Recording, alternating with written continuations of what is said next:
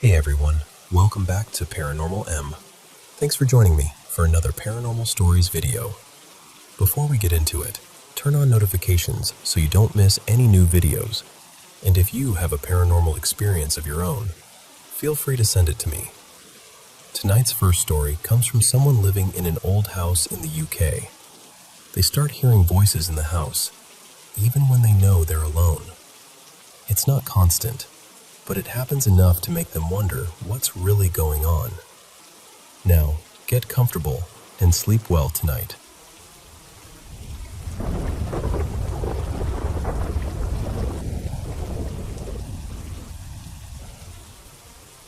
I live in the UK, in a big old house. And when I say old, I mean properly old. It was built sometime in the 1930s, and it has all the little sounds you would expect from a house like that. The creaks, the echoes, the odd knocks in the walls. So at first, I never really thought too much of it.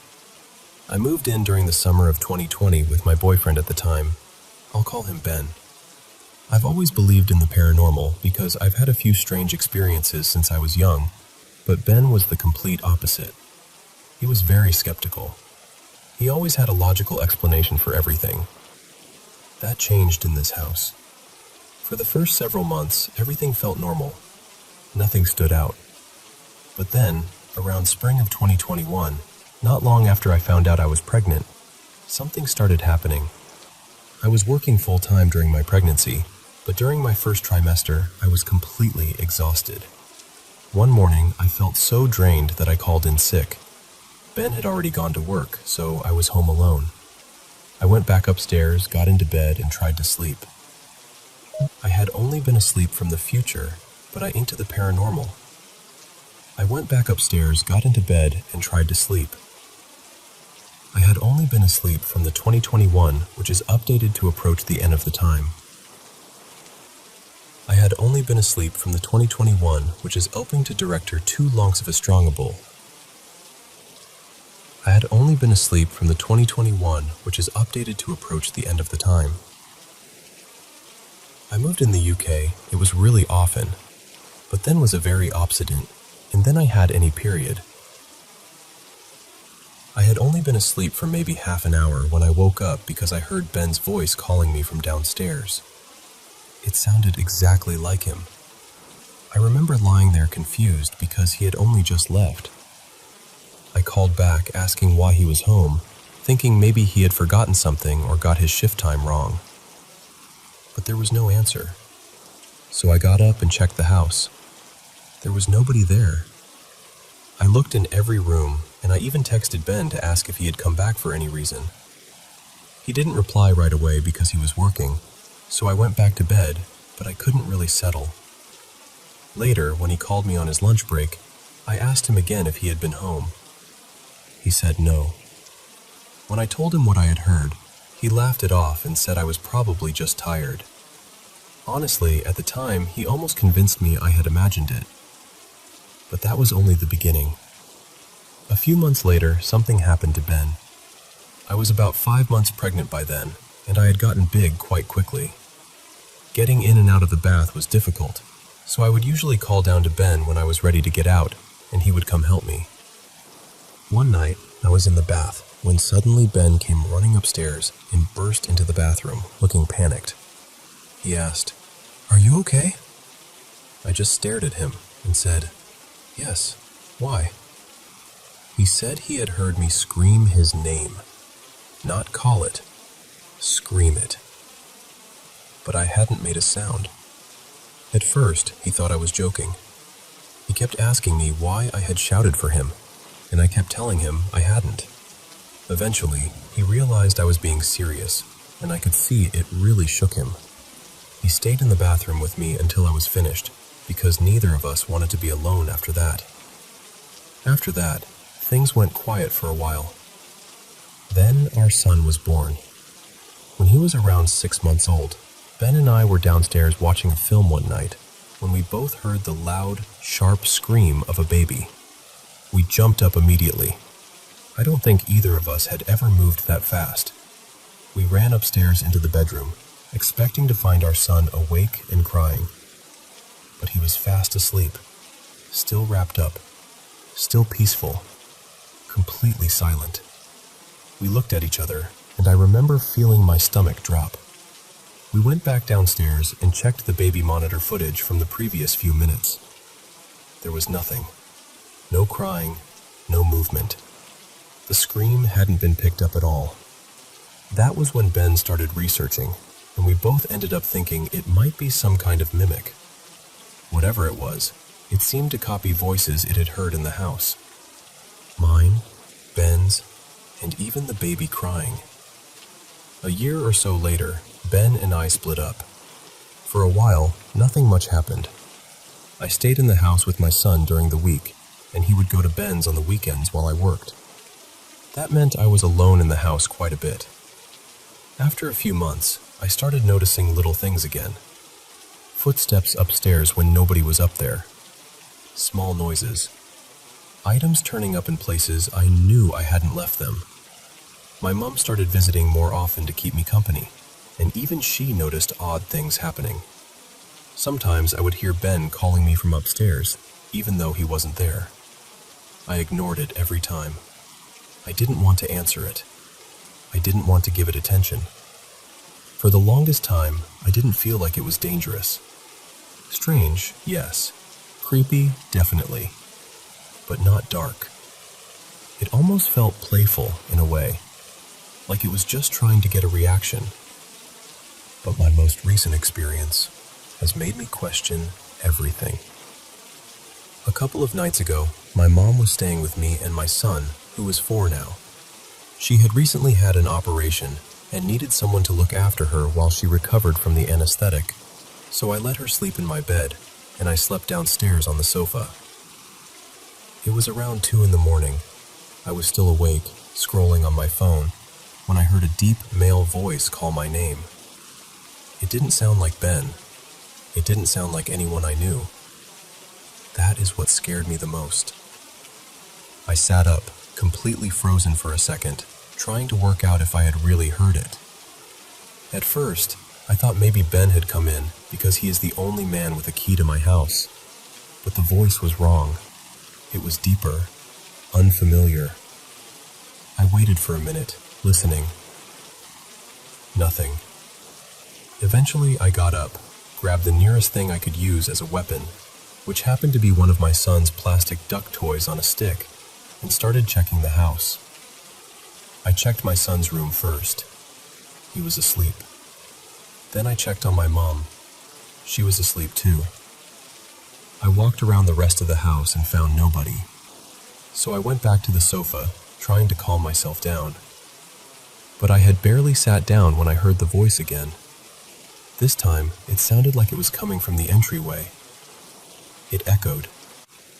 I got up again, still holding this ridiculous plastic duck, fully ready to defend my house with it if I had to.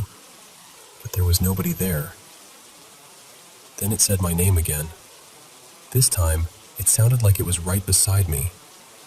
I don't know what came over me, but I just snapped. I told it to go away and let me sleep. And after that, it stopped. The next morning, I asked my mom if she had heard anything, but she had been completely knocked out from the medication. She thinks I should get someone in to see if they can sense anything in the house, but I'm honestly hesitant. I don't want to encourage whatever this is. I don't want to annoy it either. What bothers me is that I didn't recognize the voice. There haven't been many men in my house. I have a small family and an even smaller circle of friends, so I have no idea whose voice it could have been copying. And now I'm wondering if I was wrong all along. Maybe it isn't just mimicking us. Maybe something has been living here with me this whole time.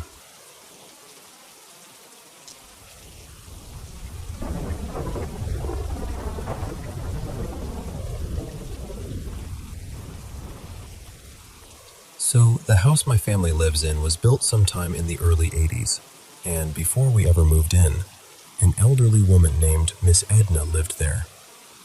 From what I understand, she passed away peacefully from old age. Now, I wasn't even born yet when my family first moved in, so I'm only telling you what they told me about those early days. But I can tell you this much. I've had my own experiences in that house too. Plenty of them. After my family got settled, strange things started happening almost right away. Everybody began dreaming about this woman. My older sister said she dreamed that Miss Edna was screaming at her, but no sound was coming out. And in the dream, her hair kept moving in this awful way, almost like it was disappearing into her head and coming back out again. My dad was the type who didn't believe in ghosts at all, not even a little. But even he admitted he had a dream about her. He said he was asleep on the couch and suddenly she was floating right above him, screaming at him to get out of her house. My mom is very religious, and one day she was sitting on her bed when she felt something in the room with her. She didn't see anyone, but she said she knew Miss Edna was there. So my mom spoke out loud and said, "This is our home now. We bought it with money we worked hard to save. We're going to live here, grow old here, and one day pass on here too. I'm sorry for what happened to you, but you have to understand that this is our home now." And after that, things actually got quieter. Not completely quiet, but calmer. Every now and then, little things would still happen. A chair might shift. The sink might turn on by itself. The stove would act strange. But then I was born, and according to my family, everything stopped. They started to realize that when babies or little kids were in the house, Miss Edna didn't seem to bother anyone. My mom even told me she once saw her standing beside my crib, just looking down at me. Not angry, not threatening, more like she was happy there was a baby in the house again. Years passed, and then around 2019, my sister went through a divorce. She had been living in this big house, and my dad didn't like the idea of her being there alone. So he asked me if I would stay with her for a while, just so she wouldn't feel isolated. I agreed. Then in 2023, our dad passed away. After that, none of us wanted our mom living alone either. So we sold my sister's house and moved back in with my mom. And once we came back, everything started up again. The lights would flicker. People started having dreams about Miss Edna again. One night, we were all sitting around talking about what had been happening, and suddenly the power cut off. Then it came back on. Then it cut off again. And I swear, we could hear the breaker being flipped. Another time, I was sitting at the kitchen table fixing my mom's laptop. 3 of my cats were in there with me, just watching like they were little furry supervisors. Then, all of a sudden, I heard singing coming from underneath the house. Not outside, under the house. And all 3 cats slowly turned their heads toward the sound at the exact same time. That drained the blood right out of me. Then there was another night when I walked into my bedroom. My fiancé was asleep, and as soon as I stepped through the door, this black shadow shot across the room and went straight through the wall. It knocked over the trash can as it passed. Me and one of my cats ran out of that room so fast, we probably looked like a cartoon. Now, this next part is a little embarrassing, but it happened, so I'll just say it. It was around 8 in the morning. I had just woken up, and my stomach started doing that emergency warning signal where your whole body knows you need the bathroom immediately.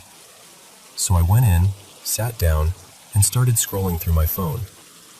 Then I heard this loud scratching coming from the bathtub. I pulled the shower curtain open. Nothing. But the scratching kept going. So I said, "Can you please stop?" And it stopped. That made me suspicious, because it stopped exactly when I asked. So I said, "Do it again." And the scratching started again. Then I said, "Stop." And it stopped again. Now, maybe it was an animal under the house. I'm not saying it absolutely wasn't, but the timing of it still bothers me. Another time, I was taking a shower. I had just finished washing my hair when something snapped the shower curtain hard. Not a little tap. I mean, it flicked it hard enough to make me jump. When I looked up, I saw what looked like a figure dart into the bathroom closet. I froze for a second. Then my survival instincts kicked in. I shut the water off as fast as I could and ran straight into the bedroom where my fiancée was, completely naked and dripping water everywhere. She looked at me and asked what happened. I told her, and she just started laughing, probably because I was standing there terrified, soaked, and fully exposed like I had just escaped a haunted car wash. But the voice mimicking is what really made me think something in that house knows how to play with people. One night, I was cooking dinner for me and my fiancée when I heard her yell, "Babe!" So I went into the room and asked what she needed. She looked at me and said, "I didn't call you." I figured maybe I imagined it, so I went back to cooking. A few minutes later, I heard it again. "Babe!" I went back in and asked, "Did you call me, or am I losing it?" She laughed and said, "I didn't say anything. You're hearing things." So I went back to the kitchen. Then it happened a third time. "Babe!" This time, I walked in smiling because I thought she had to be messing with me. I said, "Are you playing around?" She promised me she wasn't. She said she had been lying there on her phone the whole time, watching videos, and hadn't called me once. That's when I started thinking maybe Miss Edna, or whatever is in that house, was mimicking her voice. And it wasn't just me. One day, I was talking with my nephew and his wife when she suddenly said, "Yeah, babe," like she was answering somebody. I asked her, "Why did you say that?" She looked confused and said, "You didn't hear her call you?" So I went to check with my fiancée, and she hadn't said anything. My nephew's wife looked at me and said, "Don't talk about it. The last thing we need to do is talk about it." And honestly, that stuck with me. So now I've been seriously thinking about putting cameras inside the house, just to see if I can catch something. Because at this point, I don't know if Miss Edna is harmless, protective, lonely, or something else entirely. But I do know this. That house has never felt empty.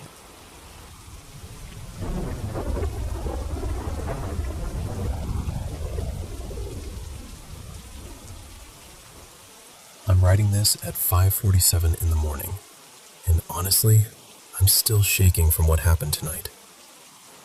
I know a lot of people probably won't believe me, but I don't really know where else to put this. I just need to tell someone. A little before Christmas last year, my mom and I moved into a 2-bedroom flat. It's a strange sort of setup because we don't really have neighbors beside us, only people above and below. When we first came to view the place, I remember getting this horrible feeling from it. The hallway was really dark, and the bathroom felt cold and miserable in a way I couldn't explain. But the rest of the flat was lovely. It was spacious, clean, and exactly what we needed. So we took it. About a week after we got the keys, we were there tidying up and getting ready to move our things in. I was sitting near the heater with my dog Barney when I heard my mom call my name 3 times from down the hall. So I got up and went to see what she wanted. At the end of the hallway, her bedroom is on the right, and on the left there's the shower room, the front door, and a storage cupboard. As I stepped into the hall, I saw my mom walk into the bathroom. Clear as anything. I followed her in straight away, but when I got there, she wasn't inside. I just froze.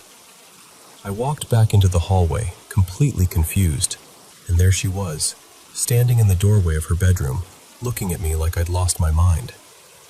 She asked me what I was doing. I told her I'd just seen her go into the bathroom, but of course she didn't believe me. That was the first time.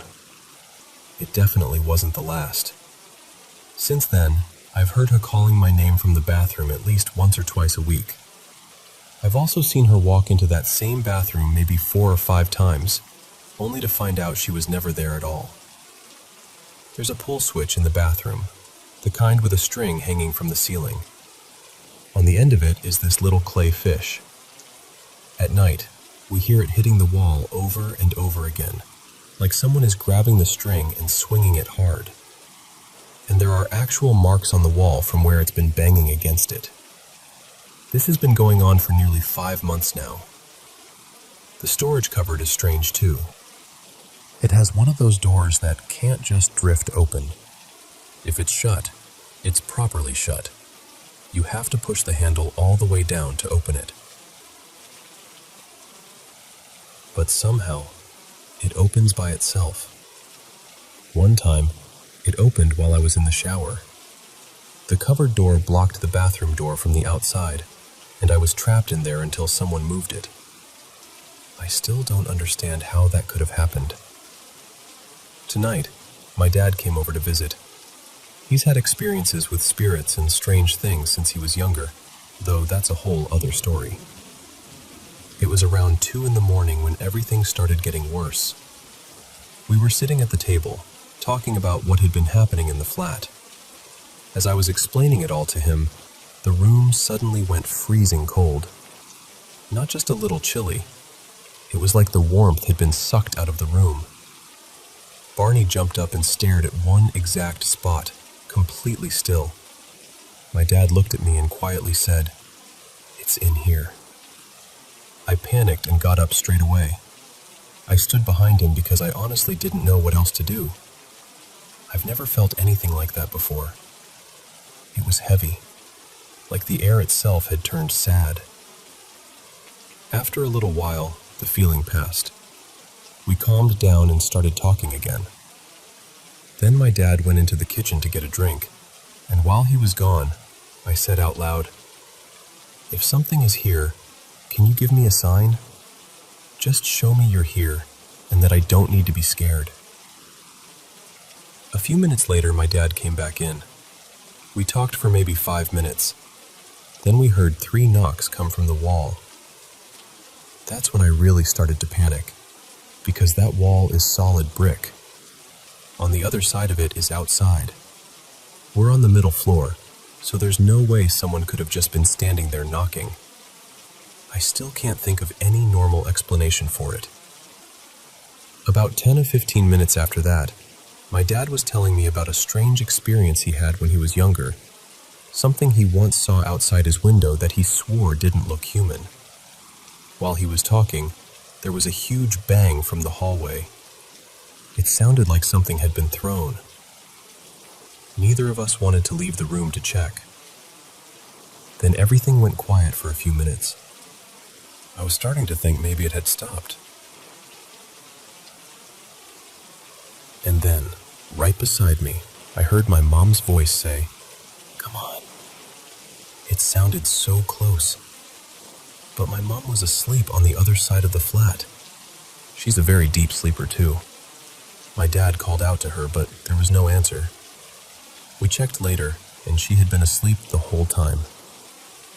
After that, for about 10 minutes, we kept hearing noises from inside the living room and dining area where we were sitting. At one point, I heard what sounded like a small child saying, "Dad." Then there was another noise that sounded almost like a person trying to meow. I know how ridiculous that sounds, but that's what it was. It's now 5:51, and the washing machine has just turned on by itself. Everyone else is asleep, and the last time I checked, the washing machine door was open. I'm trying really hard not to lose it, but I don't know what to do. Has anyone experienced something like this before? Does this sound like a mimic? Or maybe an upset spirit? I don't know. The strangest part is that you can tell when it's in the room. The temperature drops suddenly, and this awful feeling comes over you. It feels overwhelming and deeply sad, like you're about to cry for no reason. I'm sorry if this sounds messy. I haven't slept, and I'm honestly having a bit of a panic attack right now.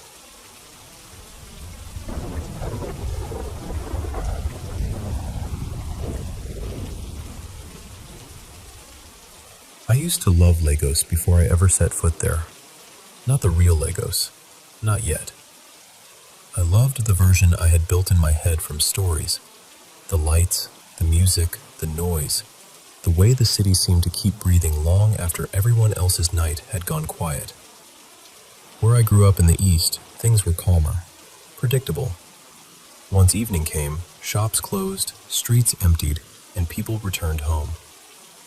But Lagos sounded different. Lagos sounded alive. None of my siblings had ever been there before. My parents had only visited years earlier, during their honeymoon. So to me, Lagos felt almost mythical, like a place people talked about, but I wasn't sure I would ever really touch. Then my aunt called. She said my cousin Sade had just returned from Canada, and the family was throwing her a welcome party in Lagos. Sade and I had always been close. We were cousins by blood, but honestly, we were more like sisters. So when she told me I had to come, I started begging my parents immediately. At first, they said no. I had never traveled alone before. I had never even been on a plane. And Lagos, to them, was too big, too fast, too much. But I begged and begged until they finally agreed. That trip became my first flight and my first time in Lagos. I still remember stepping out of the airport. The air felt different, hotter, heavier, somehow louder. Sade picked me up, and as we drove through the city, she kept pointing things out, telling me what had changed and what was still the same. For her, it was a homecoming. For me, it felt like entering a story I had been reading my whole life. The next day was her welcome party, and she had planned everything beautifully. It had this mix of Western elegance and Yoruba tradition. The music, the colors, the food, the people. Everything felt rich and full of life. Sade even chose my outfit for me. A gorgeous Ashoke dress, black heels, jewelry, the whole thing. Then she sat me down and did my makeup herself. When I finally looked in the mirror, I almost laughed. I didn't look like the quiet girl from the East anymore. I looked bold, grown, almost royal. After the party, Sade said we were not going to waste the night. She wanted me to experience Lagos properly. So we went out. First, we went to a club, one of those places where the music feels like it is inside your bones. At first, I just watched everyone. I wasn't drinking. I wasn't dancing much. I was just trying to take it all in. But Sade would not let me hide in the corner. She kept pulling me along, laughing, telling me, "You came to Lagos, so behave like you came to Lagos." At some point, we even ended up at a strip club. I was shy, honestly, completely out of my depth. But Sade handed me some cash and encouraged me to spray it. Then she teased me about getting a lap dance. I hesitated. Then I thought, well, when else would I ever do something like this? So I said yes. It was wild, strange, a little overwhelming. But I would be lying if I said I wasn't curious, or that some part of me didn't enjoy the madness of it all. Then came the tequila. One shot became two. Two became three. And before long, the room started moving in a way I knew it shouldn't. I wasn't completely drunk, but I felt lighter than myself, like my caution had loosened its grip. When we returned to the main club, I sat at the bar to steady myself. Sade sat with me for a little while, but then she noticed a tall, fair, muscular man across the room. And if you know Sade, you know she has never been the type to wait for life to come to her. She leaned close to me and smiled. "That one is calling my name," she said. Then she stood up and walked straight to him. And just like that, I was alone at the bar. That was when I met him. He came up quietly, not in an aggressive way, not like the other men who had been trying too hard all night. He had a calmness about him, dark-skinned, simple-looking, soft-spoken. He introduced himself as Cheyenne. We started talking, and somehow, it was easy. Too easy, maybe. We laughed like we already knew each other. He asked about where I was from, and I told him this was my first time in Lagos. He smiled and said Lagos had a way of welcoming people properly. I remember remember feeling comfortable with him. That was the strange part. After some time, we exchanged numbers. Not long after, Sade called me over and said we had to leave because her mother had been calling. I said goodbye to Cheyenne, thinking maybe we would talk later. Maybe not. I wasn't expecting anything serious. When we got home, Sade's mother asked where we had been. We gave a vague answer and escaped before she could ask too many questions. The moment I got to my room, sleep swallowed me. The next morning, my phone rang. It was Cheyenne.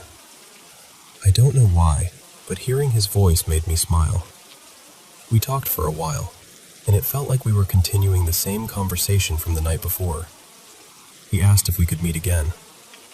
I only had 2 days left in Lagos, and something in me wanted to see him. I knew I couldn't tell Sade's mother I was going to meet a guy, because that news would fly straight to my own mother before sunset.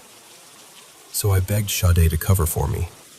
She agreed, but she made me promise we would meet up later at a specific place. That afternoon, she dropped me off at a fun park where I was supposed to meet Cheyenne. He arrived a little late, apologizing softly, and Sade left soon after to meet the guy she had met the night before. So there I was, alone with him. And honestly, I had a beautiful time. We played games, we laughed, we bought snacks. We walked around like two people who had known each other far longer than one day. We even took pictures together, although he kept saying he hated pictures. Something about him made me feel seen. I had been careful with my heart since my first heartbreak, but with him, I felt that small, dangerous spark again. The kind that makes you ignore the quiet warning in your chest. Sade checked on me a few times, and I told her I was fine. And I was. Until I wasn't. At some point, Cheyenne told me he needed to use the restroom. He asked me to wait for him. So I waited. 10 minutes passed, then 20, then 30. After almost an hour, I called his number. It didn't go through. I tried again. This time, I got a message saying the number did not exist. I stared at my phone, confused. That made no sense. He had called me that morning. We had spoken. I tried again and again, but nothing worked. So I went to look for him. I walked toward the restroom area and asked a security guard if he had seen a man matching Cheyenne's description. The guard checked inside, came back, and said nobody was there. I asked another person, then another. No one had seen him. That was when my stomach tightened. I pulled out my phone to show them the pictures we had taken together. I opened the first one and held it out. The security guard looked at it, then looked at me strangely. He said, "Madam, you are the only one in this picture." I laughed at first because I thought he was joking. But he wasn't. I looked down at the screen. I could see Cheyenne beside me, clear, smiling, standing close. But everyone around me insisted there was no one there. I showed the picture to another person. Same thing. Then another. They all said the same thing. Only me. My hands started shaking. I called Sade and asked her if she had really seen the man I was talking to at the club the night before. She went quiet for a moment. Then she said she had only seen a man standing near me from behind. She never saw his face clearly. That was when fear entered my body properly. I stood there, trying to force my mind to find a normal explanation. Maybe I had been drunk. Maybe I had misunderstood something. Maybe everyone was playing a prank. But none of it made sense. I knew what I saw. I knew who I had spent the day with.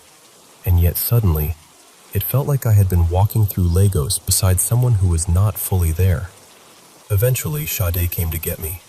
I didn't tell her everything. Not properly. Some things feel too heavy when you say them out loud. That night, I prayed before I slept. I prayed hard. And the next morning, at exactly 7:30, my phone rang. I looked at the screen.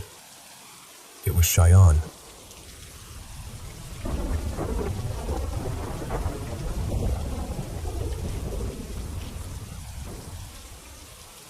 want to tell you about a story that was passed down through a family with absolute seriousness. Not the kind of story people tell for fun at parties, or the kind that gets exaggerated for attention. This was more like a warning. The sort of warning that gets repeated quietly, generation after generation, because the people who first heard it never forgot what happened. A friend of mine, Jonah Ingle, told me this story about his grandmother. She used to speak about it as something completely real, and while most grandparents warn children about crossing roads, staying away from deep water, or not talking to strangers, Jonah's grandmother had one rule she made sure everyone understood. Never play with a Ouija board. The events took place sometime in the 1940s, though the exact year has been blurred by time. Jonah's great-grandfather, Leonard, was married to a woman named Clara. They had a little daughter together named Elise, who would later become Jonah's grandmother. Before Leonard married Clara, he had another relationship, and from that relationship, he had a daughter named Catherine. Catherine usually lived with her mother, but for a short period, she came to stay with Leonard, Clara, and young Elise. And from what Jonah's family remembers, Clara and Catherine did not get along at all. It wasn't just mild tension, it was constant arguing, cold looks, clipped words, and that heavy feeling in a house when nobody is really at peace. Clara felt like her own home had stopped belonging to her. Every day Catherine stayed, Clara grew more frustrated. She wanted the girl to go back to her mother's house, and she wanted it badly. One evening, Clara invited a few friends over. I think she just needed to breathe again. They talked, complained, laughed a little, and for a while the room felt lighter. Then someone suggested they do something that people sometimes treated as harmless entertainment back then. They brought out a Ouija board. At first it was nothing serious. Just little jokes, silly questions, everyone accusing everyone else of moving the planchette. The mood was playful. Nobody seemed frightened. Nobody thought anything real was happening. Then Clara asked a question. She looked at the board and said, "When will the girl be gone?" She meant Catherine. She meant, when would Catherine leave the house and go back to her mother? The board did nothing. So Clara asked again. Still nothing. Some of the others started teasing, thinking whoever had been pushing the planchette had lost their nerve. But Clara wasn't laughing anymore. She was staring at that board, waiting. Then she asked a third time. And that was when the feeling in the room changed. Jonah said his grandmother always described it as a sudden coldness that hit everyone at once. Not a draft, not imagination, a deep, instant chill. The planchette shot across the board so fast that everyone froze. It spelled out, "She will be gone soon." And just like that, the laughter died. Nobody wanted to play anymore. They packed the board away, tried to act sensible, and ended the evening. By the next morning, Clara had almost convinced herself it had been a cruel joke. Maybe one of her friends had pushed it. Maybe someone knew how upset she was and decided to frighten her. But a few days later, something happened at Catherine's mother's home. The details have been lost over the years, but it was urgent enough that Catherine had to return immediately.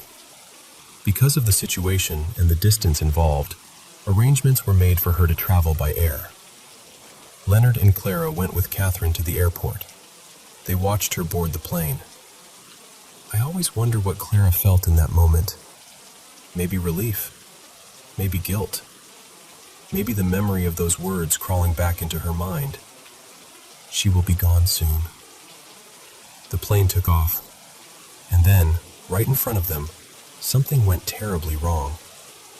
The aircraft lost power shortly after leaving the runway. It dropped from the sky and crashed near the airport. Catherine was killed. Only days after the board had said she would be gone soon, she was gone forever. That is the part of the story that stayed with the family. Not just the tragedy itself, but the timing, the words. The way Clara had asked the question in anger, never imagining what gone might really mean. Over the years, some details faded. The exact date, the airline, the official records, all of that became harder to trace. Maybe the names shifted slightly. Maybe the type of aircraft or journey changed in the retelling. That happens with old family stories. Time rubs the edges down. But the warning remained sharp. Jonah's grandmother never treated it as a spooky little anecdote. She treated it as something that marked the family. Something that proved, at least to her, that some doors should stay closed. And honestly, what unsettles me most is the question at the heart of it. Did that board simply predict something awful that was already going to happen? Or did Clara, in one exhausted moment of anger, invite something to answer her? Whatever the truth is, Jonah's family never forgot it. And from that day on, the rule was simple. Do not touch the board.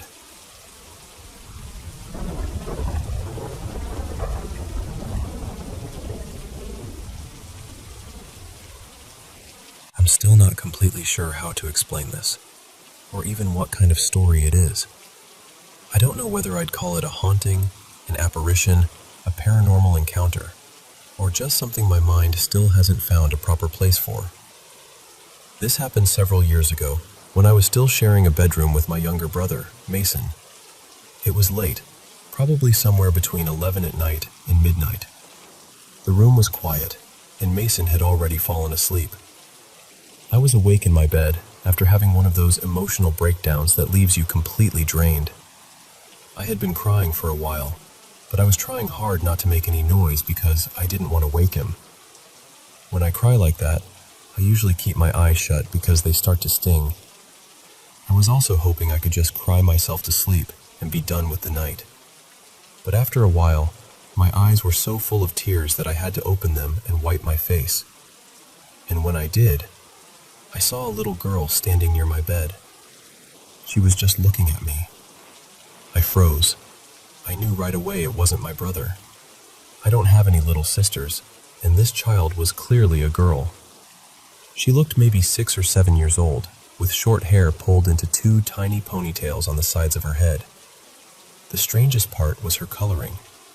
Her skin, her clothes, even the space around her seemed washed in this dull gray-green shade. Not glowing exactly, but not normal either. Almost like an old photograph that had been left in the rain. She was wearing clothes that didn't look modern. It looked like a darker dress over a lighter, short-sleeved shirt, and she had little flat shoes on, almost like ballet flats. I couldn't make out real colors because everything about her had that same muted, grayish-green tint. She didn't seem angry. She didn't smile. She didn't move toward me. She just stood there with this calm, blank expression, watching me. I kept staring because I honestly didn't know what else to do. Then, slowly, she started to fade. It wasn't sudden. She didn't vanish in a blink. She became thinner and dimmer, little by little, until there was almost nothing left of her. At first, I thought maybe my eyes were playing tricks on me because I had been crying so much. So I squeezed them shut for a second, wiped my face again, and opened them, expecting her to still be there. But she was gone. I've had other strange experiences before, things I've heard or felt that I couldn't explain, but this was different. This was the only time I ever saw something so clearly, right in front of me. And what stays with me most is that she didn't feel threatening. She felt quiet, present, almost like she had simply noticed me crying and had come to look. I still wonder what she was. I wonder if she meant something, or if she was connected to the room, the house, or maybe even to what I was feeling that night. I don't know. I only know what I saw. And even after all these years, I still can't fully explain the little girl who stood beside my bed.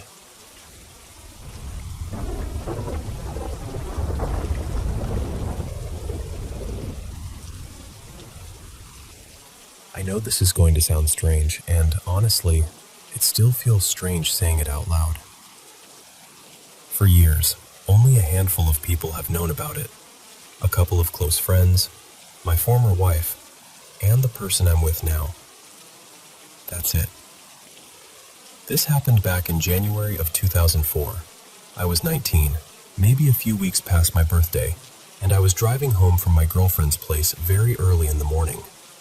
She lived in this older, kind of charming pocket of a town outside Providence, Rhode Island. The rest of the area was mostly the usual suburban sprawl, shopping plazas, chain restaurants, long roads that all seemed to lead nowhere in particular.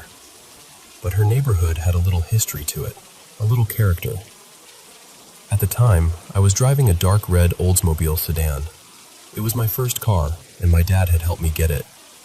I think he saw it as this big, sturdy, harmless old man car, something safe for a teenager. What he did not seem to realize was that the thing had a lot more power under the hood than it looked like it should. Getting to the highway from that town was always a chore. You had to pass through miles of lights, strip malls, subdivisions, and empty parking lots before you finally reached the ramp. I remember the exact time I got there because I had just turned up the radio and glanced at the clock. It was 1:42 a.m. A couple days earlier, we'd had one of those messy New England winter storms. Not a huge one, just enough freezing rain, sleet, and snow to make everything irritating. Most of the roads were fine by then, but there were still patches of ice in shaded areas, especially on bridges and side streets. The kind of thing you don't see until it has already found you. I had taken that on-ramp countless times. I knew the curve. I knew how it felt. So I probably got too comfortable, and I accelerated faster than I should have. Then the tires just let go. Anyone who has ever hit black ice knows that awful floating feeling, like the road has suddenly stopped belonging to you. The car started spinning across the ramp toward the guardrail, and beyond that guardrail was a drop down to the road below, maybe 20 or 30 feet. Enough that I knew, very clearly, this was not going to be a little fender bender. I remember facing the guardrail straight on, and then everything stopped. Not slowed down, not became blurry, stopped. It was like someone had pressed pause on the entire world. The car was frozen in place. There was no sound from outside, no wind, no tires, no engine noise that I can remember. Nothing moved. The only thing I could hear was myself breathing. Then this light appeared inside the car. It was faint at first, kind of peach-colored, almost coral, and it didn't seem to be coming from any one place. It was just there, filling the air around me. And then I heard a voice. I still don't really know how to describe it. It wasn't human, but it also wasn't frightening in the way you'd expect. The closest description I've ever come up with is that it sounded like a musical instrument trying to speak. Like a glass xylophone, maybe. Clear, bright, gentle, completely unnatural, but somehow calm. It said, "Jonah, take your hands off the steering wheel." That was all. It sounded like it was right beside my right ear. Until that moment, I hadn't even realized how tightly I was gripping the wheel. My hands actually hurt. But I did exactly what it said. I let go. And then everything went black. The next thing I remember, I opened my eyes and I was several miles down the highway. The car was parked perfectly in the breakdown lane, as neat as if I had pulled over myself. The first thing I saw was the dashboard clock glowing in the dark. It was 1:57 a.m., so about 15 minutes were just gone. I got out, stumbling a little, completely confused. I walked around the car, expecting damage. Scrapes, dents, something. There was nothing. Not a mark. I didn't know what else to do. There was no one around, no explanation waiting for me on the side of the road. So I got back in, drove the rest of the way home, put the car in the garage, and went to bed. and that was it. I didn't tell many people. I waited years before I told a couple of close friends. Later, I told my wife when we had been dating for a while. More recently, I told my current partner. I have never had anything like that happen again. Nothing paranormal, nothing unexplained, nothing even close. I wasn't drinking. I wasn't on anything. I wasn't exhausted. I don't have any history of hallucinations or mental illness. I've always thought of myself as a pretty grounded, rational person. But that happened. And even now, more than 20 years later, I can still remember that strange, beautiful voice. Whatever it was, I think it saved my life.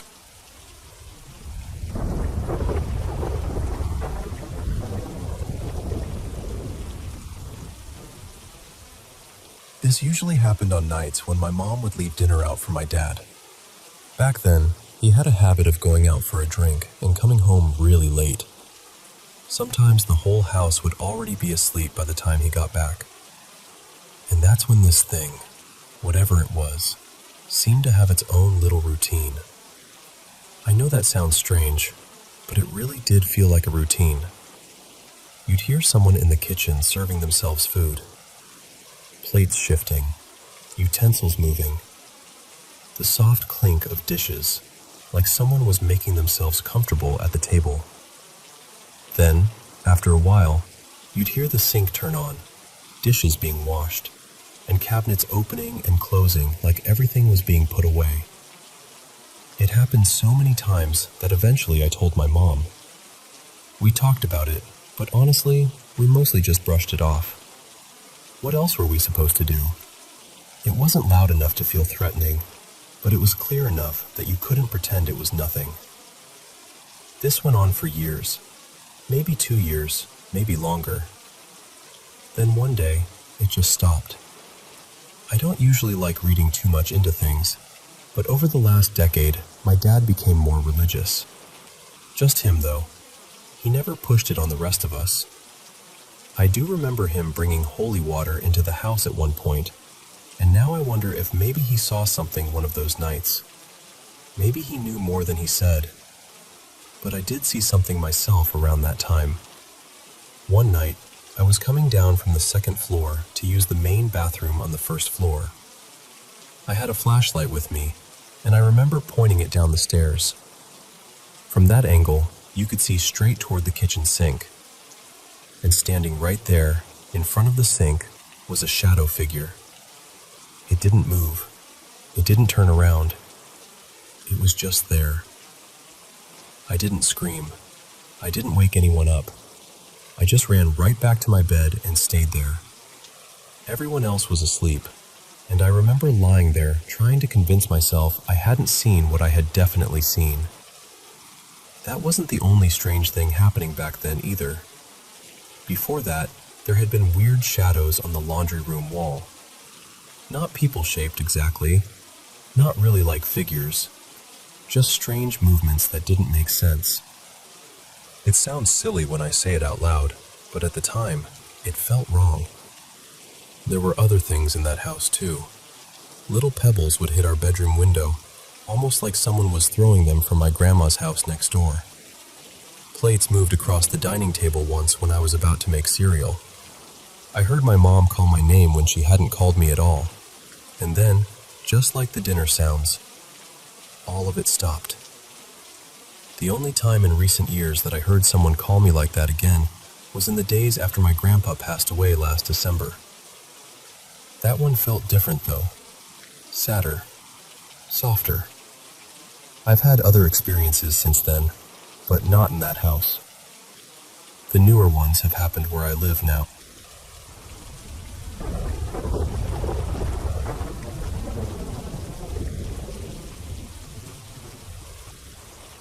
I want to tell you about something that happened to me last October, a few nights before Halloween. I was home alone that evening. My parents had gone out of town to stay with relatives, and they left me in the house by myself. I should probably say right away that the house had always felt a little strange to me. Not in a dramatic way at first, Just small things. A book left on one table would turn up on another. Cabinet doors would be open when I knew I had shut them. But the thing that truly bothered me was the old piano in the front room. Sometimes, late at night, it would play on its own. I know how that sounds. I know it sounds like something people say when they want attention. But I heard it more than once. Soft notes. Slow, careful, almost sad. And whenever it happened, I would sometimes see this pale haze gathering near the back of the piano, almost like smoke, except there was no fire. There was always a smell, too. Sweet, heavy, old, like church incense mixed with dried flowers. That night, I didn't want to be alone with all of that, so I invited a few friends over. There was Henrik, Victor, Zoya, and Olivia. Nothing big, just snacks, drinks, talking, trying to turn the house into something normal for a few hours. Zoya was always the one who loved ghost stories and paranormal things. She showed up with a spirit board tucked under her arm and said we should try it. I laughed at first. We all did. It felt harmless. It felt like a Halloween joke. So we sat in the living room, right in front of the piano. Zoya spread the board out on the floor, and I placed an upside-down glass in the middle to use as the pointer. I had made a plate of sandwiches, and everyone kept reaching for them like eating would make the whole thing less serious. Then Zoya put her fingers on the glass and told us to do the same. Her voice got very quiet. She asked, "Is anyone here with us?" For a while, nothing happened. We just sat there, feeling silly. Then Zoya's face changed. She whispered that she could smell lavender. Not fresh lavender, old lavender, like something pressed between the pages of a book. Then she said she felt someone standing behind the piano. That was when the room started to feel colder. Not just chilly, heavy, close, like the air had thickened around us. And then the glass moved. It slid slowly across the board and stopped on no. Nobody spoke for a moment. Zoya swallowed and asked, "What is your name?" The glass moved again, letter by letter. Miss Elena. I remember looking at everyone's faces and realizing we were all thinking the same thing. This didn't feel funny anymore. Zoya asked, "What are you doing here?" The glass moved. "I am playing Chopin." That answer made my stomach turn, because the piano had played by itself before, and the music always had that same mournful, classical sound. Zoya kept going, even though I wanted her to stop. "Why are you here?" The glass answered, "Grace and obedience." That made no sense to us, but somehow it felt worse than if it had said something frightening. Then Zoya asked, "What do you look like?" The glass didn't spell anything this time. It started moving in circles, then faster, then in figure eights, over and over, dragging our fingers with it. The room felt wrong, completely wrong. I remember the smell getting stronger, that dry lavender and incense scent, and I could hear the faintest sound from the piano, like one key being pressed very gently. Zoya suddenly pulled in a breath and said, "We're done." She forced the glass over to "goodbye," flipped it upright, and took it off the board. We tried to act normal after that. We lit candles. Someone made a joke. I burned incense because I thought maybe it would clear the air, or at least make us feel better. But nobody really relaxed. Eventually, everyone left. And the second I shut the front door, the knocking started. It came from inside the walls. 3 taps, then silence, then 3 more. The piano began playing again. Not loud, not wild, just those same slow notes drifting through the dark house. The lights flickered in the hallway, and even though I couldn't see the mist anymore, the whole place felt heavier than it had before, like something had stayed behind after we told it to leave. I barely slept that night. When I did, I had terrible dreams. In every one of them, I was in the living room, and someone was standing behind the piano, waiting for me to turn around. The next morning, I opened every window in the house. I lit more incense. I walked outside for almost an hour just to get away from the feeling. When I came back, the house was quiet. But Zoya was different after that night. At first it was small. She seemed distracted, tired. She would stare past people when they spoke to her. Then she started saying things that made no sense. She said she was Miss Alina. She said she had lived in the 1800s. She said the piano had called her because she had been chosen. And I know this is the part that sounds impossible. But from that night on, wherever Zoya went, there was always that same smell around her. Dried lavender. Faint, but always there.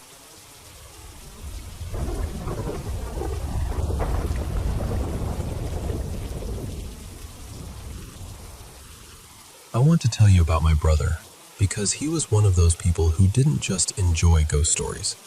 He actually went out looking for them. He had this little paranormal crew with a few of his friends. They called themselves the Paxton Paranormal Society. He even made a handful of short movies with them. Nothing famous or flashy, just local stuff they showed at the old downtown theater. But he took it seriously. One story he told me always stuck with me. He and one of his friends went out to the oldest cemetery in our town one night. It was called White Pine Cemetery, and it had been there forever. Some of the first settlers were buried there, and everybody in town had heard the same rumor growing up, that a witch was buried somewhere on the grounds. So they pulled in, parked by the old gravel path, and started unloading their equipment from the car. That was when they heard something moving fast in the woods. Not a little branch snap, not a raccoon, something running. They turned toward the sound, and that's when they saw it. A circle of candles burning in the dark. Right in the middle of the circle was a black robe, just lying there on the ground. My brother picked it up, which I personally think was a terrible idea, but that was very much his style. And to make it worse, this cemetery already had a reputation. There had been several reports of strange rituals happening out there over the years. It got bad enough that police started patrolling the place at night. Then, while they were still trying to figure out what they were looking at, they saw a pale figure deeper in the woods. It moved between the trees, almost like it was running, and then it was just gone. My brother claimed they weren't scared. He said they were mostly confused. I do not believe him for 1 second. But somehow, instead of leaving like normal people, they decided to keep going. They set up their cameras, a voice recorder that he swore could pick up something as tiny as a piece of candy hitting the ground from across the room, a spirit box, and one of those laser grids that throws little green dots everywhere. I never fully understood what that thing was supposed to prove, but it looked creepy enough doing it. Then they turned on the spirit box. Almost right away, a voice came through. It said, "Satanic." Then it said there were people watching them. They had planned to stay for 2 hours, but after that, they barely made it 1. The whole place felt wrong, and even my brother, who loved this kind of thing, knew when to stop pushing his luck. As they were driving out down that long gravel road, his friend suddenly looked toward the woods and said he saw 3 people sitting among the trees. All 3 of them were wearing robes. My brother had plenty more stories like that, and honestly, some of them are even stranger. But that was the first one that really made me wonder whether he was chasing ghosts, or whether something out there had started chasing him back.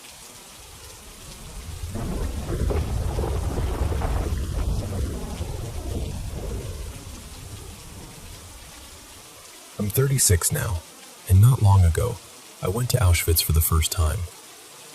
It wasn't a place I had ever really wanted to visit.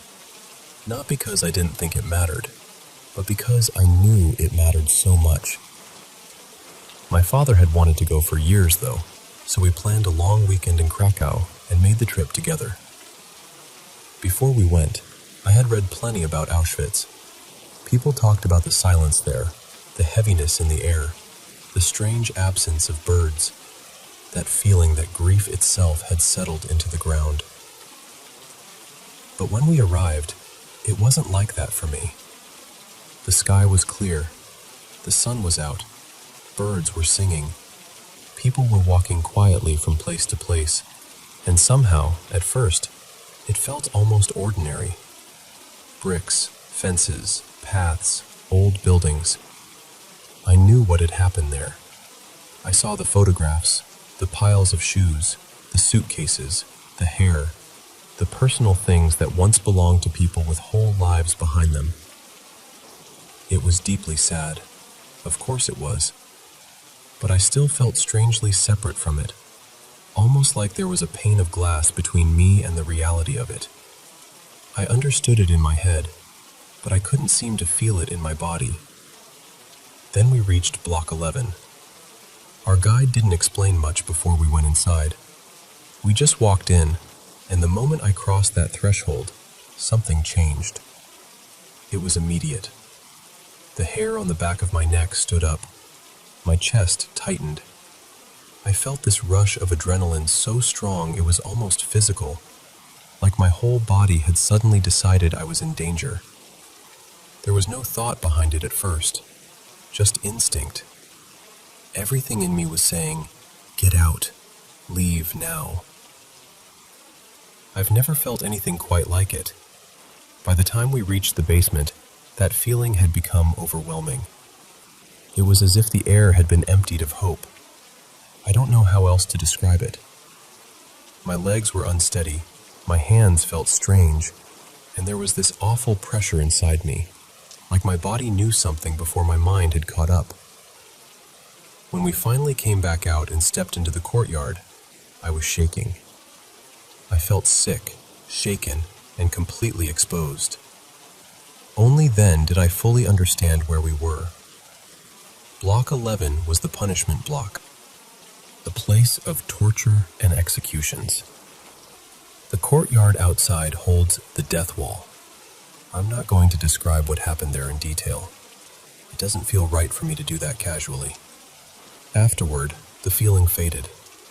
I went back to that same detached sadness I'd felt earlier. I could look at the buildings again and think, this is history now. These are bricks. These are walls. Horrific, yes. Devastating, yes. But distant. Except Block 11 didn't feel distant. That place felt present. I'm not usually someone who claims to sense things. I enjoy paranormal stories and strange accounts, but I've never been the person who sees something in a corner or feels a ghost in a room. I'm not built that way, or at least I didn't think I was. But what happened in that building has stayed with me. The closest way I can explain it is that something deep inside me recognized evil there. Not imagined it, not dramatized it, but recognized it. My body reacted before I had any words for it, and every part of me wanted to escape. Since that visit, I haven't been able to stop thinking about it. It feels, in a way I know sounds strange, like I left some part of myself down in that basement. Auschwitz Memorial is extraordinary. It is handled with care, respect, and seriousness. The guides are excellent, and I believe it's an experience I'll never forget. But Block 11 affected me in a way I still don't fully understand. And I keep wondering whether anyone else has ever walked into that building and felt the same thing.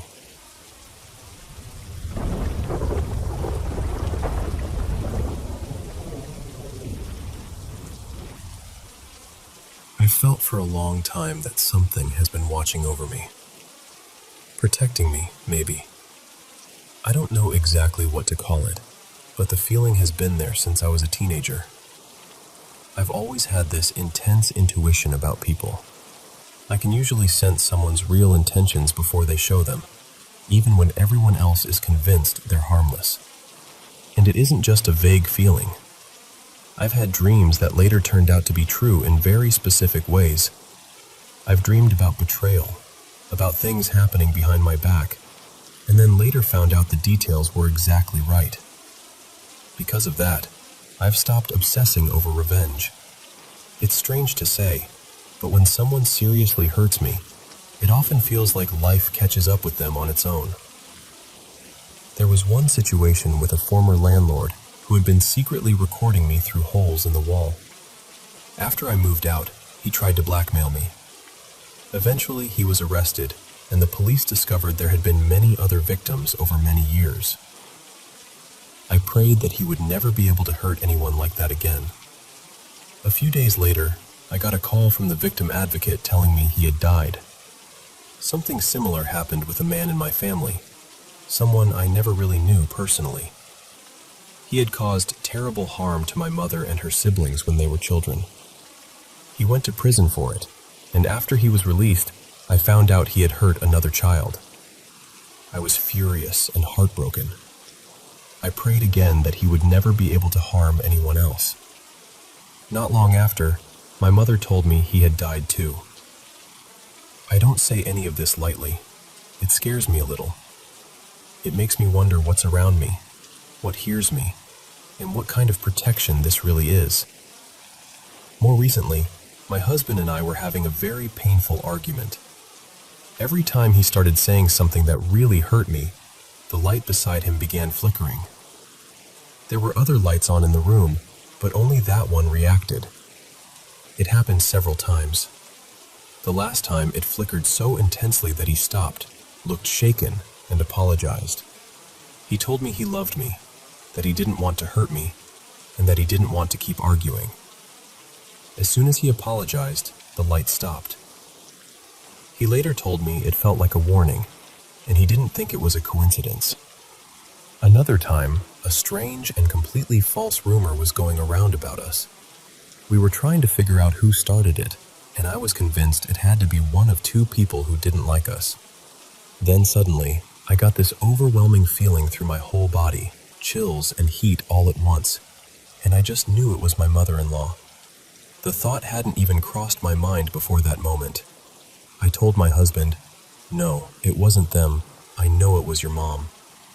He didn't believe me at first, but when he called her, it turned out I was right. I had a very rough childhood and a difficult stretch through my teens and early 20s. I've heard people say that sometimes those who go through a lot are protected in ways they don't fully understand. Now I'm married and I'm a mother, and I've noticed strange things around my child too. Not scary things, more like a loving, protective presence.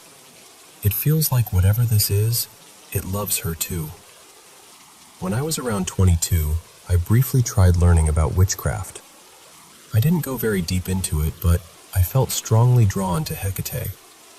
I learned a little about her, and even now I still think about her sometimes. There's a strange connection there that I can't really explain. At the same time, I was raised Christian. I drifted away for a while when I was younger, but lately I've been trying to come back to my faith. So now I'm left wondering what this could be. Is it Hecate? Is it an angel? A family member who passed away? Something darker? I truly don't know. All I know is that something feels present. Something feels aware of me.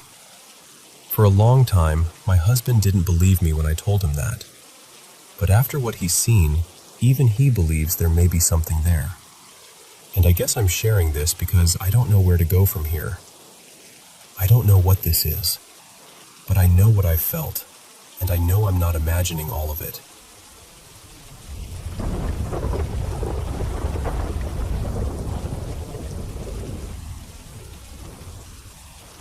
I've had a few moments in my life that I honestly still don't know how to explain. I'm not someone who walks around claiming I have all these answers about the other side, or spirits, or anything like that. Most of the time, I'm not even sure what I believe. Some days I feel like I believe in nothing at all. But every once in a while, information just sort of arrives in my mind. Not like a normal thought, not like a guess. It feels different. It comes with this pressure, almost like I'm supposed to say something, and the longer I ignore it, the heavier it gets. One time, years ago, I was at an eye appointment, and out of nowhere I got this feeling that I needed to tell the optometrist something. It was about a dark-haired man and a woman who was sorry she had missed the optometrist's birthday. That was basically the whole message. Just hello and sorry about the birthday. And I felt ridiculous. I remember sitting there thinking, absolutely not. I am not about to bother this educated doctor with some psychic TV show nonsense. But the pressure kept building until I couldn't stand it anymore. So I apologized first because I was so embarrassed, and then I said, I'm really sorry if this sounds strange, but I feel like I'm supposed to tell you something. When I told her, she started crying. She said her father and her aunt had both passed away recently. Her aunt's birthday had always been close to hers, and they used to celebrate together every year. They exchanged cards, made a little tradition of it. So that message, as odd as it sounded to me, meant something very real to her. That wasn't the only time something like that happened. Not often, but a few times. I'd get one of those messages, pass it along, and the person would understand it. Usually they got emotional, so I don't think they were just pretending. But the warning about the deer felt different, because it was only for me. This was probably 16 years ago. I was in my early 20s, living in the northeastern United States. One night, I was driving home from my boyfriend's place. It was only about 4 or 5 miles, but the road was dark, wooded, familiar, and full of sharp twists. And just to be clear, I hadn't been drinking or using anything. I was completely sober. As I was driving, I suddenly knew there was going to be a deer in the road. Not just somewhere vague. I knew exactly where. It would be right after this small bridge, around a sharp curve. I could almost see it in my mind, standing there in the road, and I kept questioning myself, because that's what I do. I thought, there are woods everywhere. Of course there could be a deer anywhere. But the place I was seeing didn't really make sense.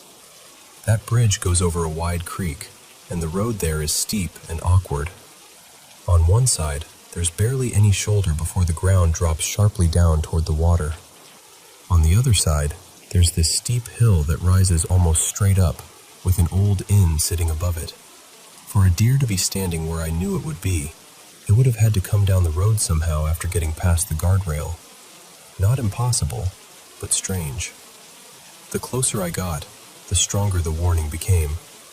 By the time I reached the bridge and started around that bend, my whole body was on alert. I slowed down before I even saw anything.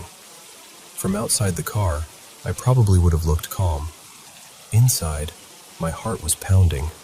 And then, there it was. The deer was standing exactly where I had seen it. I didn't see it step into the road. I didn't slam on the brakes. I didn't almost hit it. I had slowed down so much that I simply stopped a few yards away, like I had arrived at a place I'd already been told about. For a moment, we just stayed there, me in the car and the deer in the road, looking at each other in the dark. Then it slowly walked around the front of my car, passed by, and disappeared around the corner. I think I started crying after that. I remember saying thank you, even though I had no idea who I was thanking. Then I drove the rest of the way home, which was less than a mile. The reason I'm thinking about it again is because something similar happened tonight. This time I was in the car with my best friend. He was driving, and he's a total skeptic. He doesn't really believe in anything like this. The feeling wasn't as clear as it had been all those years ago. It wasn't a detailed image exactly. It was more like pressure, a sense that we were getting close to something. I almost didn't say anything, but finally I told him to watch for a deer. And not long after, there it was, standing there and staring at us. Later, I asked him why he thinks things like this have happened to me. I made it clear that tonight wasn't as specific as the old warning, but it reminded me of it.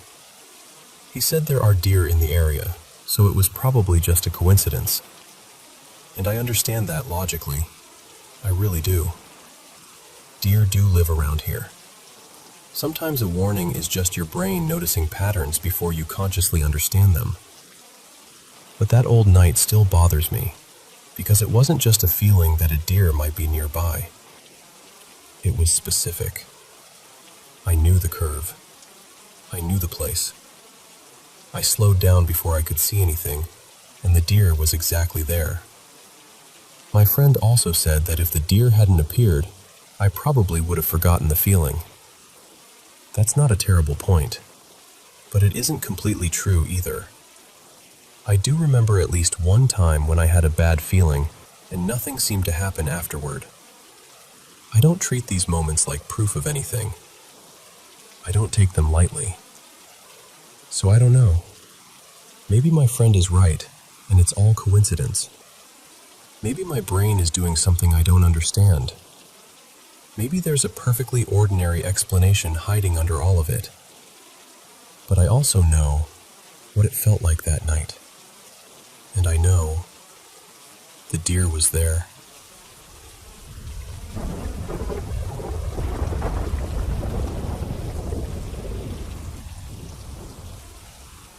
I've always loved watching paranormal shows, especially the ones that feel like you're sitting in the dark with your friends, half laughing and half regretting every choice that led you there.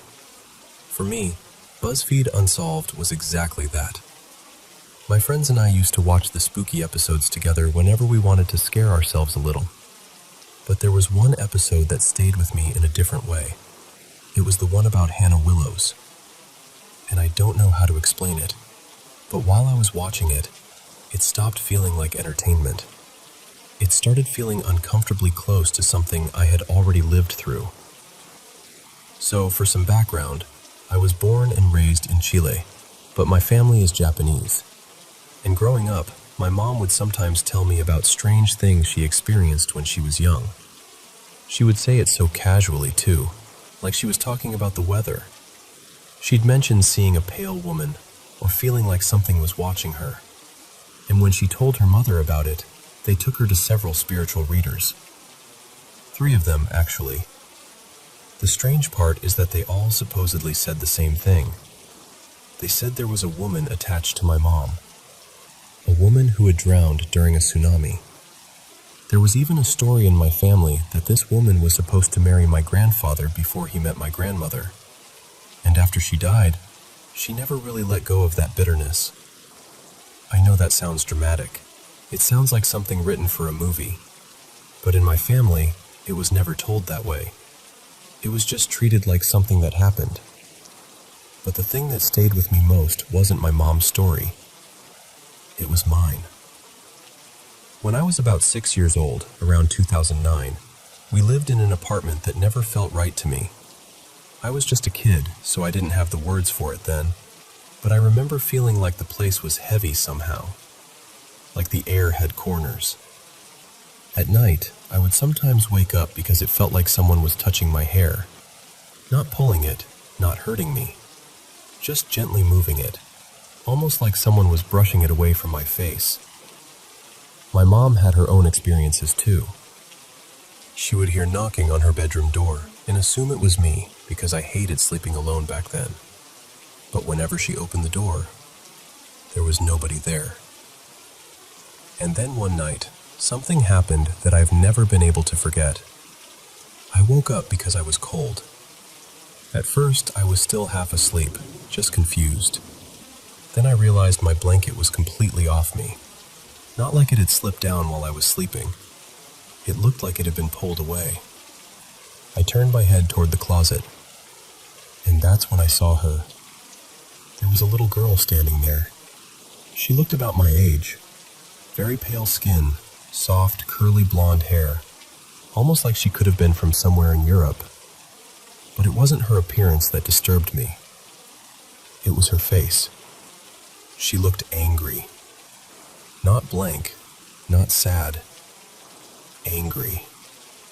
Like she was furious with me for something I didn't understand. And the strangest part is that I wasn't scared. I just looked at her, quietly, calmly. Like some part of me thought this was normal, even though it absolutely wasn't. That's the part that bothers me now. I feel like I should have screamed. I should have run to my mom. I should have done anything except lie there and stare back. But I didn't. I just watched her until the moment passed. Years later, when I saw that episode about Hannah Willows, they mentioned how some entities can appear as children because children seem less threatening.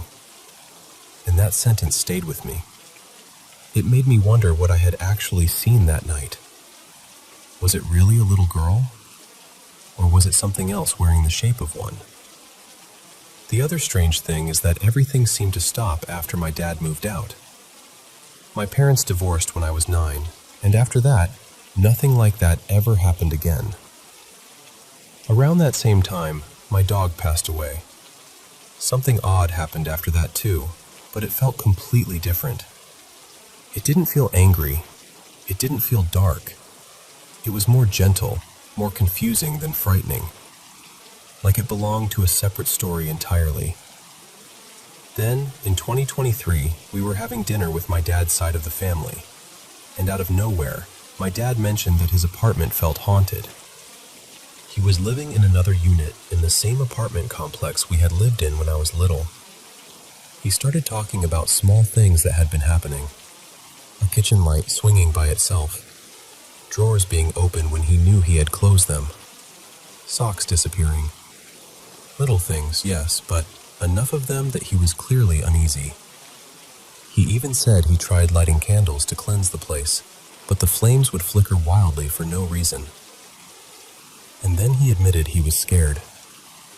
That was when I finally told him what I had seen as a child. And after I said it out loud, something clicked for me. I started wondering if maybe it had never been the apartment. Maybe it was connected to him. My grandmother on his side has always been very involved in witchcraft and spiritual practices. Not in a casual way either. She took it seriously. So part of me wonders if something, whether intentional or accidental, attached itself somewhere along the line. I still don't know what I believe. I'm not saying I know it was supernatural. I'm not saying I have proof. But when I look at all the pieces together, it's hard to dismiss it completely.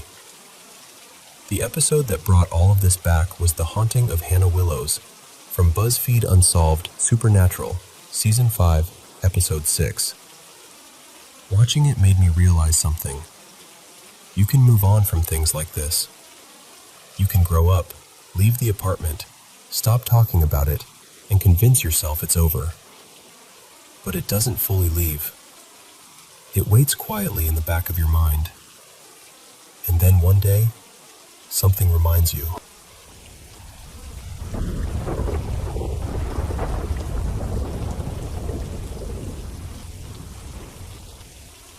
Last night, around 2:30 in the morning, my younger cousin called me and told me to get my mom over to my aunt's house because something had happened.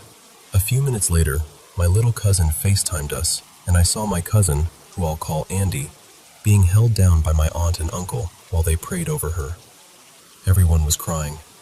Andy was trying to curl into herself, but at the same time, her neck was stretched back, and she was making these awful sounds while she cried.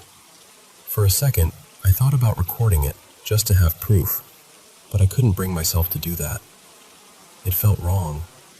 My whole family was scared and heartbroken, and it just didn't seem respectful. The hardest part is that this wasn't the first time something like this had happened. About a year ago, Andy went to Mexico to stay with family. My relatives there are very Catholic, and one of my aunts is known in their town for having strange dreams and sensing things other people can't. People sometimes go to her when they think something paranormal is happening. During Andy's first week there, something happened that made my family believe she might have been possessed. She was in a room with relatives who were praying, and out of nowhere, She turned toward my grandfather and started cursing at him. She became aggressive and violent, and my aunt and uncle had to stop her before she could hurt anyone. They ended up holding her down while she said terrible things about God and their faith. She was speaking in a language nobody understood, and the whole thing lasted around 20 minutes. Eventually, after they kept praying over her, she slowly calmed down. Afterward, my aunt told us that Andy had said whatever was inside her would not leave as long as she kept living with her mother. Andy has trauma connected to her mom, and according to my aunt, this thing was feeding off that pain. She said it would keep getting stronger as long as Andy stayed in that situation. From Andy's side, she said she remembered closing her eyes, then opening them again, and seeing the family standing over her, praying. She said she could feel her mouth moving, but she couldn't understand what she was saying. Sometimes she could hear herself and everyone else, and other times it was like everything went silent. She kept slipping in and out like that until it was over. After Mexico, she could barely be alone anymore. Even before that, she had always seen and heard things, but after that experience, my family felt like it confirmed something was attached to her. At first, we thought their house was haunted. Doors would open by themselves, lights would turn on and off. People would hear voices when only one person was home. Things would fall or move for no reason. But then they moved, and the same things kept happening. That's when I started thinking maybe it was never the house. Maybe it was connected to Andy. I've experienced things myself while staying with them. In their old house, Andy and I would stay up late talking until 3 or 4 in the morning, and we'd hear something fall inside the closet, knocking on the door, or footsteps in the attic. In their new house, it felt worse. I stayed there for about a month, and I saw a shadow pass by when I was alone. I heard voices behind me while I was in the bathroom. At night, Andy and I would hear my aunt's voice when she wasn't there, footsteps in the kitchen, and things falling in the living room. One time, my cousin, who I'll call Freddie, didn't believe any of it. I think he was in denial more than anything. My aunt and uncle were away on a work trip, and at around 3 in the morning, the TV suddenly turned on by itself. It was blasting at full volume, playing a children's cartoon. We were too scared to go turn it off, so we called Freddie and asked him to do it. He agreed, but the second he stepped into the living room, he said the whole room felt freezing cold. He felt like someone was watching him. He turned the TV off as fast as he could and went straight back to his room. There are more stories, but that's the general picture. Lately, I've been trying to understand what might be happening to Andy. I found a video online last month that really reminded me of her situation, but I can't share the link here. What worries me most is that whatever this is seems to get worse whenever she's sad or overwhelmed. She has intense emotions. She's constantly getting hurt or ending up in the hospital for different reasons. Money never seems to stay with her, and she often complains about back pain when she's stressed. I know there could be a medical explanation. Maybe there's something psychological going on. Maybe my family and I are scared and connecting things that aren't connected. Maybe it's something like collective panic, or trauma, or something we don't understand yet. But after seeing what I saw, it's hard not to feel like there's something more happening. So I'm asking sincerely, has anyone heard of anything like this? Does anyone know what this could be, or what kind of help we should look for? My mom went to my aunt's house because she has experience with situations like this, and they called her hoping she could help. I'm still awake, still shaken up, and still trying to figure out what we're supposed to do next.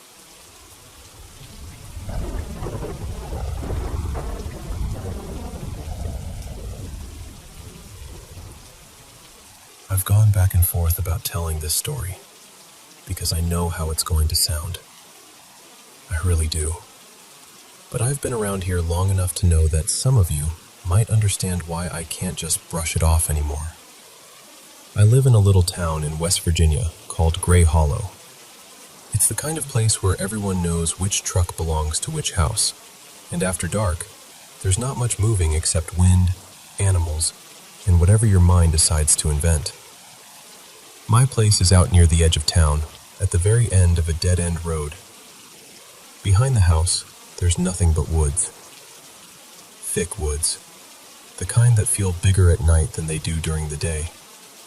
Past my driveway, there aren't any streetlights, so when it gets dark all the way. This started in late January. The first time something happened, it was January 29th, 2026, at 3:19 in the morning. I remember the time because I woke up suddenly and checked my phone, thinking maybe a message had come through. I'm a light sleeper sometimes, especially if my phone buzzes. Then I heard gravel shifting outside. At first, I told myself it was probably a deer, or maybe somebody had turned around at the end of the road, even though that almost never happens at that hour. I got up and looked through my bedroom window. There was someone standing by my mailbox. At least, I thought it was someone. It was tall. Too tall, honestly. Taller than anyone I've ever seen around here. It wasn't moving. It was just standing there, facing the house. No flashlight. No car. No engine sound. Nothing. I watched it for a few seconds, and then this feeling came over me. Not fear exactly, not at first. More like my whole body quietly telling me, stop looking. So I closed the curtain. I tried to tell myself I was half asleep. I've had my own struggles with anxiety and mental health, so I leaned on that explanation pretty hard. I wanted it to be my mind playing tricks on me. The next morning, I went outside. There had been a thin layer of snow overnight, but there were no footprints near the mailbox. None. The mailbox door was open, though. I didn't remember leaving it that way. I tried to forget about it. I really did. I told myself it was nothing, because sometimes nothing is the only answer that lets you get through the day. Then it happened again, on February 3rd. Same time. 3:19 a.m. This time, I woke up already knowing something was wrong. I hadn't heard anything yet. I just felt it. I checked my phone, and when I saw the time, my stomach dropped. I made myself look out the window. It was closer. Not by the mailbox anymore. It was halfway up the driveway. Still tall, still completely still, but there was something wrong with the shape of it. I don't know how else to explain that. It looked too thin, too straight, like the proportions didn't belong to a person. I whispered, "What are you?" And right after I said that, it tilted its head. Slowly. Way too far to one side. I stepped back from the window and didn't look again for the rest of the night. After that, I started waking up around that time on purpose. Or maybe my body started doing it for me. Most nights, nothing happened, and I almost convinced myself again that it was stress, lack of sleep, my brain making shadows into monsters. Then February 12th happened. I woke up to tapping. At first, I thought it was my bedroom window. There are branches close to that side of the house, and it had been windy, so that made sense. But the sound wasn't coming from upstairs. It was coming from the living room. I checked my phone. 3:19 a.m. I still don't know why I went downstairs. I wish I hadn't, but something in me needed to know. The tapping stopped the second I reached the bottom step. The whole house went quiet. I stood there listening, barely breathing. Then I looked toward the front door. There's a little window near the top of it, and something outside was blocking the glass. Something was standing right up against the door. I walked closer. Slowly. I got maybe 5 feet away. Then it moved. Not backward. Not away from the house. It slid sideways past the window. I only saw part of it, but that was enough. It looked too tall to fit in the frame, like the window was only showing me a slice of something much bigger. I didn't open the door. There was no chance I was opening that door. I went back upstairs, locked myself in my room, and stayed there until morning. A few days later, on February 16th, I set up an old security camera I had in the garage. I pointed it at the driveway. Nothing special, just motion detection. The next morning, I checked the footage. At 3:19 a.m., the camera triggered. But there was nothing there. No person, no animal, just the empty driveway. Except the audio picked something up. Footsteps. Slow, heavy footsteps on gravel, coming toward the camera. Then they stopped right in front of it. After that, there was this breathing sound. I don't even know if breathing is the right word.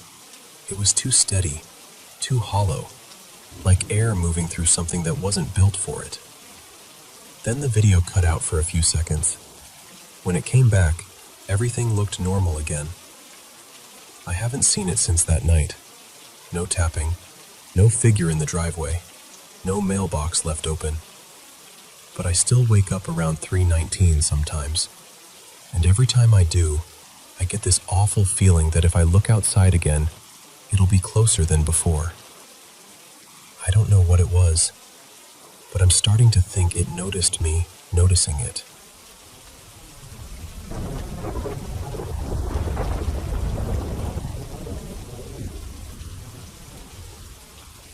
I've had 3 experiences like this, but I'm only going to talk about 2 of them here. The first time, I was about 13. I lived way out in the country, on a farm where everything felt far away from everything else. My home life wasn't easy, and that's how I ended up outside in the middle of winter, around midnight, searching for a missing socket wrench.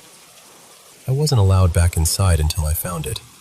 By then, my stepdad had turned off the porch lights and most of the lights in the house, so I was out there in the dark. I remember walking along the pale gravel driveway, trying to stay on it because even in the cold, farm life has a way of hiding things that can bite or sting you. I was looking down at the gravel when I noticed it seemed to have this faint glow. Not bright exactly, but lit enough that I could see the path stretching way out past the pasture. Then I looked up. The moon looked huge, and the longer I stared at it, the bigger it seemed to get. Bigger and bigger, until it felt like it was taking up too much of the sky. I had on a puffy winter coat, but honestly, I was still underdressed for how cold it was. At first, I remember feeling the chill. Then, after a while, I didn't feel cold anymore. I didn't feel much of anything. I just went still, numb, quiet. I stood there staring at the moon, and to me, it felt like maybe 20 minutes had passed. Eventually, I sort of snapped out of it, lost focus, and decided to sneak back into the house. The kitchen clock was one of the only things glowing inside. When I checked it, I realized I had been outside for over 3 hours. The next time something like this happened, I was 22 and on a cruise. It was December, so the weather wasn't great, but that was part of why the trip was cheap. A big storm rolled in, and the crew started making announcements that they were going to close the outside decks. I'd had 1 drink with dinner, so I might have been a little tipsy, but nothing more than that. For some reason, I got this idea that I wanted to go outside and see the storm before they shut everything down. I found a door that was still unlocked and ended up in this outdoor walkway area. I'm pretty sure I wasn't supposed to be there. It looked like one of those access areas that led to other parts of the ship, but I was able to get close to the front, which was what I wanted. I was still high above the water, and I could see a smaller deck below me near the bow. The wind was wild.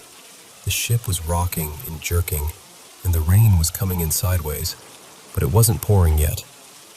I remember looking out into the dark ocean, and then my eyes lifted to the moon. That same feeling came over me. It was almost euphoric, but not in a normal way.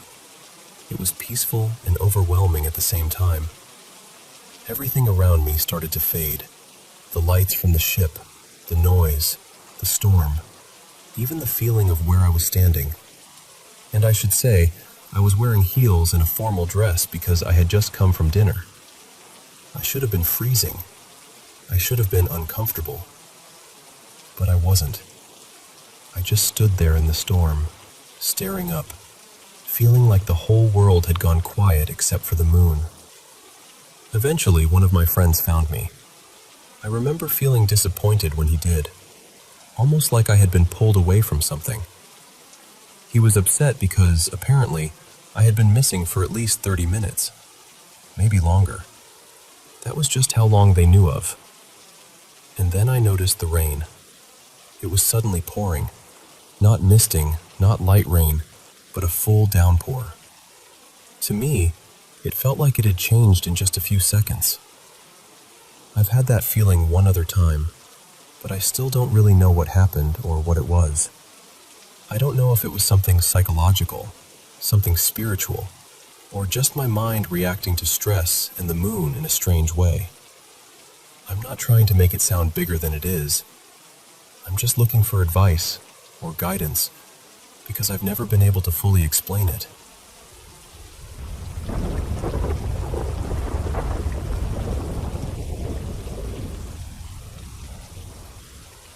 Hey everyone, I wanted to share something that happened to me a few years ago because I still think about it, and honestly, I'd really like to know if anyone else has ever experienced anything even close to this. Before anyone says it was sleep paralysis, I completely understand why that would be the first thought. I've wondered that too, but the part that still makes me question it is that someone else in the room heard part of it as well. This happened back in 2019, when I was at my boyfriend's house. I'll call him Evan. His mom was at work, so it was just the two of us there. I had decided to take a nap, and I've never been the kind of person who sleeps through everything. I usually wake up pretty easily.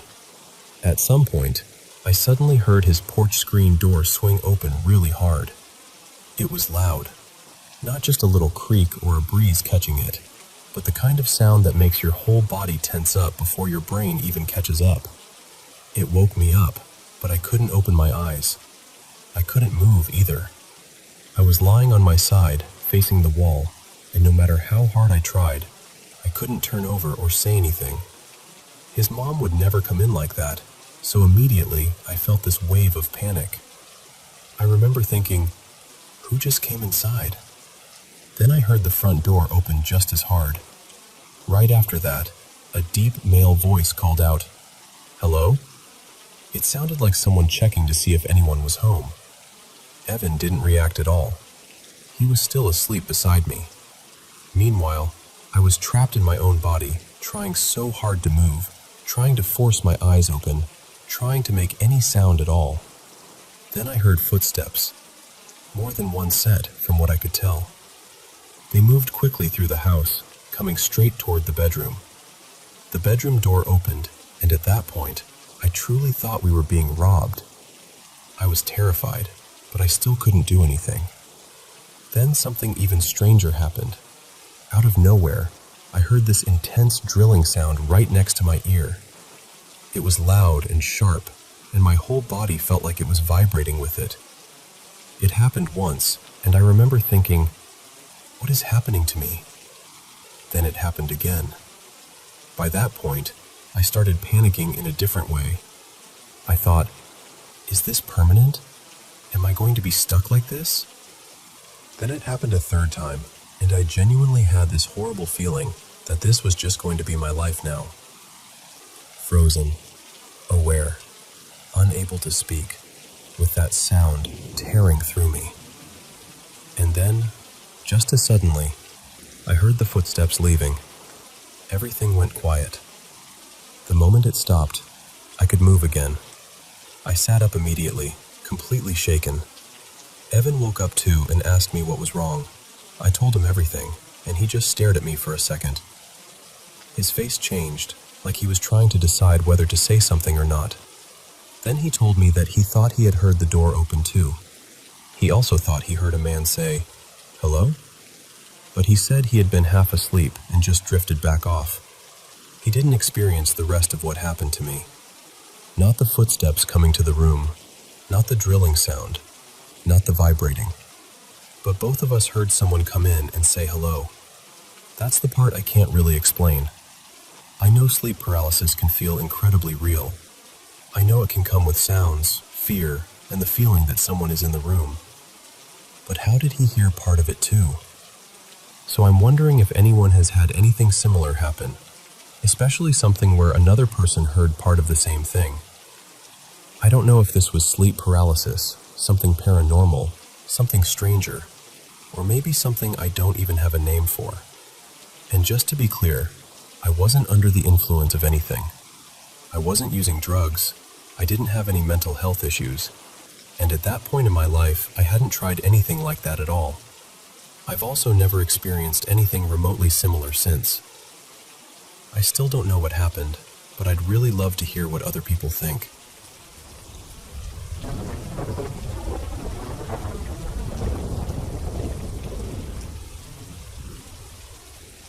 I was 6 years old when this happened.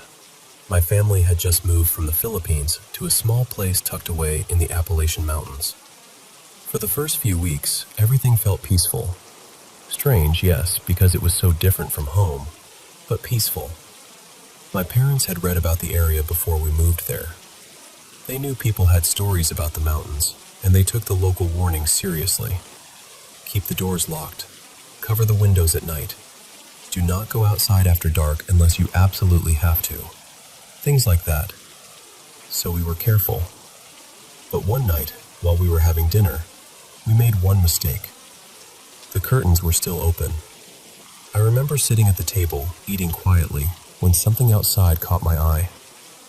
At first, I thought it was just a pale tree trunk in the darkness. But then I looked closer.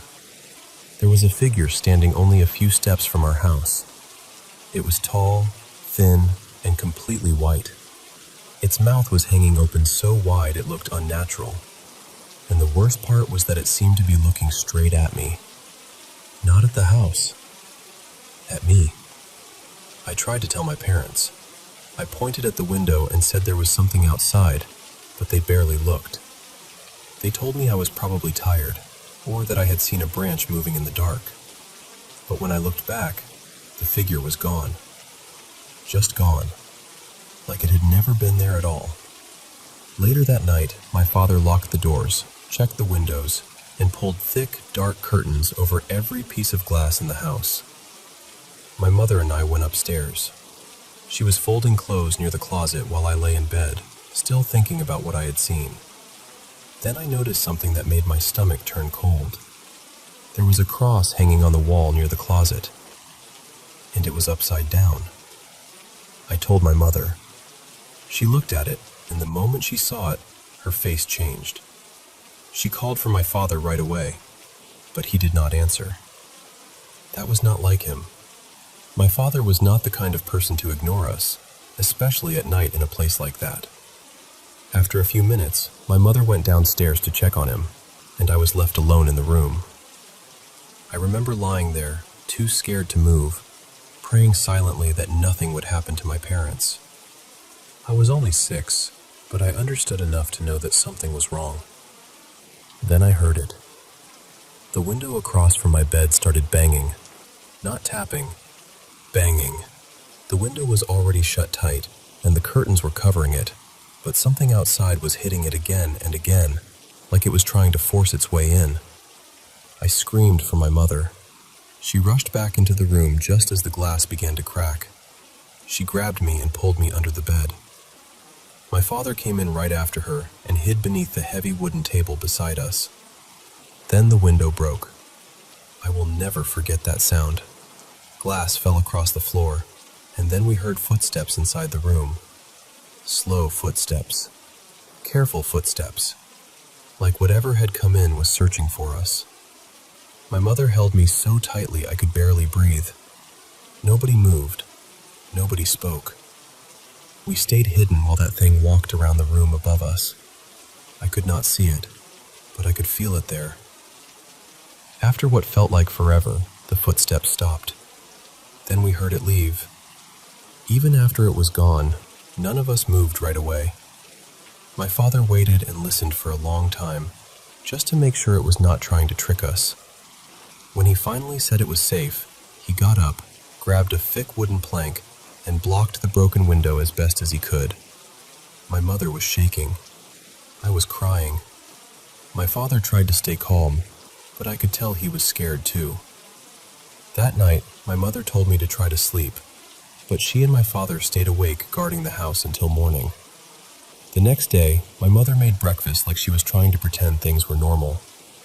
My father sat nearby doing research, trying to find more information about the mountains and what we might have seen. I barely spoke. Every time I looked at the window beside me, I saw that white figure in my mind again. We stayed there for 3 more months, but the feeling in that house never went away. Sometimes I thought I saw something pale moving between the trees. Sometimes I felt watched, even in the daytime. Eventually, my father decided we were going back to the Philippines. We had saved enough money, and after what happened, none of us wanted to stay. We never went back to that place. Even now, years later, I still think about that night. I do not have nightmares as often anymore, but when I do, it is always the same thing. That white figure outside the window, its mouth open, its eyes on me. So if anyone listening lives in the Appalachian Mountains, please be careful. Stay alert, and please, if your child tells you they saw something, especially if they look truly scared, listen to them. Sometimes children notice things adults try too hard to explain away.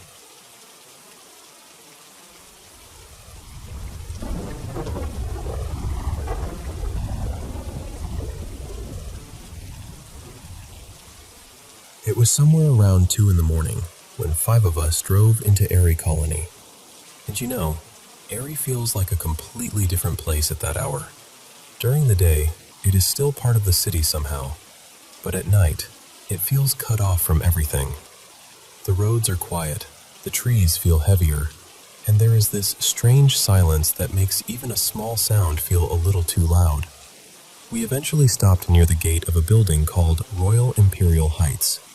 The car headlights were on, so the whole gate area was lit up pretty clearly. We were not hidden in darkness or guessing shapes from far away. Everything was right there in front of us, and that is when I saw him. There was a security guard standing just behind the gate. He was wearing a dark blue uniform.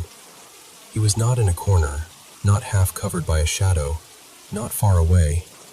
He was just standing there, facing our car. There were 2 dogs near him too. I remember pointing him out right away and saying something like, "Look, the guard is standing there." But everyone else in the car looked at me like I had said something strange. All 4 of them said, "What guard?" I thought they were joking at first, but they were serious. They could see the dogs. That part was clear to everyone. But they said there was no man in blue standing behind the gate. Instead, they kept telling me there was another guard, wearing a brown uniform, sitting inside a small cabin near the side. But I could not see anyone in that cabin at all. For me, the only guard there was the one in blue, right behind the gate, right in front of us. And for the next couple of minutes, we kept arguing. 5 people, sitting in the same car, looking at the same gate, with the same headlights shining on it. But somehow, we were not seeing the same thing. That is when the whole situation started feeling wrong. Not because Erie is quiet at night, not because the place looked spooky, but because I was seeing something so clearly, and nobody else could see it. So I drove away. We went maybe a kilometer ahead before stopping again. But the argument did not stop. Everyone was still trying to explain what they had seen, and I was still saying, "No, I'm telling you, there was a guard standing right there." After a while, they convinced me to turn back and check once more. So we went back. Same road, same gate, same place. I stopped the car again, and we all waited. And then, after a few seconds, the same guard in the blue uniform came and stood behind the gate. This time, everyone saw him. All 5 of us. He was just standing there casually, using his phone. Nothing unusual, nothing dramatic, completely normal, completely real. But he was in the exact same spot where I had seen him earlier. And that is the part I still cannot fully explain. Maybe I noticed him before everyone else did. Maybe their attention was somewhere else. Maybe it was just one of those weird moments where the mind plays tricks. Or maybe, for those first 2 minutes, I saw something that the others simply could not see yet.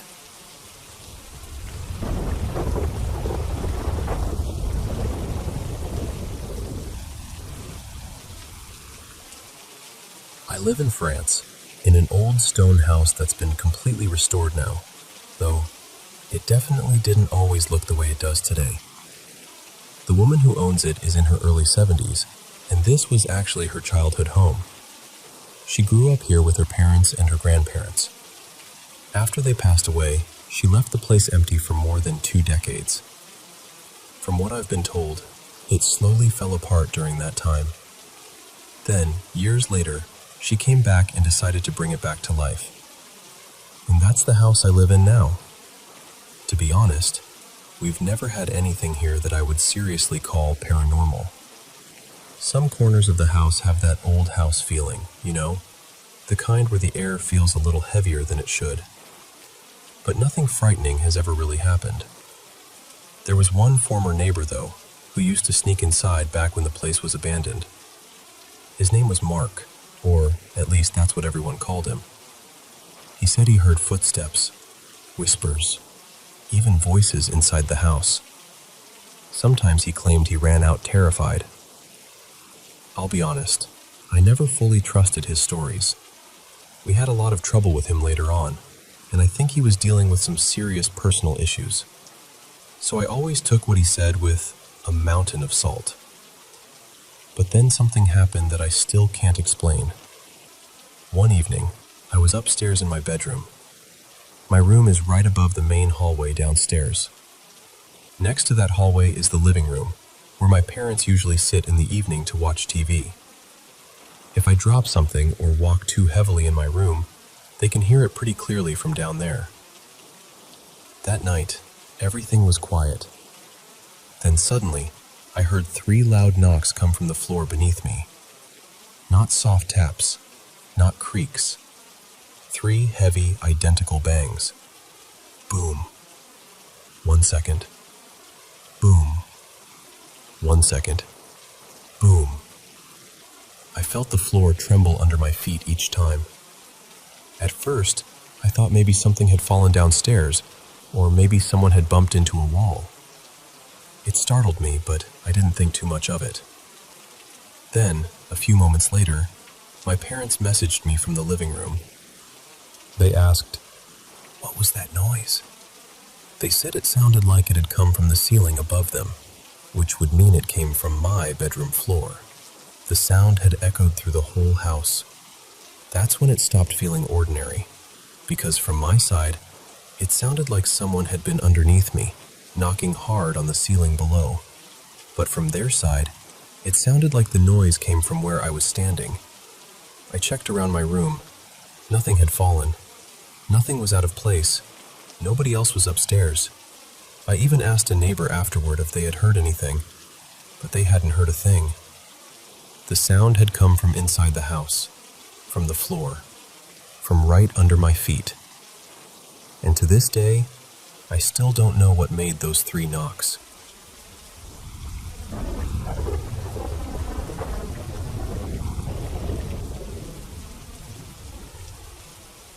Most of my life, I've carried this around quietly. I've never really known how to explain it, and I've never met anyone who said, "Yes, I know exactly what you mean." But when I was little, I used to have these recurring dreams that didn't feel like dreams at all. They felt more like I was being taken somewhere. Every time, I was inside this enormous old manor, or maybe it was a castle. It was hard to tell because everything was so huge and dark, like the whole place had been built for people twice our size. The ceilings went up forever. The furniture felt oversized. The hallways stretched on in a way that made you feel small before anything frightening even happened. and there were children everywhere. Not just a few, hundreds, maybe more. I remember them hiding in the same rooms as me, crouched under beds, pressed behind heavy curtains, tucked behind wardrobes and chairs. There were no adults anywhere, not one. We were all hiding from something. I never saw what it was. I don't think I ever had the courage to look. But every child there knew it was moving through the building. We could feel it coming before we heard it. And then, from somewhere down the hall or behind another door, the screaming would start. That was how we knew it had entered a nearby room. The second that happened, everyone scattered. Nobody had to explain the rules. Nobody had to tell us what to do. We all understood the same thing in that wordless, awful way children sometimes understand danger. Don't let it find you. The room I remember most was like a giant bedroom. It was dim and heavy feeling, full of shadows and old furniture. I can still picture kids crawling beneath the bed frame, hiding behind the drapes, holding their breath. It felt less like a dream scene and more like a place I had returned to again and again. Eventually, I would always run. I'd burst out into a huge spiral staircase with a deep red runner on the steps. It curled downward around this enormous empty space in the center. And somehow, instead of using the stairs, I would throw myself into that open drop. I remember falling through the middle of it, not exactly dying, not exactly waking up, just escaping. There's another part I've never forgotten. Sometimes hidden doors would appear in the walls, almost like the house was changing its mind. Once, I opened one and found a narrow staircase behind it, filled with smoke or pale mist. I climbed it, and near the top I came to a door with a keyhole. When I looked through, I saw the brightest light I've ever seen. It wasn't like sunlight. It wasn't like a lamp. It was something far beyond that, so bright it felt almost alive. I don't know how else to describe it. But the part that stayed with me most wasn't the castle, or the thing hunting us, or even the light. It was the other children. They didn't feel like dream people. They felt real, like actual children. Like they had their own fear, their own thoughts, their own memories of that place. I'm not saying this was supernatural. I'm not trying to prove anything. I just want to know whether anyone else remembers something even close to this. A massive dark place. Only children. Everyone hiding. Something moving through the rooms. That shared, silent terror. And some kind of escape through falling, descending, or finding a hidden passage. If any of this sounds familiar to you, even a little, I'd honestly love to hear about it.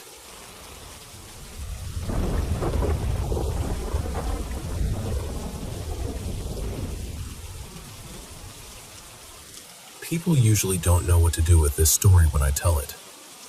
Some smile politely, some think I'm joking, some assume I must have dreamed it, or imagined it later, or stitched it together from things I learned as a child. But for me, it has never felt like that. This is one of my earliest memories. Actually, it feels earlier than early. It feels like the first thing I ever knew. Before I remember having a body, before I remember a crib, or a room, or a voice calling my name, I remember being aware. There were no hands, no feet, no weight. I wasn't breathing, but I didn't need to. I was just there, conscious, calm, quiet. I don't know if I was floating. That's the closest word I have, but even that doesn't feel quite right. It was more like existing in a wide, open stillness. Not empty, not lonely, just peaceful, like everything was waiting with purpose. And then there was a voice. I couldn't see anyone. I didn't see a face or a figure. I only remember light, and I somehow knew the voice was beside me, even though there was no one there in the way we usually understand someone being there. The voice asked me which planet I wanted to live on. I know how strange that sounds. I know. But in that moment, I understood the question completely. I was shown several places, not in a slow, ordinary way, but all at once, as if a huge amount of meaning could fit inside a single, breathless instant. And then I saw it. A round blue world, far away. Earth. It was so blue, deep, bright, alive. It looked beautiful to me in a way I still don't know how to explain. I felt drawn to it immediately, like something in me leaned toward it before I even decided. So I chose Earth. After that, the voice asked me about the life I wanted to go through. Not exactly in spoken words. It was more like the meaning entered me directly, and I understood that I had to choose an experience, a path. Then I became aware of so many possibilities, glimpses, wishes, lives, situations. They passed through my awareness like little windows opening and closing. One of them stood out. There was a family hoping for a baby girl. I couldn't see them clearly, but I could feel them. Their longing was warm and sincere. They felt gentle, safe, kind. And I especially remember the father's wish. It was so strong and tender, this quiet hope for a daughter. That was the family I chose. And once I chose them, everything began to change. I remember movement. Not falling exactly, more like being pulled downward, slowly, gently, toward that blue world. I felt myself becoming heavier somehow, more focused, smaller. My awareness narrowed, like I was entering a tiny room after being part of something wide and endless. Then the next memory begins. I was a baby. I was lying down, staring at a ceiling. That is one of the funniest parts to me now, because I remember being aware, but not able to do anything. I couldn't sit. I couldn't stand. I couldn't speak. I couldn't think in proper words yet. I was just there, looking up at the ceiling, wondering in my own baby way why I was doing nothing but staring. I remember moving my hands and feet, kicking a little, feeling motion, feeling trapped and fascinated at the same time, because suddenly I had a body, and the body was mine, but I had no idea how to use it yet. And then there was the moment I touched something. That memory is incredibly strong. I remember realizing I could feel matter, texture, pressure, resistance, solidness. It amazed me. It was like discovering, through my own tiny hands, what real meant. Something could push back. Something could have shape. Something could be touched. Everything felt new, sharp, physical, so intensely real. I'm not sharing this because I want to convince anyone of a belief. I'm not trying to prove anything. I know there are people who will say memory is strange, that the mind can create things, that children absorb ideas without realizing it. Maybe. But I had these memories before I knew Earth was round, before I knew it was mostly covered in water, before I learned about God, angels, spirits, souls, or anything like that. Before I understood what wishing meant. Before I even really understood what a family was. I didn't grow up surrounded by mystical stories either. I started watching television when I was around 6, and most of what I watched was the news with my dad. I mostly remember him getting angry at the screen and cursing about corrupt politicians. So, not exactly a magical childhood curriculum. But because of these memories, when I learned about God at church around the age of 7, something in me responded deeply. It felt less like being introduced to an idea and more like hearing a name for something I had already brushed against. Still, I don't claim to know what it all means. Maybe it was real. Maybe it was imagination. Maybe it was something the mind made, or something the soul carried, or something I won't understand until much later. I'm honestly okay with not knowing. I just know that I have remembered it for as long as I have remembered being alive. And because of it, no matter what life throws at me, some quiet part of me feels like I agreed to be here, like I chose this planet, this family, this strange, difficult, beautiful life. And someday, in the very, very distant future, when my time here is done, maybe I'll meet that voice again. If I do, I think I'll tell them everything. I'll say, Earth was intense. Humans were complicated. The food was great. The heartbreak was unnecessary, but memorable. Overall, I'd give it an 8 out of 10. And then I'd probably add, highly recommended for workaholics, greedy people, and anyone who needs a very dramatic course in humility.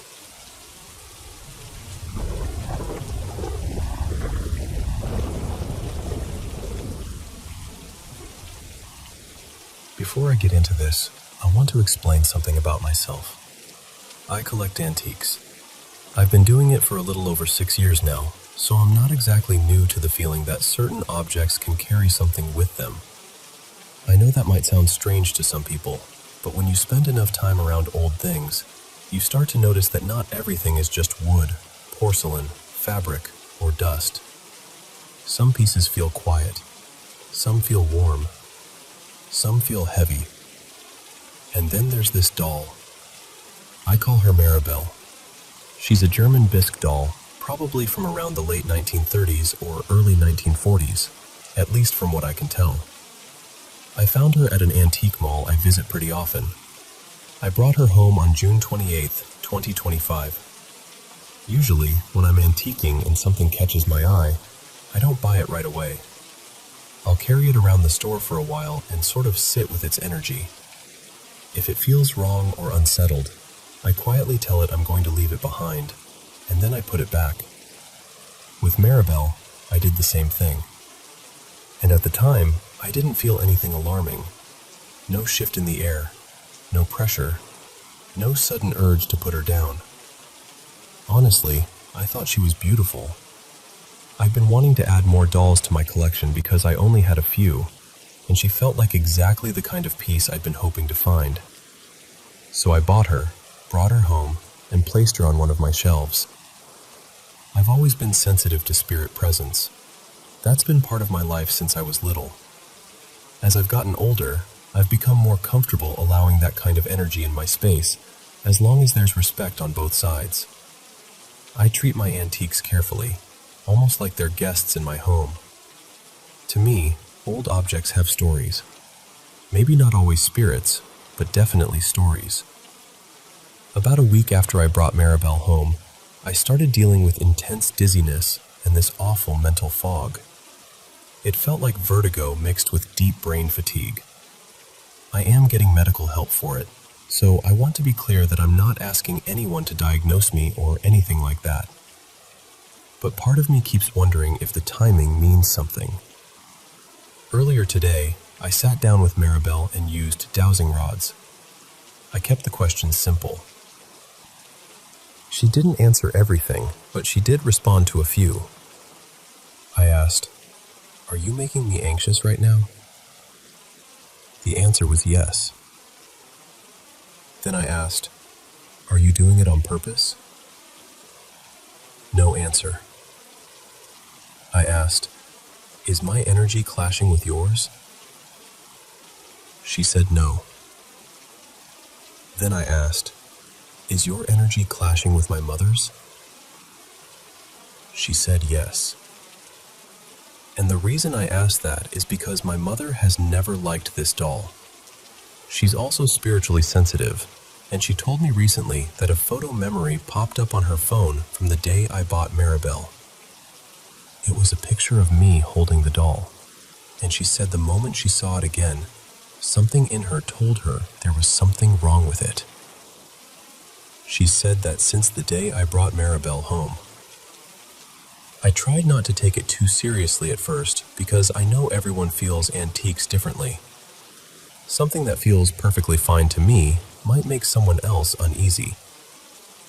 But my mother is usually right when she says something feels off. Not always, but often enough that I pay attention. After the dowsing session, I asked Maribel if she would be all right with me moving her into another room for the night, just to see whether the energy in my bedroom changed. I cleansed my room, and after getting what felt like permission, I moved her out to the back storage room and cleansed her too. And honestly, the difference was immediate.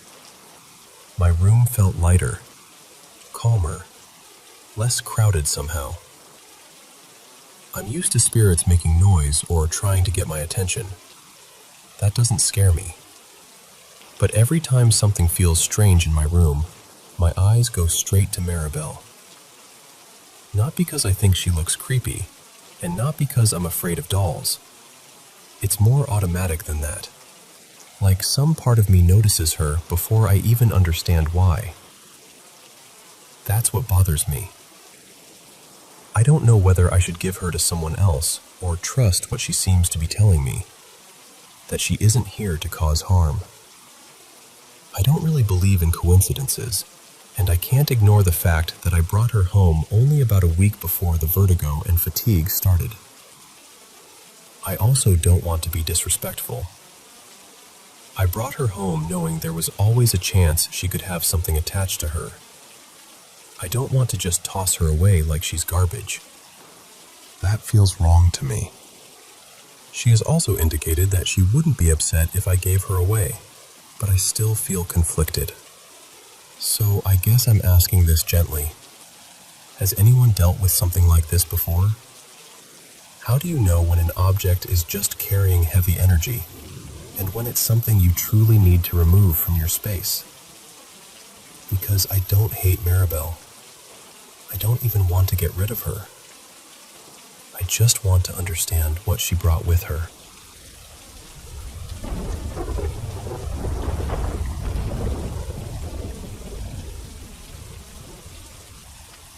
I've had a few strange things happen in this house, and honestly, something happened just now that made me want to finally talk about it.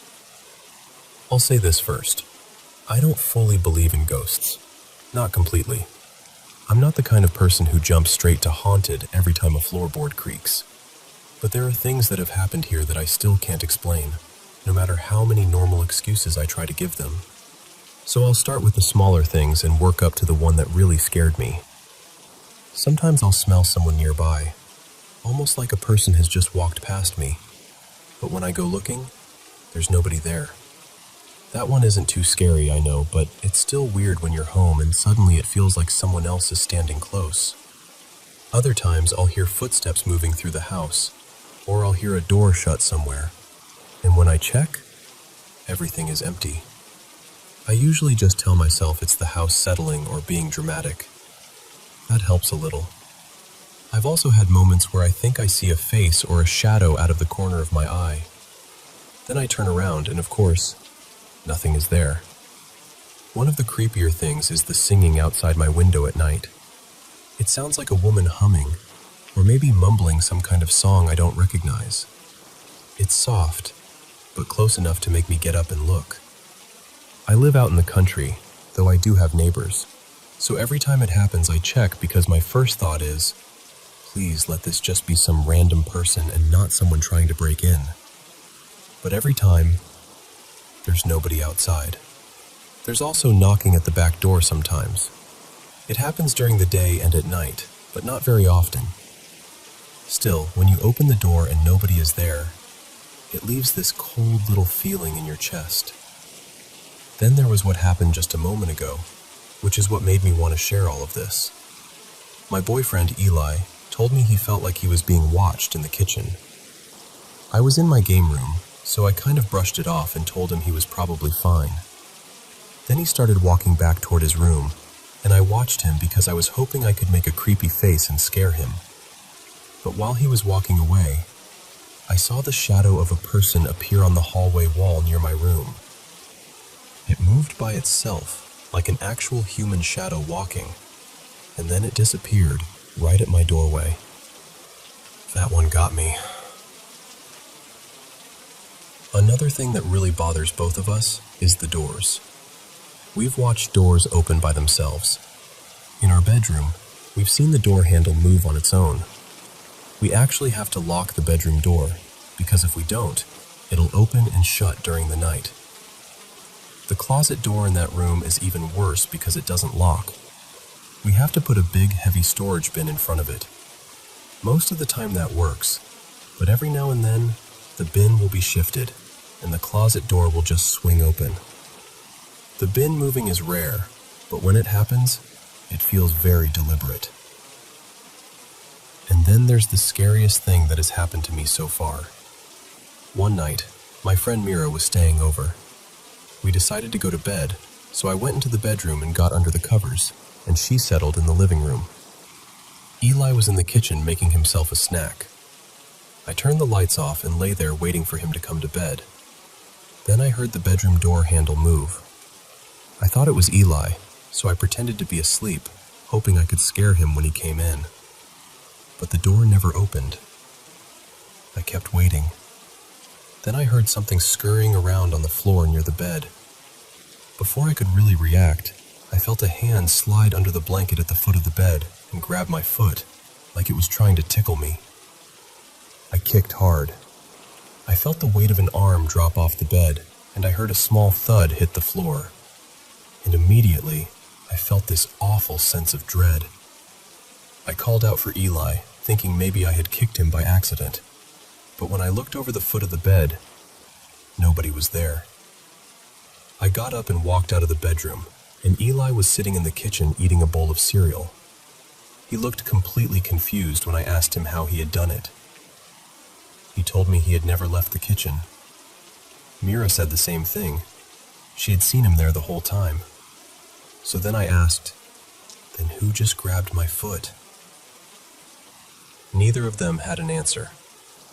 After that, Mira and I tried doing a little ghost hunting around the house. We didn't really find much, except for high EMF readings in the bedroom.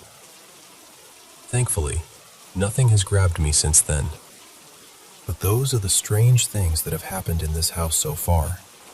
And honestly, I'm still trying to convince myself there's some normal explanation for all of it.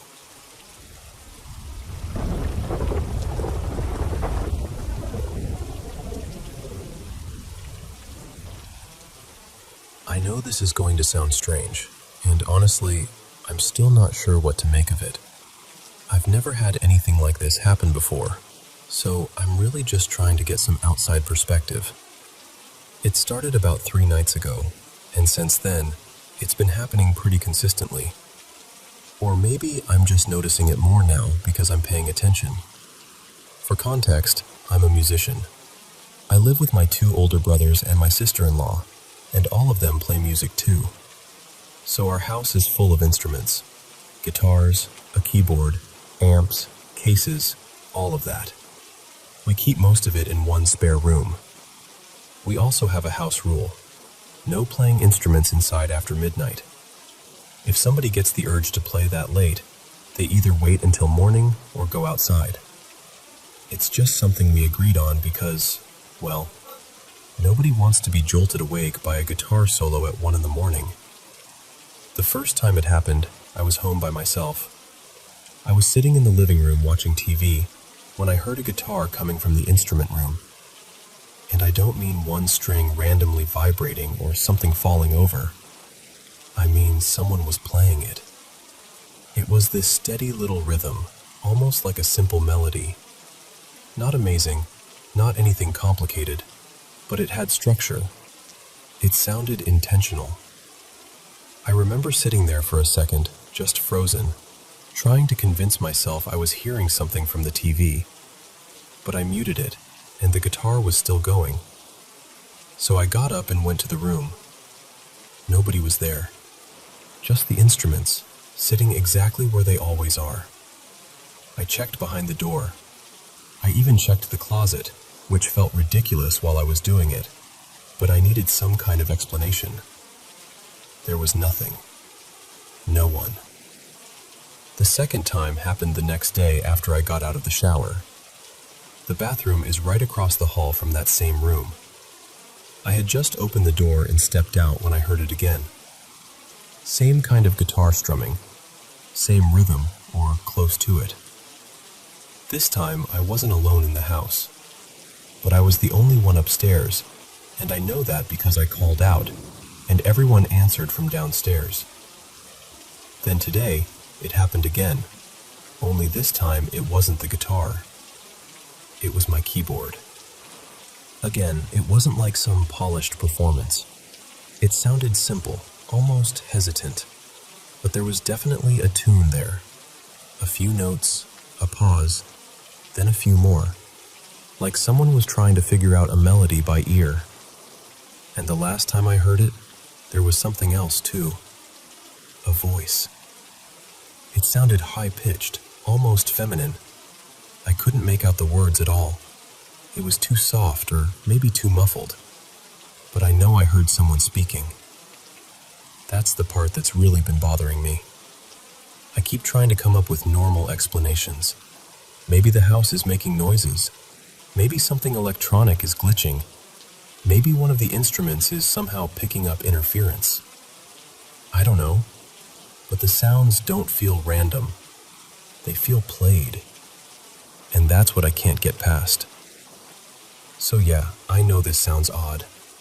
I know how it probably comes across. But I'm honestly just looking for thoughts, theories, anything that might help me make sense of it.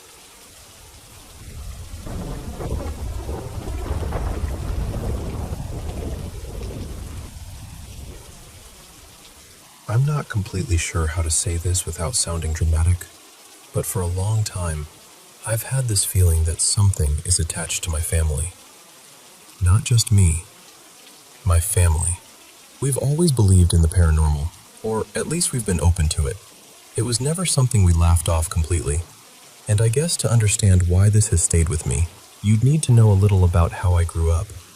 I'm the youngest of 4 siblings, though they're all half-siblings. I'm the only child my mom and dad had together. When I was little, strange things were just part of life. Not every single day, but often enough that it didn't feel random. I remember being around 5 years old and seeing these dark figures. Not quick little shadows out of the corner of my eye either. These would stay long enough for me to stare at them and know I was seeing something. I had a really hard time sleeping back then too. I slept in my parents' bed until I was almost done with elementary school, because being alone at night felt impossible. At first, I told my sisters what I was seeing. They acted like they didn't believe me, probably because they didn't want to scare me more than I already was. Years later, though, they admitted they had believed me the whole time, and they had their own experiences. My sisters dealt with things that felt almost cruel. Sleep paralysis, red-eyed figures, shadows in rooms, that awful feeling of being singled out by something you can't explain. One time, we were all at my aunt's house, just sitting on the couch, when a decoration suddenly fell from a shelf and hit one of my sisters right on the head. The shelf was secure. It was nailed in properly. The decoration wasn't round, and there was no reason for it to slide off. Things like that happened more than once. We also had drawers opening on their own, though I'll admit that might have just been because the old dresser we kept passing between us was uneven. I try to be fair about it. I don't want to blame every little thing on ghosts. But then there are the things I can't explain. For me, dreams have always been strange. A lot of the time, I don't dream at all. But when I do, they can be incredibly vivid, almost like little flashes of places I've never been. Then weeks or months later, I'll find myself standing in that exact place with that same feeling in my stomach. Other nights, I wake up from a completely dreamless sleep in a cold sweat, confused and panicked. When that happens, I sometimes see things in the dark. Shadows mostly. But the strangest one is always the same. Wasps. I'll be lying there, absolutely convinced there are wasps flying around my room. Always wasps. Never bees. Never flies. Just wasps. I've also always had strong gut feelings. I know that sounds vague, but I'll get this heavy, awful feeling before something bad happens.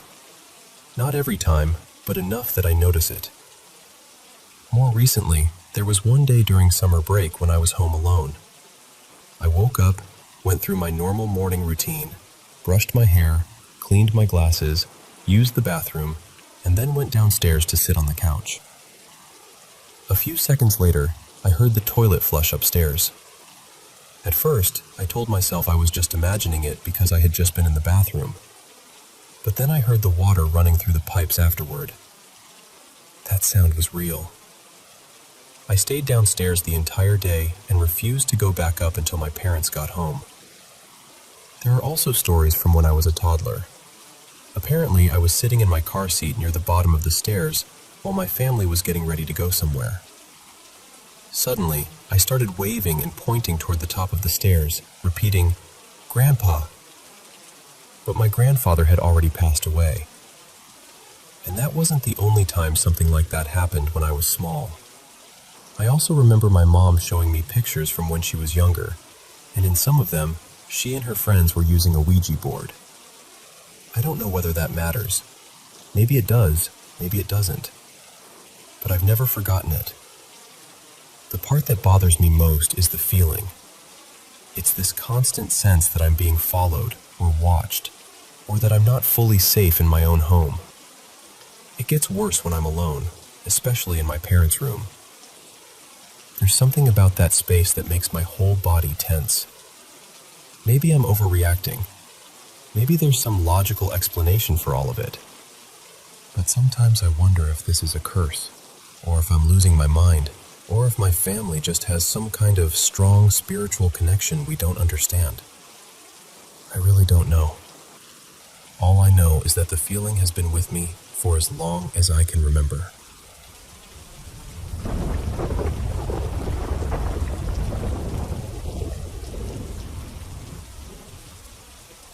Looking back, I think we moved out of that house around 2019, maybe a little before then. My mom wanted to start fresh and move in with her partner, and honestly, I was relieved when we finally left. It was just me and my mom living there for years, probably since around 2011. I was still young when we moved in, but even then, I remember the house never felt right. It had this heavy feeling to it, the kind you can't really explain without sounding dramatic. My mom felt it too, though she didn't always admit it at the time. One of the first strange things happened right after we moved in. My auntie, Lauren, was helping us sort out my bedroom and carry things into the house.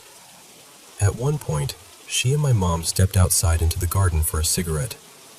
From the garden, you could see through these big, clear windows into the dining room, and from there, you could see the archway that led into the living room. My auntie suddenly went quiet. Then she turned to my mom and said she'd just seen a man standing in the middle of that archway. My mom panicked straight away and ran inside, but there was nobody there. No open door, no sign of anyone getting in, nothing out of place, and my auntie didn't recognize the man at all. After that, little things kept happening. We used to hear creaking on the landing and the stairs all the time, day and night. My mom would always say, "It's just the house settling," and I believed her because I wanted to. But after we moved out, she admitted she only told me that so I wouldn't be scared. She said she knew something was wrong in that house. The stairs were the worst for me. I always hated standing at the bottom and looking up. It felt like something was watching from the top. Sometimes we'd catch these dark shapes or shadows out of the corner of our eyes, but we'd always blame it on being tired or imagining things. Then things got worse. My mom had a friend, Mark, who passed away suddenly, and she had been to his funeral. A few days after that, the atmosphere in the house changed. It felt more intense, more unsettled. One morning, my mom dropped me off at school like normal. Nothing strange had happened before we left. But when she came back home, the house was tidy except for her bedroom. Her room had been completely trashed. Her underwear was all over the floor. Jewelry had been pulled out and scattered everywhere. Drawers were emptied. Shoes were thrown around. Clothes had been ripped from hangers. She had this big wardrobe with several little doors, and every single one of them was wide open. The strangest part was that nothing was missing. She checked the whole house. No broken windows, no forced doors, no sign of anyone getting in. Everything that had been thrown around was still there. It was just everywhere, like someone had done it to frighten her. A little while after that, something happened with her glasses. She went to put them on one morning, and when she picked them up, they were snapped perfectly in the middle. The night before, they had been completely fine. We tried to come up with normal explanations, but none of them made sense. We didn't have pets then. Nobody else had been in her room. I hadn't touched them, and they weren't bent or crushed like someone had stepped on them. They were broken so cleanly, almost like they had been cut.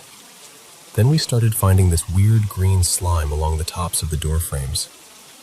That still bothers me. I wasn't a slime kid.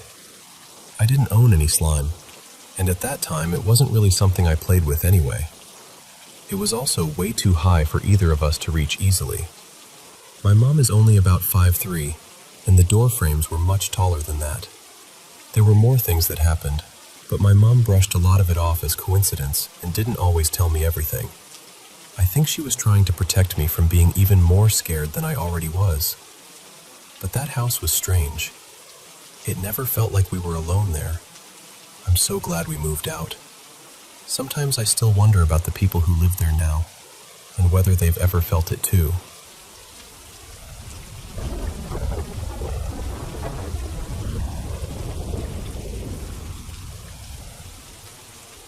I'm 58 years old, and until this happened, I had never seen anything I would call a ghost. Not once. I wasn't the kind of person who went looking for things like that either. But after Martin died, something in my life shifted in a way I still don't fully understand. I hadn't spoken to him in almost 4 years. He had moved on, married someone else, and I had tried to keep living my life.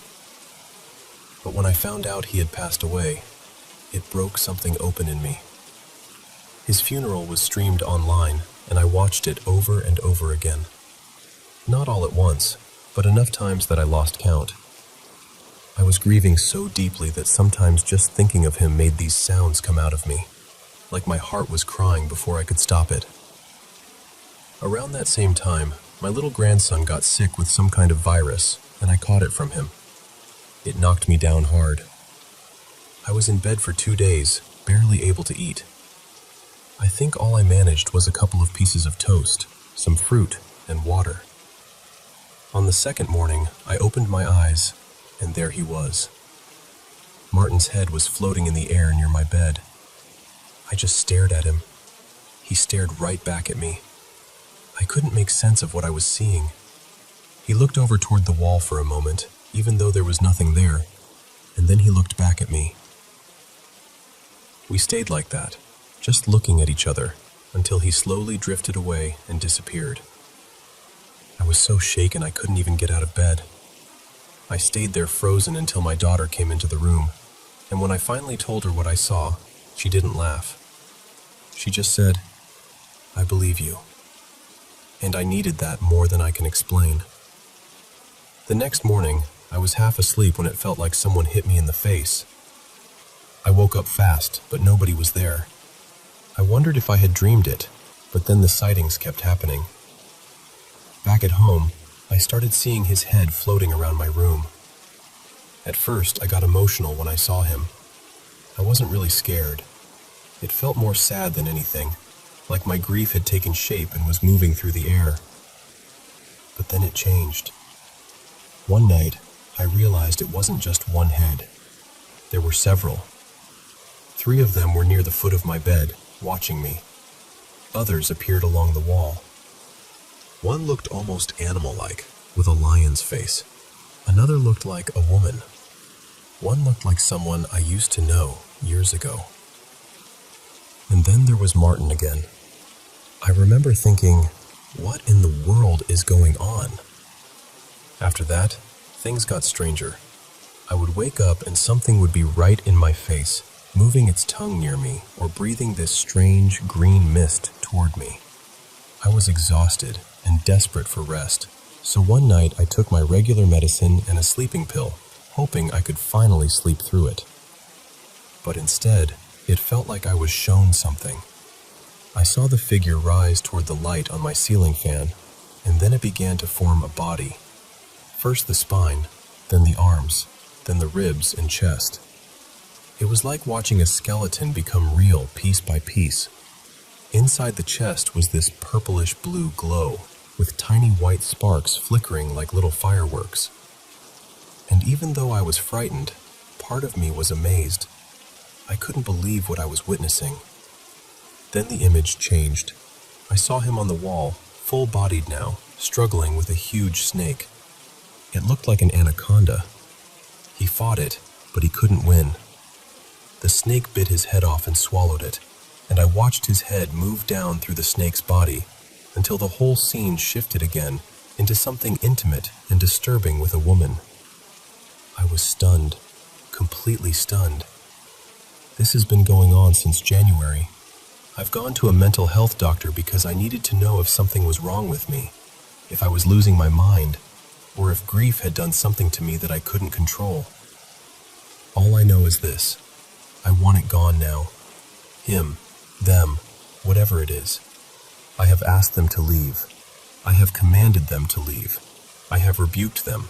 I have prayed. And at this point, I truly don't know what else to do.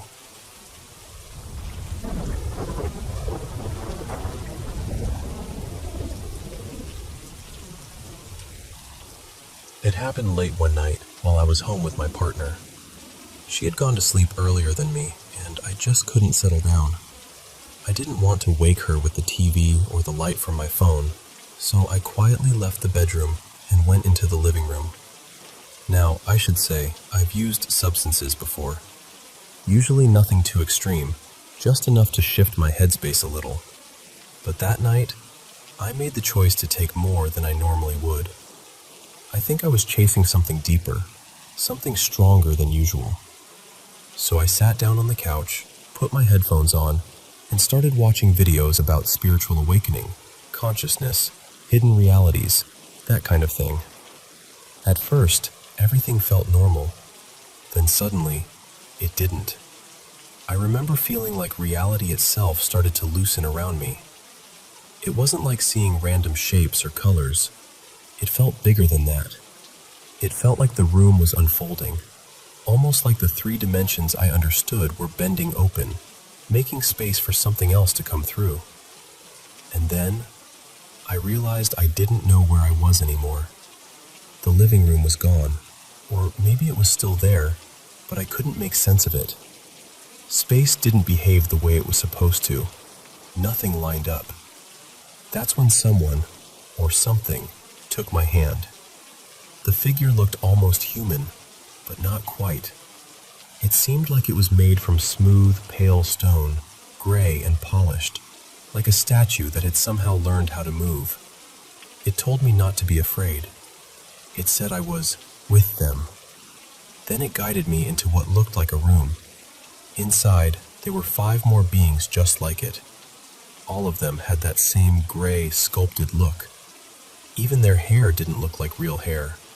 It was more like rounded patterns carved into their heads, almost decorative. And when they noticed me, they started speaking Spanish. But the strange thing was, they weren't speaking to me. They just kept talking among themselves, like I was barely worth acknowledging. Like I had wandered into a place where I wasn't supposed to matter. They were arguing about who would be next to intervene. I didn't understand everything they said, but I understood enough to feel deeply unsettled. From what I gathered, they were taking turns interfering with human timelines. They were trying to create events that people like us would interpret as miracles, and to them, it was a game. They were betting on who could influence a life, shift an outcome, or create something impossible enough that humans would believe it was divine. Whoever succeeded would win some kind of token. I remember seeing it clearly. It looked almost like a pine cone, except it was the same flat gray color as they were, like it had been carved from the same strange stone. After a while, I started feeling wrong there. Not scared exactly, more like I was out of place, out of rhythm. Like my presence in that space was a mistake that was beginning to correct itself. Then everything started breaking apart. Their world and my living room began overlapping, flickering through each other like bad reception. Shapes blurred, walls folded into shadows. The figures started dissolving into pieces of my own reality. And then, without understanding how it happened, I was back on my couch. The headphones were still on. The room was quiet. My partner was still asleep. I just sat there for a long time, trying to breathe normally and make sense of what I had experienced. And the thought that stayed with me was not comforting. It was this feeling that there may be things out there far beyond us, things capable of reaching into our lives in ways we can't even recognize. And maybe, to them, what we call miracles are just moves in a game we don't even know we're playing.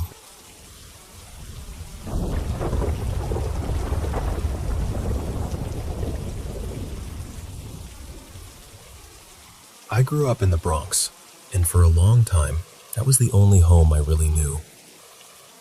But when I was around 10, my mother packed up me and my brother and moved us way up to northern New York. The reason was heavy. My father's killer had been released from prison, and my mom had family up there, so she wanted distance, safety, a fresh start, or at least something close to one. A few years after that, my grandfather sold his place back in the Bronx and came up to be near us. He bought a house on the north side of town, not far from the river, and eventually we all moved in with him. The house itself looked normal. It was a nice double-wide prefab with an added extension and garage. Out back, there were sliding glass doors that led to a cement patio with a wooden roof over it. Beyond that was maybe half an acre of yard, an above-ground pool with a wooden deck, and a big tool shed near the woods. The whole property ended where the tree line began, and almost as soon as we moved in, something felt off. At first, it wasn't dramatic. Nothing flew across the room. No voices whispered from closets. It was just this feeling, especially at night, that something was watching from the woods. As I got older, it became harder to ignore. In the winter, I would find footprints in the snow going all the way around the house. They would stop in front of every window, facing inward. At the time, I thought maybe we had a stalker. Honestly, that seemed like the least terrifying explanation. In high school, I met my best friend, who I'll call Chris. He wasn't just someone I hung out with. He was the first person in that town who really had my back. I didn't have many friends there. A lot of people treated me like I didn't belong because I was Hispanic and from New York City. But Chris stood up for me when nobody else did. We started exploring the woods behind the house.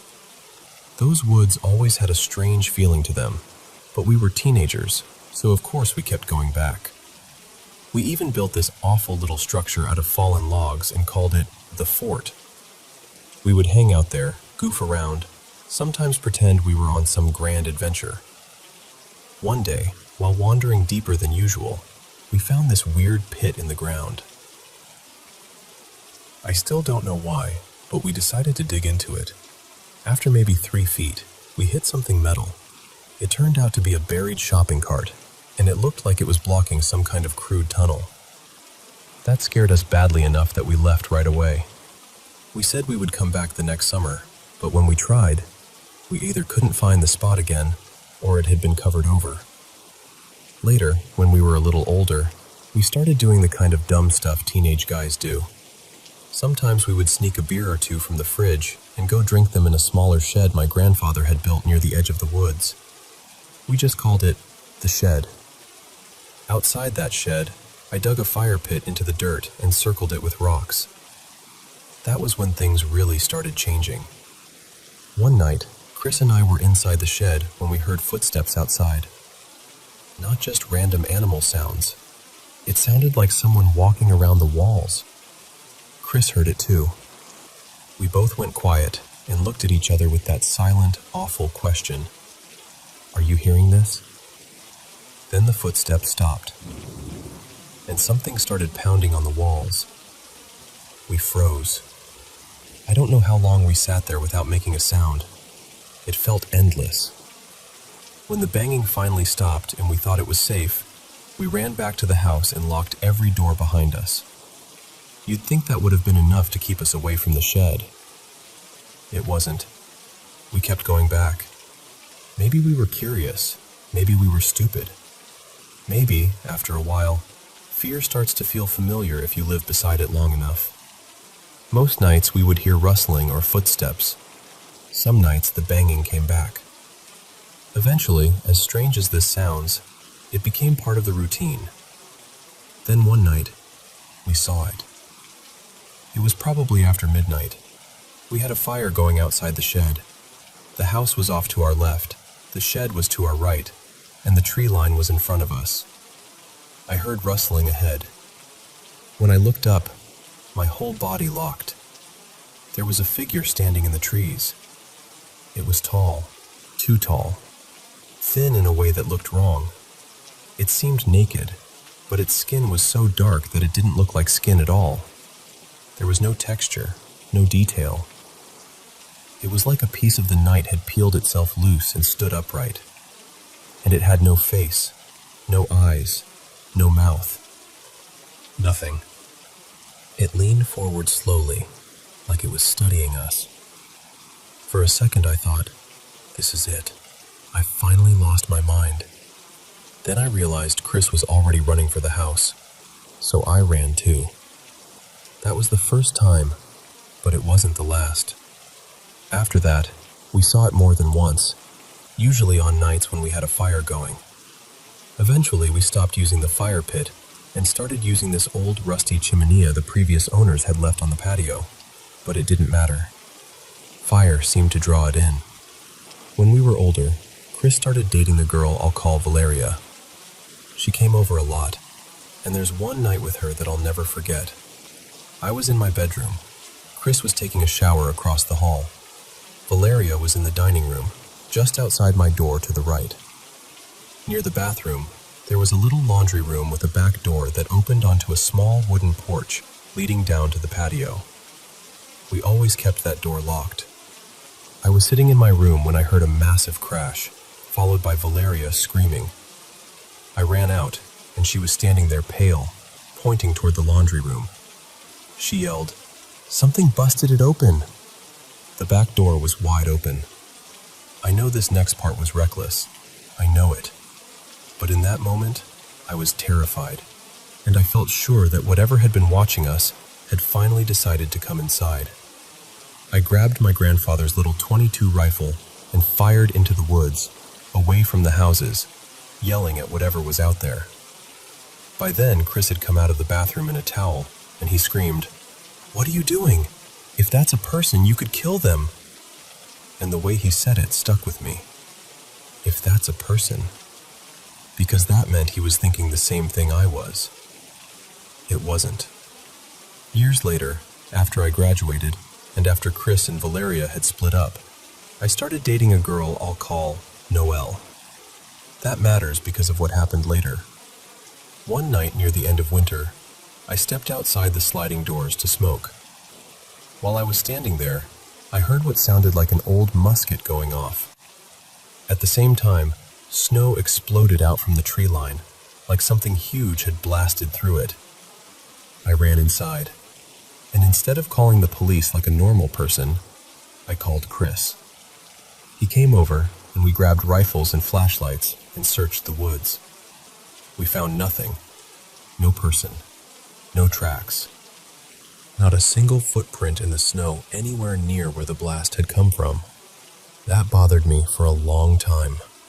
A few months later, Noelle and I got closer, and I finally told her about everything that had happened on the property. I expected her to think I was out of my mind. She didn't. She just said she wanted to see it for herself. I told her it seemed to show up more often when we had fires, so she suggested we invite a couple of her friends over and sit out on the patio with the chimenea going. That night, we were all outside, laughing, talking, trying to keep things light. The chairs were facing the tree line. The fire was burning. At some point, I glanced toward the shed.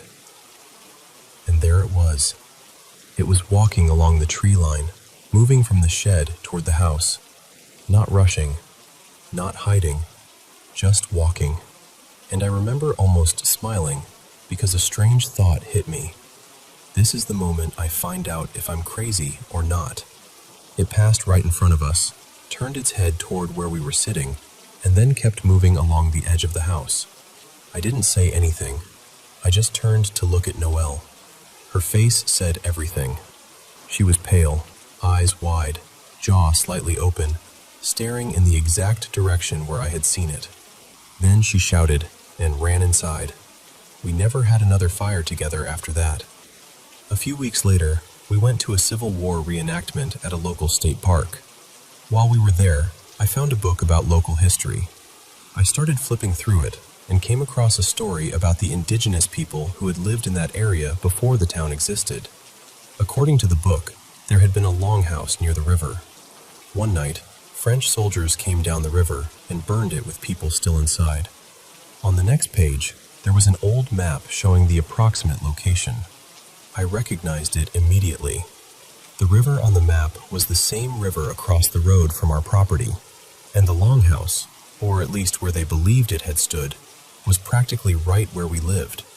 That was when everything clicked into place for me. The land, the fires, the thing in the woods, the feeling of being watched, the way it seemed to appear when flames were burning. I don't know what I believe with absolute certainty, but I know what I saw, and I know what that place felt like. The ending of it all still haunts me.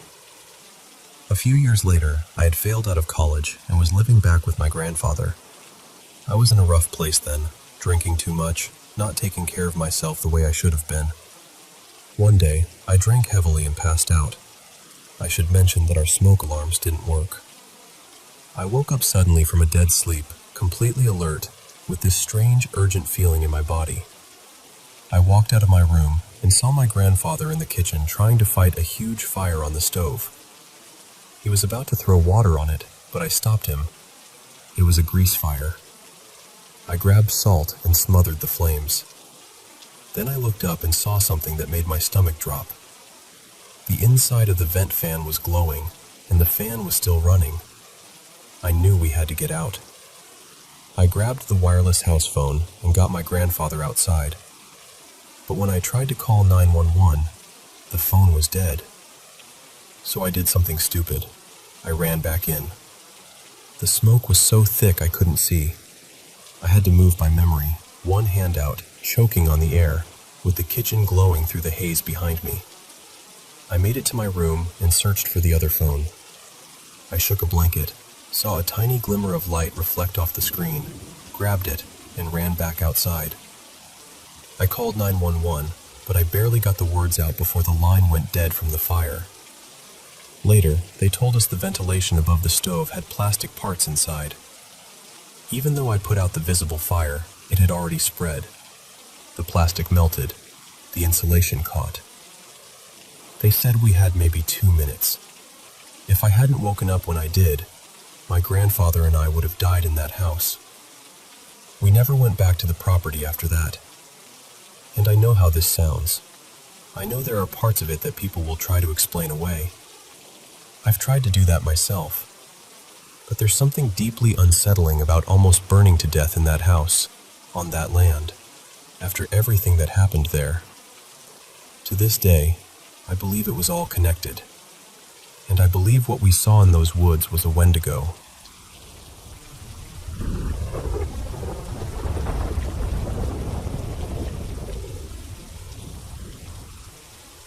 I found it in my grandparents' shed, tucked away like it had been hiding from daylight for 80-some years. My wife and I were clearing the place out in Bluefield, West Virginia, just sorting through rusted tools, cracked jars, old feed sacks, the usual things you expect to find in a shed that's been left alone too long. Then, way back in the corner, behind a sagging stack of lumber, I found this wooden crate wrapped in brittle burlap. Inside was a brass carbide miner's lamp. It was heavy in my hand, dented, tarnished. The reflector was bent just a little, and the whole thing was stained black in places, like the dark had soaked into it and stayed there. It looked exactly like the lamps miners carried down into the hills in the 1930s and 40s. And folded underneath it was a letter from my great-grandmother, dated 1940. Nobody in my family had ever mentioned it. Nobody remembered the lamp. Nobody knew why it had been hidden away. I wish I had left it hidden. I cleaned it up that evening. Not perfectly, just enough to see the brass under all that grime. I bought fresh carbide, set it up, and lit it. That's when everything started. The letter said the lamp belonged to a man named Elias Huck Bennett. He was 38 years old, a foreman at Pond Creek No. 1, down in Bartley, McDowell County. He had a wife and 3 children, with another baby on the way.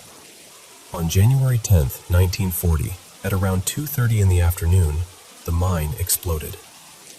91 men died. My great-grandmother wrote that the rescue crews worked for days, going nearly 600 feet down through poison air and ruin to bring the bodies out. When they found Elias, he was sitting upright against the coal wall, and his lamp was still burning beside him. That shouldn't have been possible. Not with the air gone bad. Not with the afterdamp. Not after all that time. But people around Bartley talked about it afterward. They called it Huck's lamp, the one that wouldn't go out. At the bottom of the letter, my great-grandmother had written one warning. Do not light it. The flame brings something back with it. I read that after I had already lit the lamp. The first night, I woke up at 3:17 in the morning, soaked through with sweat. I went downstairs, and there it was on the kitchen table, burning. I had blown it out before bed, I know I did. But the flame was sitting there, low and steady, almost careful, like someone had just turned the valve with a practiced hand. A few nights later, my wife woke me up coughing. She said she smelled coal dust, thick, dry, bitter coal dust. We don't live near an active mine. There is no reason that smell should have been in our house. But when I went downstairs, the lamp was burning again. That's when I moved it to the garage. And that's when things got worse. My truck, which had barely given me any trouble before, threw a rod out of nowhere. Tools disappeared and showed up in places I never put them. At night, we started hearing knocks in the walls. Not random settling sounds, measured knocks, like signals. Then our cat turned up dead under the house. There was black dust in her fur. Last week, I came home and found the garage door wide open. The lamp was sitting on the hood of my truck, burning so hard the flame looked almost white at the center. And on the garage wall, just beyond the reach of the light, I saw shadows. Men-shaped shadows. They looked like they were wearing coveralls and hard hats, standing shoulder to shoulder in the dark, waiting for someone to call their names. My wife heard whispering that night. She swears it was a list of names and dates. Some of the names matched the ones from the Pond Creek disaster. I checked. That same night, I woke up at 3:17 again. The lamp was on my nightstand. I had left it locked in the garage. I don't know how it got there. For now, I've managed to keep it out. I put it in a metal box, packed the whole thing in salt, and locked it back in the shed. I haven't woken up at 3:17 for 3 nights now, but I can still feel it out there. That sounds ridiculous, I know. A lamp sitting in a box shouldn't feel like anything, but this one does. It feels awake, and I'm scared that salt is only slowing it down. I'm scared the flame didn't just bring something back. I'm scared it gave something a way in.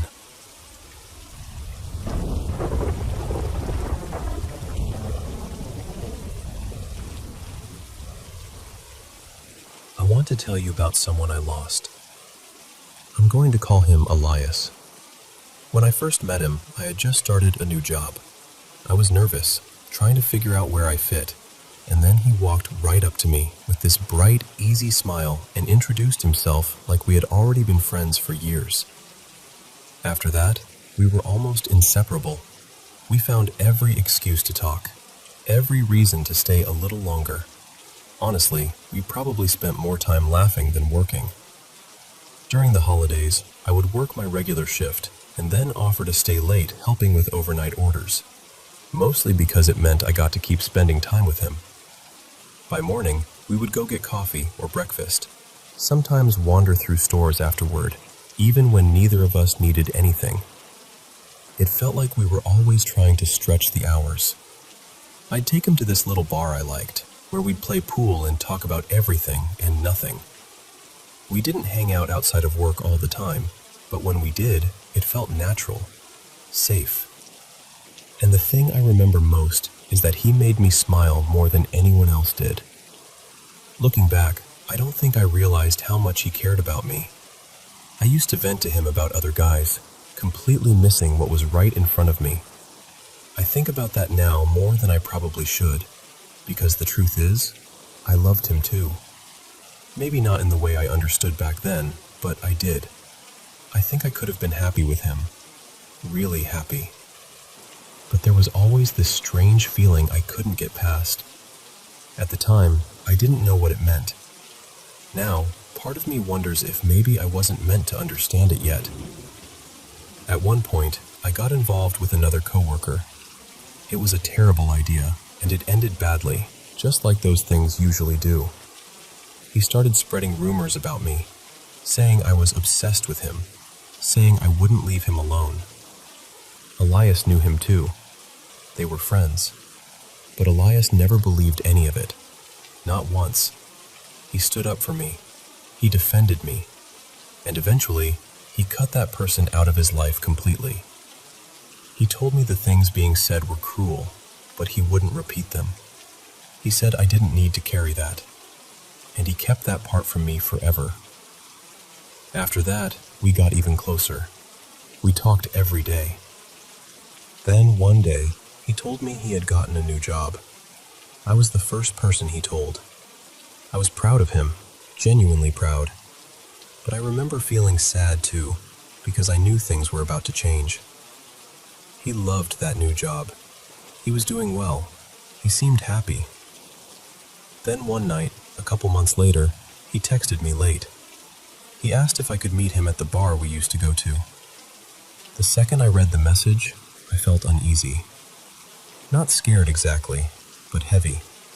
Like he needed me. So I rushed there after work. I drove as fast as I could. But by the time I got there, he was already gone. I couldn't reach him until the next morning. A couple weeks later, everything changed. I walked into work like it was a normal day, and the same coworker I hadn't spoken to since everything happened was standing near the entrance, waiting for me. That alone felt wrong. He told me I needed to go talk to the manager. At first, I thought I was in trouble. I thought maybe I was being fired. But then he followed me all the way to the office, and something in my stomach just dropped. When I sat down, my manager told me Elias had taken his own life. I didn't believe her. I kept telling her she was wrong. She had to say it more than once before the words even became real. And when they finally did, I broke. I made it to the lockers before I completely fell apart. I remember that coworker asking if I was okay, and I was so angry I could barely look at him. I even remember thinking Elias would have rolled his eyes at him too. I spent the rest of that shift trying to hold myself together. I couldn't understand it. He had seemed so happy. I couldn't stop thinking about that night at the bar. If I had gotten there sooner, if he had waited, If one tiny thing had gone differently? I carried those questions everywhere. Then I went to his celebration of life, and that's when the strange things started. I was standing with a group of coworkers when a tiny cardinal started chirping right behind my feet. It was nowhere near a nest. No one knew how it had gotten there. But I knew. I felt it immediately. It felt like Elias saying, "I'm here." Later, his mom had a reading done with a medium. Somehow, Elias gave her enough details about me that she was able to find me online, even though she didn't know who I was. She messaged me and told me he had a message. She said he heard me talking to him, and that he missed me too. She said he loved me, and that I shouldn't be sad forever, because I would find love like that again. Then she told me something I never forgot. She said if I ever sat quietly and really listened to the sounds around me, I might hear him answer. What she didn't know was that I had already been talking to him, out loud, in my room, in my car, telling him about my life like he was still there, just a little farther away than before. Around that time, I was not handling his death well. I was grieving him, and I was tired, and I finally said out loud, "I'm done with relationships." 3 days later, I met the person I'm still with now. We almost didn't meet at all. There were so many tiny things that had to happen exactly right. It felt impossible, like invisible threads had been quietly tying themselves together behind the curtain. 6 years later, we're still together. I'm happy, truly happy. And I've always believed Elias had something to do with that. After that, more things happened. A sock somehow ended up placed perfectly on one blade of my ceiling fan. A stuffed horse my grandfather had given me moved from my closet to the middle of my dad's room. Then I had a dream about Elias. But it didn't feel like a dream. It felt real. I saw him standing across the street, and I ran to him. I jumped into his arms and held him as tightly as I could. I was crying, asking him why he left. He just smiled at me. He told me he was okay. He told me he was happy. He told me there was nothing I could have done, that it had been his time, that I needed to stop blaming myself. Then he brushed the hair out of my face and told me everything was going to be okay. When I woke up, I was already crying, and I could still feel his hand on my face. Months later, I found out that what he said in that dream matched what he had written in the note he left for his family. I hadn't known that before. Then, that December, I got into a terrible car accident. The impact stopped my car completely. I hit my head against the driver's side window. Everything went black for a second, and then all I could hear was ringing. There was dust everywhere from the airbags. When the paramedics arrived, they kept looking past me at the car. They were talking about the damage, about how bad the impact was, about how it should have been worse. At first, they didn't even realize I had been the driver. When they finally checked me, everything was strangely normal. One of the paramedics just looked at me, completely stunned, and said he had never seen anything like it. Then he said, "You definitely had someone protecting you." And I knew exactly who. I walked away with a minor concussion and barely any neck pain. No cuts, no bruises, nothing that matched the wreckage around me. Months after that, I was in the car with my boyfriend. No music was playing. It was completely quiet. I was watching the road, listening to the stillness around me.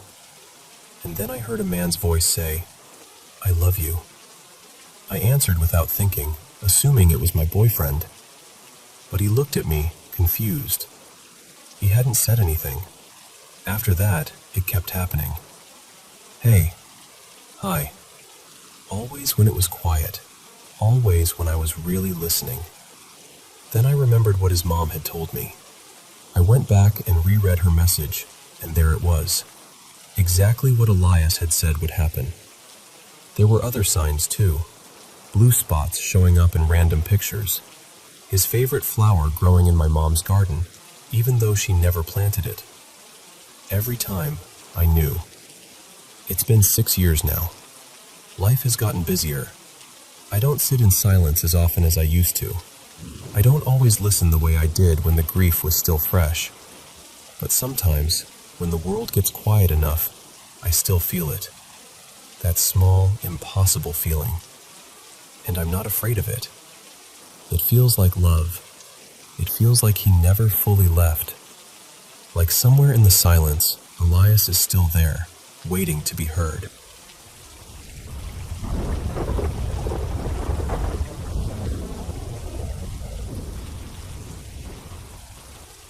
I picked astral projection because, honestly, there weren't many other labels that felt close enough. But I've had a few different kinds of strange paranormal dreams over the years. I originally came here because of some odd things happening at my workplace, but after reading other people's stories, I felt like maybe it was time to share something a little more personal. The first dream that really stayed with me happened when I was very young, maybe around first grade. In the dream, there were 2 little girls with dark brown hair. They were dressed almost exactly alike, in pale blue dresses with ruffles, little hair clips, white socks, and shiny black Mary Janes. They were sitting in this enormous hallway, almost like a corridor in a grand old building. Then, out of nowhere, this huge wave came rushing toward them. As a kid, my brain thought it looked like tomato soup or spaghetti sauce, something thick and red. It filled the whole hallway. But the strangest part was how calm the girls were. They didn't scream. They didn't run. They just lifted their feet a little, like they were letting water pass underneath their chairs. But the wave was massive. It swallowed the entire space. I remember waking up and telling my mom about it that morning while she was standing in the kitchen. She thought it was odd, but she didn't seem too concerned. Still, that dream never left me. Years later, I was up late with my roommate Mara, and we were talking about dreams. She had been listening to meditations and sleep hypnosis because she was trying to lucid dream.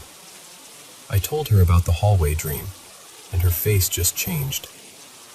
She asked me if I had ever seen The Shining. I hadn't.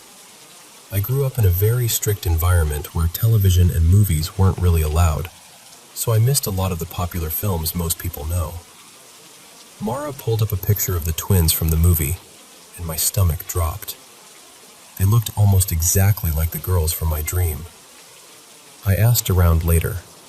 I asked my sister if maybe we had seen it at a relative's house. She said no. I asked my uncle if my grandparents ever watched horror movies. He said absolutely not. So I still have no idea where that image came from, or why I dreamed it so clearly when I was that young. The second dream happened much more recently. In 2024, I changed careers and started working as a caregiver in home care. One of my first regular clients was an elderly man with a very unusual type of dementia. His daughter, Lena, also lived there. She had a reputation for being difficult with people, but for some reason, she and I got along really well. We had a lot in common, even a couple of mutual friends. After a few weeks, she started joking around and flirting a little. It was mostly harmless and playful at first. Nothing serious, though things did eventually get uncomfortable later on, and I had to ask to be reassigned. That's a whole different story. Anyway, at one point, Lena had to travel for work. Another caregiver was away too, so I ended up working a lot of long shifts at the house. Since I was there so much, Lena told me that if I got tired while her dad was napping, I could lie down on the couch in his room so I'd still be close enough to hear him. One late morning, I did exactly that. I fell asleep on the couch and had one of the most vivid dreams I've ever had. In the dream, Lena and I walked into this dim, narrow building. At first, it was just a hallway, but then it opened into a larger room. There was only soft, natural light, and the back wall seemed open to the outside. I remember thinking it looked like an old, half-damaged building. In the middle of that open space, there was a hot tub, and Lena and I were in it together. I'll just say the dream was definitely not unpleasant. I did have a small crush on her at the time, so I didn't think too much of it beyond that. Months later, her dog got very sick. She needed to take him to the vet and asked if I would come upstairs to help hold him on a towel while she got ready, because he was making a mess of himself. I had never been upstairs in her private space before. When I walked into her room, I froze. The layout was almost exactly like the place in my dream. Her upstairs area wasn't just a bedroom, it was more like a little apartment. You walked in through a hallway, with her office off to one side, and then it opened into this large, dim room. There wasn't a hot tub, of course, but there was a bed, furniture, and a huge sliding glass door at the back that led out to a balcony. The lighting was low and soft, just like in the dream. That was when I realized the building from my dream wasn't some random place. It was her room. I had never been up there before. I had no reason to know what it looked like. About a year later, I told someone that story, and they asked me if I had ever considered that it might have been astral projection. That was the first time the idea really clicked for me. I've had other dreams about Lena, but none of them were ever that vivid again. That one felt different. It felt less like something my mind invented, and more like I had somehow wandered into a place I wasn't supposed to know yet.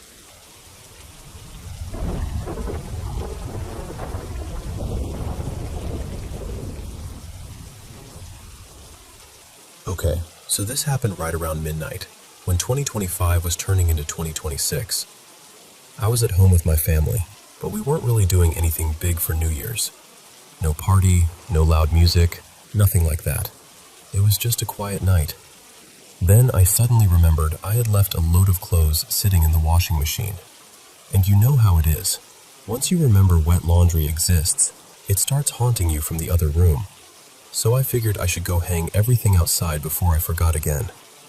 We live in this villa-style house, and along the side wall, we have these metal racks where we usually hang clothes to dry.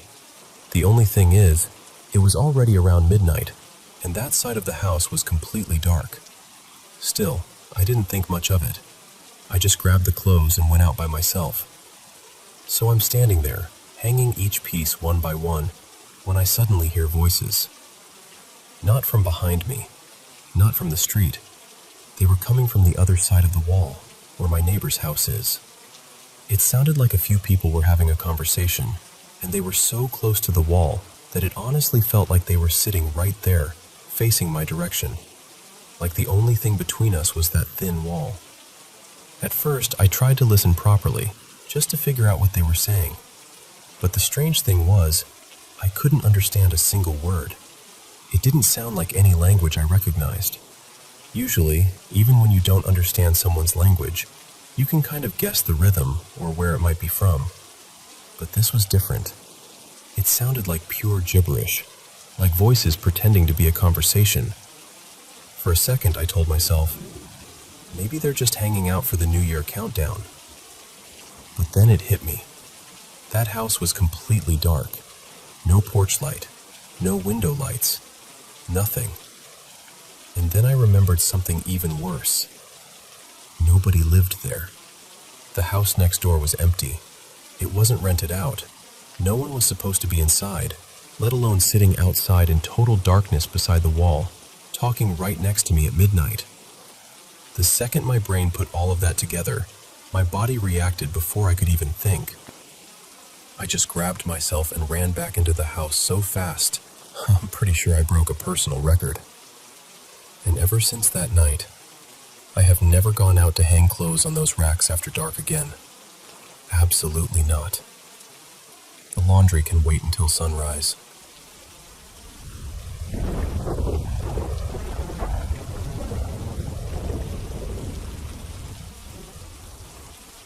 I've been thinking about this for over a year now, and honestly, I still don't really know what I saw that night.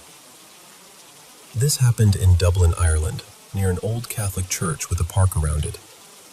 The layout matters a bit because it makes the whole thing harder for me to explain away. There's a river running through the park, and one road with a narrow footpath on the left that crosses over a little bridge. The area is usually pretty well lit by street lamps, and there's a decent-sized car park near the river. On the far side of that car park, there's a gate leading into a small housing estate where I used to live. It was the kind of place where everybody knew everybody. That gate was the only other way into the car park. That night, I was walking home from the gym. A few weeks before, I'd had a really unsettling experience where someone followed me through a different park, so I was more alert than usual. I kept checking around me, making sure there wasn't anyone acting strange nearby. Just before I stepped onto the bridge, I turned to look behind me. There was no one there. At least, not that I could see. But when I turned back around, there was suddenly a woman walking toward the bridge. She was very old, maybe late 80s or early 90s, and she was close enough that I should have noticed her before. That's the part I keep coming back to. There's no way she should have been able to get that near without me seeing her. She was dressed completely in white, from what I could tell, and she was carrying 2 shopping bags. That felt wrong immediately. It was late, all the shops were closed, and it was a freezing February night. She wasn't dressed for the weather at all. As I got closer to the end of the bridge, she stopped. Then she let out this scream. I don't even really want to call it a scream, because it didn't sound human. It was this sharp, piercing screech that cut straight through the quiet. My whole body reacted before I could think. I just started walking faster, trying not to run, trying not to panic. A few seconds later, I looked back, and she was gone. Not walking away, not turning a corner, just gone. The only place she could have disappeared that quickly was down the steep embankment by the river. But I knew that bank well from growing up around there. Even as a kid, I struggled to keep my balance on it. An elderly woman carrying 2 shopping bags would not have been able to scramble down there silently in a matter of seconds. And I didn't hear anything. No footsteps, no splash, no rustling. Nothing. The whole place had gone quiet again, like the sound had been swallowed. Later on, I kept thinking about the old stories of the banshee. In Irish folklore, she's sometimes seen wearing white, and she wails or shrieks as a warning that someone in a family is going to die. Some stories even say she can be seen near water, washing bloody clothes. I keep wondering about those bags she was carrying. What was in them? And how did she vanish so quickly? The strangest part is that not long after that night, my grandmother Nora was hospitalized. Thankfully, she survived at the time, but she only lived for a few more months after that. I'm not saying I definitely saw a banshee, but I've never been able to make it make sense any other way.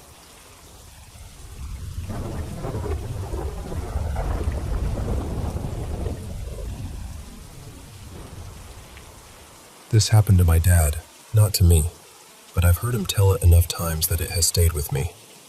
Back when he was in college, he used to visit his friend Ramesh's house to watch cricket matches. Sometimes the match would go late, and by the time it ended, it was too late for him to return to his rented room. On those nights, he would just sleep over at his friend's place.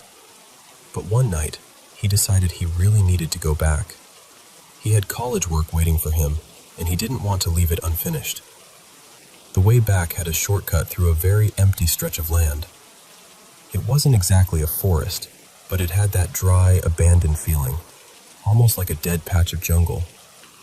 The road was rough, and there were no houses nearby, just open land, scattered trees, and silence.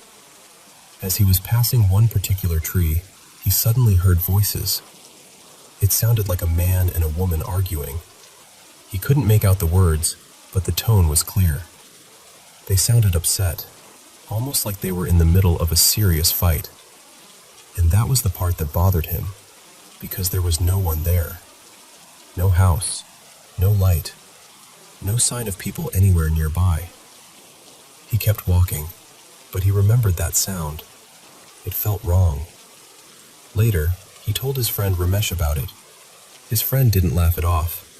Instead, they both got curious and decided to go back to that same place another night, around the same time, maybe close to midnight. And they heard it again. The same kind of voices, the same argument. Still no clear words, just the sound of two people fighting somewhere in the darkness. They searched around to see if someone needed help, but there was nobody. No couple, no villagers, no one hiding behind the trees. The only things nearby were empty land and a few cooler factories, all closed for the night. After that, they didn't really talk about it much. They never told many people either. Maybe because it sounded too strange. Maybe because there was no proper explanation. This was more than 25 years ago now. Later on, Ramesh died from an illness that went untreated, and the following year, my dad broke his leg while traveling. I sometimes wonder if those things were somehow connected to what they heard that night, but my dad doesn't believe that at all. He says, bad things happen in life, and not everything needs to be tied to one strange moment. Still, I asked him more than once if there could have been houses nearby, or if maybe he misunderstood what he heard. He was very sure. He told me it happened twice, and the second time his friend heard it too. In that area, people usually slept early, around 8 or 9 at night, and this was much later than that. There was no reason for anyone to be out there, arguing in the dark, in the middle of such an empty place. So I keep coming back to the same question. What were those voices?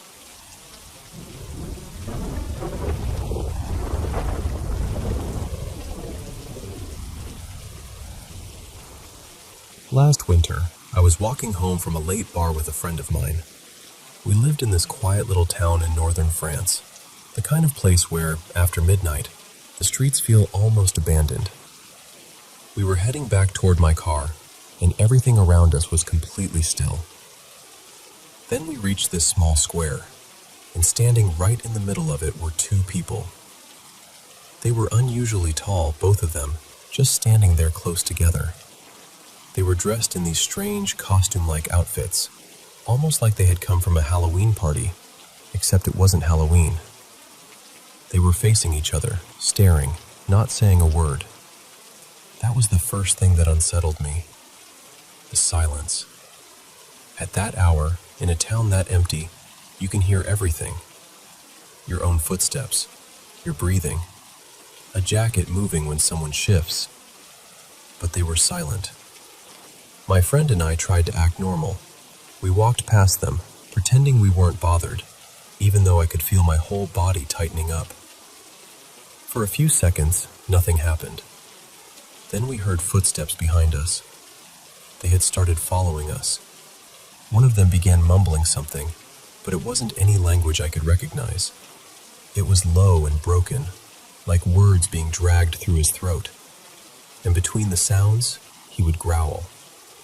Not like someone joking around, not like someone trying to scare people. It sounded wrong, almost animal. We picked up our pace. Neither of us said anything at first, but I knew my friend was scared too. You can feel that kind of fear without needing to look at someone. Then, suddenly, there was this violent banging behind us. They were hitting a bus shelter, hard. The shelter was only a few meters behind us, close enough that the sound cracked through the whole street. That was when the fear changed. Before that, I was thinking, maybe they're drunk. Maybe they're messing with us. But once they started smashing that shelter, it felt real. They were willing to be violent. We didn't look back. I wanted to, but I was afraid that if I turned around, they would be much closer than I expected. And that was the strangest part. Their footsteps sounded like they were still farther away, but somehow the bus shelter they hit had been right behind us. It didn't make sense. It felt like the distance between us and them kept changing. When the banging started again, we ran. Not jogged, not hurried. We sprinted.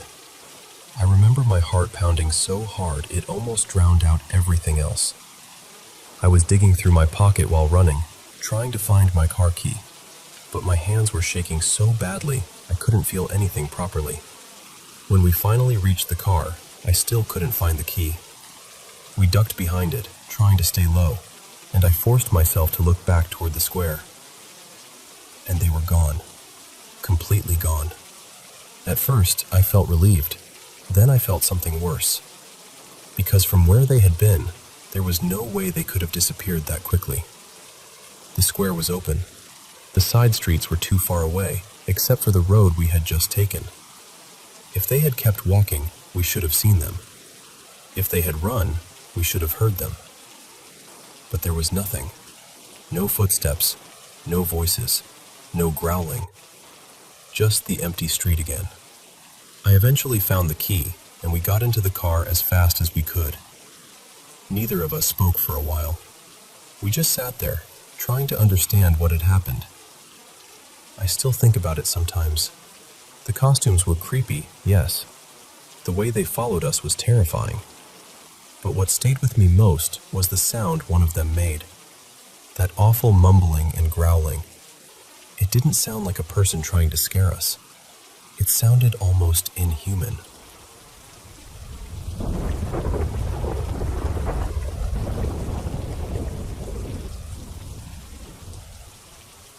I was eating a late dinner the other night, probably close to 9:30. The whole house had already gone quiet. Everybody was asleep, except me and my dog. I was sitting in the living room with the TV on, just trying to relax a little. I was on the couch, and my dog was stretched out on the ottoman right in front of me. Everything felt normal.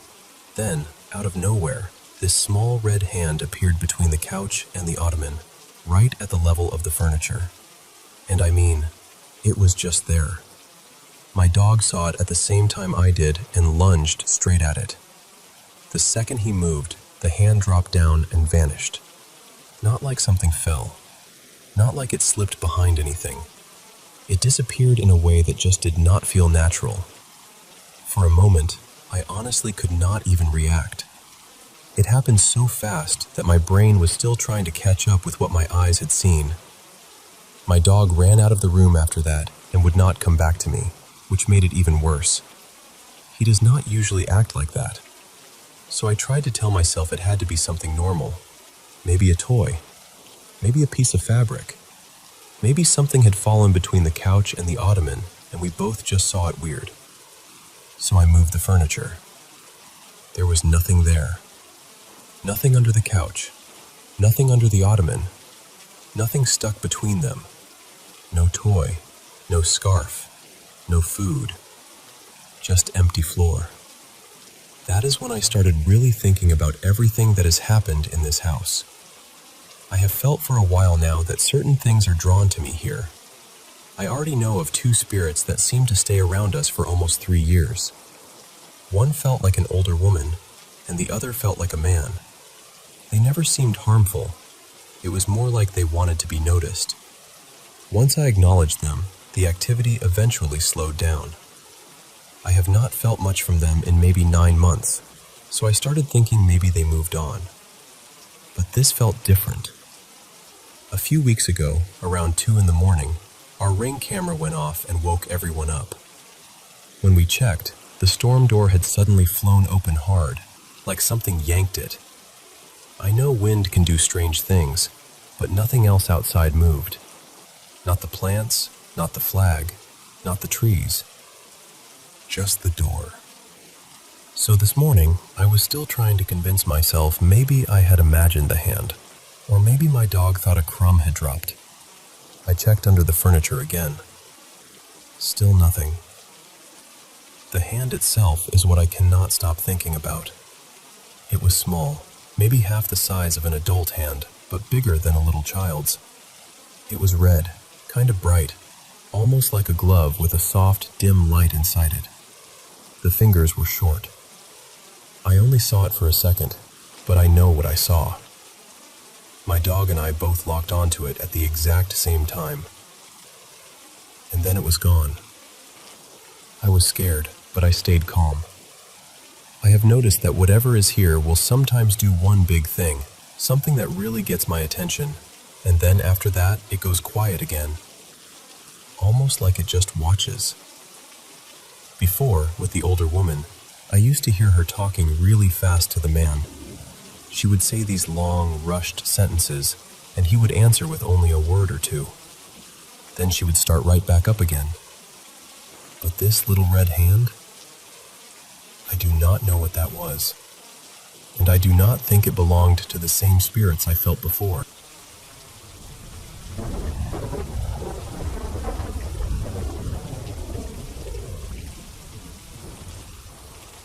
My mom had a stroke back in August of 2018. At first, we honestly thought she might pull through. There were little signs that made us hopeful, the kind of things you cling to when someone you love is lying in a hospital bed. But then everything changed so quickly. She developed pneumonia while she was in the hospital, and within a few days, she was gone. And I should say this about my mom. Her name was Mary Ann, and she was the heart of our family, truly. Everything revolved around family with her. Her children, her grandchildren, everyone being together. That was what mattered most to her. After she passed, strange things started happening. The first one was at the funeral home. We had all gone there to say our final goodbyes. Her children were there, her grandchildren, our partners, all of us standing in that room together. And then the lights started flashing. Not flickering. Not a weak little blink you could explain away. I mean, the whole room was flashing. Hard and fast, almost violently. Everyone saw it. We were just standing there, stunned.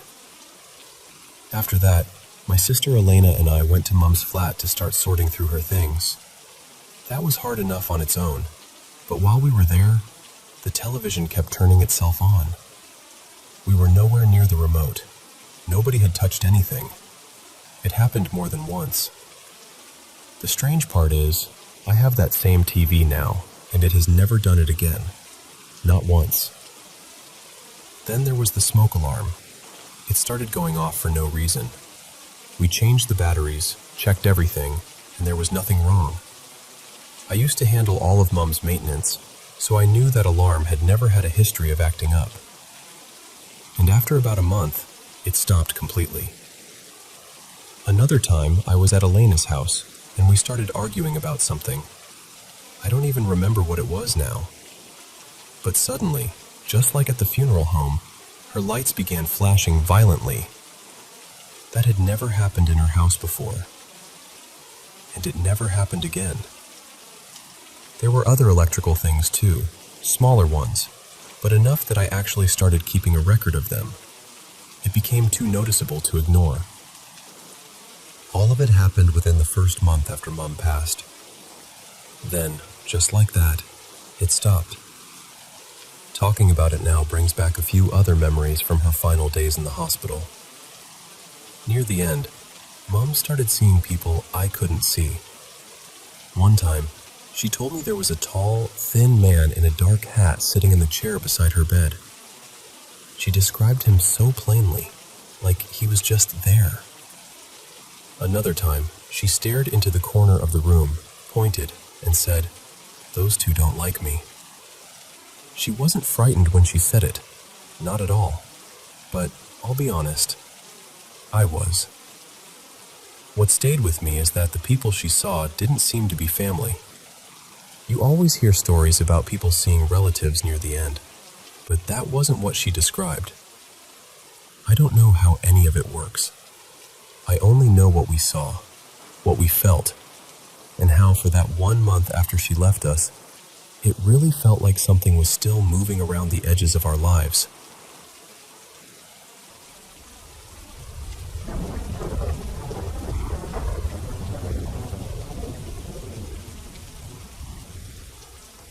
I'm 55 now, and in all these years, this is the only thing I've ever experienced that I still can't explain. It happened when I was 18. I grew up in the UK, and back then, my friend Darren and I had this ridiculous habit of trying to sneak into posh events. We thought it was funny. We were young, broke, and convinced we were much cleverer than we actually were. That summer, we decided to head to the Henley Regatta for the weekend, mostly because we'd heard there might be free champagne floating around if you looked confident enough. Before we went, someone we vaguely knew told us there was an old abandoned house near Henley where we could sleep for a couple of nights. Not exactly luxury accommodation, but at 18, free had a certain sparkle to it. He gave us rough directions from the train station, and after wandering about for a while, we eventually found the place. It was a big, filthy, off-white house sitting back in its own grounds. 2 floors, loads of rooms, maybe 20 or more. The windows and doors on the ground floor had mostly been boarded up, except for one window where the boards had been pulled away. So, naturally, being idiots, we climbed in. Inside, the place was bare and grim. Old floorboards, dust everywhere. That stale smell empty buildings get. Then we noticed one room downstairs where strange symbols had been drawn across the floor. There were melted candles around them too, all hardened into little wax puddles. It put the wind up us, I won't lie. But it was still daylight, and daylight makes you brave in a very stupid way. So we told ourselves it was probably just local kids trying to scare people, and we decided to stay anyway. We went upstairs and picked a room as far from that symbol room as we could get. We left our sleeping bags there, then headed into Henley for the regatta. We got back to the house around 1 in the morning. The place felt completely different in the dark. Colder somehow. Quieter too, but not peaceful. We climbed back in through the window, made our way upstairs, and settled into our sleeping bags. Darren fell asleep pretty quickly. I didn't. I was lying there, staring into the darkness, trying to drift off, when I heard footsteps. They were coming from down the corridor. Slow. Clear. One step after another on those old wooden boards. At first, I thought maybe I'd imagined it, but then they kept coming, closer and closer. Every creak seemed to land right inside my chest. Then the footsteps stopped, right outside our door. I remember lying there absolutely frozen. My heart was hammering so hard I could hear it. I was waiting for the door to open, or for someone to knock, or for something to happen. But nothing did. No movement, no voice, no footsteps leaving. Just silence. And that was the part that scared me most. Those floorboards were loud. If somebody had walked away, I would have heard it. There was no carpet, no rugs, nothing to muffle the sound. Whoever, or whatever, had stopped outside that door simply didn't move again. I must have lain awake for hours. 3 hours, maybe more. Too scared to wake Darren, too scared to move, too scared to even breathe properly. I think I eventually slept a little before morning, but I never told Darren what happened. At the time, I suppose I thought he'd just laugh or call me mad. It's not the most dramatic ghost story in the world. No face at the window, no floating figure, no screaming. Just footsteps in an abandoned house stopping outside my door. But even now, decades later, I can still remember exactly how frightened I was. Some things don't need to do much to stay with you.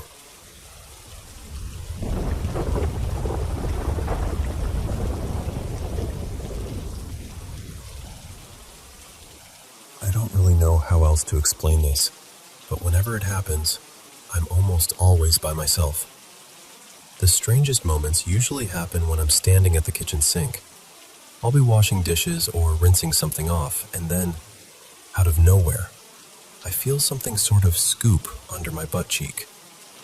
I know that sounds ridiculous, but it's the only way I can describe it. Almost like someone cups their hand, taps upward from underneath, and sort of lifts. It's happened more than once, and every time, I freeze because I know nobody else is there. That same spot in the kitchen has had other things happen too. I felt something breathing right down the back of my neck. Not a draft, not the air kicking on. Actual breath. And one time, I heard a whisper say a name close to mine, soft enough that it almost felt like it was inside the room, and inside my head at the same time. A while back, maybe a year or so ago, something threw several old iron horseshoes across the room. They were aimed in my direction and toward my cat Luna. Thankfully, neither of us got hit, but it scared me so badly, I just stood there staring. I keep those horseshoes up on a shelf where they can't just slip off, and even if they did, they would fall straight down. They wouldn't fly across the room like someone had hurled them. Then yesterday morning, I woke up to the feeling of being held. It honestly felt like someone was spooning me, with heavy arms wrapped around my chest and my own arms pinned down at my sides. It didn't feel angry or violent, but it was incredibly heavy. I couldn't move for a moment, and the whole thing left me shaken. There was also something that happened a few years ago that I still think about. I was exploring an abandoned church with a couple of people, which I know now was not the smartest idea. We went down near the flooded basement, and I heard this deep snarl. Then I saw a pair of eyes staring at me from what looked like 10 feet up off the ground. This was in a small town in rural Illinois, not some place where an animal could easily be hiding up there, and definitely not somewhere a person could have been standing. I still don't have a normal explanation for it. When I was in junior high, I had another experience that felt impossible. I was walking through the upper walkway of the school gym during class, so the gym was completely empty. The seating was raised, with a path around the top, and I was just cutting through to get to another classroom. As I walked, I noticed I had two shadows. One looked exactly like me, with my hair down and my books in my hands. But the other shadow had a high ponytail and no books at all. It moved with me, but it wasn't me. There's one other thing too, and it feels different from the scary stuff. My grandfather, who passed away before I was born, used to collect marbles. For as long as I can remember, I've had this strange luck finding marbles in random places. I also find money all the time, anywhere from pennies to larger bills. Once, I even found close to $200. It's happened so often that it doesn't feel like coincidence anymore. I don't know what all of this means. Part of it feels playful, part of it feels protective, and part of it honestly scares me. I'd really appreciate any advice or insight from anyone who might understand what could be going on.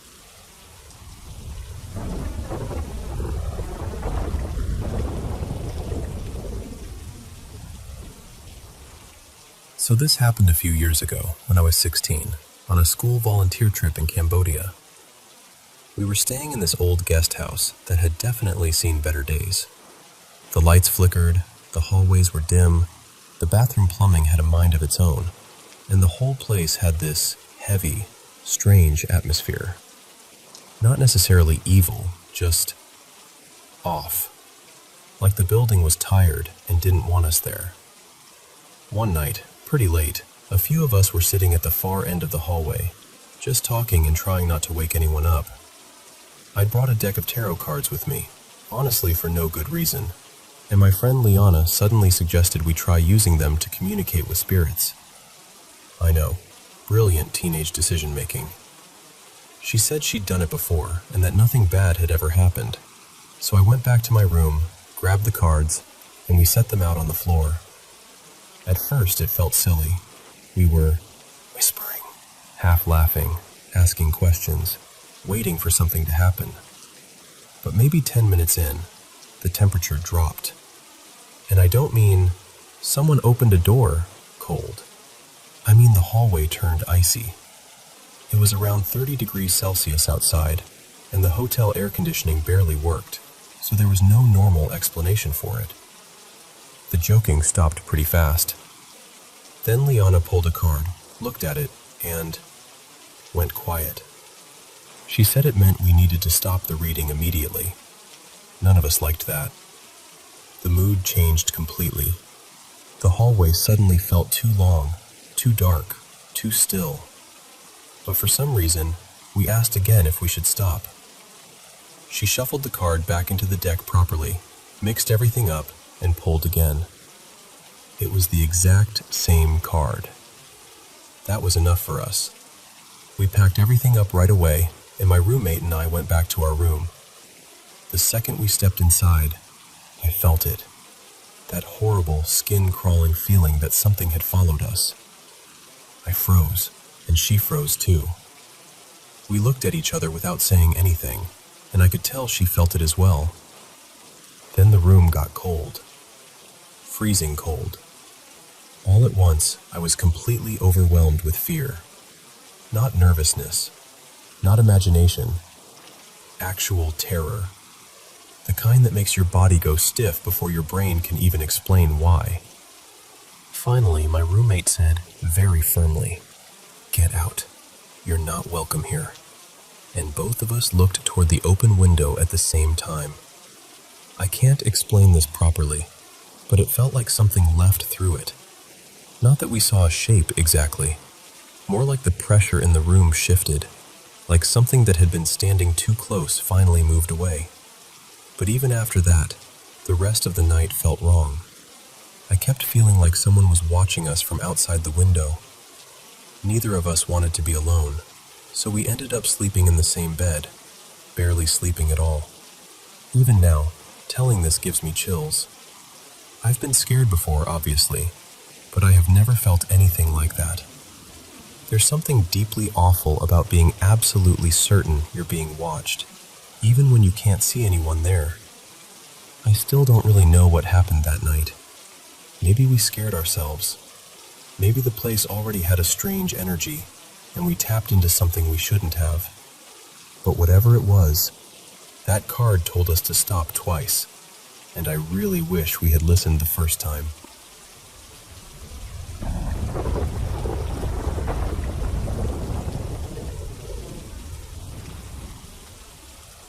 I've never really told this story before, mostly because I was scared of what people would think of me.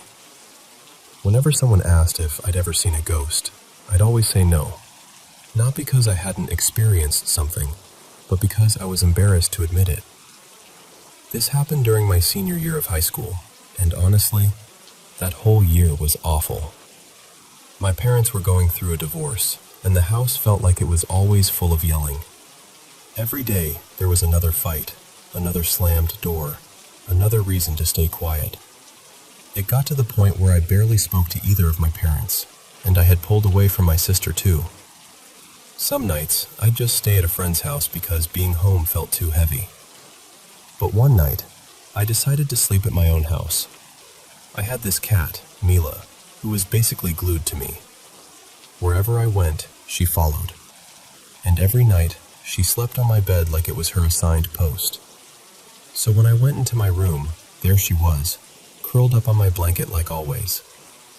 I changed clothes, got into bed, and started flipping through an old paperback book. After a while, I felt myself getting sleepy, so I set the book down and turned off the light. Within seconds, Mila jumped up. And I mean, jumped up. She started acting frantic, pacing around, scratching at the door, desperate to get out. I always kept my door closed so I wouldn't have to hear whatever was happening in the rest of the house. But she was panicking so badly that I got up and let her out. At the time, I just thought maybe she heard another cat outside or sensed something in the yard. I didn't think much of it.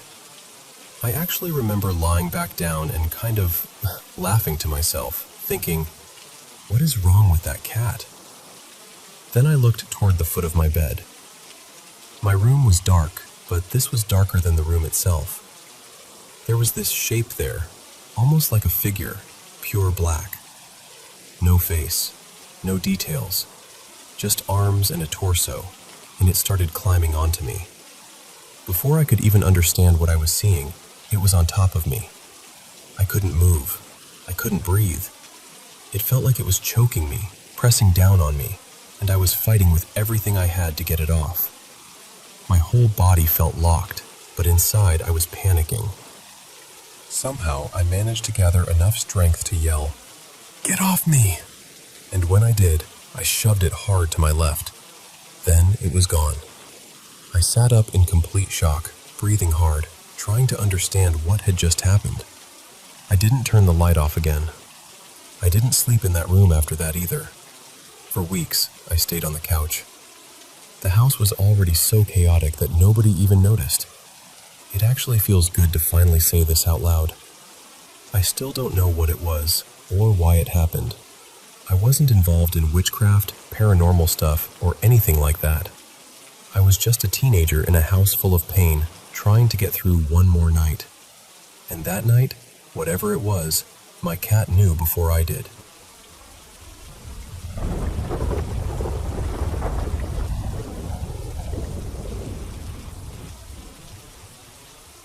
On Sunday, I reached out to someone named Celine, who does energy cleansing and other spiritual healing work. I've been going through a really difficult time, and while there's a longer story behind that, it isn't really the main point here. She seemed to feel that I needed help sooner rather than later, so she offered to do a free evaluation for me that same day. During it, she told me that there were negative energies around me, connected to things like fear, anxiety, abandonment, stress, vulnerability, and even suicidal energy. She said these energies were affecting my everyday life. I do consider myself a spiritual person, and in the past, I used to experience sleep paralysis quite often. That doesn't really happen to me anymore, but sometimes when I meditate, I still feel sensations that are kind of similar. Usually, for anything like that to happen, I would need to be lying flat on my back. The sensations are usually like vibrations or tingling, and sometimes I feel like I can't move. But that Sunday night, I went to bed completely exhausted. I normally sleep on my side, and that night was no different. I wasn't lying on my back at all. Then things started to feel strange. I honestly don't know whether what happened next was real, a dream, or something in between. My memory of it is blurry. It felt like I might have been dreaming and confused, or maybe awake but somehow outside of myself. At some point, I started feeling this extremely heavy vibration. It was much stronger than anything I had felt before, almost like something was trying to enter my body. It was intense, really intense. I didn't move, or maybe I couldn't move. I'm still not sure. It felt like it lasted for a long time. Then I started speaking, but it didn't feel like the words were really coming from me. It felt more like something was communicating through me. I think I said something out loud, close to, "I'm angry because I'm not here." The tone felt frustrated, maybe even slightly angry. Right away, I interpreted it as one of those negative energies expressing anger because it couldn't exist in a physical body the way I do. I know I said something else too, but I can't remember what it was. What I do remember clearly is the feeling of being invaded. Like I didn't fully have control over my own body, and like I was saying things that didn't belong to my life or my thoughts. This was the first time I had ever experienced anything quite like that. It reminded me of sleep paralysis in some ways, but it was also very different. It was less terrifying somehow, but much more intense. That's the part I can't stop thinking about. Maybe it was just a dream. Maybe my mind was processing everything from the energy evaluation earlier that day. But it felt so real. I keep wondering whether something really was trying to communicate before being cleared away from me. Has anyone else ever experienced something like this?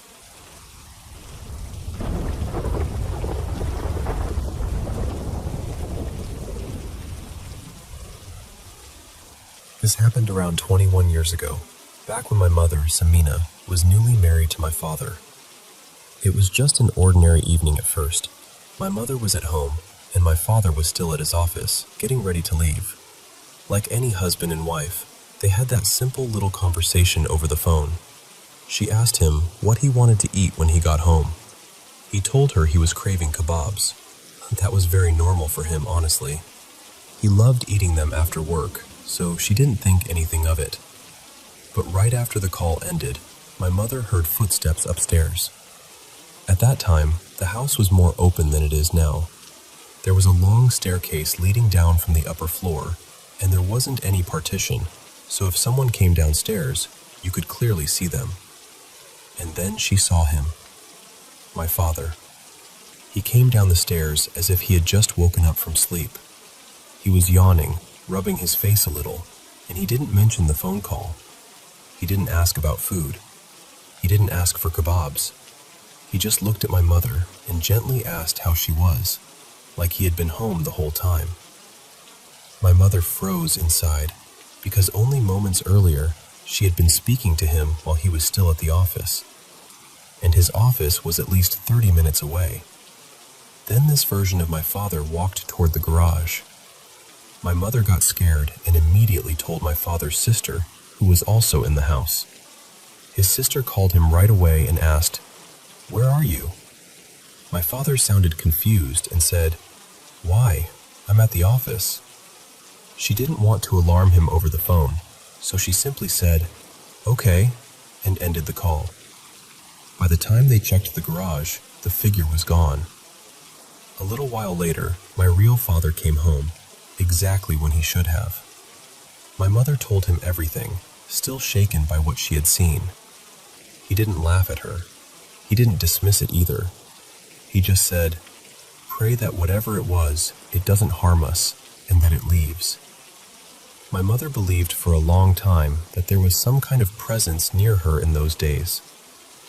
In Islam, we are taught to recite Ayat al-Kursi, the verse of the throne, and not to try speaking to such beings because, if it was a jinn, it was better not to engage with it at all.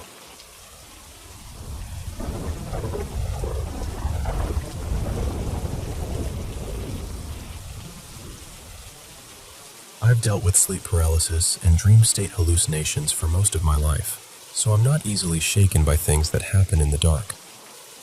At this point, I've gotten strangely used to waking up scared, realizing what's happening, calming myself down, and drifting right back off. But lately, something has changed.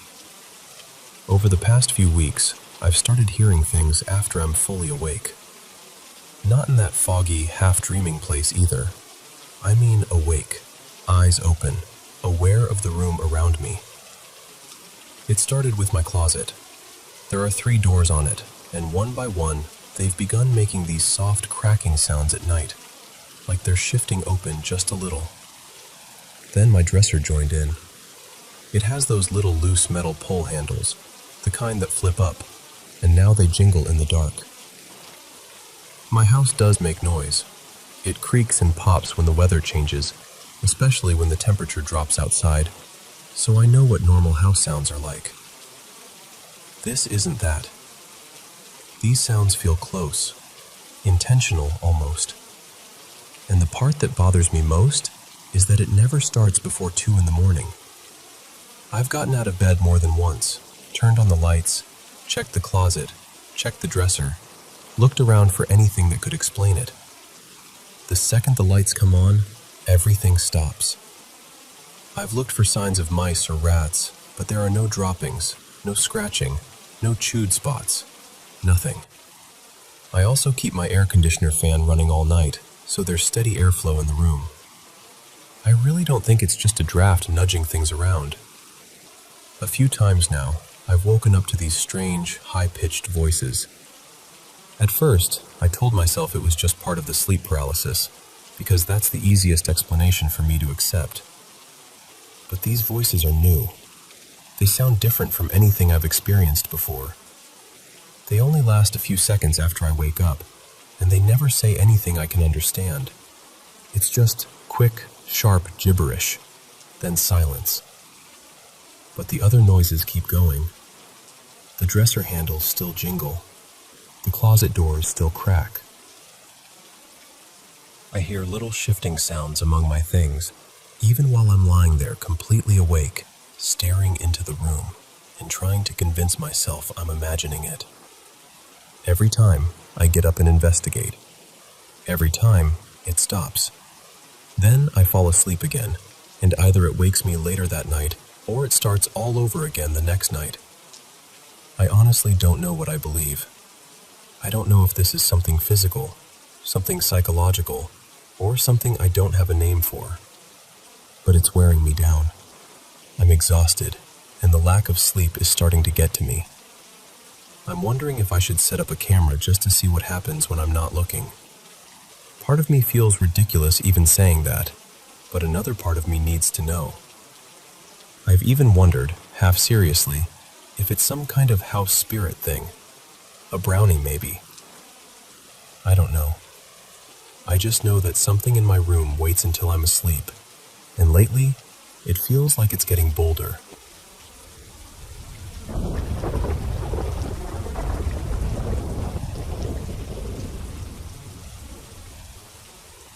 I've had a lot of people tell me I should share my story, and honestly, I never knew where to put it, because the truth about my husband's betrayal and the divorce that may be coming still isn't public. Not because I'm trying to protect him. I'm not. But because people who know us would be stunned. To everyone else, we looked solid. We looked happy. We looked like one of those couples people point to and say, "That's what I want." Even after so many years together, I thought we were still deeply in love. We were close, affectionate, connected. We had 3 kids, long work weeks, exhaustion, pregnancy, postpartum chaos, real life pressing in from every side, and somehow I still believed we were each other's safe place. That's part of what makes all of this feel so impossible to understand. My grandma, who I called Gigi, was my best friend. She lived right next door to me my whole life, and I spent so much time with her. My older kids got to know her too, and that still feels like one of the biggest blessings of my life. She was strong, funny, kind, and full of life. She never had to tear anyone down to fill a room, and she loved my grandpa with her whole heart. Their love was the kind that teaches everyone around it what devotion is supposed to look like. My mom grew up seeing that. My parents had that kind of marriage too. And I thought I had it. I really did. When Gigi passed away, my husband and I bought her house. 5 acres in Florida, right beside my parents. My kids could walk next door to their grandma's house the same way I did growing up.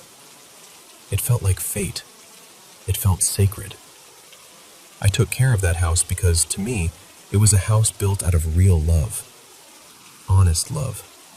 Forever love. We moved in on June 1st, 2024. Not long after, my husband and I were planning his vasectomy for later that year because we thought we were done having children. But I was already pregnant, and that was a whole emotional storm on its own.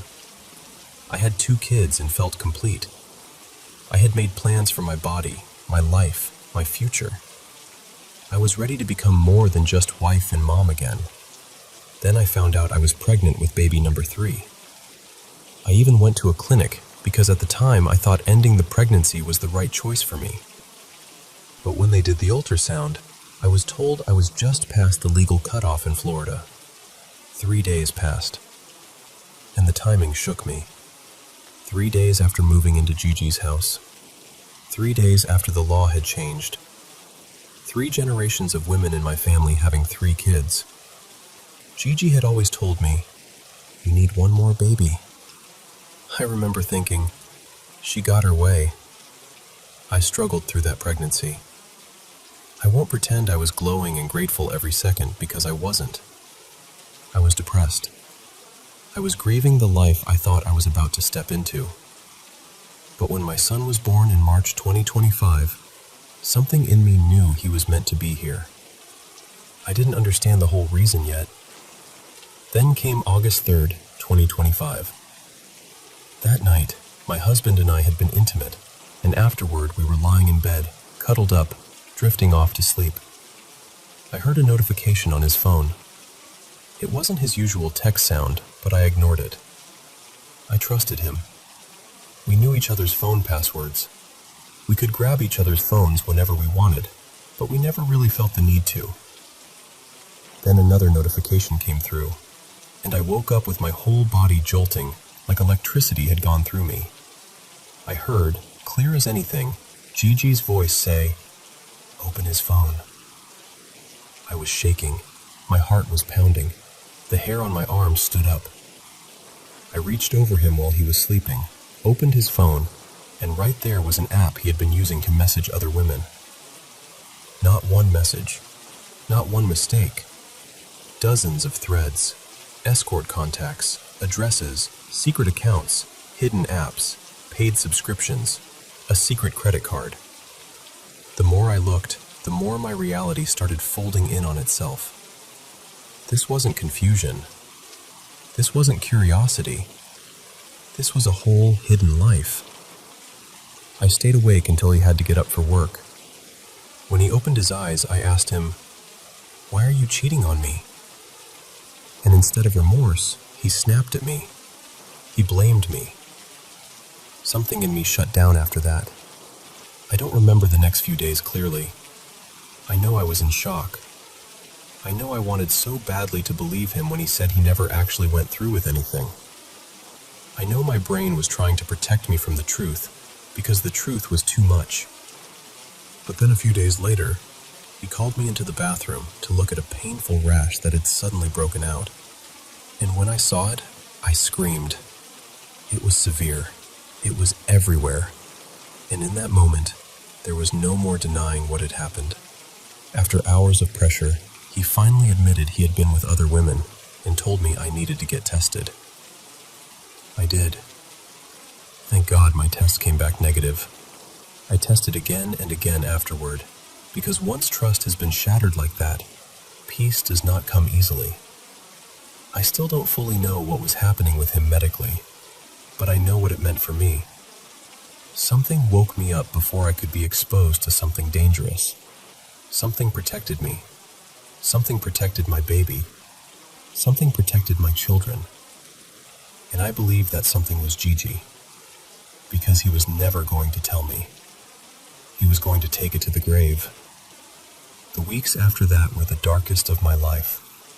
I was living in the same house with him, drowning in grief, rage, disgust, love, confusion, and humiliation all at once.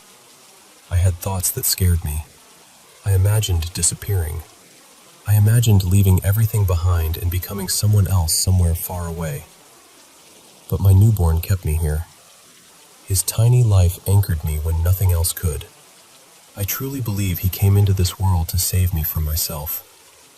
He was my little lifeline, my heaven-sent reason to keep breathing. Then, on August 20th, I woke up with this heavy, overpowering feeling that there was more. Not just recent betrayal, more history, more lies. So I sat my husband down and said, "Tell me about the last 5 years." I don't even know why I chose 5 years.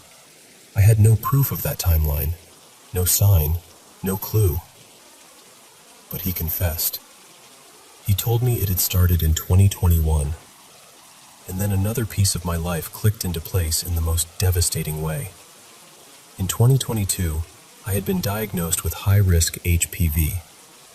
I had believed it must have come from before him, something dormant from years earlier. Since then, I had gone through painful biopsies every few months to monitor for cervical cancer. He watched me suffer through that. He knew. And still he kept risking my health, my body, and my life. That is the part I still don't know how to hold. I never suspected him. Not once. He was able to live 2 lives for years while I loved him completely. But the moment we moved into Gigi's house, it was like she said, "Not here. Not in my home." And everything came into the light. I miss her every day. I feel her with me. I feel her guidance in that house, in the walls, in the land, in the little signs that keep showing up when I need them most. I don't know exactly what happens next. I don't know how long healing takes. I don't know what life looks like when the person you trusted most becomes the person who hurt you deepest. But I do know this. That house was built on love before him. It will be filled with love after him. And one day, I believe it will feel like home again.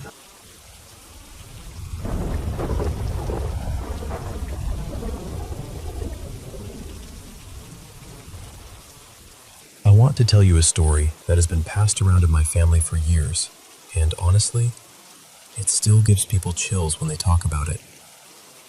It is one of those stories that sounds impossible at first, until you hear it from the people who lived through it. This happened sometime in the early 1990s in my mother's village in Azad, Kashmir, Pakistan. Back then, the village was not developed the way it is now. There were no bright streetlights, no easy transport, and once night fell, people usually stayed inside. Part of that was because of jackals and wild boars wandering around outside. But people also believed there were other things out there. Things you did not want to cross paths with after dark. One night, there was a family gathering at my grandmother's house. Everyone was sitting together, talking, laughing, and enjoying the evening when a few cousins started craving a special kind of tea. The problem was, there was none left in the house. So two of my uncles, I'll call them Haris and Hamza, decided to go and buy some from a shop. The shop was quite far away, because in those days, stores were not close by like they are now. They wrapped themselves up, stepped out into the cold night, and began walking. After a while, Haris suggested they cut through the fields to save time. Hamza looked around, did not see any animals, and agreed. So they left the main path and started walking through the dark fields. They had not gone too far when they saw an old man standing completely still in the middle of the field. He was dressed entirely in white. At first, they thought he was just some elderly man from the village, maybe someone passing through. But something about him felt wrong. He was not moving at all, not even a little. He was just standing there, quiet and still, as though he had been waiting for them. The two brothers tried to walk past him, but they could not. They said it felt as if something invisible was holding them in place. Their legs would not move forward, no matter how hard they tried. The night around them went strangely silent, and that is when fear really began to settle in. Then they turned and looked at the old man again, and he started growing taller, slowly at first, then more and more. His body stretched upward into the darkness. Haris and Hamza could not move. They could not scream. They could not even look away. They just stood there, frozen, watching this figure rise higher and higher until he seemed to reach the sky itself. For what felt like a long, cruel minute, they were trapped there, staring at something no human being should ever have to see. Then, everything went blank. When they finally came back to their senses, they were no longer together. One of them was standing at one end of the village, and the other was at the opposite side. Both were completely alone, confused, and terrified. They did not try to find each other. They did not even go back to my grandmother's house that night. They were so shaken that each of them went to the nearest relative's home and stayed there until morning. At dawn, they returned to the family gathering, pale, sweating, and devastated. They told everyone what had happened, and the fear in their faces was enough for the family to believe them. And after that night, until the village became more developed, no one in our family went outside after 10 p.m. Not for tea, not for company, not for anything.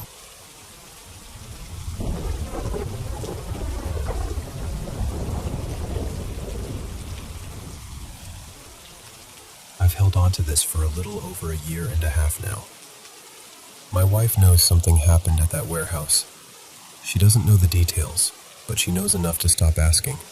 She sees it when I wake up at 3:12 in the morning, just staring into the dark like I'm waiting for something to move. At first, she used to touch my shoulder and ask if I was okay. Now she just lies still beside me. And honestly, I think part of her has decided that whatever happened is something she doesn't really want pulled into the light. I let her believe that's for the best. Maybe it is.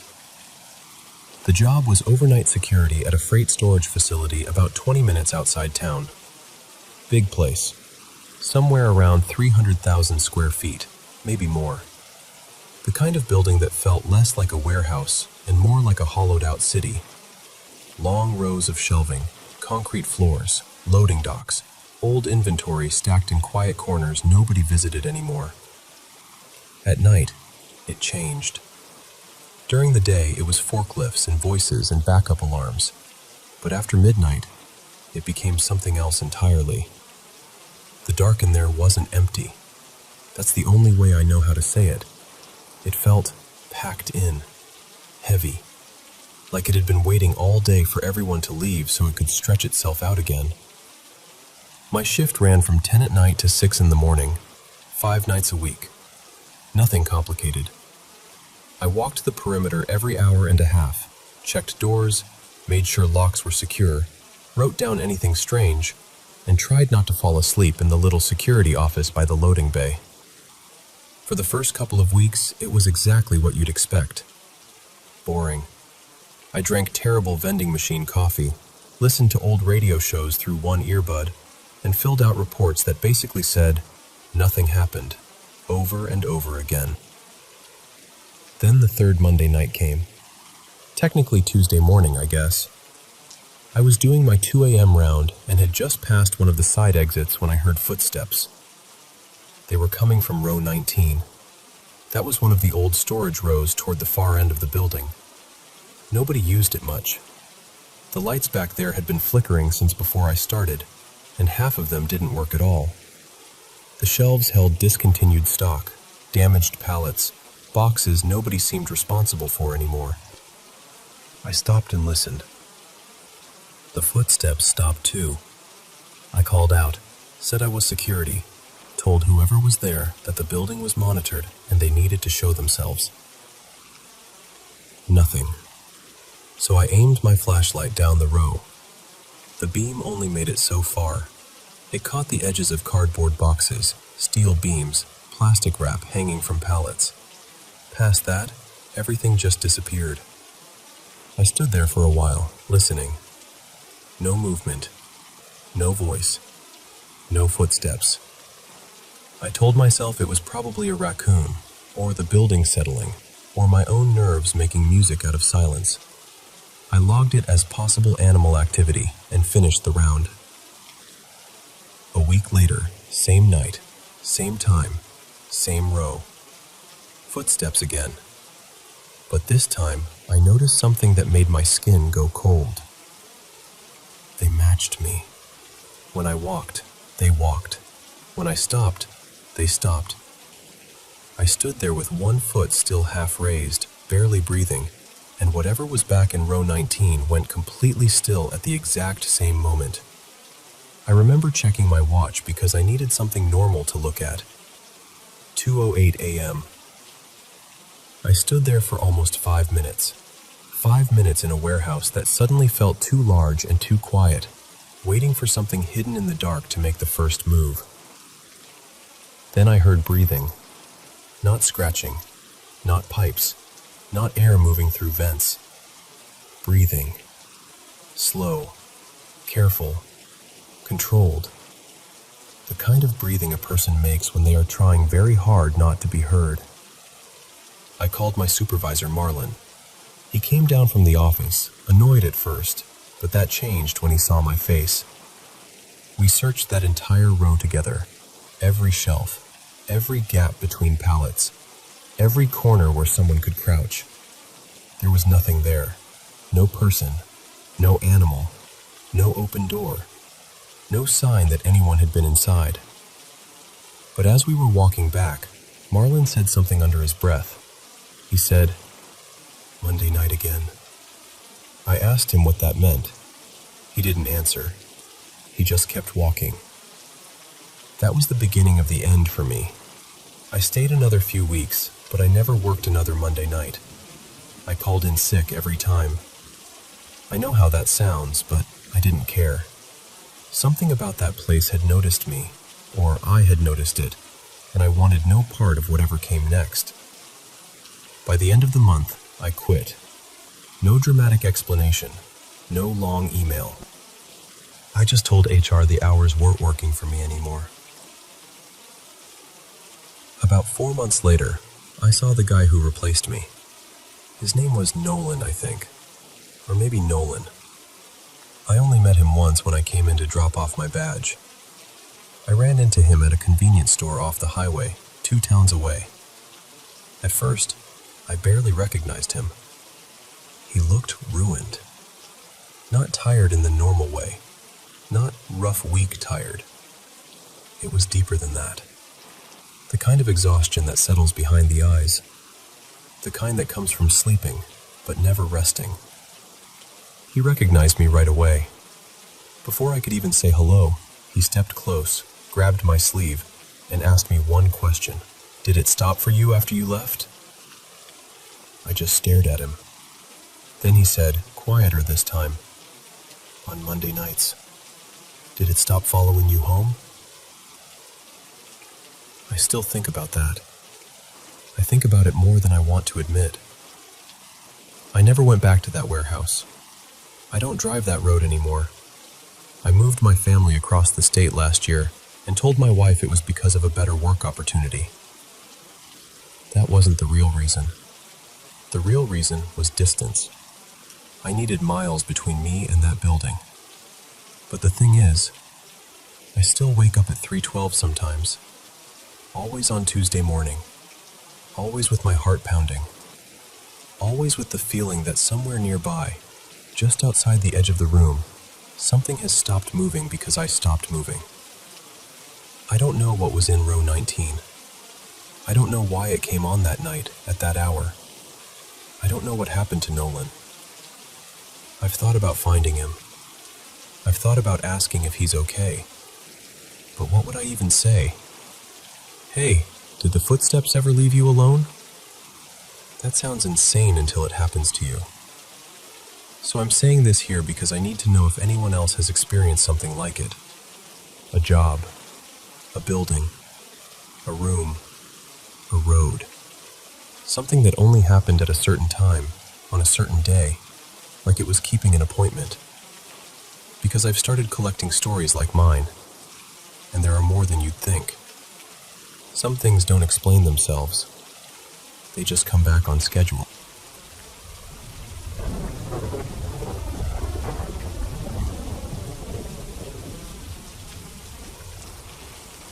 This happened sometime during the height of COVID, around 2020 or 2021.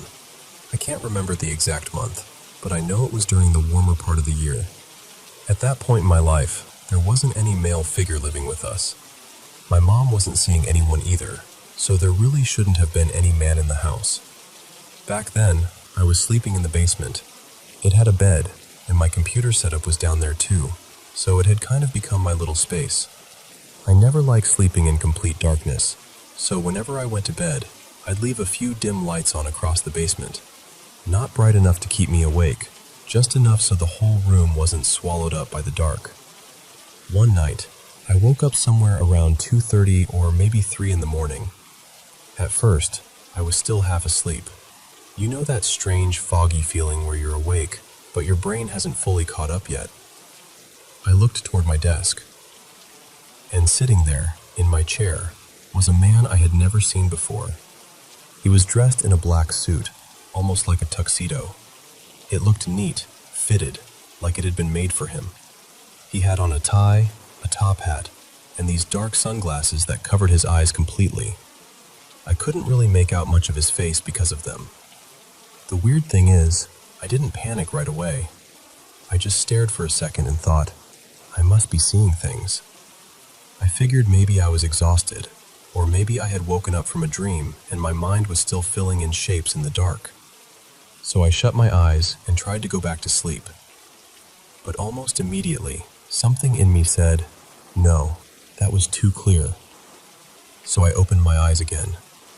I checked the time, then pushed myself up on my elbow and looked back toward the desk, fully expecting the chair to be empty. But he was still there, just sitting there, looking at me. That was when I noticed my computer monitors were on, glowing faintly in the room. I couldn't tell what was on the screens, but the light from them made the whole thing feel even stranger. From what I could see, the man looked white, probably somewhere in his 30s, clean-shaven, maybe close to 6 feet tall. He didn't move. He didn't say anything. He just sat in my chair, facing me. And I know this sounds strange, but even then, I still didn't fully react the way I think most people would. I was scared, but it was like my brain couldn't quite accept what I was seeing. So instead of yelling or running upstairs, I just laid back down and tried to sleep. Somehow, I actually did. When I woke up in the morning, everything seemed normal. There was no sign that anyone had been down there. Nothing was missing.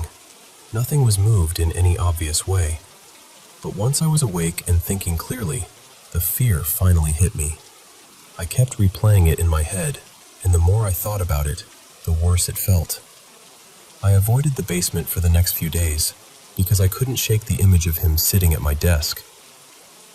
A few days later, I finally went back down there and checked the sliding glass door in the basement. I wanted to see if it had been locked and if the security bar was still in place. The bar wasn't there, and the door was unlocked. Now, it's possible my sister or one of her friends had gone through that door sometime after it happened. So I can't say for sure that it was unlocked that night, but seeing it like that definitely didn't make me feel better. I've told a few people this story since then. One person told me she'd heard of other people describing a man who looked almost exactly like that, from completely different places and backgrounds. Someone else pointed out that if it really had been a break-in, it didn't make much sense. Why would someone come in dressed like that, sit at my desk, stare at me, and not take anything? I still don't have an answer. I've never seen him again, and nobody else in my house ever reported seeing him. But I can still picture him clearly. The black suit, the top hat, the sunglasses, and the way he just sat there in the dark, watching me.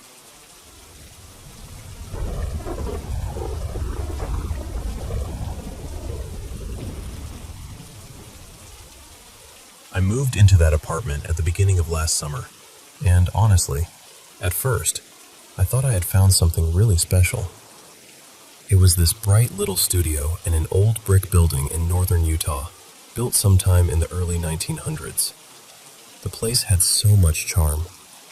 The windows let in this soft, golden light, and there was a mulberry tree growing right outside. I remember picking berries almost every day and thinking, okay, maybe life is finally giving me a peaceful little corner. For a while, it really did feel that way. But then I started noticing the closet. Every time I opened the closet door, this strange feeling would come over me. Not just uneasiness, but the kind of feeling that makes your body go still before your mind even understands why. I tried to brush it off. The building was old, and I've always been sensitive to energy, so I told myself I was probably just picking up on the age of the place. Then I found this old ironing board built into the wall.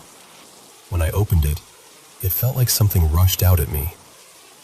I know that sounds dramatic, but that's exactly how it felt.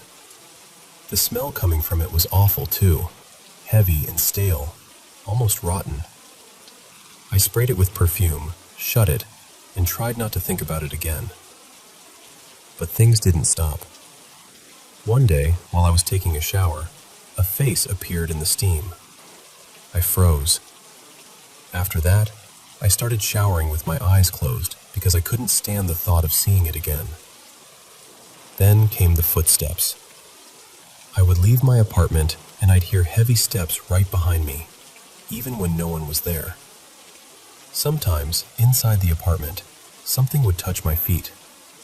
Not once or twice, but often. I had a friend named Mira come over, and she was sensitive to this kind of thing too. Before I even told her everything, she said, "Something keeps touching my feet." That chilled me because it had been happening to me too. The strange part was that it didn't seem to bother men in the same way. It felt selective, almost personal. Eventually, I asked another friend, a medium named Celia, to come over. She walked through the place and told me she believed there was some kind of open doorway there, something people had messed with before me. She said it felt like a passageway, like spirits were moving in and out whenever they wanted. She told me very clearly, "I don't think you should stay here." But I had just moved in. I had just signed the lease. Leaving wasn't simple. I called the landlord and begged to be released from it. She finally agreed, but she kept my deposit. It was expensive, but honestly, by then, I was desperate. Around that same time, I found out my downstairs neighbor, Jonah, was going through almost the exact same thing. Dishes rattling in the sink, noises at night, strange figures. He had even taken pictures of things he couldn't explain. I don't think I would have believed any of this if I hadn't lived through it myself. I tried everything.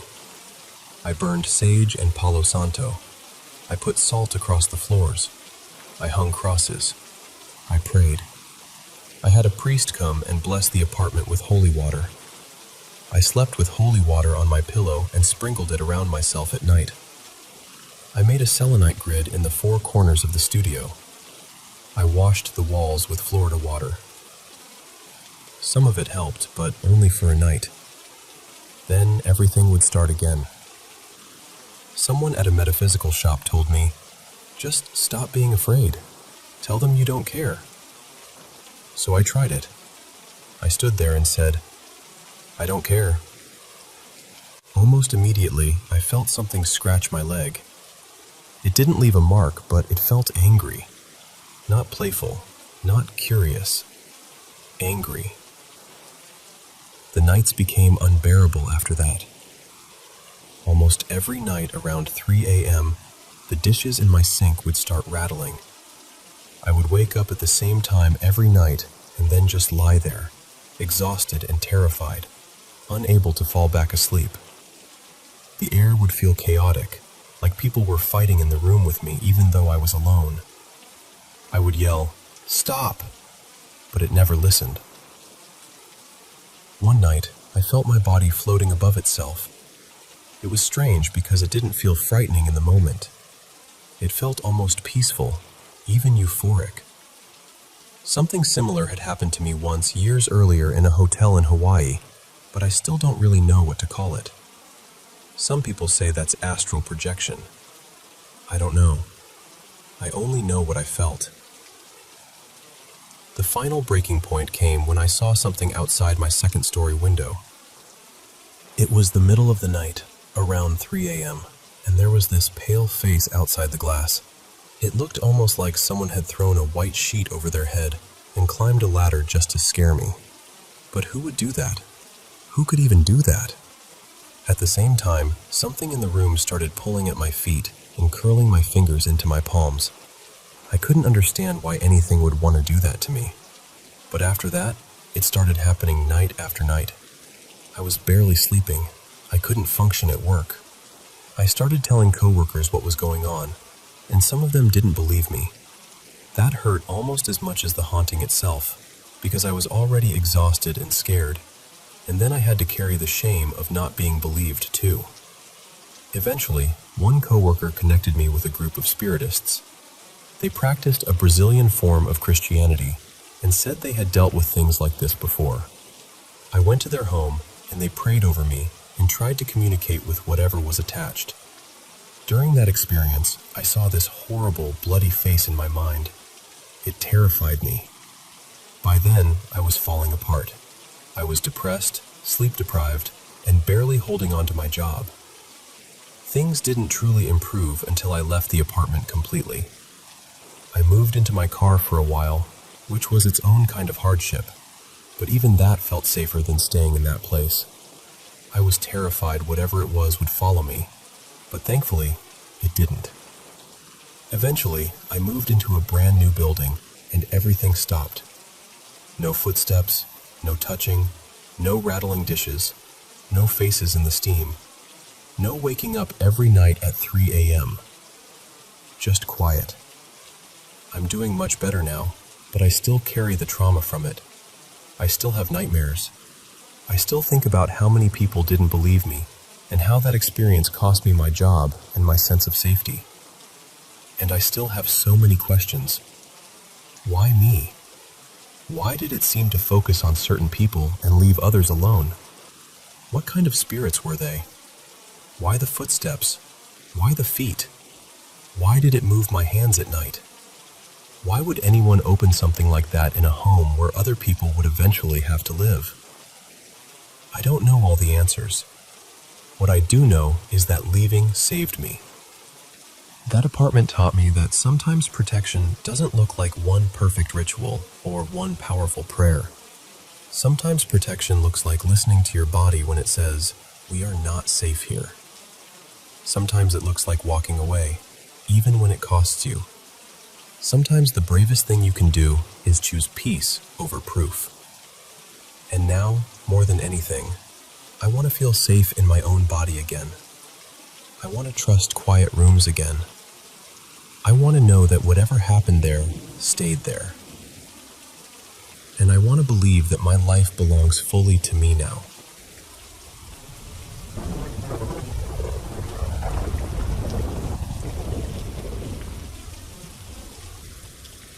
I had just started working security at a property not too far from my apartment. And honestly, the first thing I wanted to know was where the strange spots were. Every site has them. You know, the places people talk about in half-jokes. The places where the light feels too thin, or the air changes when you step inside. They walked me through the patrol route, and at first, nothing seemed too dramatic. There was a dark tunnel down on level -3, where we had to walk all the way to the far end. There was a damp little utility room that smelled like wet concrete and old metal. And then there was the 4th floor. The site itself was a big cluster of buildings wrapped around a plaza. Offices, cafes, a fitness studio, legal offices, all kinds of businesses. A lot of it was connected in one way or another to the courthouse nearby. But the neighborhood around it had history. Heavy history.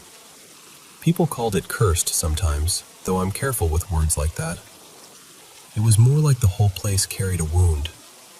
There had been forced removals, poverty, violence, riots after police nearly killed a local man. Most of the area was half empty, and every quiet street felt like it remembered more than it wanted to say.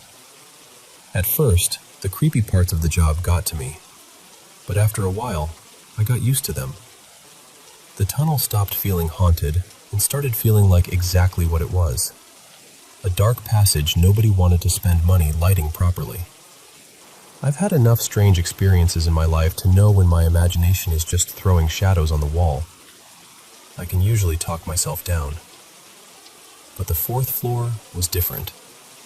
My name there was Niran, or at least that's what most people called me on shift. I mostly kept to myself. The workplace was getting toxic fast. People were tense, management was strange, and I could feel myself already planning my way out. Still, I did my rounds. Every time I reached the 4th floor, something felt off. The hallway always had this sour, sweaty smell, like someone had left gym clothes in a sealed bag for 2 days. Disgusting, yes. Creepy, not exactly. Not at first. There was a lot of downtime on that job, so I started writing horror stories during quiet hours. The funny thing is, most of them were based on things I had actually experienced. But around that time, my writing dried up. I felt blocked, exhausted, irritated. I didn't realize I was already inside the next story. One night, I was walking the 4th floor hallway when I heard footsteps behind me. Not loud, not dramatic, just enough to sound like someone was walking at my pace, a few steps back. I stopped. The footsteps stopped too. I told myself it was the acoustics. Long hallway, hard floor, empty building. Sound does strange things in places like that. So later that week, during the day, I tried to recreate it. Same shoes, same hallway, same pace. Nothing. A few weeks after that, I was back on the 4th floor when I heard people coming up the stairs. I could hear their footsteps, and then voices. A conversation. Low and muffled. Close enough that I expected them to turn the corner any second. Then the voices cut off. Just stopped. I looked. No one was there. That was when I started getting that cold little feeling in my stomach. The kind that says, you can explain this if you want, but you don't believe yourself. Meanwhile, things at work were getting worse. I got accused of sleeping on shift and skipping patrols, which wasn't true.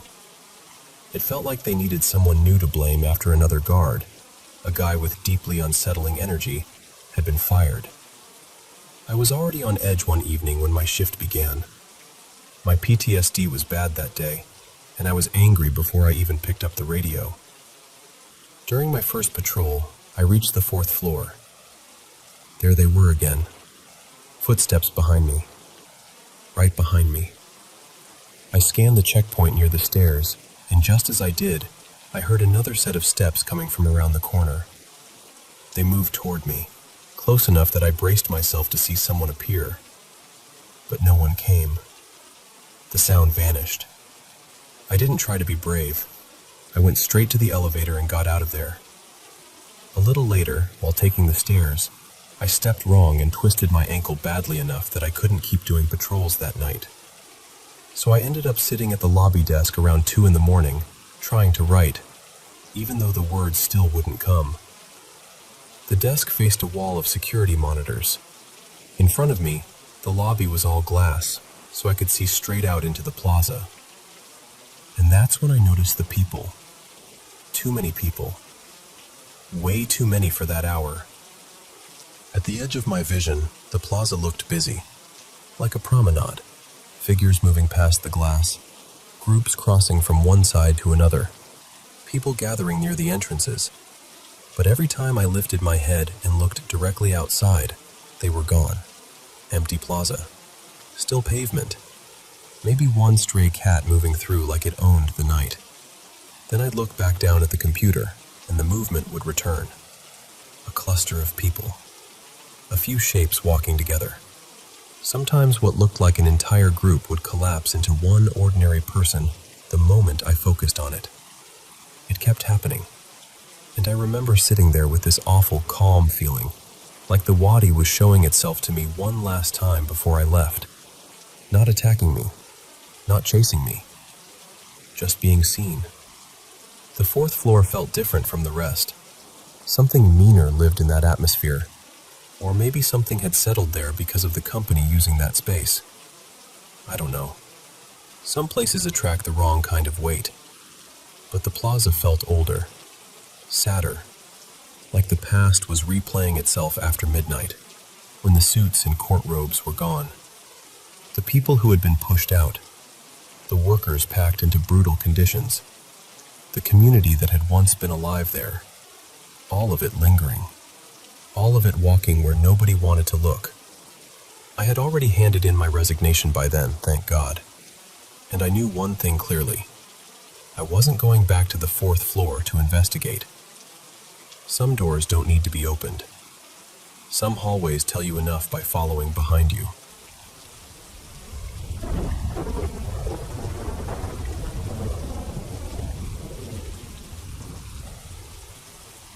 Okay. I'm going to try to explain this as clearly as I can, even though I know it's going to sound strange. I don't know whether this is some kind of glitch in reality, something supernatural, or just my mind connecting dots too intensely.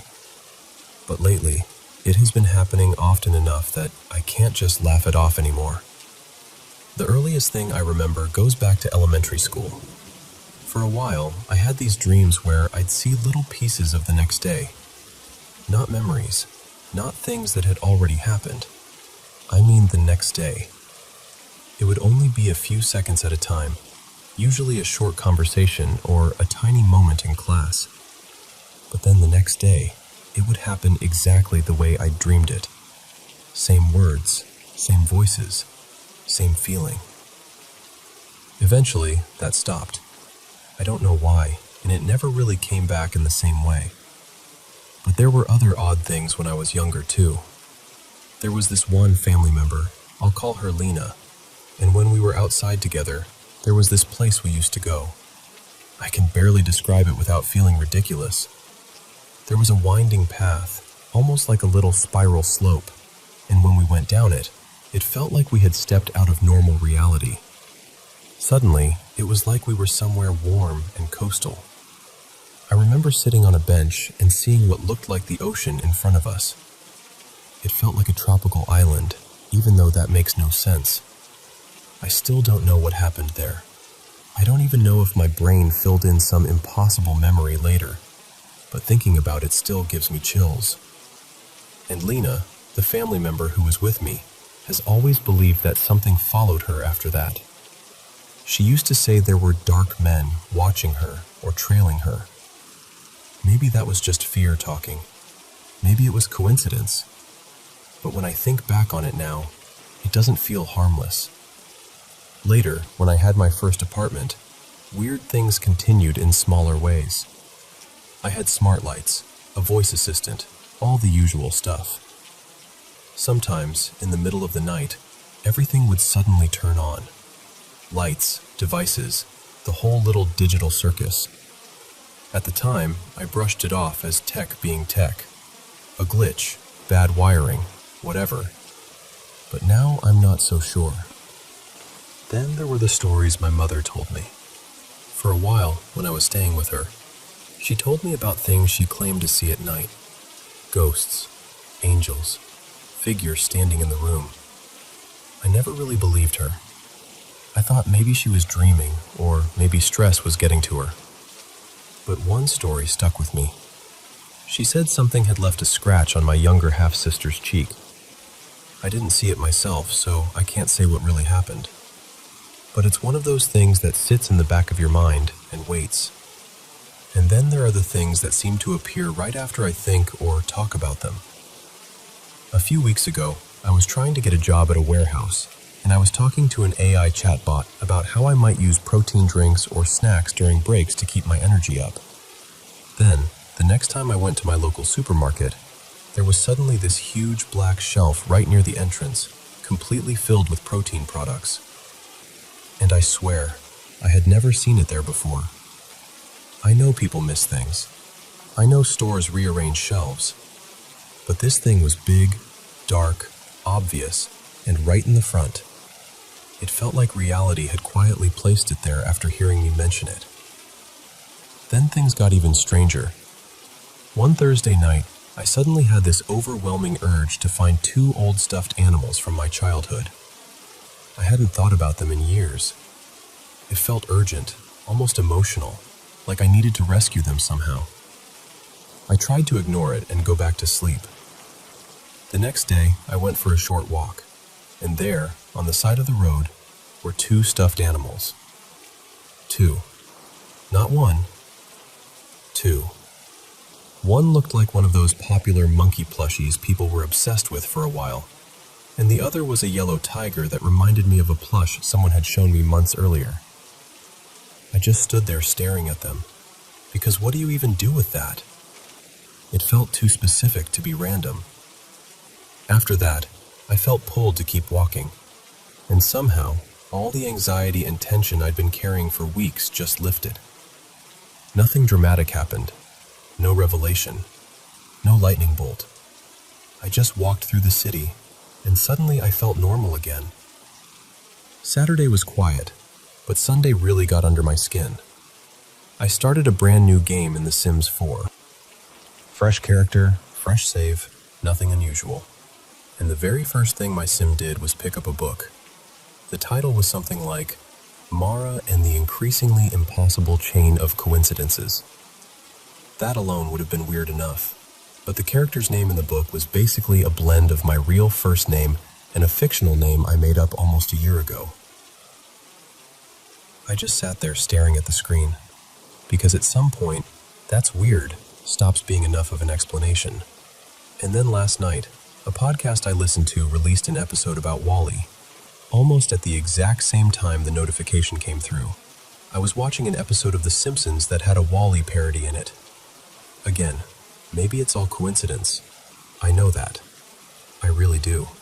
But sometimes, even the weather seems to shift around my plans. Not always. Not in some perfect, magical way. Just enough that I notice. Enough that I start wondering whether my thoughts are somehow lining up with the world around me, or influencing it, or being reflected back at me. And I know how wild that sounds. I know stress can make the mind search for patterns.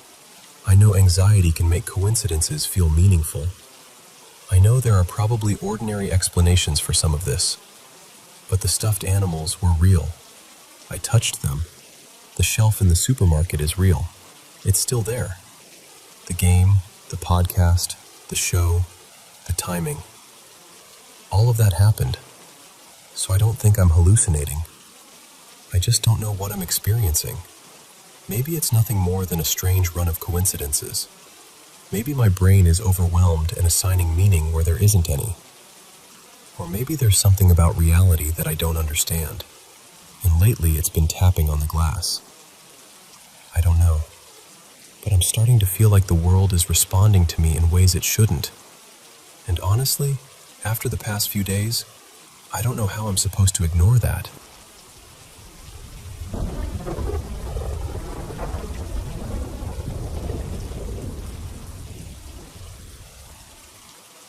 I grew up in eastern Michigan, in one of those areas where the woods seem to stretch forever, only really interrupted by old roads, patches of farmland, and the occasional farmhouse tucked way back from view.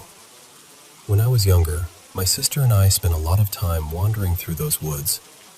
We knew the area pretty well, or at least we thought we did. Most of the time, we would hike until we reached this creek, and then we would turn around. That creek always felt like the edge of our little world. But one afternoon, we decided to go farther. We found a fallen tree that stretched across the water, and we used it like a bridge. I remember balancing carefully, watching the creek move beneath us, and then climbing up the bank on the other side. The creek sat down in this wetland basin, so once we got out of it, the ground leveled out for a while.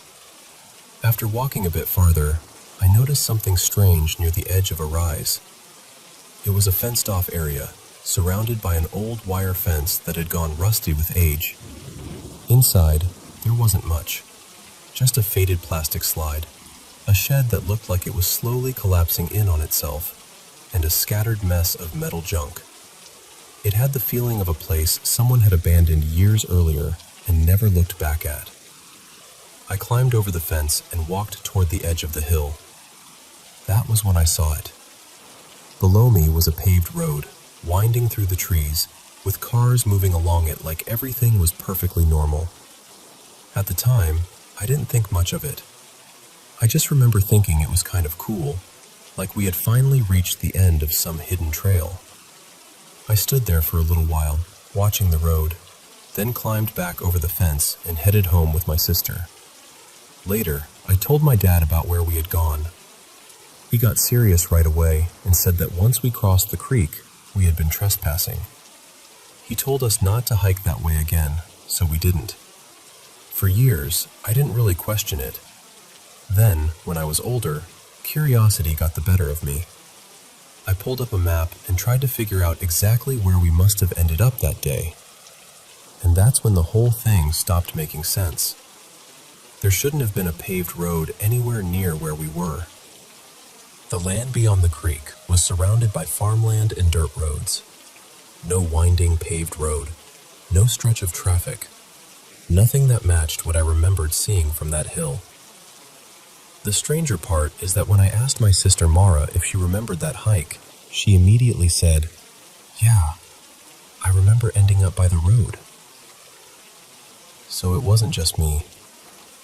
Looking back now, there were other details that don't fit either.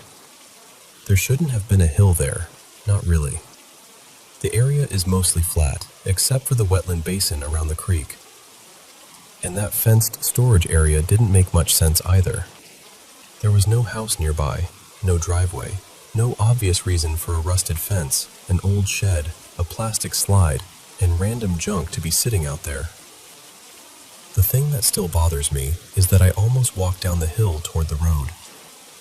I remember thinking about it. I just decided it would be annoying to climb all the way back up afterward, so I didn't. Sometimes I wonder what would have happened if I had gone down there. Maybe there's some simple explanation. Maybe the map doesn't show something old, or maybe the land has changed more than I realize. But even now, I can still picture that paved road below us, the cars passing by, and that weird little fenced-off place sitting where it shouldn't have been. And honestly, I still don't know what we found that day.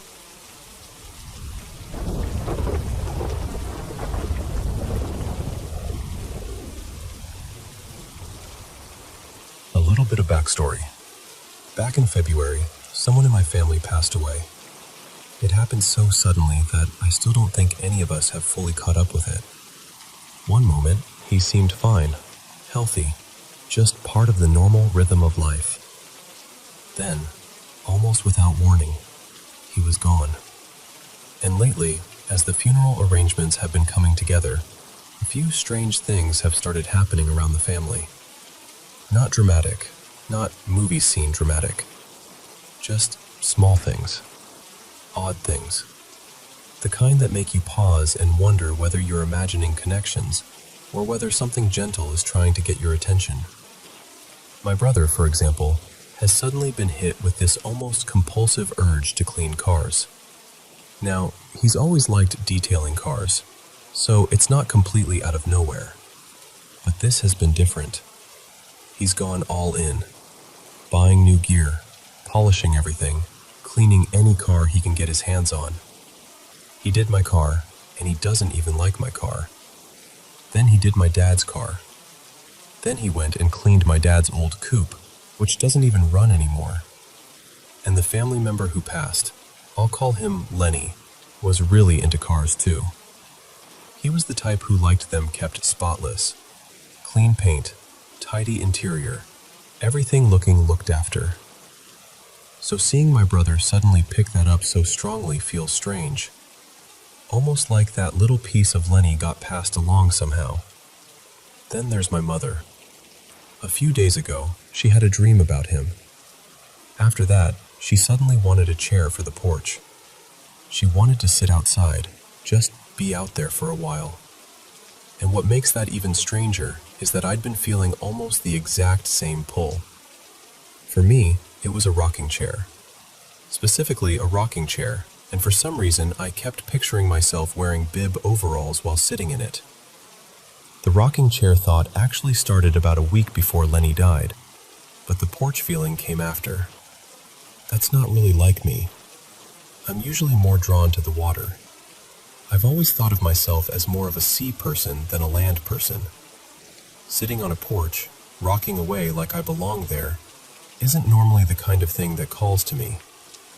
But lately, it has. And then last night, something else happened. There's this boxed deck of playing cards in my room. It's been sitting on the same shelf for years, resting against a tankard. Nothing special, just one of those objects that becomes part of the room because it's been there so long. Out of nowhere, the cards fell. No one touched them. Nothing bumped the shelf. They just dropped. The first thought that came into my head was, did you do that? Then I thought, do something else. But nothing else happened. The strange part is where the cards landed. They fell right beside a pair of headphones. I don't know what connection, if any, the playing cards have.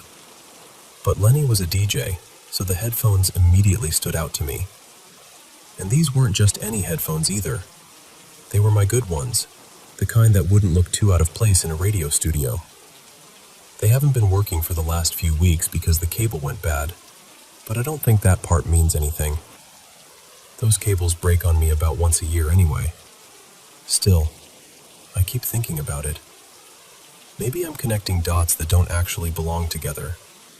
Maybe the car cleaning and porch sitting could be explained by the weather getting nicer. Maybe grief makes ordinary things feel charged with meaning. But even knowing that, I can't quite brush it off. It all feels too strange, too specific, too quietly timed to ignore.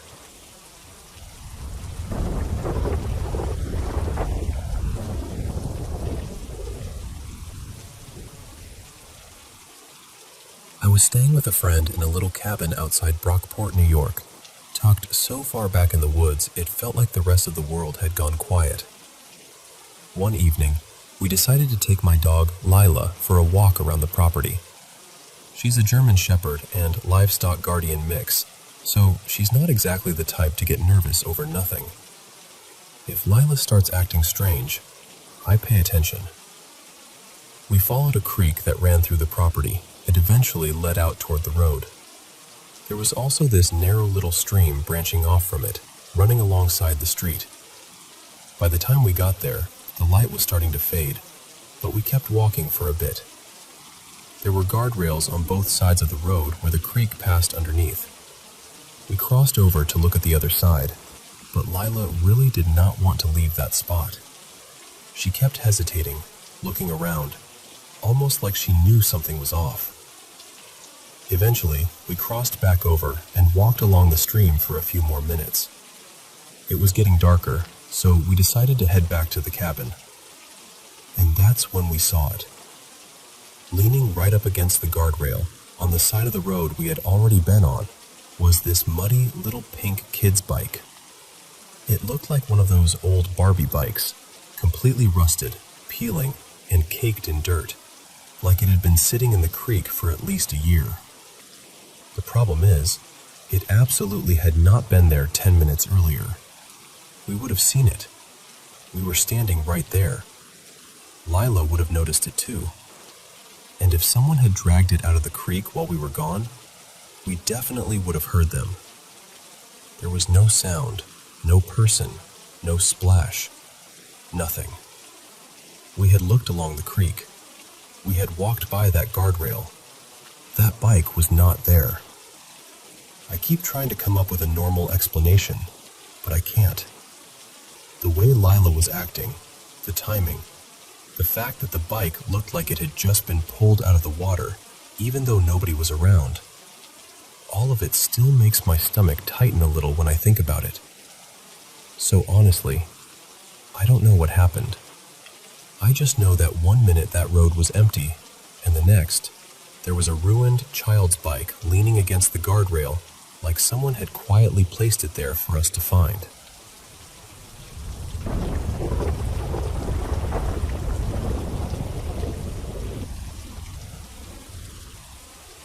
I need to tell you this from the heart. For a long time, my life looked like something people would only believe if it was written into a film. I spent 5 years training at the police academy, and after that, I worked for another 5 years as a police officer. On paper, it sounded respectable, stable, sensible. But deep down, I knew I was living someone else's idea of my life. My real love has always been music. I taught myself how to play the piano. I taught myself music production. Honestly, once I care about something enough, I can sit with it, study it, struggle with it, and eventually find my way through. That has always been one of my gifts. But my mother had a different plan for me. She was a beautiful woman, and I think when she was younger, that beauty shaped the way she saw the world. She made choices that left her struggling. She married young, already working as a civil servant in a small position, while my father was much older and financially prepared to build a family. My father was an Igbo man, and in our culture, family name carries weight. I was his first son. That mattered. But when things did not go the way my mother wanted, she took me away. She changed my surname.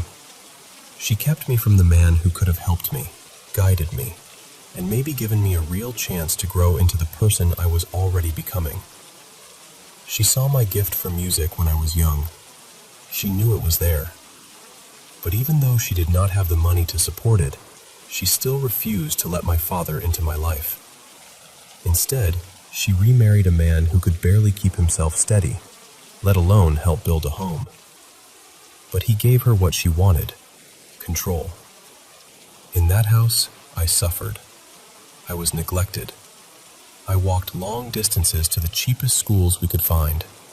I wore torn uniforms. I learned early how to shrink my needs so other people could pretend everything was fine. That marriage eventually ended too, but by then she had 4 more children to take care of. After secondary school, I started working in a photo and video studio. I had a plan. I wanted to learn practical skills there, earn some money, and use that money to support myself through university, or, at the very least, push my music forward. I was young, full of energy, and trying to create a path for myself. Then my mother stepped in again. She knew I was not built for a locked-up life. She knew I was someone who wanted to create, move, explore, and breathe. But she pushed me toward the police academy anyway. At first, I refused. Then she threatened not to support me in any other school. I still refused. For months, she ignored me. Then she came back, not with love, but with guilt. She asked me if I would not do it so I could help her train my sisters in school.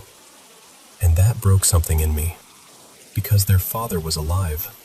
His family could have helped if she had allowed them in, but she wanted to carry everything alone, or at least look like she was carrying everything alone. So instead of letting me follow the gift that was burning inside me, she used responsibility like a chain around my neck. I entered the police academy. For 5 years, I was separated from normal life. The training was harsh. It stripped people down. It felt less like preparation and more like being locked away from myself. Then I worked another 5 years as an officer, wearing a uniform that never truly felt like mine. The first time I told my mother I could not keep carrying everything for her, she turned cold. She ignored me, even on my birthday. That silence told me more than her words ever could. Now, we do not talk. And I have finally quit the job. The day I left, I did not drive home in defeat. I drove straight toward the music center of my country. I drove toward the dream I had buried for years. I drove toward the life I believe my father would have helped me build, if only he had been allowed to know me. I cannot get those years back, but I can still choose what happens next. And this time, I am choosing my music.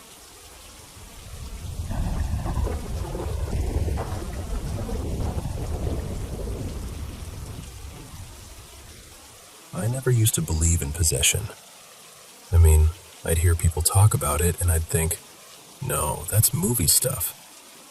And if it were real, wouldn't it happen to someone far away from church? Or someone who never grew up around Catholic prayers and holy water and all of that? But lately, I don't know. I think my roommate Marla might be the one person who could make me believe. She's tiny, barely 5 feet tall, if that. But somehow, when she walks through the apartment, it sounds like furniture is being dragged across the floor. Every step lands heavy. The walls almost seem to answer her. And the strangest part is, she never seems sore, never complains about her feet or her knees. She just keeps stomping, fast and hard, all day. And she never stops talking. I don't mean she's chatty. I mean she talks constantly. Sometimes I'll be in my room and it sounds like there are 3 or 4 people in the living room having a loud conversation. Different tones, different rhythms, different voices. But when I go out there, it's only her. Just Marla, standing there, talking to herself in all those voices. Most of the time, her voice goes high and quick, like a cartoon sped up too fast. Then, out of nowhere, it drops into this low, rough sound, almost like a growl, but also like she's speaking while breathing in. When she does that, she won't look at anyone. Her eyes drift around, and whatever she says barely makes sense. One time I was trying to have a normal conversation with her, just something about the kitchen, I think. Then her face changed. Her shoulders pulled up, her arms twisted in this stiff, unnatural way, and in that deep, breathy growl she said, "She's a viper." Slowly, like every word had crawled out of her. Her eyes moved side to side the whole time. I just stood there, because what do you even say to that? When she isn't talking, she's yelling. When she isn't yelling, she's making some other noise. Humming, laughing, squeaking, singing, growling, slurping ice, sucking on candy so loudly I can hear it from my room. There is never quiet. The apartment is always full of her somehow. And she is mean. Not just difficult. Not just rude. Mean in those little ways people use when they want you to know they hate you, but still want to pretend they didn't technically do anything. I left my shampoo and conditioner in the bathroom once. They were expensive, too. She used nearly half of both bottles. Then she squeezed them while closing the caps, so the bottles stayed dented in, almost like she wanted me to see exactly how much she had taken. After that, I stopped leaving them in the bathroom. That set her off. For 3 days, I heard her yelling, "Get out, you bitch! Get out!" in every one of those voices. High, low, whispery, growling, all of it. Then I made another mistake. I left bleach in the bathroom, along with some laundry. You can probably guess what happened. She poured bleach on my clothes and didn't even bother putting the cap back on the bottle. Just left it there like a little trophy. The worst part is, she seems proud of it. Proud of being impossible to live with. Proud of scaring people.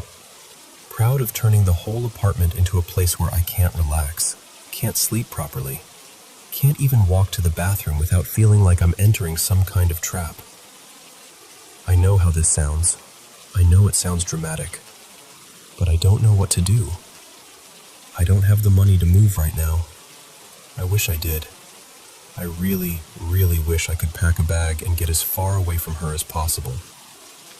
Because Marla doesn't think anything is wrong. In her mind, I'm the problem. I'm the intruder. I'm the one who needs to leave. I just needed to say it somewhere. So there it is.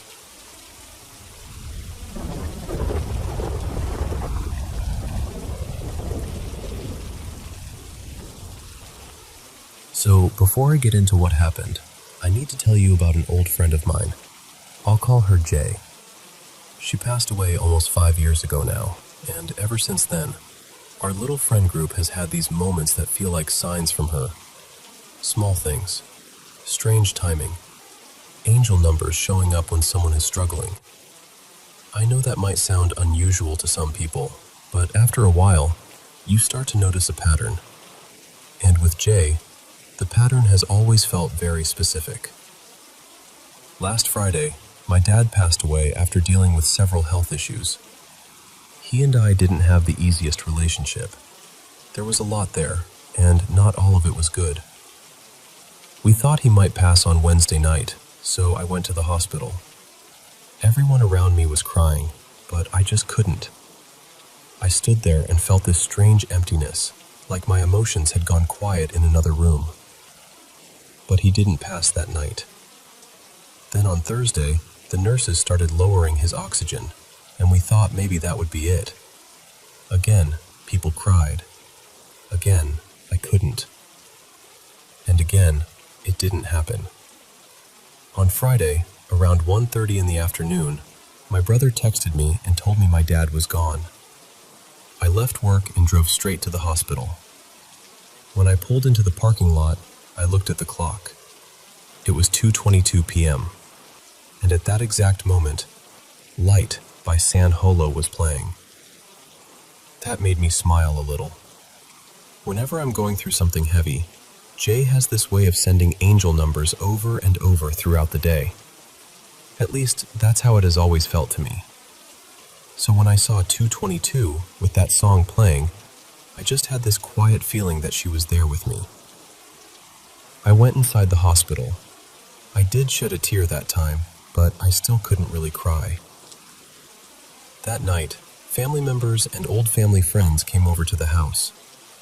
Everyone was talking, telling stories, remembering my dad in their own way. But I wasn't part of it. I sat alone near the end of the kitchen table, pretending to focus on work. Really, I just didn't know how to join in.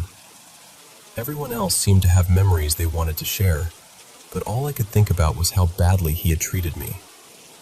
So I stayed in my little corner, quiet and separate from everyone else. After about an hour, the house phone rang. And that was strange all by itself because that phone never rings. We barely even know the number. My dad had bought it at a yard sale because he thought it was funny. It was shaped like Bugs Bunny. The landline only existed because it came with our internet package, not because we ever used it. My nephew happened to be sitting closest to it, so he picked it up, looking confused, probably because it was literally a Bugs Bunny phone. He put it to his ear, listened for a second, and then hung up. No one was there. A few seconds later, it rang again. This time, I looked up. Right next to the phone, I saw the clock. It was 10:10 p.m. Jay's birthday was October 10th, and ever since she passed, 10:10 has shown up during some of the hardest parts of my life. So I stood up, walked over to my nephew, took the phone gently, and said, "It's 10:10. This is my friend. She just wants me to know she's here." Then I hung up. The phone didn't ring again. Everyone in the room went quiet at first. Then people started saying they had goosebumps. About 15 minutes later, everyone slowly headed home. Life is strange. Grief is strange. Love is strange too, especially when it comes from places we can't explain. But I think this is what I needed to remember that night.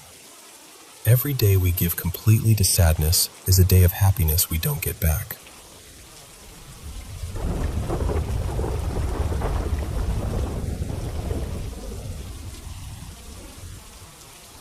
You know, where I'm from, people talk about all kinds of spirits. Some are harmless, some are restless, and then there are the darker ones, the kind people whisper about when they mention jinn.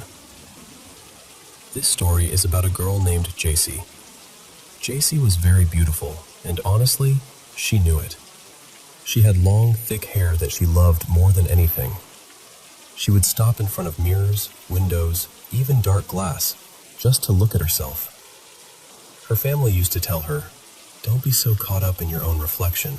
It's not good for you." But she never listened.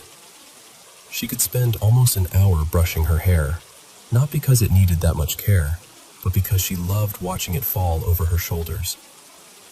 One summer, JC went with some friends to a wedding in a small village. It was far from the city, surrounded by old trees and empty fields. The older women there warned the girls, "At night, especially in unfamiliar places, tie your hair up. Don't leave it open." They believed loose hair could attract things you could not see. But JC laughed it off. She said she didn't believe in stories like that, and she wasn't going to ruin her look just because people were afraid of shadows. That night, she danced, smiled, and moved through the wedding with her hair flowing behind her. For a few days after she came home, everything seemed normal. Then, slowly, she started changing. Her eyes looked tired all the time. She stopped talking much. She became angry over small things, and sometimes she would sit alone, smiling at the mirror as if someone inside it was smiling back at her. Her family asked what was wrong, but she snapped at them. She didn't want to eat. She didn't want anyone near her. And whenever her mother prayed or mentioned God, JC became furious. She would scream, curse, and throw things. Her mother became terrified. One morning, she went to JC's friends and cried, "What happened at that wedding? Did someone give my daughter something? Did someone do something to her?" The friends were frightened, but not completely surprised. They told her, "Auntie, we warned her." Everyone told her to tie her hair, especially in that village, but she refused. JC's mother didn't waste time. She went to her sister-in-law, and together they found a man known for dealing with spiritual problems. When the man entered the house, JC started laughing. Not normal laughter, cold, mocking laughter. She looked at her mother and said, "You brought this fool here for me?" The man asked her questions, but she only laughed harder. After a while, his face changed. He told the family, "This is not an ordinary spirit. I can't handle this. You need someone who deals with jinn." He gave them names and warned them not to leave JC alone outside. He told them to lock the doors because whatever was inside her might try to run. The next day, another medium came with an exorcist. The moment he stepped inside, he understood what they were facing. But JC was nowhere to be found. They searched the house, calling her name. Finally, after prayers and warnings, she came out from a dark corner, furious. She cursed her mother. She cursed her aunt. She kept saying they were trying to separate her from the only one who truly loved her. The medium asked for the spirit's name, but JC refused to answer. She said, "He loves me. He's the only one who understands me. Everyone else told me to hide my beauty, but he saw it. He chose me." That's when the medium told her mother something heartbreaking. He said, "She allowed him in. Maybe she didn't understand what she was doing, but she accepted him. And when a person accepts something like this willingly, it becomes much harder to remove." Her mother begged. She cried and said JC was her only daughter. She said she couldn't watch her child disappear like this. So they tried. They prayed. They reasoned with JC. They told her this was not love. They told her something was feeding on her weakness, her pride, her loneliness. But JC would not listen. She was young, stubborn, and convinced that everyone was jealous of her. She believed the jinn loved her because he praised the very thing everyone else warned her about. Before they stopped, the medium asked the spirit one last question. Why her? And through JC, the spirit answered, "I was sitting in a tree. I was not looking for anyone. Then I smelled something sweet, and I followed it. I saw her hair open in the night, moving in the air. I touched the ends of it, and through that, I entered her. It only took a few days to make her believe I loved her. Now she belongs to me." After that, the medium told the family there was nothing more he could promise. He gave JC's mother something to tie around her wrist so she would not harm herself or others. Soon after, JC's mother left the town with her. People said she moved back to a quiet village, somewhere isolated, where she could keep her daughter away from people and still care for her. Nobody really knows what happened to JC after that, but in some families, they still tell girls the same warning at night. Tie your hair in unfamiliar places. Not because every story is true, but because some doors should never be opened just to prove they aren't there.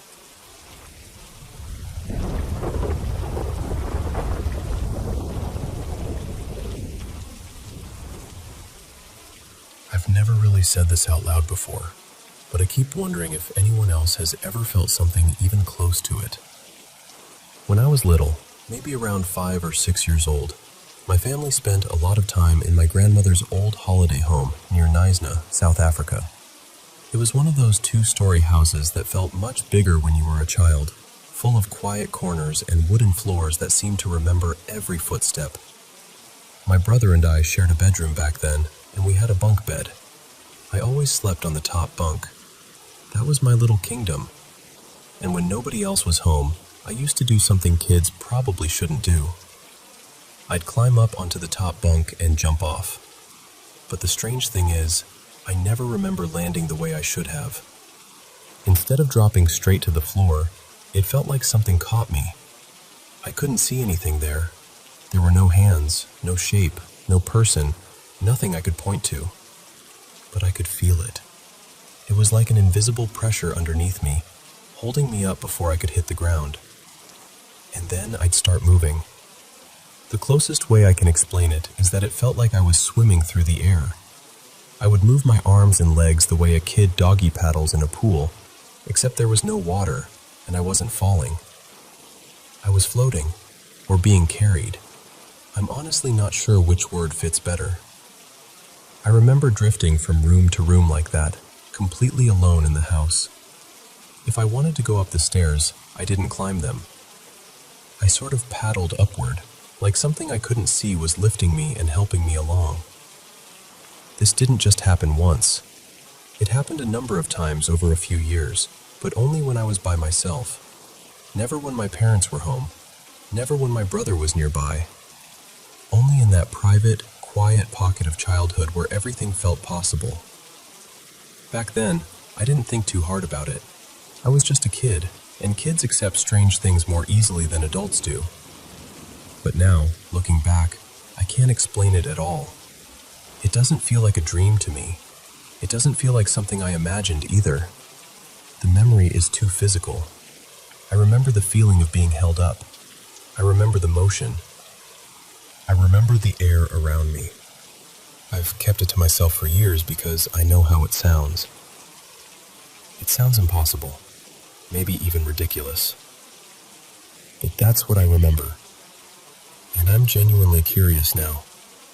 Has anyone else ever experienced anything even a little bit like that?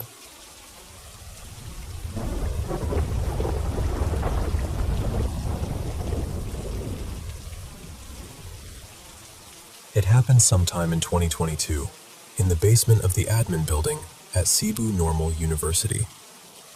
There was a contractor assigned to do electrical repairs and maintenance around the campus.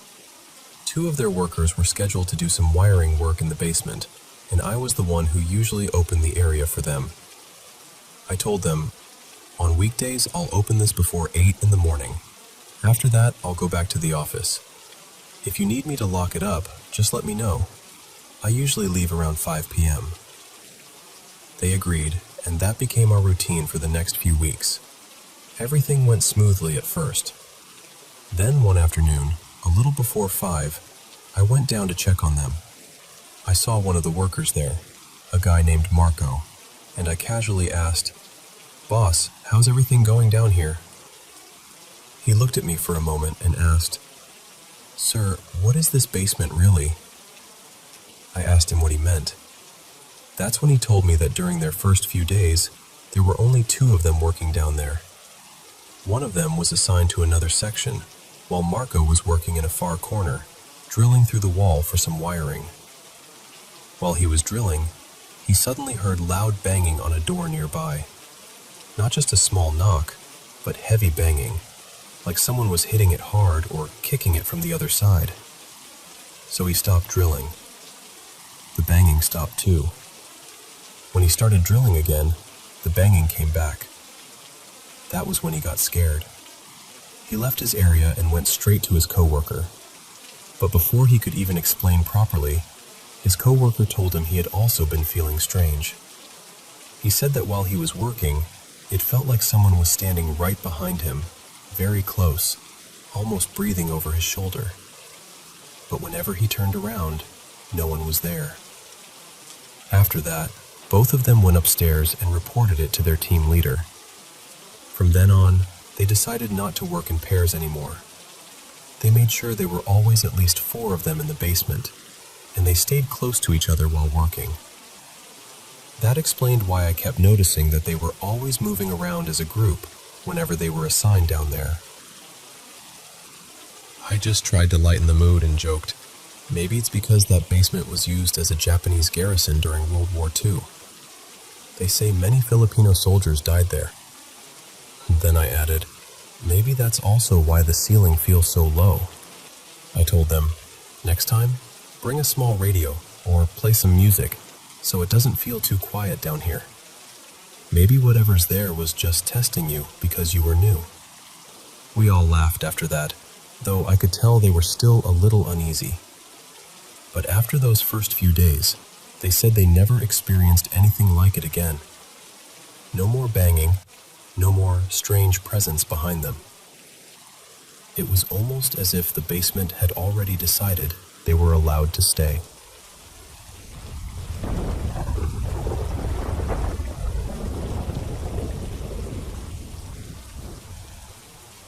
So this happened a couple nights ago, and honestly, I'm still trying to make sense of it.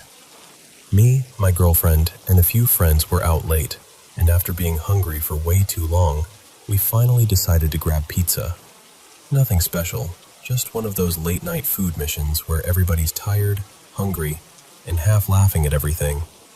After we picked it up, one of my friends, Kale, said we should go eat at this park nearby. And this park is pretty hidden. Like the kind of place where you don't expect anyone to be at night unless they're sleeping there or passing through. It's quiet, tucked away, and honestly, already has kind of a weird feeling once the sun goes down.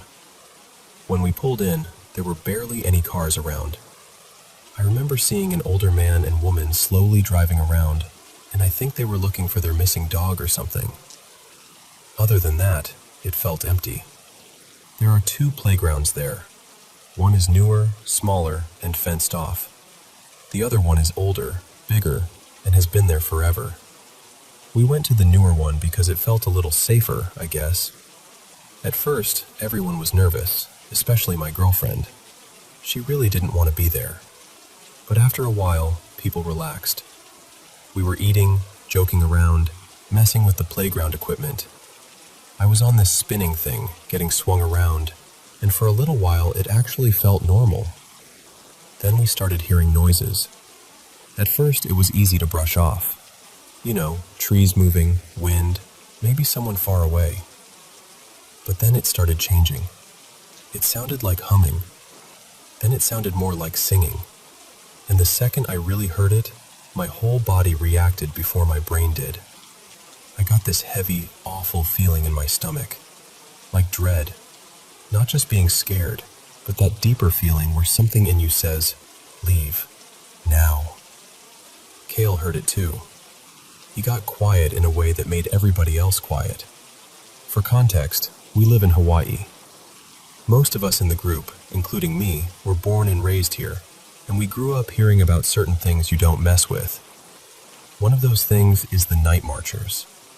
They're said to be spirits of old Hawaiian warriors who still move through certain places at night. People here take that seriously. It's not just some spooky campfire story to us. So when you're in a dark, empty park, and you start hearing strange singing from somewhere you can't see, nobody wants to stick around and find out. We all decided to leave immediately. Everyone was freaked out. My friend got in the driver's seat, backed the car up, and we started pulling out of the lot. People were talking fast, trying to explain it, trying to laugh it off, but nobody actually sounded calm. Then, as we were driving away, I looked toward the older playground. It was maybe 15 yards from the newer one, close enough to see clearly because part of it was lit. And standing there, in the light, was this black figure. Not a person in dark clothes, not somebody walking through a shadow. It looked like the shadow itself had a shape, and it started walking toward the car. We were already moving, so it wasn't like someone just approaching us in the parking lot. This thing was coming from the old playground, and I swear it didn't look normal. I was the only one who saw it there, but then I looked toward the tree line, these tall pine trees nearby, and I saw more shapes moving between them. Not one, multiple. That's when I really started losing it. The weirdest part is, I barely remember the ride home. I know I was scared. I know everyone was shaken up. But the whole car ride feels blurry, like pieces of it are missing. Later, my girlfriend asked me something that's been bothering me ever since. She didn't see the figure, but she asked, "Was it walking toward us?" I told her yes, and the way she asked it scared me more than I expected. Because I don't know why that detail mattered so much. I mean, obviously something walking toward you is worse than something just standing there. But it felt like she knew there was a difference.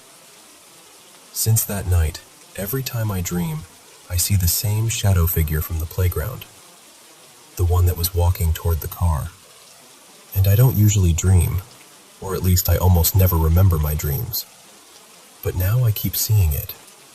I don't know what happened to us that night. I don't know if we heard something we weren't supposed to hear, or saw something we weren't supposed to see. But I know how it felt, and it did not feel like we were alone.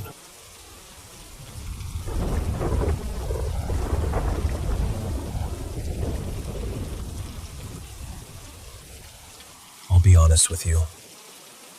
This isn't really my story. It belongs to my older brother. It started in Ireland back in 1966, not long before everything in the north began to feel heavier. My two brothers, I'll call them Gavin and Evan, were only teenagers then, and for reasons only teenage boys understand, they decided they were going to cycle from Belfast all the way down to our aunt's place near Dundalk. That is not a small spin on a bicycle, let me tell you. They packed what little they had, set off full of confidence, and made their way along those old roads, stopping here and there to ask for directions. Sometimes people gave them water, sometimes milk. Once or twice, if they were lucky, they got a sandwich wrapped up for the road. Anyway, at one point, it was Gavin's turn to go and ask where they were. They had come across this long, lonely driveway, half hidden between tall hedges and a crumbling stone wall. The path was full of ruts and weeds, like no car had gone up there in years.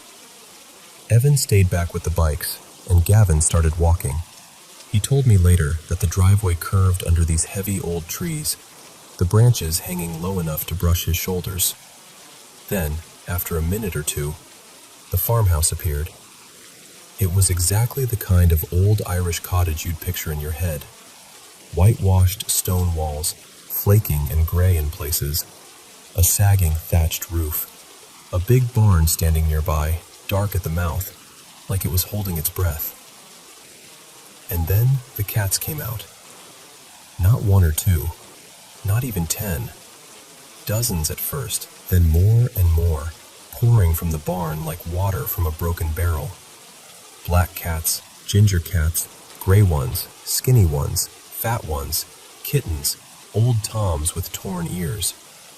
They filled the yard, crying and winding around his legs as he tried to get to the front door. He said he remembered thinking, very clearly, what in God's name is going on with all these cats? He knocked. Nothing. He waited, then knocked again, harder this time. Still nothing. So he went over to the window, pushing through all those cats as they pressed around him, meowing and staring.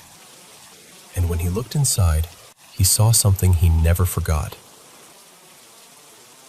There were cats in the house too. Scores of them. Maybe 40. Maybe more.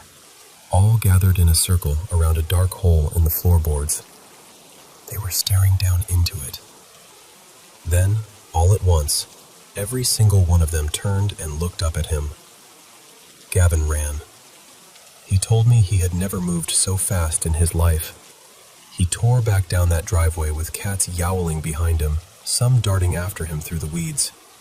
He was shouting for Evan to come and look, but Evan was already halfway down the road on his bicycle, pedaling like the devil himself had asked for a race. Weeks later, when they made it back to Belfast, Gavin told our grandmother what he'd seen. She went quiet. Then she told him he'd found the house of cats. Some people, she said, called it Whispering Ash Farm. It wasn't always there. It only appeared once every 50 years, tucked away down some forgotten road, waiting for the wrong person to come knocking. And that's the story as it was told to me. My brother's story. Though I'll tell you this much. If I ever see a long, empty driveway, an old barn, and even one cat watching me from the shadows, I'll keep cycling.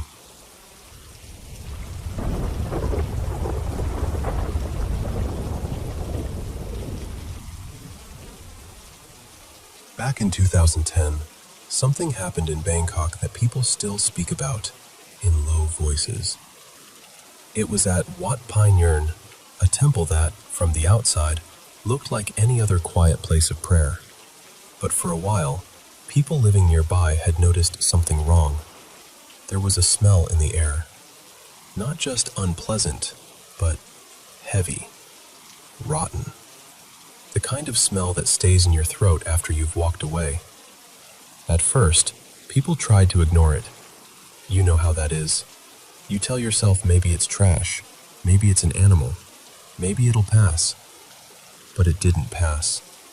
So one night in November, police came to the temple and opened a dark mortuary room. And what they found inside was something no one was prepared for. There were plastic bags everywhere. White bags, stacked and piled in the damp room. At first, officers believed there were a few hundred fetal remains inside. But as they kept searching, the number kept rising. In the end, they found 2,002. Just imagine standing there in that dim, airless space, with the lights flickering above you and the smell pressing down like a hand over your mouth. People who had to handle the bags could barely continue. Some became sick. Others had to step outside just to breathe. The remains had been wrapped, tied, and stored away, almost like they had been hidden from the world and forgotten.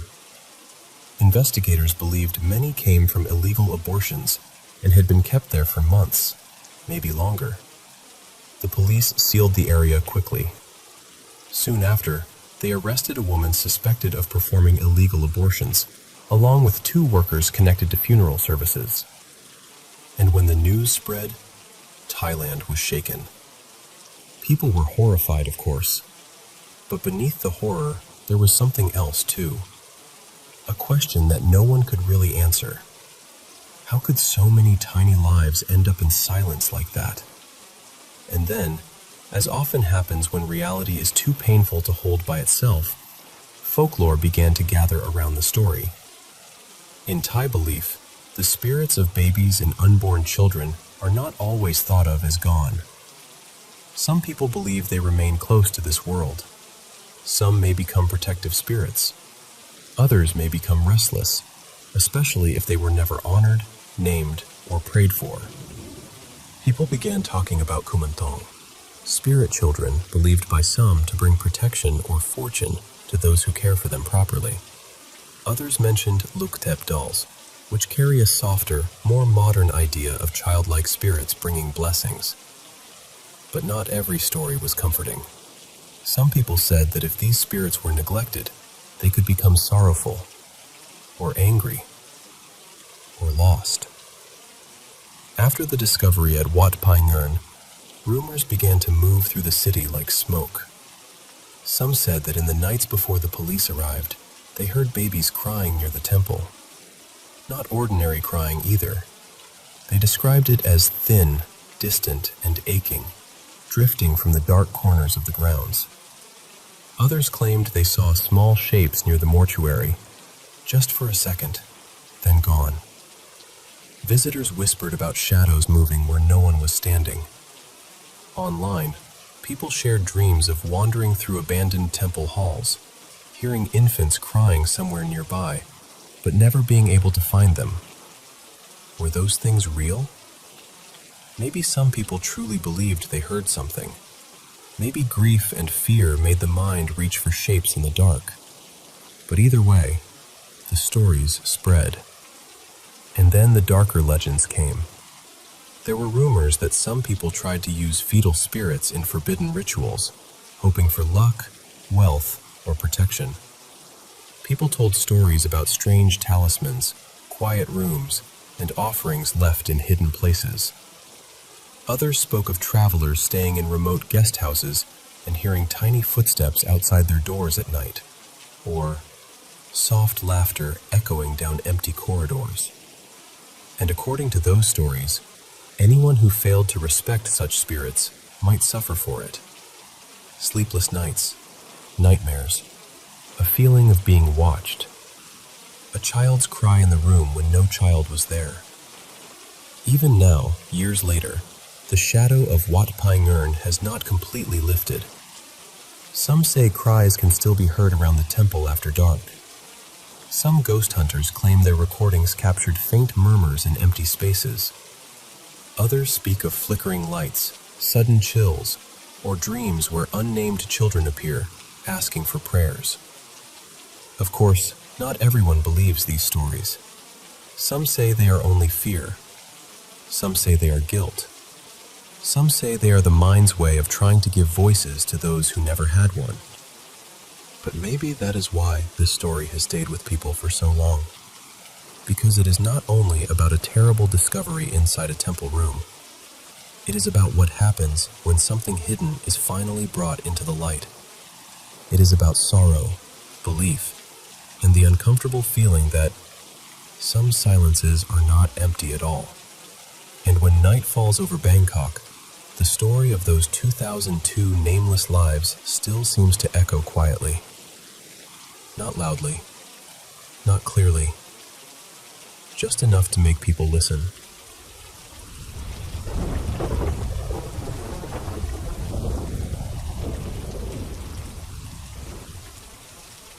Hi everyone. I'm still a little shaken up by what happened, so forgive me if some of the details come out a bit scattered. This happened late last night, sometime after 1 in the morning. My friend Mira and I had gone out to look at the stars. There's this open field near my place, right beside an old cemetery. I actually live just across from it, so I'm used to seeing it there. It usually doesn't bother me. At first, everything felt calm. The sky was clear, and the field was quiet. But then I heard something coming from the cemetery. It was this faint rattling sound, almost like one of those little baby toys, mixed with a slow, dragging noise. A shuffle. At first, I tried to tell myself it was just the trees moving, but there was no wind at all that night. Not even a small breeze. I asked Mira to stop talking for a second and listen, but she didn't hear anything. So I brushed it off, even though it didn't sit right with me. A couple minutes later, I heard it again. This time, it sounded farther down near the edge of the cemetery. The same dragging shuffle, slow and uneven. I told Mira to be quiet again, but she still didn't hear it. I tried to ignore it, but then I got this warm, crawling shiver down my back. Not cold. Warm. That somehow made it worse. Then, maybe a minute later, the shuffling was right behind us.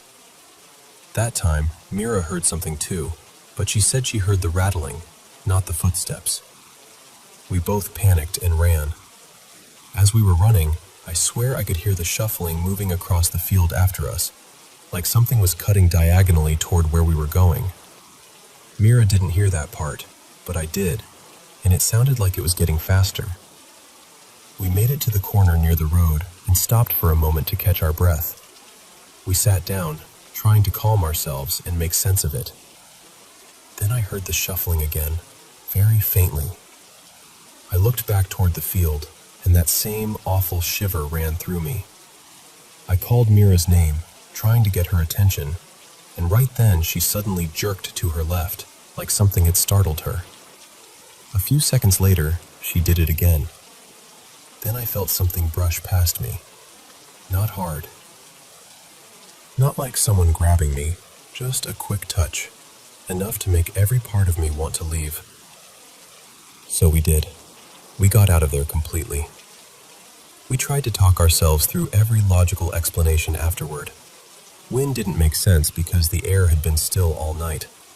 Branches didn't make sense either, because there aren't many trees around that part of the cemetery or the field. I wondered if maybe it could have been an animal, maybe even a snake, but the sound wasn't like that. It sounded like someone dragging their feet, then suddenly picking up speed. And the part that still bothers me is this. Mira felt something touch her left shoulder, but I was standing on her right. So whatever brushed against her, it wasn't me.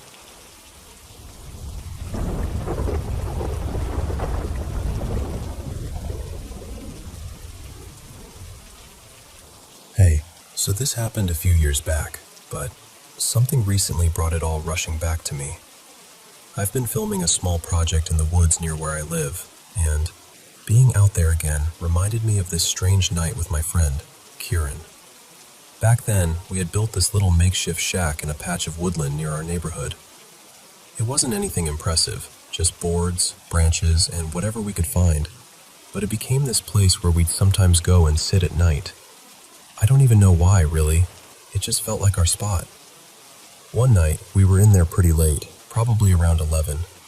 We were messing around, laughing, playing music quietly, and doing this awful imitation of a song.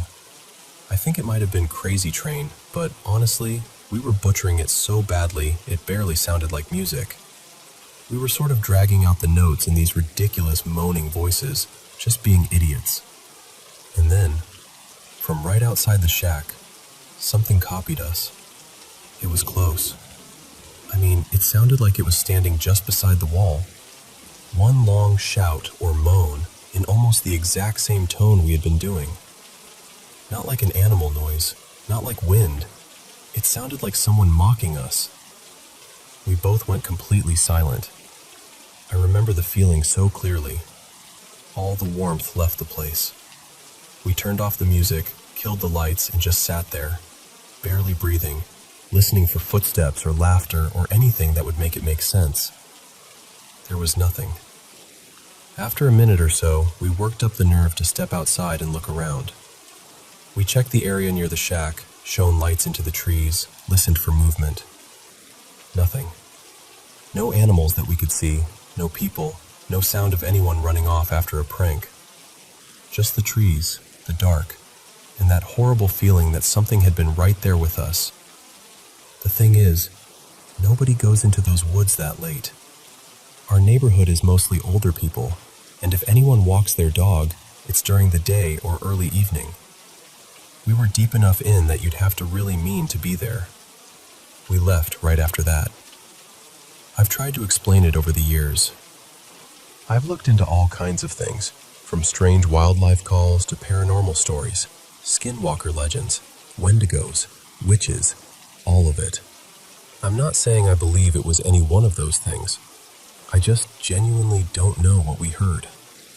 And the strangest part is, it wasn't just us.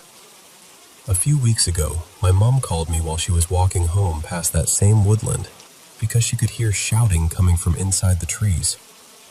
My sister told me she's heard it too while walking through there, and it scared her enough that she changed paths just to avoid getting closer to the noise. So I don't know what's out there, but I know what I heard that night. Something outside that shack copied our voices.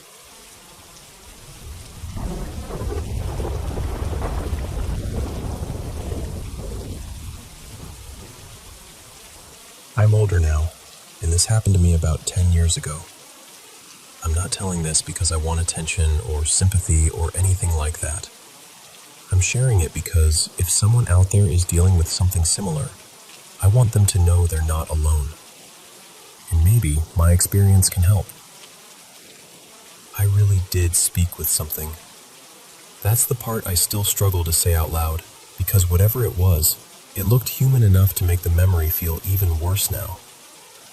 At first, it seemed kind. Curious, even.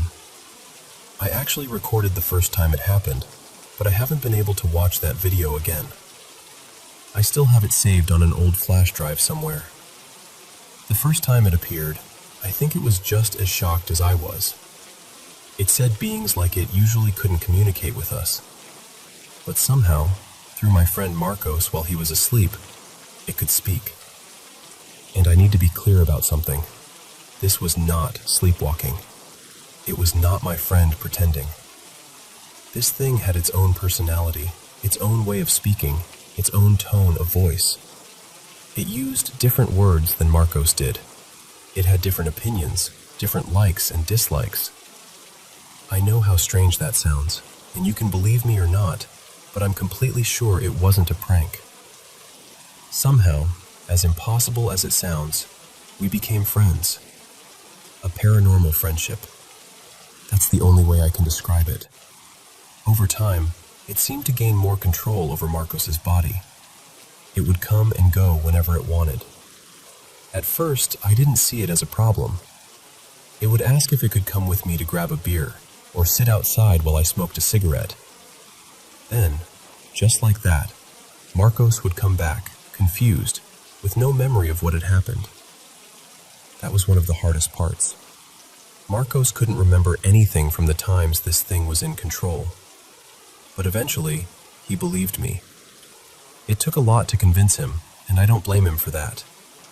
How do you tell your friend that something else is using his body? About a year passed, and things started changing. The thing told me that the angels wanted to destroy it. It said what it was doing was not allowed. That was when it finally told me what it was. It said it was a demon. But then it told me not to be afraid. It said it was like me, like anyone else, just trying to exist. And I wanted to believe that. I really did. Because when I spoke to it, all I saw was my friend's face, my friend's hands, my friend's body sitting across from me. Only the person behind the eyes was different. That was when everything began to fall apart. I'm not ready to say more than that right now. Part of me still feels trapped back there, and even after all these years, it hurts to remember. English also isn't my first language, so explaining it properly is difficult. But if anyone listening to this is going through something like it, please reach out. I know how impossible it feels. I know how alone it can make you feel. And I know how to help.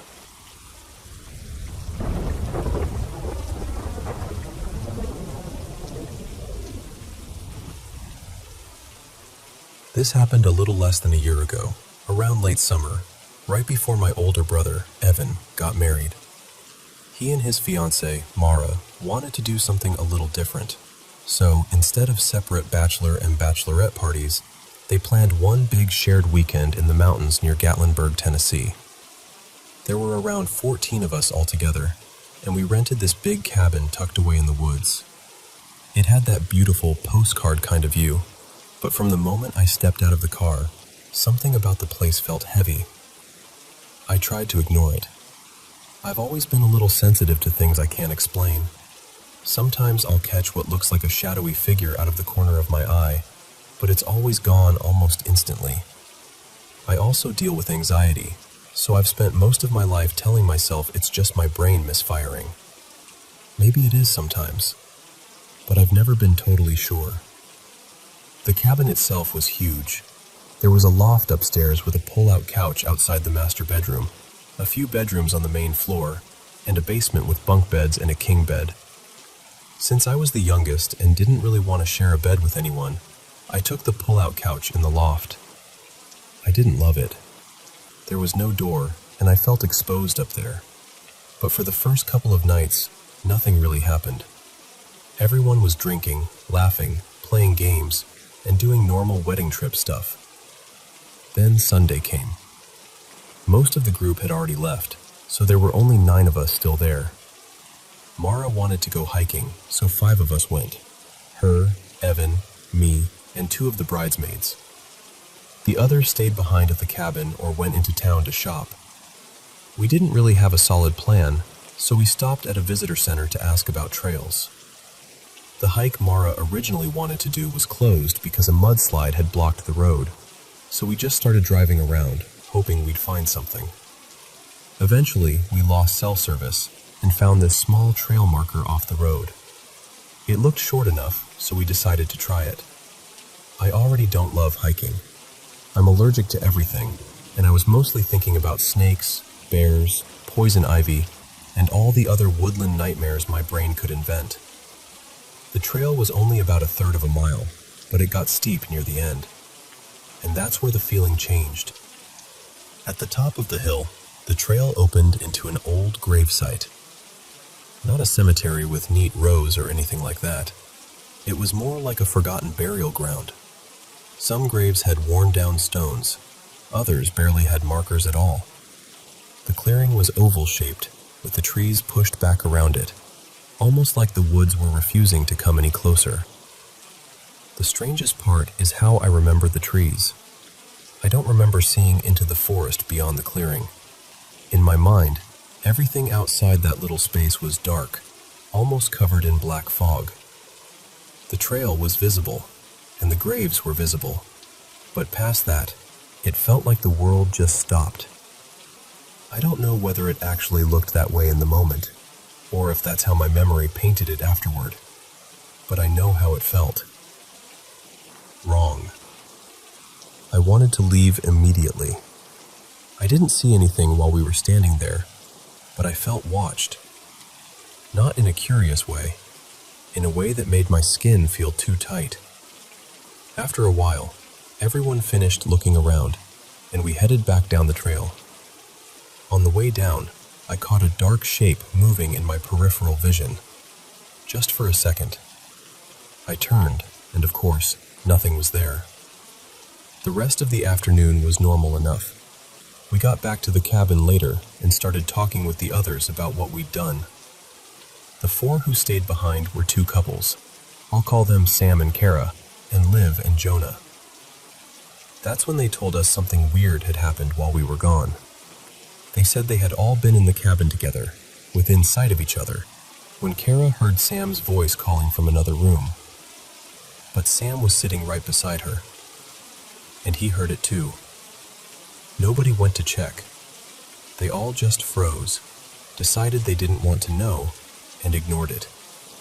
After that, we told them about the trail and the gravesite, and the whole room got quieter. Then, in the middle of a pause, Evan suddenly turned his body to the side, like he was letting someone walk behind him. But no one was there. He looked confused and said he'd heard someone say, "Excuse me," right behind him, like they were trying to squeeze past. Mara immediately told him to stop messing around. She thought he was trying to scare everyone. But I was staring at the spot behind him, because when he moved, I saw someone there. Not clearly, not like a normal person.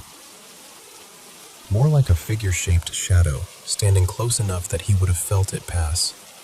So I said, "He's not lying. Something was there." Everyone got tense after that. The conversation sort of fell apart, and even the people who were laughing before didn't seem comfortable anymore. A little later, Evan came and sat beside me. His voice was lower when he asked, "Did you really see someone behind me?" I told him yes. That's when his face changed. He told me he had made the whole thing up. He hadn't heard anyone say "excuse me." He was just trying to scare the group. But I had seen something exactly where he pretended something was, and that scared him more than anything else. Nothing else happened that night. We all eventually went to bed, though I don't think anyone slept very peacefully. By morning, everything felt normal again. Sunlight has a funny way of making you question yourself, but I still think about that cabin. I think about the old gravesite, the dark woods around it, the voice calling from an empty room, and the figure I saw behind my brother when there should have been nothing there. And honestly, I don't know what followed us back from that trail, but I'm pretty sure something did.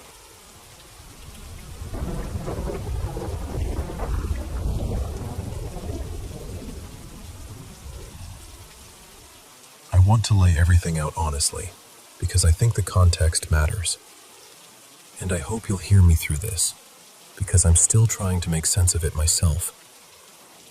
I've been diagnosed with bipolar disorder, but part of me wonders if what I've been calling mania might actually be severe depression mixed with alcohol use, stress, and maybe something closer to BPD. I don't know. I'm not trying to diagnose myself in circles, but I know I've never really experienced anything I would call psychosis before.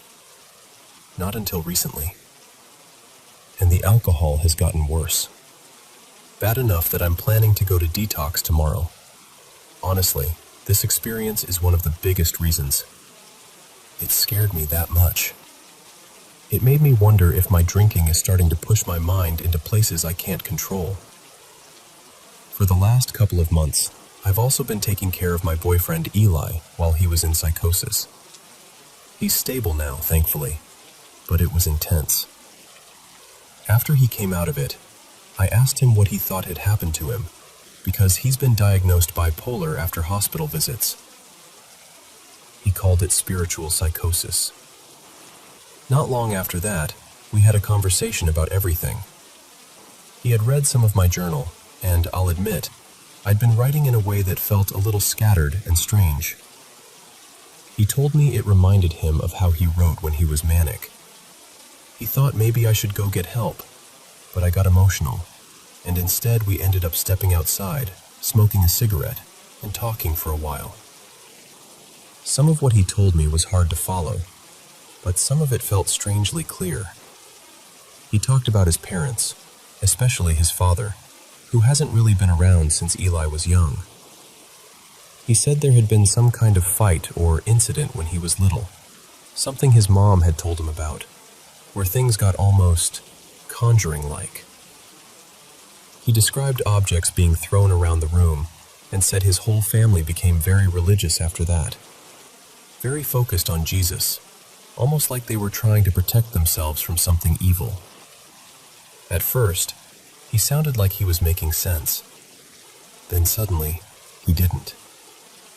It was like the conversation started touching something that pulled him backward. He said he had already said too much. He also mentioned there being some kind of unspoken rule about not talking about these things with him. His mother had said something similar before. She told me that right before his second hospital trip, she had gone over to get him because I had left after he became really mean and frightening toward me. She said he was throwing things, hurting the dog, and that there was the devil in his eyes. Another time, she mentioned a bipolar man she had dated and said she had seen that same look in his eyes too. I don't know for sure, but now I wonder if she was talking about Eli's father. During the beginning of Eli's episode, he also kept saying strange things about a transition that was supposed to have happened already, but had been delayed. He kept trying to convince me to stay awake with him for days, and more than once, he referred to himself as the devil. Then, today happened. I've already felt off for a couple of weeks, but until now it hadn't felt terrifying. More like stress, alcohol, and maybe a mild episode of something. But this morning, I woke up filled with fear. When I tried to fall back asleep, I kept hearing these wheels. That's the best way I can describe it. Wheels. Almost wooden, like a little toy cart rolling across the floor. It sounded like it was right in front of the bed, moving from one side of the room to the other. Every time I got close to sleep, the sound would get louder and louder until I opened my eyes or moved my body. Then it would stop. That happened over and over, maybe 12 times, maybe more. When I finally fell asleep, I had a string of nightmares. 3 or 4, maybe 5. In almost all of them, I was afraid of Eli and trying to get to his mother for help. Most of the details are blurry now, but the last dream is the one that shook me the most. In the dream, we woke up in bed. Eli tried to get up, and I reached for him, like I needed to say something. Then he started vomiting blue and green. Not a lot, but enough to scare me. The next thing I remember, he was lying on his side on the bed, still vomiting, and I froze for a second before turning him properly so he wouldn't choke. Then I ran to the kitchen. He came in after me, but he looked vacant, almost catatonic. I ended up pressed against the wall, almost floating, but not like he was doing it to me. It felt more like my own body was trying to get away from him. After that, I ran to his mother's room.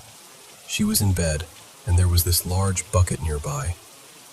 I sat in it and started vomiting feces. Then I lost control of my bowels completely. It was humiliating and horrifying, and by the end, the bucket was full. It was big enough for me to sit in, so that image has stayed with me. There were other details too, but those are the parts that felt the darkest. The parts that made me wake up feeling like something was wrong beyond just a nightmare. When I woke up, I started Googling. I know that probably wasn't the best idea, but I was scared and trying to stay self-aware.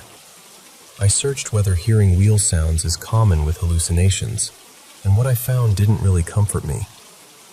Then I searched whether wheel sounds show up in demonic experiences, and that made me spiral even more, because apparently people do associate them with darker hauntings or poltergeist-type experiences. At first, I tried to explain it as alcohol. I took a shot and felt a little better, which made me think maybe it really was withdrawal or anxiety, or my brain reacting to the drinking. But the more I think about it, the more I keep circling back to everything Eli said. The things his mother said, the dreams, the sounds, the fear. And I don't know what I believe right now. I don't know if this is my mind under stress, alcohol pulling me into something dangerous, or something deeper that I don't understand.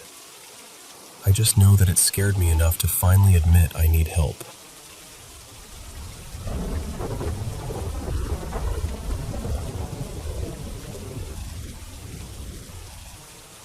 So, this all started about 8 years ago. I was younger, and honestly, I didn't really understand what I was getting into. A few friends and I played with a Ouija board in an old cemetery one night.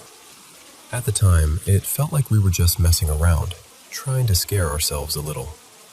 But after that, things seemed to shift in ways I still have a hard time explaining.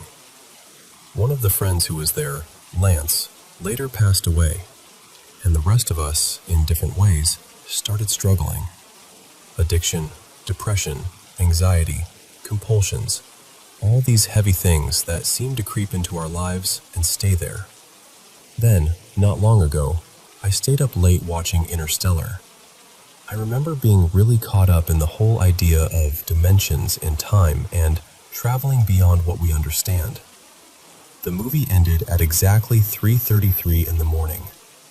The next night, I woke up at 3:33 again, and when I opened my eyes, it didn't feel like I was in my room anymore. It felt like I had been taken somewhere else, deep in a forest. There were people standing around me in black robes, wearing animal skulls, holding books, and chanting over my body. I was terrified. Then my friend came back into the room, and something changed. It felt like this pink light or aura pushed everything away from me. She had been blessed once at the Sistine Chapel, and in that moment, I genuinely felt like whatever was around me couldn't stay near her. The next night, I was alone, and my room changed. Everything looked the same, but the color was wrong. The whole room had this reddish-orange glow, almost like I was somewhere else, wearing the shape of my own bedroom. I was still on a Discord call, and I could see my friends' icons, but I couldn't hear them. I felt disconnected from everything. Then my body started feeling wrong too. It felt like my organs were failing or burning from the inside. But the moment my friend called me, it stopped. A few days later, on February 6th, 2025, I went through something even worse. I had overdosed and went into cardiac arrest. Again, I felt that same burning inside, like my organs were boiling. My friend's girlfriend put a rosary around my neck and started praying to Jesus and Saint Michael. She opened the windows, and I swear, I felt a massive weight lift off me. The pain inside my body stopped. Then it felt like something detached from me and left through the window. After that, something in me changed. My depression, anxiety, and suicidal thoughts were suddenly gone. I hadn't felt that light since I was a kid. It was like I could breathe again for the first time in years. And the St. Michael connections kept showing up. A couple weeks before all of this, I had bought a St. Michael pendant online just because I thought it looked cool. After everything happened, I went back to the website and the listing was gone. Around that same time, I randomly saw a St. Michael tattoo at work and took a picture of it. I'd also unknowingly sent St. Michael art and tattoo designs to friends on Instagram weeks earlier. Back in 2023, I had wanted to get a demonic summoning circle tattoo, but then an affirmation app sent me a message that said, "When I didn't know better," and I decided not to do it. That same year, I saved a tattoo image of Saint Michael fighting the devil, again just thinking it looked cool.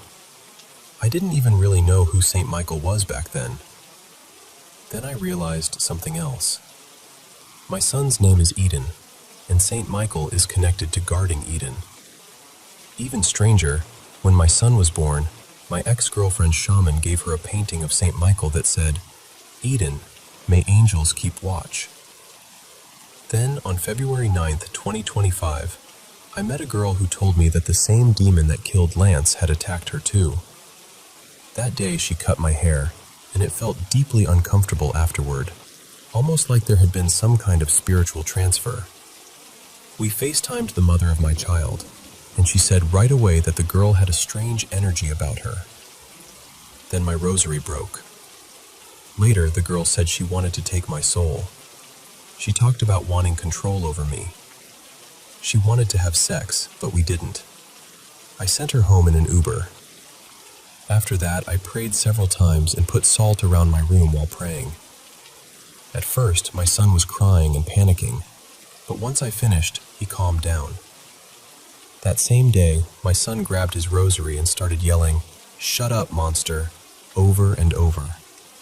He was only 2 years old. He had never really been exposed to religion like that, so I still don't know how to explain it. Then, his tablet randomly autoplayed a demonic-looking video, which shook me even more. The next day, on February 10th, I took him to my friend's house, the same place where I felt that thing leave my body. My son was asleep, but then he woke up terrified. He cried for about 20 minutes, pointing at something none of us could see. My friend's girlfriend started praying, and my son suddenly got quiet. He looked dizzy, and his eyes moved side to side. Then, after a while, he ate like nothing had happened. I thanked the Father, the Son, and the Holy Spirit for sending Saint Michael to help me through it.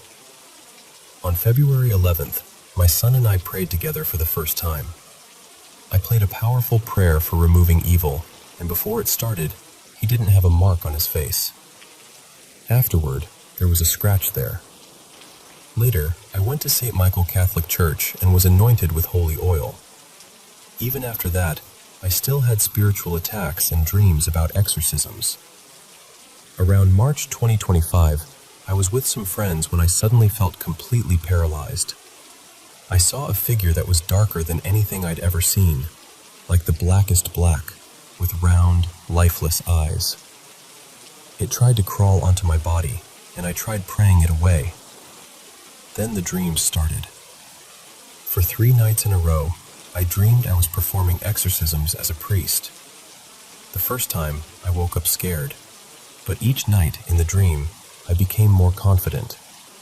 I prayed more strongly in Jesus' name. By the last dream, I woke up feeling peaceful instead of afraid. Then, on October 11th, 2025, I was at a rave. At some point, I fell into confusion. I heard many voices, and everything around me felt sinister. I grabbed my rosary, opened my notes app, and tried reciting the St. Michael prayer. Every time I tried to say it, the words became clearer. Then I invoked Jesus' name, and suddenly I noticed how dark and strange everything around me felt. Afterward, I became extremely nauseous. The night after that, I confessed my sins in prayer before going to sleep. I dreamed I was running from authority, and at the end, I was caught by a bright light. I woke up near 3 a.m., but this time I felt peace. I still have pictures from during or right after some of these moments. They're personal, so I don't really share them. But I know what I felt. I know how heavy life was before, and I know how different it felt after that prayer. Whatever happened, it changed me, and ever since then, I've felt like St. Michael has been part of the battle, standing between me and something I was never meant to face alone.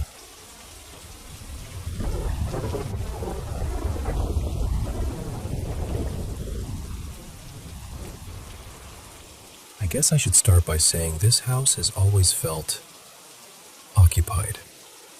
Not crowded in a normal way, not like a busy family home. More like there are corners here that remember people, corners that keep breathing after everyone else has gone quiet. The house is old, around 50 years now. My grandparents built it, and over time, different relatives, tenants, and families have lived here with us. As far as I know, only 2 people have actually passed away inside the house, my grandfather and my great-grandfather.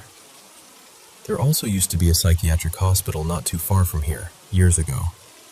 I don't know if that matters, but it's one of those details that has always stayed in the back of my mind. The first strange thing I remember happened when I was little enough to still sleep in my parents' room. They would put me to bed early, then leave me there while they stayed up for a few more hours. But I was never good at falling asleep, and almost every night, I would see this man moving around the room. He wasn't standing over me or trying to scare me. He would just walk around quietly, almost like he was tidying up or doing chores. Nothing ever moved. Nothing dramatic happened. He was just there, busy with something I couldn't understand. For a long time, I told myself I was just a child with too much imagination.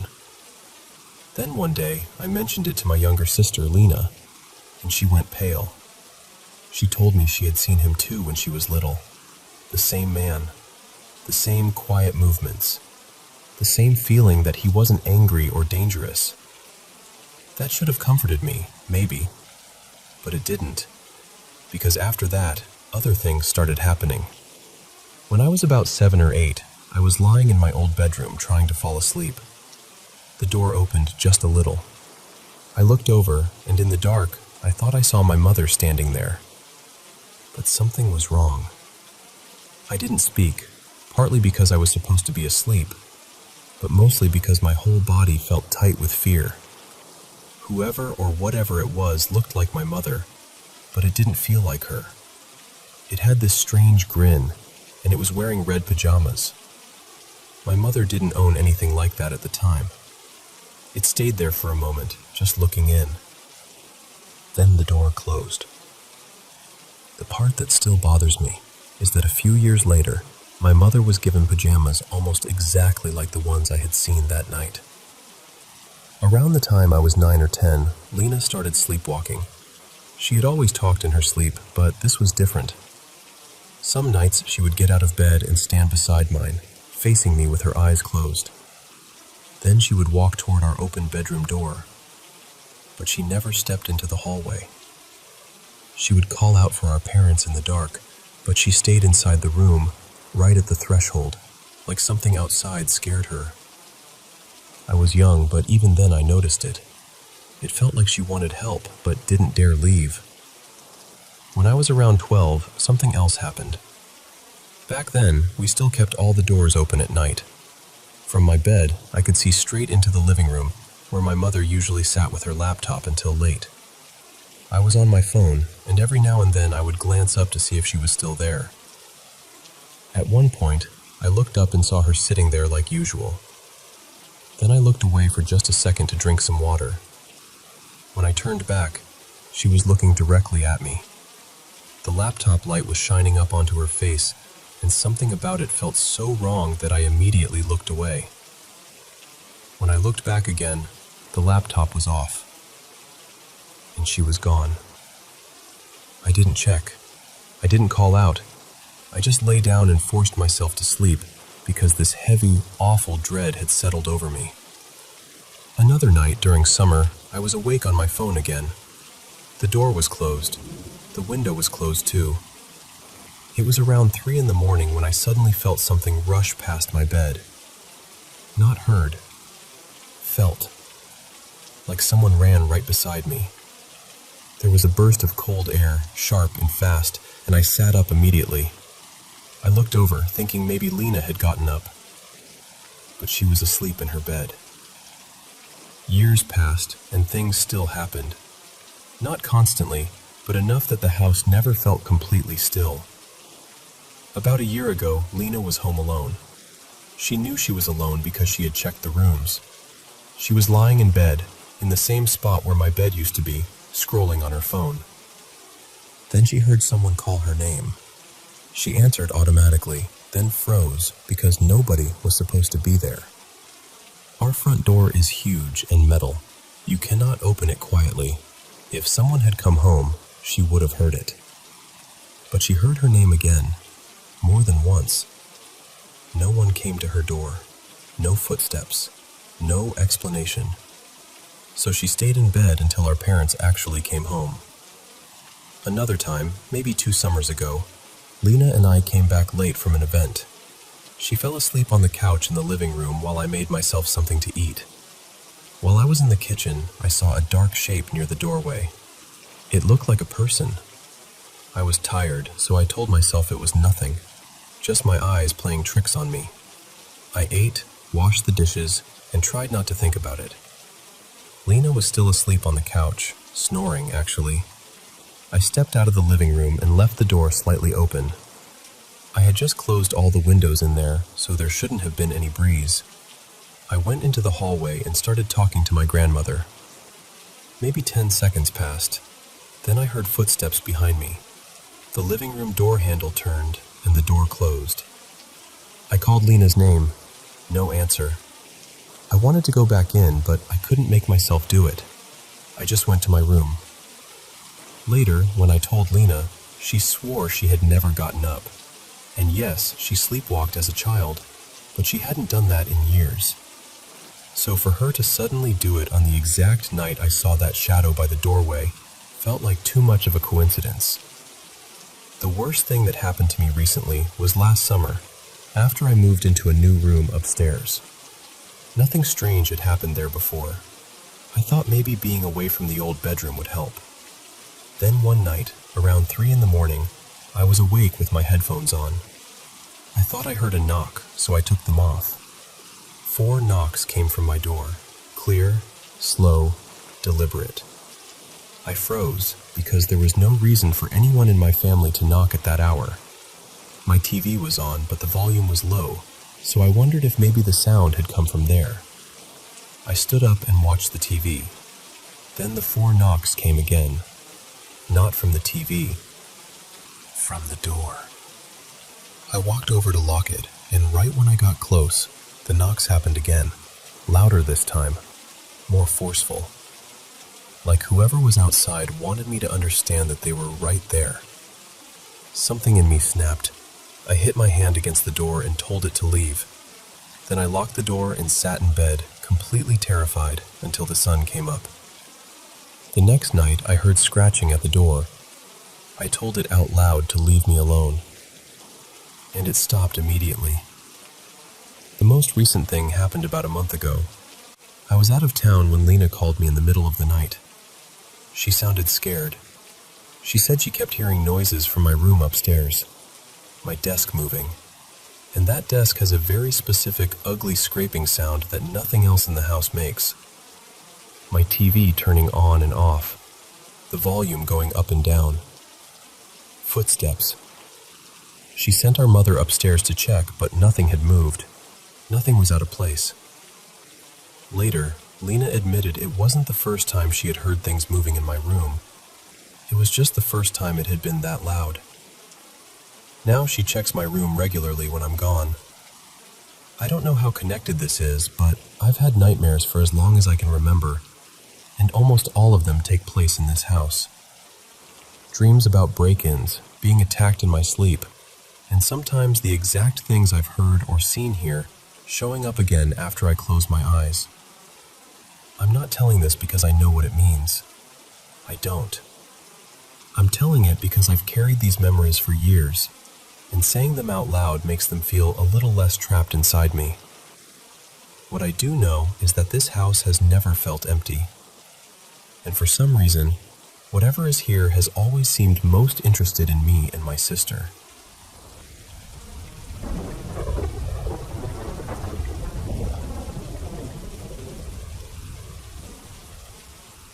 I was talking with my wife the other night about something that happened to me a long time ago, out in the quiet woods of eastern Connecticut. This would have been somewhere around 2007, maybe 2008. She told me I should write it down somewhere and see what people make of it, because honestly, I still don't know. At the time, I was visiting a friend of mine, Dan. He lived out in that Chaplin, Hampton, Scotland area, where the houses are spread apart, and the woods behind them just keep going. Miles of trees, no streetlights, no neighbors close enough to casually wave at. Just dark forest pressing in around the edge of the yard. It was late, probably close to 2:30 in the morning. Dan was sitting on the back porch smoking a cigarette, and I was standing in the driveway with my keys in my hand. We had this habit of saying goodbye for 30 or 40 minutes before I actually left. You know how that goes. One last story turns into 5 more, and nobody moves. So we were standing there, just talking, when we heard laughter coming from deep in the woods. And at first, I really did think it was people. A lot of people. It sounded like a whole crowd had just heard the funniest joke of their lives. Not normal laughter either. This was screaming laughter. Breathless, frantic, full-body laughter. Like dozens of people completely losing control. I remember thinking, well, someone's having a wild party out there. But then it kept going. It didn't rise and fall the way laughter usually does. It just stayed there, rolling through the trees, loud and hysterical and wrong. It went on for at least a full minute, maybe longer. Dan and I stopped talking and just stared toward the tree line. Neither of us said much at first. We were both trying to make our brains fit a normal explanation around what we were hearing. Then, while we were standing there talking quietly about how strange it was, the sound moved. I don't mean it gradually got closer. I mean 1 second it sounded far away, buried somewhere deep in the woods, and the next second it was right near the edge of the light from the flood lamp on the side of his house. It came in so fast that my stomach dropped. For a few seconds, it was incredibly loud. Right there, just beyond where the light ended. That same awful chorus of laughter, shrieking and gasping and laughing like it was painful. But there were no footsteps, no branches breaking, no leaves rustling, nothing moving through the brush, just the laughter. Then it shot off in another direction, still without any other sound, and faded away into the distance. Dan and I just stood there for a bit. I don't remember either of us trying to act tough. There was no big dramatic moment. We were just quiet, because whatever that was had scraped something raw inside the air. Later on, we tried looking it up online. Every answer was the same kind of thing. Coyotes, foxes, fisher cats, some animal making weird noises in the woods. And listen, I've lived in New England my whole life. I know what coyotes sound like. I know what fisher cats sound like. I've heard foxes scream. I grew up with those noises. This wasn't that. This sounded human. Not happy human. Not drunk human. Not even scared human. It sounded like laughter that had gone bad somehow. Laughter like it hurt.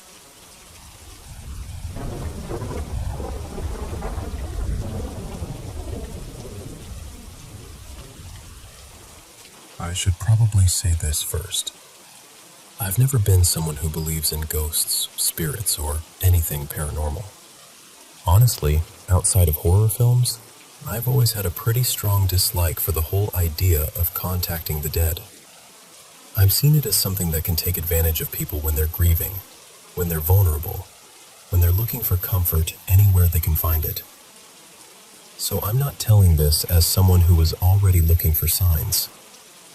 But something happened today that, for the first time in my life, made me stop and wonder whether there might be something after death. Not in a dramatic, lightning strike sort of way. More in a quiet, unsettling way that I can't quite explain away. About 7 years ago, I lost my stepdad, Martin, very suddenly to sepsis. There was no warning. One moment life was normal, and then it wasn't. I was away at the time, so I never got to say goodbye to him. He had been a huge part of my life. He and his 2 children lived with my mom, my sister, and me through a lot of my childhood and teenage years. He wasn't just someone who passed through. He helped shape the house I grew up in. When my son was born 2 years ago, we gave him Martin's name as one of his middle names. As he's grown, we've occasionally shown him photos and said, "That's one of your granddads." We usually call him Granddad Marty when we talk about him. Not constantly, not every week, just now and then. Today was my son's second birthday party. My mom was there, my sister was there, and Martin's 2 children were there too. One of them is about to become a dad himself, and he came along with his heavily pregnant partner. We're not all together like that very often, so it already felt a bit special. The party went really well. Near the end, I took my son outside to the village green across the road from the hall. There's a cricket pitch in the middle, and the grass was being watered by a sprinkler. My little boy was mostly watching some older kids kicking a football around nearby. He didn't say anything strange at the time, nothing that stood out. Later, after we got home, my wife asked him, "Who did you see at your party today?" And he said very clearly, "Granddad Marty." I froze a bit. It's not a name he says often. In fact, I don't think I'd heard him say it in months. Maybe not ever. Not properly. At first I thought it must have been a fluke, one of those random toddler things. But when we asked him again, he repeated it. More than once. Then during bath time, I asked him gently, "Did you see Granddad Marty at your party?" He said, "Yes, Granddad Marty's safe by the water." That was the part that really got me. I asked him a few different ways what he meant. Toddlers don't exactly give clean, polished answers, so it took a bit of back and forth. But in his own little roundabout way, he seemed to be talking about the water on the cricket pitch, the sprinkler, the wet grass, that place we'd walked to after the party. And he kept repeating the same basic thing. Granddad Marty was there, by the water, and he was safe. I don't know what to do with that. I'm not saying I suddenly believe in ghosts. I'm not saying I have some grand explanation. But I know what he said, and I know how rarely that name comes up in our day-to-day life. The feeling wasn't frightening exactly. It didn't feel sinister. It was more like the room had shifted half an inch, and everything familiar looked slightly different. I keep trying to rationalize it, because that's what I do. But this one has stayed with me. And I suppose I'm left wondering whether anyone else, especially people who consider themselves skeptics, has ever experienced something like this. Something small, strange, and oddly comforting.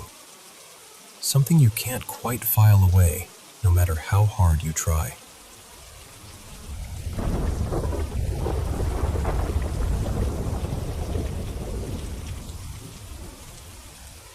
My boyfriend Mason and I bought our house in 2023. It had been in his family for a long time. It belonged to his great aunt and great uncle, and after his great aunt passed away, we ended up buying it. She didn't pass in the house, just to be clear, but from the moment we moved in, the place felt occupied.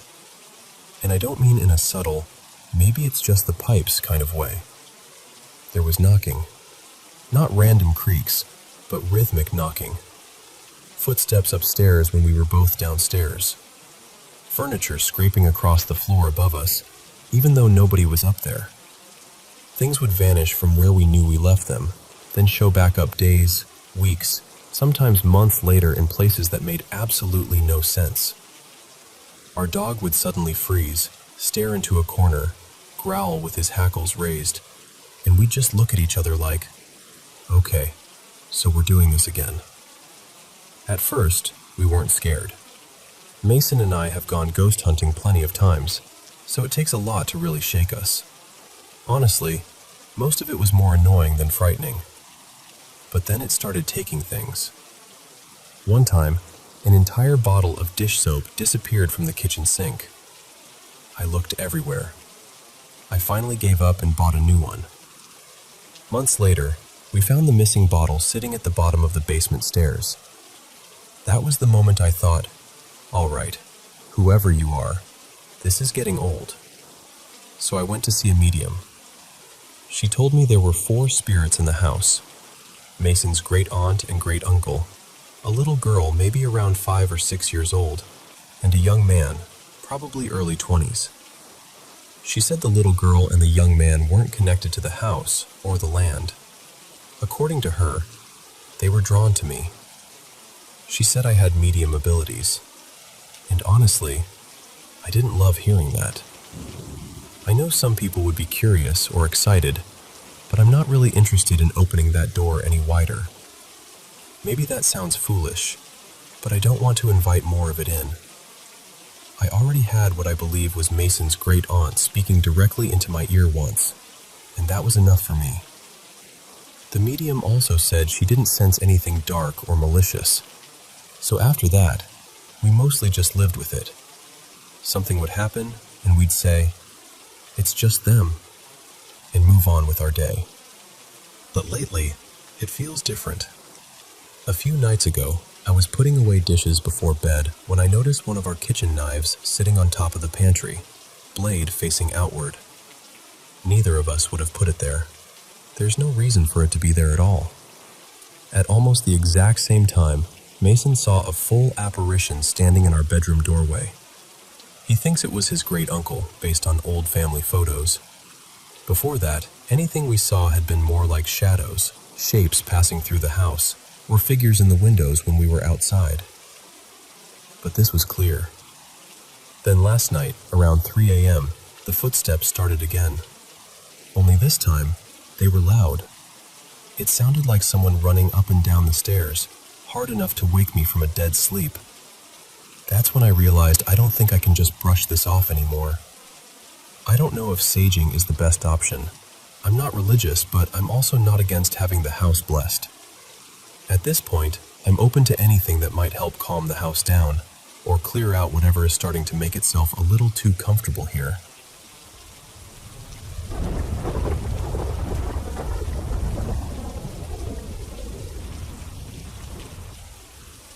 I think I was in 5th grade when I had the first experience that really stayed with me. It wasn't the first strange thing that ever happened to me, but it was the first one that felt impossible to explain away. Years later, I read something about how the brain tries to make sense of things it can't fully process. When we see something unfamiliar, something outside what we know, our mind may dress it up as something recognizable. And maybe that's what happened. Because what I saw, standing in my bathroom and staring straight at me, looked exactly like Charmy, the little fire Pokemon. I know how ridiculous that sounds. I really do. But in that moment, it didn't feel funny at all. It stood there for about 15 seconds, just watching me. I stared back, frozen. Then I ran as fast as I could to my parents' room, screaming that Charmy was going to kill me. After that, the sleep paralysis started. It began in that same house. Every time it happened, I would see a spirit near me. It felt like it knew I couldn't move, and it would taunt me because of it. A couple of years later, my family moved to Brussels, Belgium. We lived in a house that was around 300 years old. I picked the bedroom on the top floor because, honestly, what teenager wouldn't want an entire level of the house to themselves? But my room was different. It was cold. Not just a little chilly, but much colder than the rest of the house. Even the other rooms on that same floor felt normal compared to mine. We had people come look at the radiator more than once, but nothing ever really changed. That room stayed cold. Soon after we moved in, the sleep paralysis came back. Only this time, it was stronger. There was always a figure in the corner of the room, near the radiator. It wore something dark, almost like a cloak. It was darker than the darkness around it, and it had this heavy presence that made the whole room feel smaller. It watched me sleep. Night after night, I would wake up unable to move, and there it would be. If I tried not to look at it, I would feel like something was lifting me or throwing me around the room. Sometimes I would slam back down onto the bed and suddenly be able to move again, gasping and sitting upright. As time went on, it got worse. Sometimes I would already be awake, fully conscious, and then I'd feel something pulling me back down into paralysis. This happened for years, consistently, almost every night. But only in that room. When I slept somewhere else in the house, it usually stopped. That doesn't mean I never had sleep paralysis outside of that bedroom. Once, my mother and I went on a weekend trip to Dublin, and during the day, we went on a ghost tour. That night, in our hotel room, I had sleep paralysis again. A dark figure leaned over me, but it wasn't the same cloaked figure from Brussels. By that point, I had started to feel that the figure in my room was feminine somehow. I don't know why. I just felt it. My parents thought I was dealing with night terrors, or maybe some kind of neurological issue. And maybe they were right. I still can't say for sure. Eventually, we found out we were moving back to the States. Not long before we left Belgium, something changed. The figure that had always stayed in the corner began moving closer.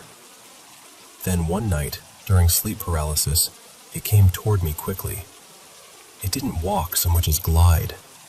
As it approached, it changed shape. Suddenly, it looked like a boy from my class, someone I had a crush on at the time. I'm gay, but back then, in high school, I was struggling with that part of myself. I didn't really know how to hold it yet. So this thing came toward me wearing the face and body of someone I secretly wanted. It reached out one finger and touched me. The second it touched my body, a burst of light shot out of it. At that exact moment, I broke free from the paralysis and sat up. And at the same time, I had an orgasm. I know that's strange to say out loud, but that's what happened. It touched me. The light burst out. I woke up, and then it was gone. That was the last time it ever bothered me. Soon after, we moved from Belgium to Memphis, Tennessee. After that, I started seeing things outside of sleep paralysis, even while I was awake. Not constantly, just often enough to make me wonder if something was wrong with me. I've spent years asking myself what really happened. Was that entity something dark that got what it wanted from me? Did it take something? Did it leave something behind? Was some part of me split off and kept somewhere I can't reach? Or was it the opposite? Maybe the light that came out wasn't from it. Maybe it was from me. Maybe whatever was inside me pushed it away for good. I honestly don't know. Since then, I've struggled with addiction. Heroin followed me for more than a decade.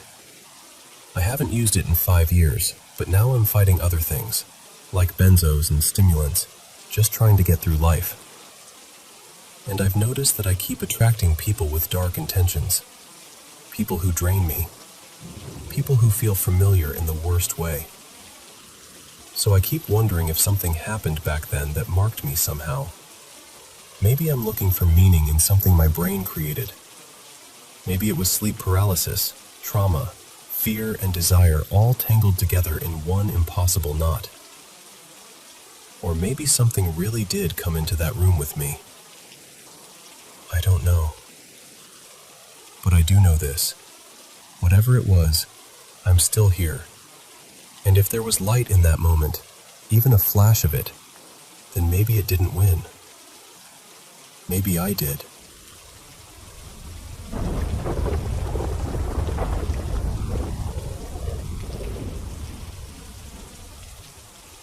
I still wonder sometimes if that house is haunted. I only lived there for about 4 years, but honestly, that was enough. The activity got so bad that it scared me and my brother out of feeling safe there. It never felt like just one thing in the house either. It felt crowded, like there were multiple spirits there, and most of them didn't feel kind. Some of them scared my family. Some of them hurt us. And I'm still pretty sure something from that house followed me after I left. I don't even live in San Antonio anymore, but I still think about it. I always wanted to know what happened on that property. I heard a rumor that someone died on the land, but I never knew if that was true. I wish I had a way to find out, because whatever was there felt like it had a history. I'll tell you a few of the things I saw. The first one happened when I was a kid. I used to wake up in the middle of the night to use the bathroom, just normal kid stuff. But some nights, I would wake up for no reason at all. I'd roll over, and there he'd be. A little boy, probably around the same age I was back then. He wore a blue plaid shirt, and he'd be sitting there playing with my little kitchen set like it belonged to him. He never spoke to me. He just played. After my mom smudged the house, he stopped showing up. Then there was the thing with my room. My room was set up in the worst way possible. My bed was right in the center, my mirror faced me, and I had two doors, one to the closet and one to the hallway. At night, I would sometimes wake up and see this gray hand clawing at the doorknob. I didn't stay to investigate. I still had enough survival instinct in me to get out of there. I'd run downstairs to my parents' room. But one night, I saw more than just the hand. It was like the hand had a body attached to it now. There was this woman, or something pretending to be one.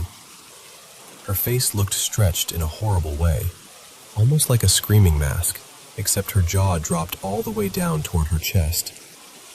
Her eyes were huge and sunken, and her mouth and eyes looked completely black, like empty holes.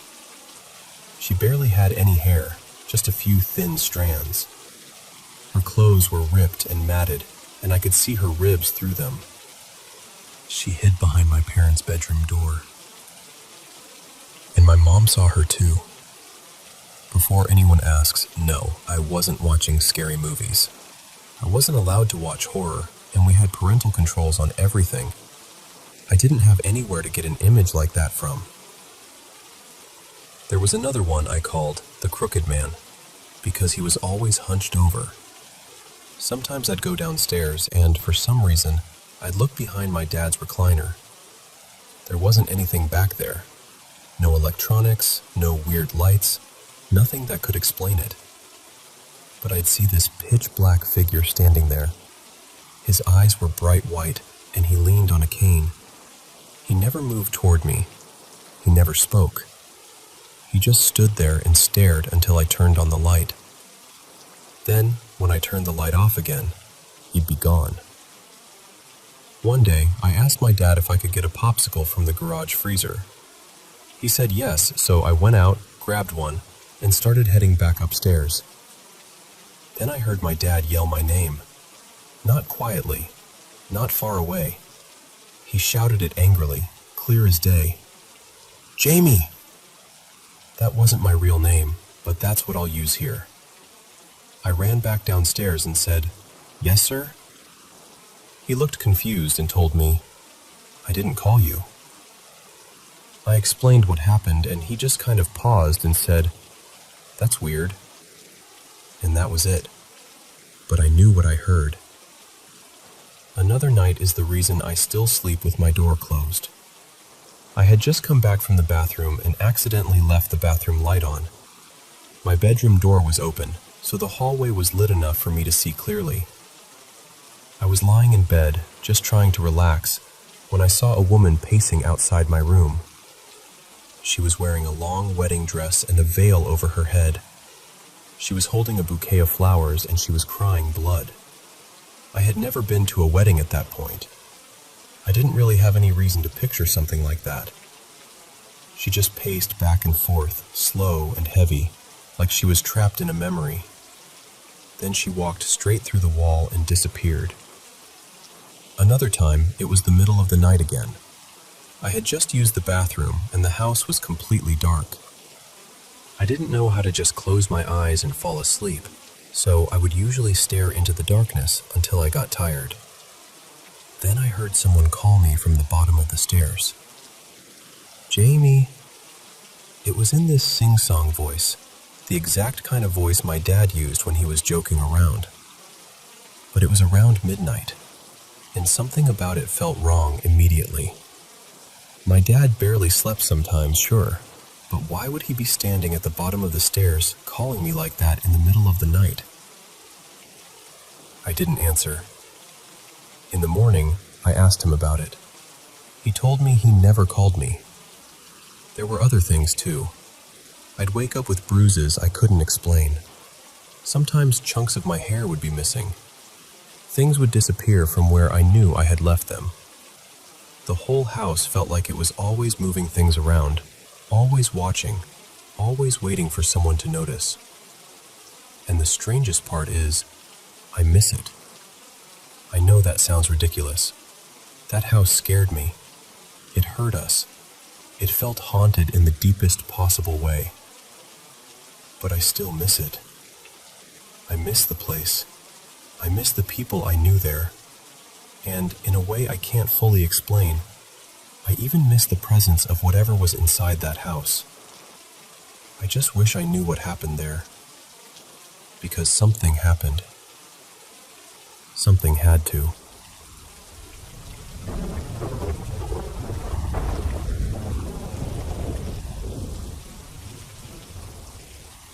I wanted to share this here because I'm honestly still trying to understand what happened, and I'm wondering if anyone else has ever felt anything like it.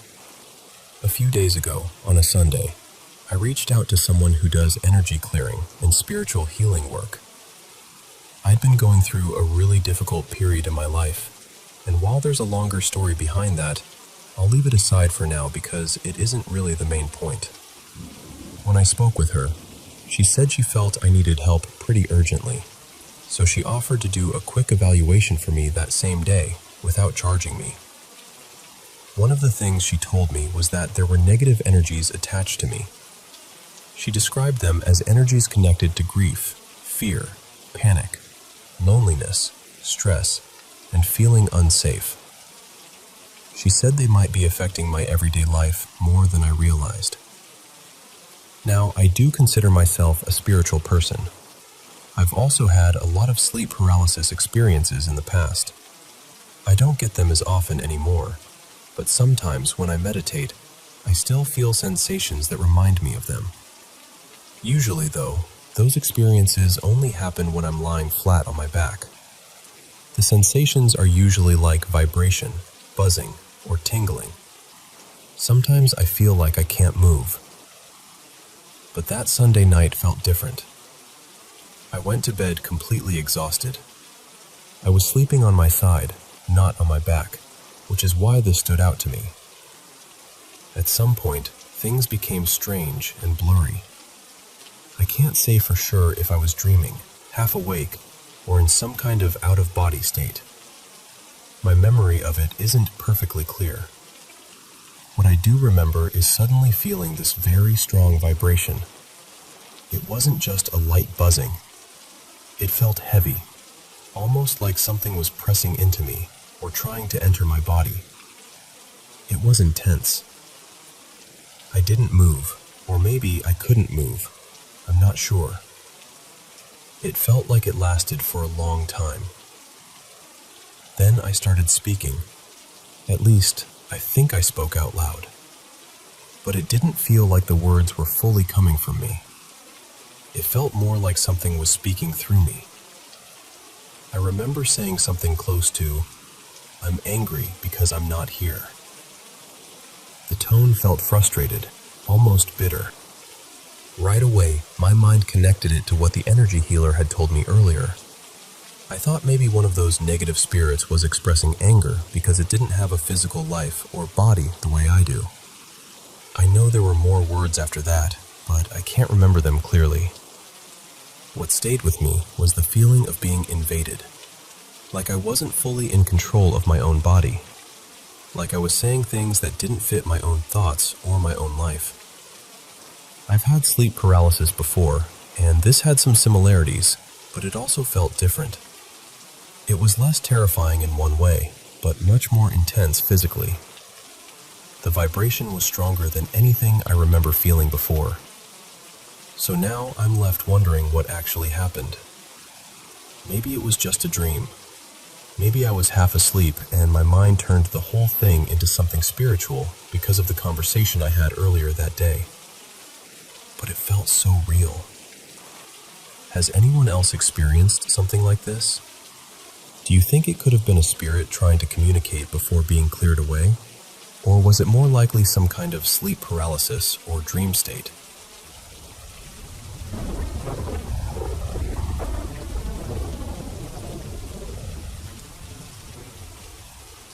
I work night shifts at a pretty isolated site, tucked between a busy expressway and a stretch of nature reserve. It's the kind of place that feels normal during the day, but once the lights thin out at night, every sound seems to travel a little farther than it should. A few nights ago, the police showed up at our office. They said they had received dozens of calls from a number registered to our location. Not one or two calls, around 50. The strange part was that the number belonged to a phone inside an underused conference room right next to the office where I was working. Management came rushing back in, and the night technicians, along with the IT team, started checking everything. They tested the phone, they checked the lines, they pulled up the camera footage and reviewed the door access logs. Everything looked normal. No fault with the phone, no one entered the room. No one was seen leaving it either. And yet, somehow, that phone had called the police again and again from an empty room. The room itself sits on the basement level, between the main office area and an access corridor. There are no windows in there, just two doors, one leading into the office and the other into the corridor. During the day, people mostly use it as a shortcut or a quiet place to rest. Hardly anyone actually holds meetings there anymore. At night, it used to be a common spot for staff to nap during the dead hours, usually between 1 and 3 in the morning. But lately, I've noticed people don't really sleep in there anymore. Thinking back now, I've used that room for naps during night shifts too. And honestly, most of the time, I had strange dreams in there. Not every single time, but often enough that I remember it. I would wake up heavy-headed, drained, and more tired than before I slept. At the time, I blamed it on night shift exhaustion. I figured I was just sleep-deprived. But after the police incident, a few things started coming back to me. Last month, a coworker, Marin, who almost never used that room, went in there to finish a report. She came out less than half an hour later, saying the room smelled damp and moldy, and that her face had started itching badly. She ended up leaving work early. A few days later, she had such a severe skin reaction that she was out for nearly 2 weeks. Then there was the last time I slept in that room, about 2 weeks ago. I overslept so badly my coworkers had to wake me up. The night before that, I had also overslept in the same room during the quiet hours. At the time, I laughed it off. Now, I'm not so sure. After the phone calls, I started asking a few coworkers about that room. Every single person I asked had something odd to say. Some said they had weird dreams there. Some said they woke up feeling completely exhausted, almost like they hadn't slept at all. One coworker even told me he once experienced sleep paralysis in that exact room. So now I keep thinking about it. Maybe the dreams weren't just dreams. Maybe the tiredness wasn't just from night shift. And maybe there really is something in that room.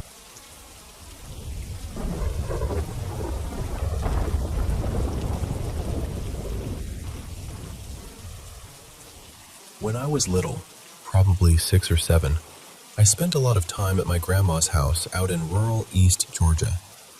Her place had woods all around it. Not deep, endless wilderness or anything, because there were other homes scattered around the area, but to a kid, those woods felt huge, quiet, spread out. The kind of place where the trees seemed to lean in and listen. And whenever I went outside alone, I would hear this voice. It was high-pitched, almost like a whistle, but not quite. It sounded feminine, light, and strangely clear, and it always called the same thing. Yoo-hoo. That was the closest way I could describe it, like someone was trying to get my attention from somewhere deeper in the trees. I hated it. I never went more than a few feet into the woods by myself because of that sound. The weirdest part was, the closer I got to the trees, the faster the calls came. If I stayed near the yard, I might hear it every so often.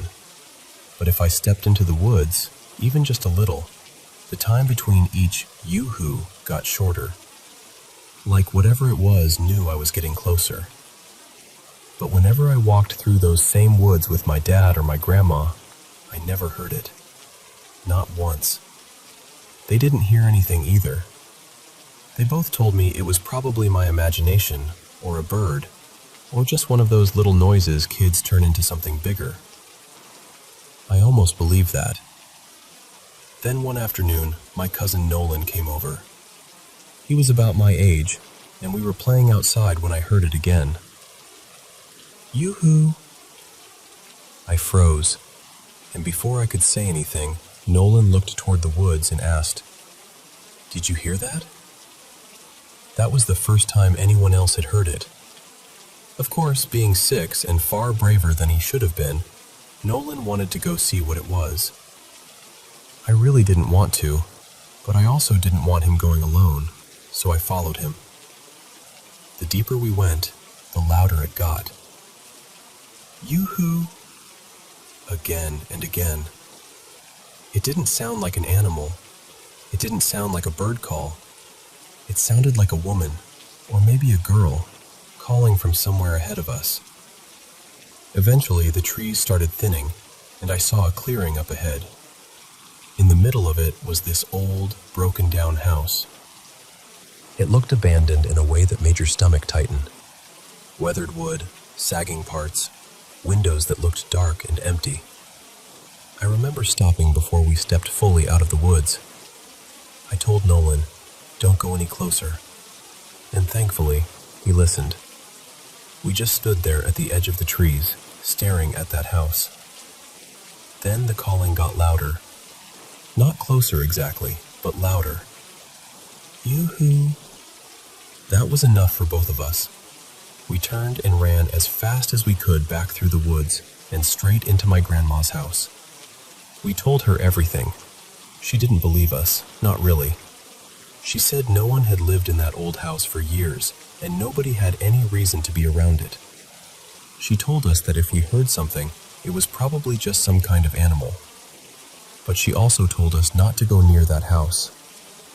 After that day, I still heard the voice sometimes, but I started ignoring it. Eventually, it stopped. Or maybe I stopped listening. I'm not sure which. My grandma passed away when I was 9, and after that, I didn't go to the property much unless I was helping my dad maintain the land. By the time I was a teenager, I never heard the sound anymore. Later on, some relatives bought that part of the land, tore down the old house, and built a new one there. I've wondered for years what that voice was. This would have been in the early 2000s, in rural central East Georgia. The area wasn't completely isolated, but the woods around my grandma's place were empty enough that it didn't feel like someone could just be standing out there every single time I went outside, making the exact same call in the exact same tone. And I really don't think it was a person. I don't know what person would be waiting out there, always calling only when I was alone, always stopping when adults were with me.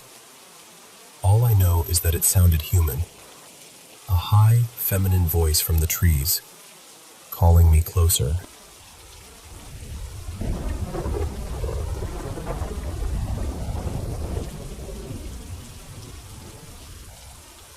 I was in middle school when this happened, and back then, almost every weekend, I'd hang out with my friend Colby. We were both really into mountain biking, especially on old backcountry trails and dirt roads where there weren't many people around. We lived near a small town in Massachusetts called Huntington, so there were plenty of quiet wooded places to ride. One weekend, we were heading back to Colby's house, riding down this empty dirt road with woods on both sides and no houses anywhere nearby. It was the kind of road we'd taken 100 times before without anything strange happening. Then, out of nowhere, something came flying out of the trees on one side of the road. We both slammed on our brakes and looked around, immediately thinking it had to be another friend of ours messing with us. He had a habit of pulling dumb pranks, especially if we left without waiting for him. So we called out, half annoyed and half laughing, telling him to cut it out. But nobody answered. A few seconds later, a rock came flying straight at my head. It missed, barely, and before I could even react, a stick came whipping past, then another rock. One of them hit my hand hard enough that I dropped my bike. I ran across the road and ducked behind a tree. Colby did the same thing, but when he looked over at me from behind his tree, I saw blood running down the side of his face. That's when we stopped thinking it was funny. We yelled into the woods that whoever was doing this needed to knock it off, that it wasn't funny anymore, and that they were about to get themselves in serious trouble. And honestly, that was the wrong thing to say. Right after that, everything went insane. Rocks, sticks, and full-sized fallen branches started flying out from the trees on the opposite side of the road. Not just a few, I mean a storm of them. It was so much that there was no way one person was throwing it. Not even 10 people. It felt like it would have taken a whole crowd hiding in the woods to throw that much at once. And some of the branches were way too big for anyone to throw like that. The strangest part was the way they moved. They didn't arc through the air like normal thrown objects. They shot past us in perfectly straight lines, like they were being launched from something invisible, then disappeared deeper into the woods behind us. We stayed pinned behind those trees for what felt like forever. It was probably close to 10 minutes, but when you're scared like that, time stretches into something meaner. Finally, Colby started yelling that we were sorry and that we'd leave. I didn't know what else to do, so I yelled the same thing. The second I said it, everything stopped. No rocks, no branches, no rustling, no birds, nothing. Just silence. We slowly stepped out from behind our trees, and that's when I saw something that still bothers me to this day. Across the road, right where all that stuff had been coming from, there was an old, broken-down shack. And I know that might not sound like much, but we had ridden that road countless times. That shack had never been there before. I'm completely sure of it. It also wasn't there when we first stopped our bikes. But there it was, sitting in the woods like it had been waiting for us to notice it. Neither of us said a word. We ran for our bikes, jumped on, and right as we started pedaling, we heard the long, rusty squeal of a door hinge opening behind us. We didn't look back. We just rode as hard as we could until we were out of there. That was the last time Colby and I ever went mountain biking together. Actually, it was the last time I ever went mountain biking at all.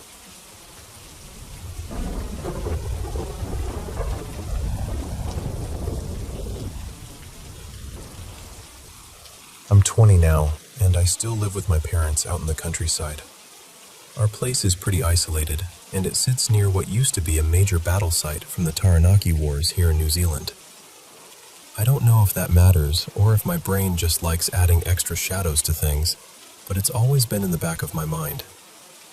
The house itself is split into two very different parts. There's the original farmhouse, which was built around the 1920s, and then there's the newer extension that was added sometime in the late 80s or early 90s. I sleep in the newer part, and I'm grateful for that, honestly, because the older side of the house has always felt wrong to me. Not evil exactly, just heavy. Stale. Like the air in there has been holding its breath for 100 years. There's a doorway that connects the new part to the old farmhouse, and sometimes when I look through it, I get this awful feeling that something on the other side is looking back. I know people scare themselves all the time, especially in old houses, but this has never felt like ordinary nerves. The first time something really strange happened was about a year or so ago. My girlfriend, Leah, was over, and the rest of my family had gone to visit relatives a few hours away. The house was completely empty except for us. Or at least, it was supposed to be. We were in my room, and while we were together, I suddenly heard someone yell my name from the living room. Clear as anything. The living room is in the old part of the house. At first, I thought maybe I'd imagined it. You know, your mind grabs a random noise and dresses it up in familiar clothes. But then Leah froze and told me to stop. She started covering herself, thinking someone had come home and might walk in. Then she got annoyed with me and asked why I hadn't told her anyone else was in the house. But there wasn't anyone. I checked everywhere. I walked through the living room, the kitchen, the hallway, all the bedrooms. Nothing. I went outside and looked down the driveway. Only my car was there.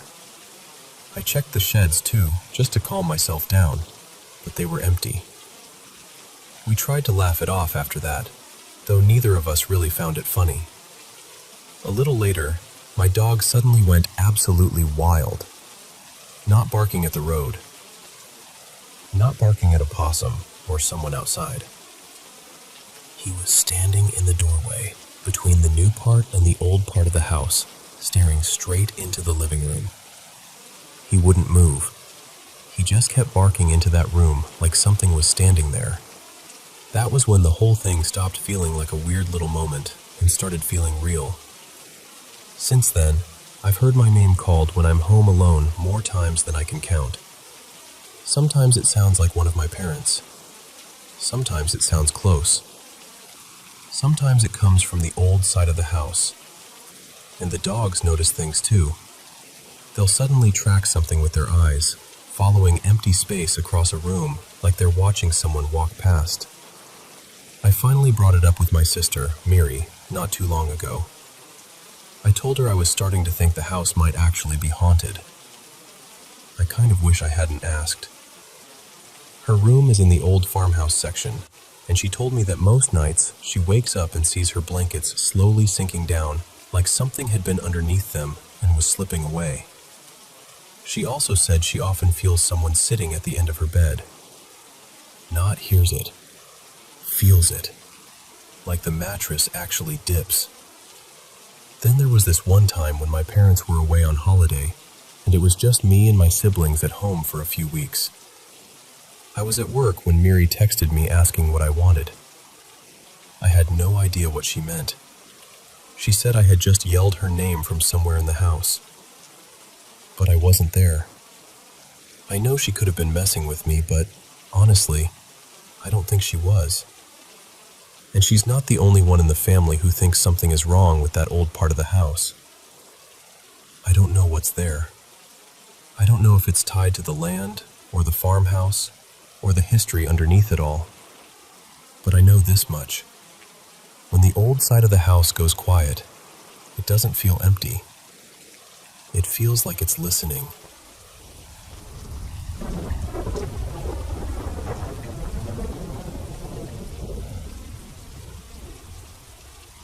So this happened last year, when I was living with two friends from university. We were all around the same age, early 20s. I'll call them Mia and Lila. The house we rented had this big metal gate you had to unlock before you could even get into the yard. Then, after that, there was the actual front door.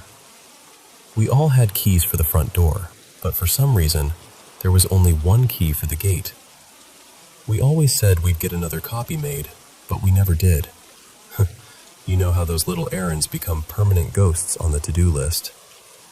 So whoever finished class first would take the gate key for the day. That afternoon, Mia had it because her lectures ended earlier than ours. Lila and I got back at the same time, and we both just assumed Mia was already inside. She had told us she was going straight home after class. Now, the gate was tall enough that you couldn't really see through it, but sound carried really clearly. We rang the bell a couple of times, and after a moment, we heard the front door open from inside the house. Then we heard Mia's voice. Clear as anything, she said, "Hang on, I'm coming." It sounded exactly like her. Not just a similar voice. It had her tone, her little rushed way of speaking, everything. Then we heard footsteps, like someone moving around inside with shoes on. So Lila and I just stood there, waiting. But nobody came. We rang again. Waited again. Still nothing. At first, I was just irritated. It was boiling outside. We were tired, and I remember thinking, why is she taking so long? I kept pressing the bell and knocking on the gate, but there was no answer at all. Eventually, we called Mia. She picked up, and immediately I could tell she wasn't in the house. There was traffic noise behind her. I said, "Can you please open the gate?" And she sounded confused. She said, "I'm not home. I went out to grab food. I'm walking back now." I looked at Lila, and she was already staring at me. My stomach just dropped. I asked her, "You heard that too, right?" And she nodded. She looked genuinely scared and said, "Yes, I heard her." There was no one else living with us. No visitors, no spare roommate. And it wasn't some vague sound that we convinced ourselves was Mia. It was her voice, from inside the house, telling us she was coming. I don't live there anymore, thankfully. But while we were there, strange noises were pretty common, especially when one of us was home alone. Doors shifting, footsteps, little sounds from rooms that should have been empty. But that day at the gate was different. That was the moment the house stopped feeling like a weird old rental and started feeling like something in there knew us well enough to pretend.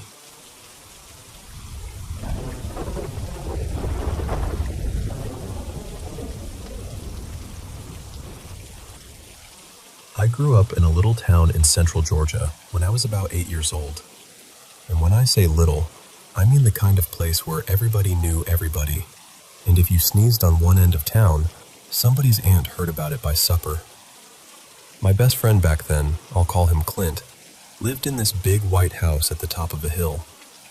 It had this enormous yard, the kind that felt made for tossing a football around or playing baseball until the sun started slipping behind the trees.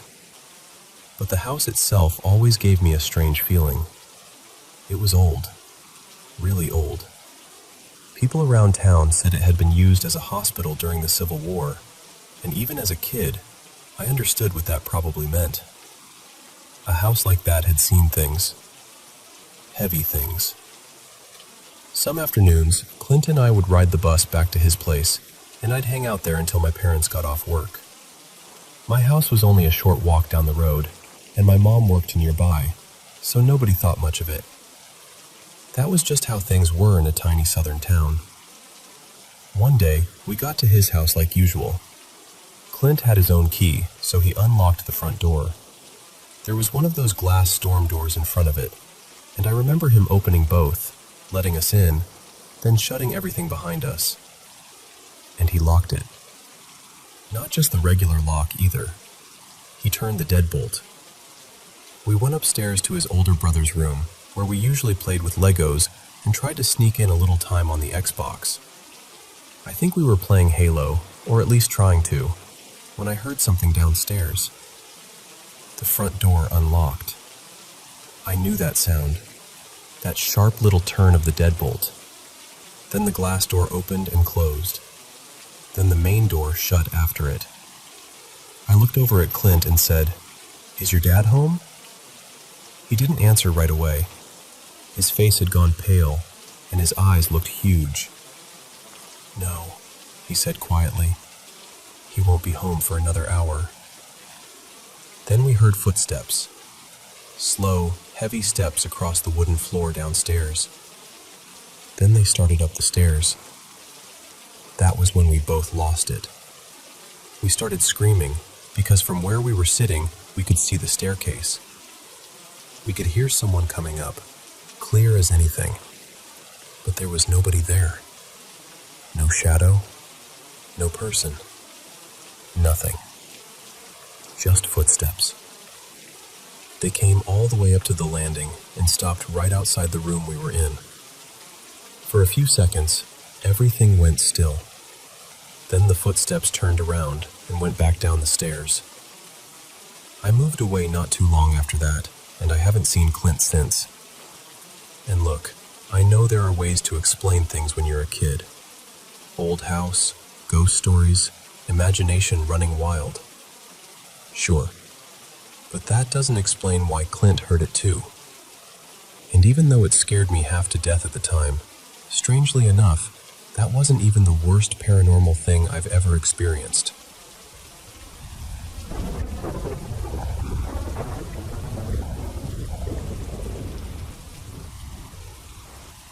Before I get into everything, I should probably explain that we moved into this old house back in October. It's about 100 years old, so, as you can imagine, it creaks constantly.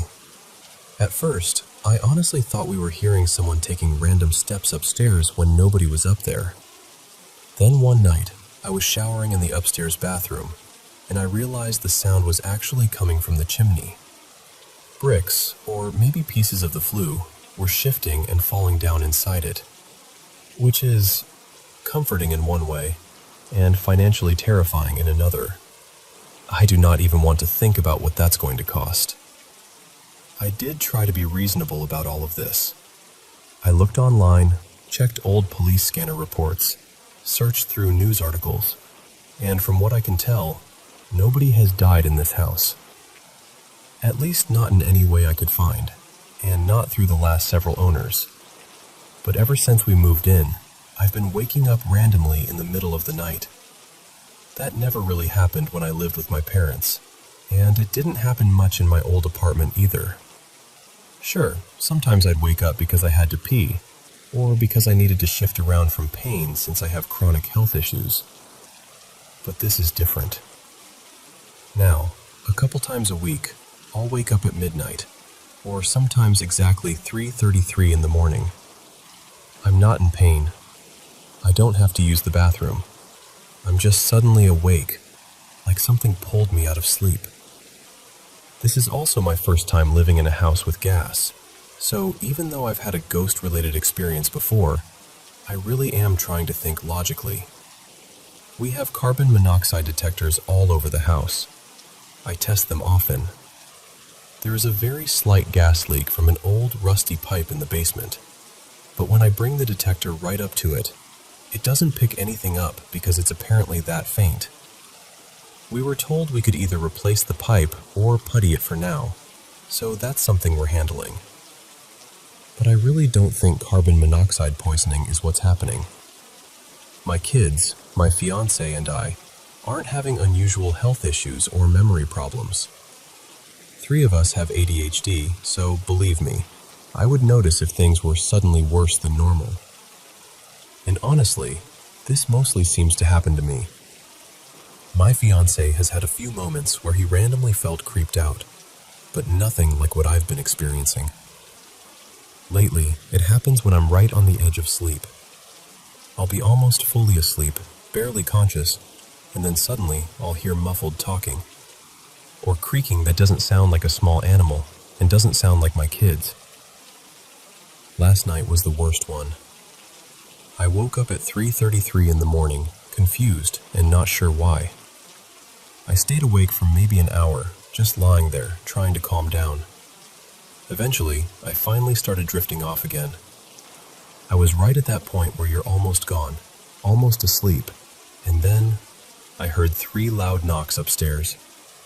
Clear, heavy knocks. Right after that, I heard this loud creaking sound, almost like someone was shifting their weight back and forth on the creaky steps upstairs. A couple minutes later, I felt pressure on my chest. At first, it felt almost like a cat had jumped up and settled on me, except we don't have any pets. I was too scared to look, so I slipped my hand under the blanket to feel what it was. And what I felt didn't feel like a cat. It felt like a hand bigger than mine. My fiancé was asleep beside me, facing the other direction, and this pressure felt like it was coming from above me, like someone was standing over me and reaching down. I don't know what to do with that. I really want to believe this house is not haunted because ghosts absolutely terrify me. I love horror movies, but ghost stuff gets under my skin in a way nothing else does. I'm the kind of person who can watch one ghost movie and then feel on edge for a month afterward. When we moved in, I saged the house. I make simmer pots sometimes. I burn protection candles every now and then. I've tried to make the house feel safe and peaceful, but now I feel like I need to do something different. The only other time I experienced something this creepy was when I was a child. And even then, whatever presence I felt never touched me. This time, it did.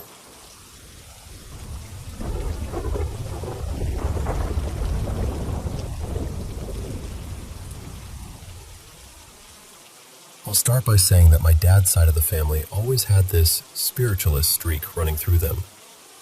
I never actually met most of them, but my dad used to tell me these incredible stories about things they'd seen or felt. And honestly, I hated hearing them. I've always been frightened of ghosts and ghost stories, not just a little uneasy either. I'm the sort of person whose eyes start watering if someone tells me about a scary encounter. Horror films make me tense up completely, and I'll sit there trying to explain everything away with logic, just so I don't have to really believe it. My dad used to reassure me by saying that I'd probably only see or hear things if my mind was open to it. And I truly believed mine wasn't. I was too scared. I kept that door firmly shut. But there's one thing that happened to me that I have never been able to explain away. This was back in 2006. I was staying at my boyfriend Daniel's house. It was an older, semi-detached house on a busy road, with fields stretching out across the front. He lived there alone with his dog, Jasper. I'd just had a shower and gotten dressed, and I was standing in the bedroom, looking out of the window toward the fields. I remember thinking how peaceful the view was. It was one of those ordinary, quiet moments where nothing feels wrong at all. Then, all at once, I got this awful feeling deep in my stomach. I knew someone was standing right behind me. My whole body went cold. My neck stiffened, and I couldn't move. It felt as though whoever was there was so close that I could feel them near my neck. Not touching me exactly, but close enough that I could sense their breath. Then this voice spoke right into my ear. It was male, deep, rough, and gravelly, almost hoarse. And it said, "Look at you. Look at you." The second I was able to move, I ran. I flew out of that room, down the stairs, and straight out the back door. Daniel was in the garden throwing a ball for Jasper. He looked completely startled when he saw me because I was hysterical. I could barely get the words out. What made it worse was that he said Jasper had suddenly stopped playing at almost the exact same moment. He'd just frozen and started staring up at the back of the house. The strange thing is, what happened to me had been at the front of the house. After that, I didn't want to stay there again. I had never felt anything in that house before, not once, but from then on, I was always on edge. Whenever I had to be there, I moved quickly from room to room, as though slowing down would give something a chance to notice me. About 6 weeks later, Daniel and I were in the garden when the neighbors started chatting to us over the fence. The conversation turned to the history of the houses, and Daniel mentioned that I thought I'd had some kind of ghostly experience there. That's when they told us something that still makes my stomach drop. They said they'd recently had an electrician working upstairs in their house, in the bedroom that would have lined up with the same room where my experience had happened in Daniel's house. He refused to come back.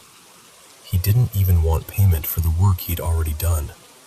He just wanted to leave. And the reason he gave them was that while he was working in that room, a man's deep, gravelly voice had spoken right into his ear and said, "Look at you. Look at you." The exact same words. There was no way they could have known what had happened to me. They had been away on a cruise around the time I told Daniel, and nobody had been in touch with them about it. Everyone swore they hadn't spoken about it before that day, and their reactions felt completely genuine. Believe me, I wanted to think they were winding me up. I wanted that so badly. But they weren't. Daniel never had an experience in that house himself. He's very logical and doesn't like reading too much into things. But even he said that between the look on my face that day, Jasper's reaction, and then the neighbors telling us what happened to the electrician, he couldn't just dismiss it. I still don't know what it was. I don't know why it happened to me, or why it happened then. But I do believe that was my paranormal experience. I don't talk about it often, but I've never forgotten it.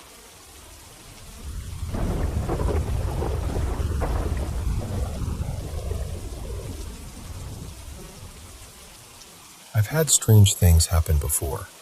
Things I could usually brush off, or at least try to explain away. But this one genuinely left me unsettled, and honestly, I still don't know what to make of it. That night, I was sitting on the couch in the living room, trying to finish some homework while my mom was nearby. We live out in a canyon area, so there's a lot of wildlife around, and once it gets late, it turns pitch black outside. It also gets really cold, and the whole place becomes so quiet that every little sound feels louder than it should. It was close to 11 p.m., and I had an assignment due at midnight. I was already stressed because the online program I was using kept glitching and giving me problems. Every so often, I'd get frustrated and mutter under my breath or snap at the screen because it just wasn't working the way it was supposed to.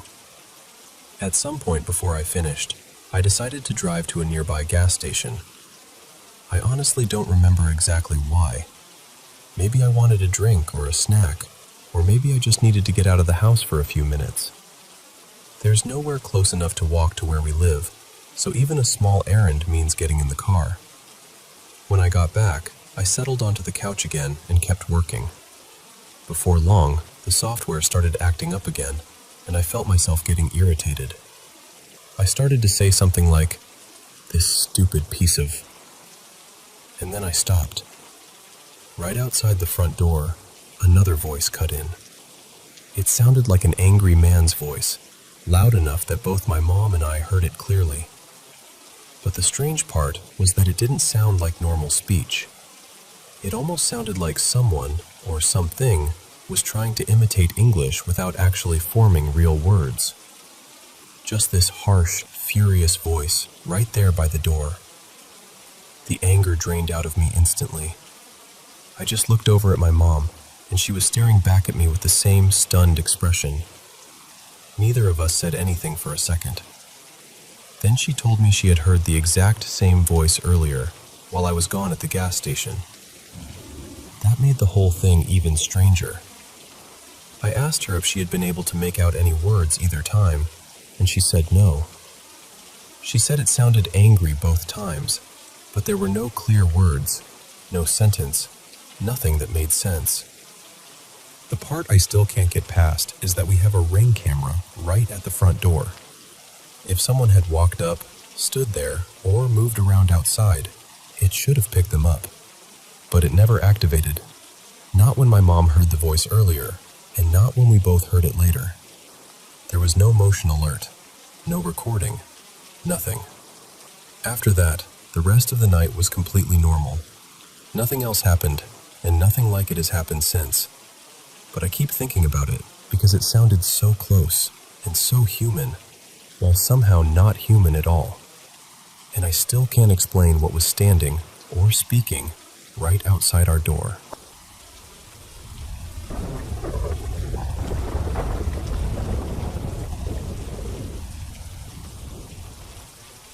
I don't really know what else to do at this point. I've tried handling it the only way I can. I don't have extra money right now for Palo Santo, sage, or anything like that, so I just stood there and told it out loud that it needed to leave. I thought maybe being firm would help, but honestly, I think it made things worse. I'm in southeastern Michigan, and what's strange is that this didn't come out of nowhere completely. About 4 years ago, we actually caught something on camera. That was the only time anything really happened back then, and after that, it went quiet. Completely quiet. So I have no idea why it's suddenly active again now, or why it seems so focused on me. It feels like it knows how to scare me. At first, about a week ago, I kept seeing little movements out of the corner of my eye. Just quick flashes, too fast to make out a shape. I'd turn my head and there'd be nothing there. Then every day it seemed to add something new. First it was movement. Then I started making out what looked like a head, then arms, then hands. After that, I began seeing tiny flashes of light, then shadows. Then I could feel it near me. That's the part that really got to me. There'll be this sudden coldness or a tingling feeling on my skin. Sometimes it feels like something is touching me. Other times, my bed will shift just enough for me to feel it move underneath me. And lately, when I'm upstairs in the kitchen, it sounds like a big, heavy man is charging up the basement stairs. Not walking, charging. Like somebody is running at full speed right toward me. Now I'm seeing wisps, almost like mist, right in front of my face. It isn't just once in a while anymore. It's constant. Every day, all day. The noises keep getting louder too, like it's trying harder and harder to make sure I notice. Today was the worst it's been. I finally told it that if it kept scaring me, or if it tried to hurt me, then it was no longer welcome in my house. And whatever it is, it did not seem to like that. After that, everything got louder. I kept seeing it around me, or feeling it nearby. My bedroom is in the basement, which is where the activity is the strongest. And a little while ago, I was down there alone when it started up again. I tried to ignore it. I put my phone close to my face so I wouldn't have to see anything around me, and I turned the volume up so I wouldn't hear the noises. And then my phone started acting wrong. The sound distorted. The picture glitched. It was like something was messing with it right in my hands. My daughter, Leah, has seen it too. Sometimes she refuses to go downstairs at all. She calls it the white monster. But my son and my husband, nothing. They haven't had any experiences with it, not one. So I don't know what I did. I don't know why it seems angry with me, or why it keeps coming after me specifically. I just know I need help, because I'm scared and I'm tired. And the reason I believe it's something in this house is because none of this happens anywhere else. Only here. Only in my home.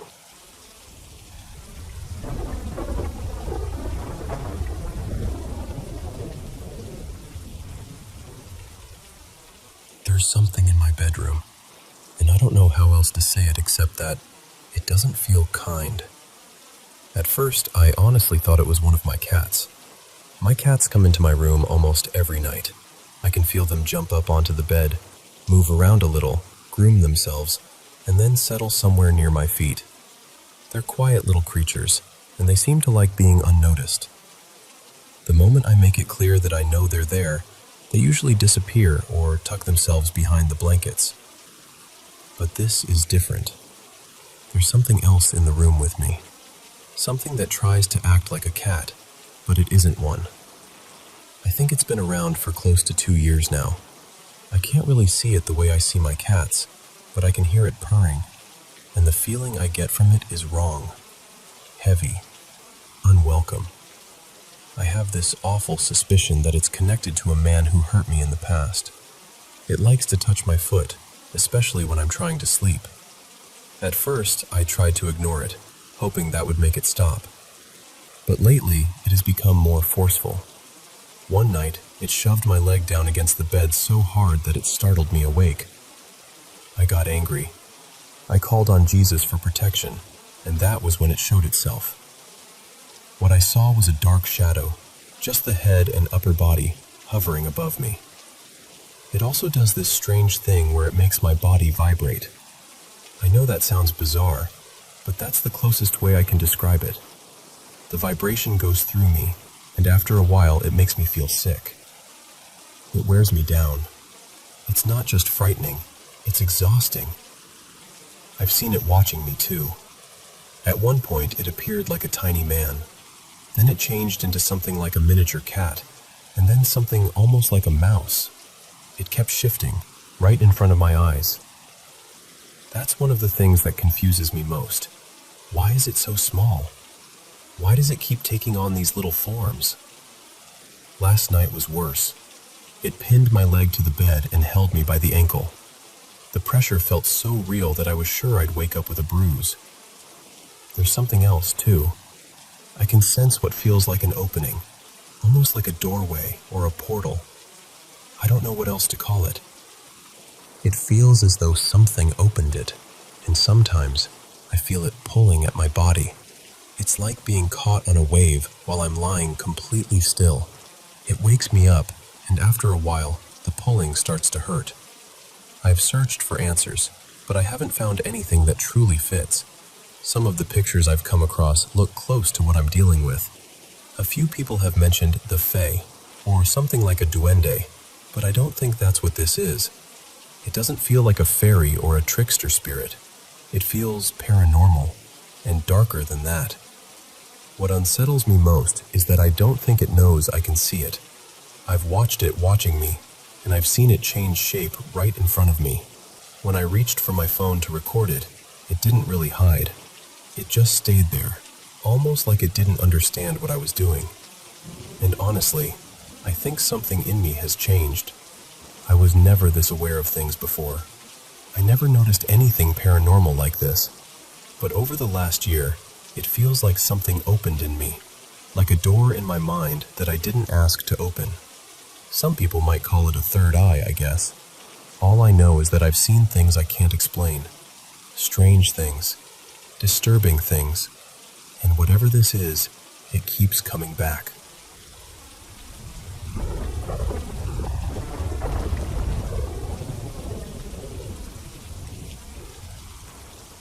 I still think about this sometimes, honestly.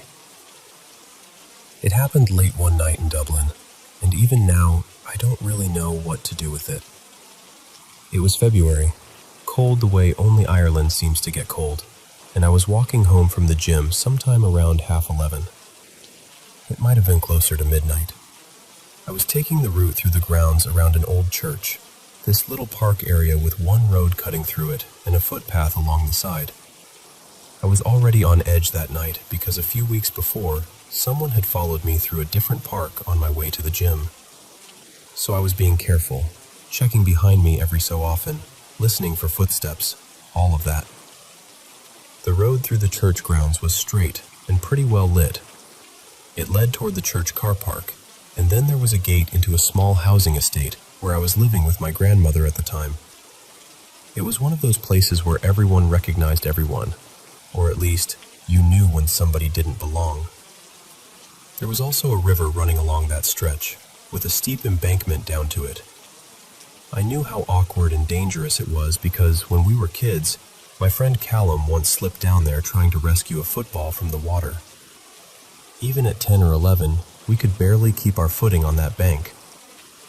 So anyway, I looked over my shoulder for just a second. There was nobody behind me. But when I turned back around, there she was. An elderly woman. Much too close to have come from the gate, because I would have seen her before. She was wearing a pale cardigan and a long, light-colored dress, and she had shopping bags in both hands. That alone felt strange. It was freezing, it was nearly midnight, and she looked to be in her late 80s at least, maybe older. I remember being able to see her face clearly under the streetlights. Her posture was hunched, slow, tired. But I didn't recognize her from the estate, and that bothered me more than I wanted to admit. Still, I told myself she was just an old woman, nothing more. So I kept walking. When I got close, maybe a meter away from her, she suddenly let out this awful screech. I don't mean a shout. I don't mean a scream like someone being startled. It was this sharp, terrible sound that honestly didn't feel human. It went right through me. I jumped and hurried past her, trying not to panic. I only got a few steps away, maybe 3 or 4 meters, before I looked back. And she was gone. Just gone. There was nowhere she could have gone that quickly. I didn't hear footsteps. I didn't hear the rustle of bags. I didn't hear her fall. And because of where she had stopped, right beside the river, the only place she could have disappeared to was down that embankment. But that bank was steep. I knew it was steep. A child would have struggled on it, never mind a frail old woman carrying bags. And if she had fallen, I should have heard something. A splash, a cry, anything. There was nothing. When I got home, I told my grandmother. She listened quietly, and then she said the thing I had already been afraid to say out loud. She said it sounded like a banshee. In the old stories, a banshee appears as a woman in white, crying or wailing as a warning before death comes to a family. Sometimes she's seen near water, washing blood from clothes. And I know how that sounds. I know there are probably people who would try to explain it away. Maybe she was a confused elderly woman. Maybe she stepped into the shadows somehow. Maybe I was tired, anxious, already scared from what had happened weeks earlier. But I can't make any of those explanations fit. Why was she there at that hour? Why was she dressed like that in the cold? Why did she scream at me? And what was in those bags? Not long after that night, my grandmother was hospitalized. She survived, but only for a few more months. So sometimes I wonder if that woman, whatever she was, had been warning me. I still don't know. But I remember that sound, and I remember looking back at that empty road with the river beside it, knowing there was no ordinary way she could have vanished.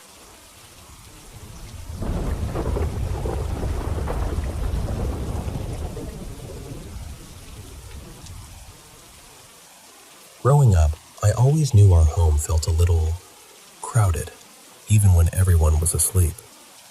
The first time I really noticed something, I was about 12.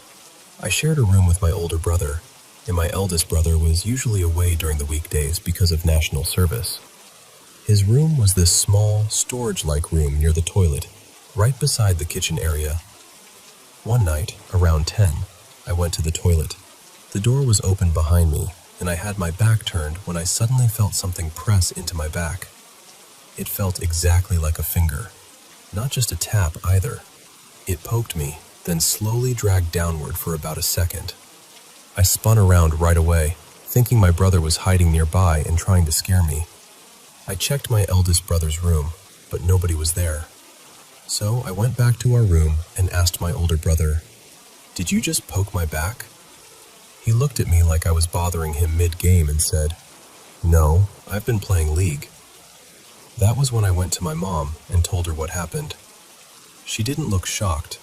That made it worse. She just told me, very calmly, "Next time, don't acknowledge it." And that was the day I found out she believed there were 2 spirits living in our house. A few years later, when I was 15, my family went out for a day trip, and I stayed home alone. I did what any teenager would do with an empty house. Stayed up until 2 in the morning playing games. Before sleeping, I went to the kitchen area to brush my teeth. The bathroom, toilet, and my eldest brother's room were all around there. Now, our toilet door was an old sliding door. Not the smooth kind. You had to use real strength just to shut it properly. While I was brushing my teeth, that door suddenly slammed halfway shut. I jumped backwards so hard I nearly slipped. At first, I tried to blame the wind, because your brain will grab anything normal before accepting something strange. But every window was closed. The main door was closed. The weather was completely still. And that door was so heavy, even a strong breeze would have struggled to move it. I ran back to my room, locked the door, and prayed until I fell asleep. Then, when I was 17, something happened that still bothers me. It was around 8 in the evening. I was lying on my bed texting a friend. My mom was in the bathroom showering, my brother was out running, and my dad was still at work. Then, from the kitchen, I heard my mom call my name. Clear as day. Her voice, her tone, loud enough that I answered from my room. But she didn't respond, so I got up and went to the kitchen. I asked, "Mom, what did you call me for?" She looked confused and said, "What are you talking about? I didn't call you." My heart just dropped. I said, "Okay," and went back to my room, trying to convince myself I must have misheard. About 20 minutes later, she came in and said, "Mira, next time you hear your name being called, don't answer. You already know what it is." I told her, "But it sounded exactly like you." Her face went pale. She said she would try to get a Buddhist priest to bless the house, but in the end, she couldn't find anyone available. By 19, I had convinced myself the strange things only happened around the kitchen. I was wrong. One night, around 9, my brother was eating in the kitchen while I was in our room playing games. We had a bunk bed, and near it was a small drawer where we kept clothes. On top of that drawer, we had a little open container filled with pens, pencils, and markers. Suddenly, one pen dropped to the floor. I sat up too fast and hit my head on the bottom of the bunk bed frame. Before I could even react properly, another pen flew from the drawer across the room toward the window. I shouted for it to stop. My brother rushed in and asked what happened. I told him, "One pen fell and another one literally flew across the room." He didn't really believe in this kind of thing, so he looked at me and said, "Are you sure?" Right after he said that, the pen by the window slid across the floor by itself toward the door. We just stared at each other. I said, "Yeah, I'm pretty sure." After that, we told our mom, and she basically said we just had to live with it until we moved out. The last story is actually my mom's. This happened a few months ago, near a gas station close to our house. It was around 8 at night, and my mom was walking home from the bus stop when she saw my uncle's car at the gas station. He was refueling. But then she noticed a woman sitting in the passenger seat. That confused her, because my aunt was at home with the kids. So my mom messaged her sister and said she saw someone in the car. My aunt replied, "Maybe he's giving a colleague a ride home. I'll ask him when he gets back." A little later, my mom got a call from my uncle. He asked, "Did you really see a woman in my passenger seat?" My mom said, "Yes." "Who was she?" There was a pause. She could hear him talking to my aunt in the background before he came back and said, "Please don't scare me. There was nobody in my car. I wasn't driving anyone." My mom said, "But I really saw someone sitting beside you." At that point, my aunt started shouting and chanting in the background, and my uncle quickly ended the call. There's one more story, but I don't remember it myself because I was barely 3. My mom told me about it later.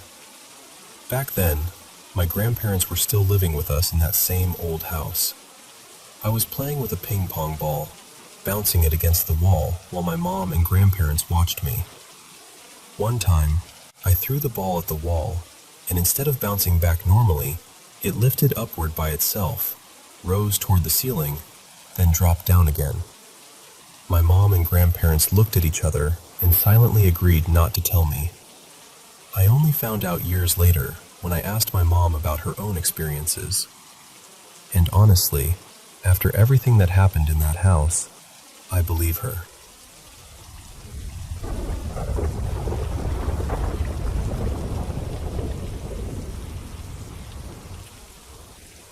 I want to tell you what happened last night, because I still don't fully know how to explain it. Me and a few friends had been out for a while, and by the end of the night, everybody was starving. We finally settled on pizza, ordered some, picked it up, and figured we'd eat somewhere instead of just heading straight home. That's when one of my friends, Kainoa, suggested this park nearby. Now, this park is pretty secluded. At night, there usually isn't anyone there except maybe a few houseless people passing through. It's not the kind of place where you expect to see families or kids after dark. When we got there, the parking area was basically empty, except for what looked like an older couple slowly driving around, maybe looking for their dog or something. The park has two playgrounds. One is older and bigger, the one that's been there forever. The other is smaller, newer, and fenced in. We decided to hang out at the smaller one.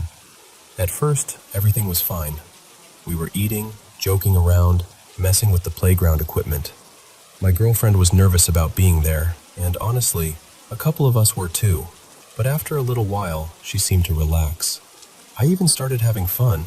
I was sitting on this spinning thing, or swinging thing, I don't even know what it's called, and my friends were pushing me around on it.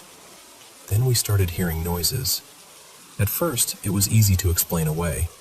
It could have been wind, or something moving in the trees, or maybe someone somewhere in the distance. But then, the sound changed. It started to sound like humming. Then it sounded more like singing. And almost immediately after that, I got this horrible feeling in my stomach. It wasn't just fear. It was this deep, heavy dread, like my body knew something was wrong before my mind could catch up. Kainoa heard it too. He was the one who had wanted to come to the park in the first place, and even he looked uncomfortable. Once he said he could hear the singing, we all pretty much decided it was time to leave. The thing is, we live in Hawaii. Most of us in the group are Hawaiian, born and raised here, and we grew up hearing these stories. So when you hear singing in a dark, empty place where nobody should be singing, you don't just laugh it off. You think about night marchers. In Hawaiian folklore, night marchers are spirits of ancient Hawaiian warriors who are said to walk the islands. The stories say that if you see them, and no one from your family line is among them, they can kill you. Other versions say that if you don't have Hawaiian blood, you're in danger. Either way, it's not something we take lightly. So we left fast. Everyone was shaken up. My friend driving backed out, and we started getting away from the park. People in the car were talking about what we heard, trying to make sense of it, but I was still looking out toward the old playground. That's when I saw it. Near the older playground, maybe 10 or 15 yards away from where we had been, I saw a black figure. And I don't mean a person standing in a shadow. I mean I saw a dark figure in a lit-up part of the park. It shouldn't have looked that black. It was moving toward the car while we were already driving away. It didn't feel like, oh, maybe that's just some guy walking over. It felt wrong. I was the only one who saw it, but that wasn't even the worst part. As we kept moving, I looked toward the tree line, where these tall pine trees were, and I swear I saw more of them. Multiple shadow-like figures walking between the trees. After that, everything gets blurry for me. I barely remember the ride home. I know I was freaking out, but it feels like pieces of that drive are missing from my memory. And now, ever since that night, every time I dream, I see the same shadow figure. The one that was walking toward the car. That's what scares me even more, because I don't usually dream. Or at least, I almost never remember my dreams. But now this thing keeps showing up. My girlfriend has had supernatural experiences for most of her life, and she didn't see what I saw that night. But later, she asked me one very specific question. She asked, was it walking toward us? When I told her yes, she got quiet. And honestly, that question has been messing with me ever since. I don't know why it matters so much whether it was standing still or walking toward us, besides the obvious reason that it's terrifying. But the way she asked made it feel like there was something more to it. I still don't know what happened to us at that park. All I know is that we heard singing where there shouldn't have been singing. We left because every instinct told us to go. And I saw something in that old playground that I can't explain.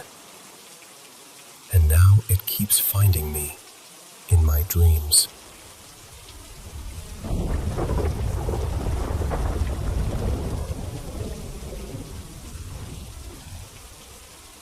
I grew up in a trailer park in South Carolina, not too far from Myrtle Beach. On a good day, you could get there pretty quickly.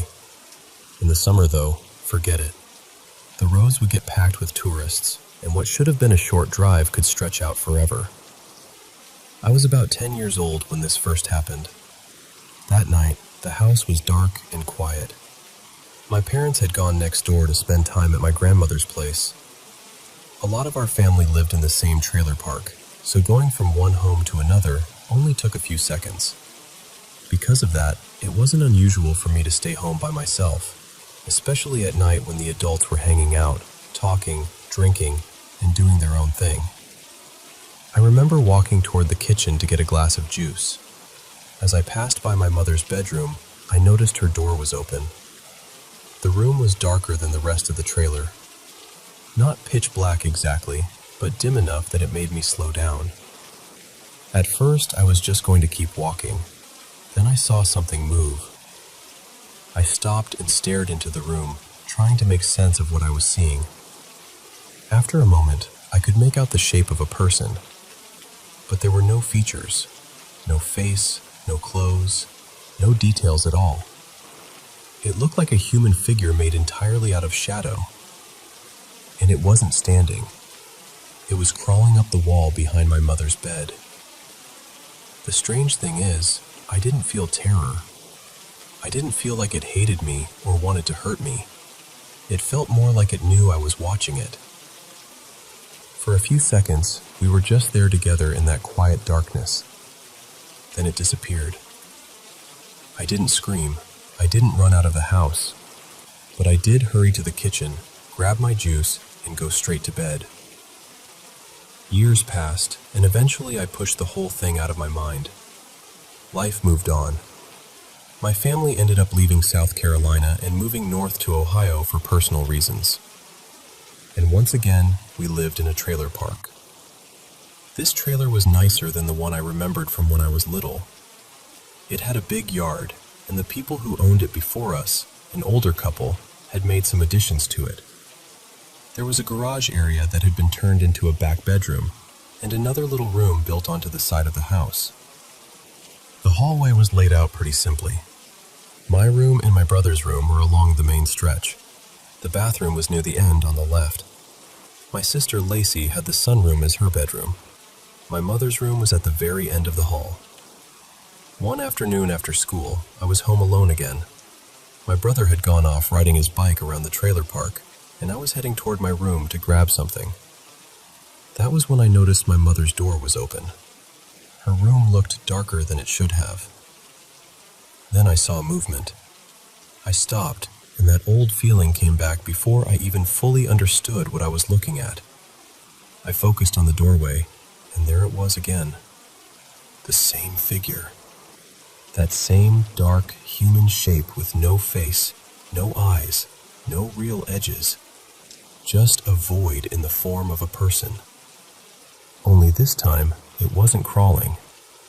It was standing just inside my mother's room, near the head of her bed. Her bed was pushed against the wall in a way that, if her door was open, she could see straight down the hallway. And this thing was facing me. I say it was staring, but I couldn't actually see eyes. There was nothing there to look back at me, and somehow that made it worse. I could still feel it watching me.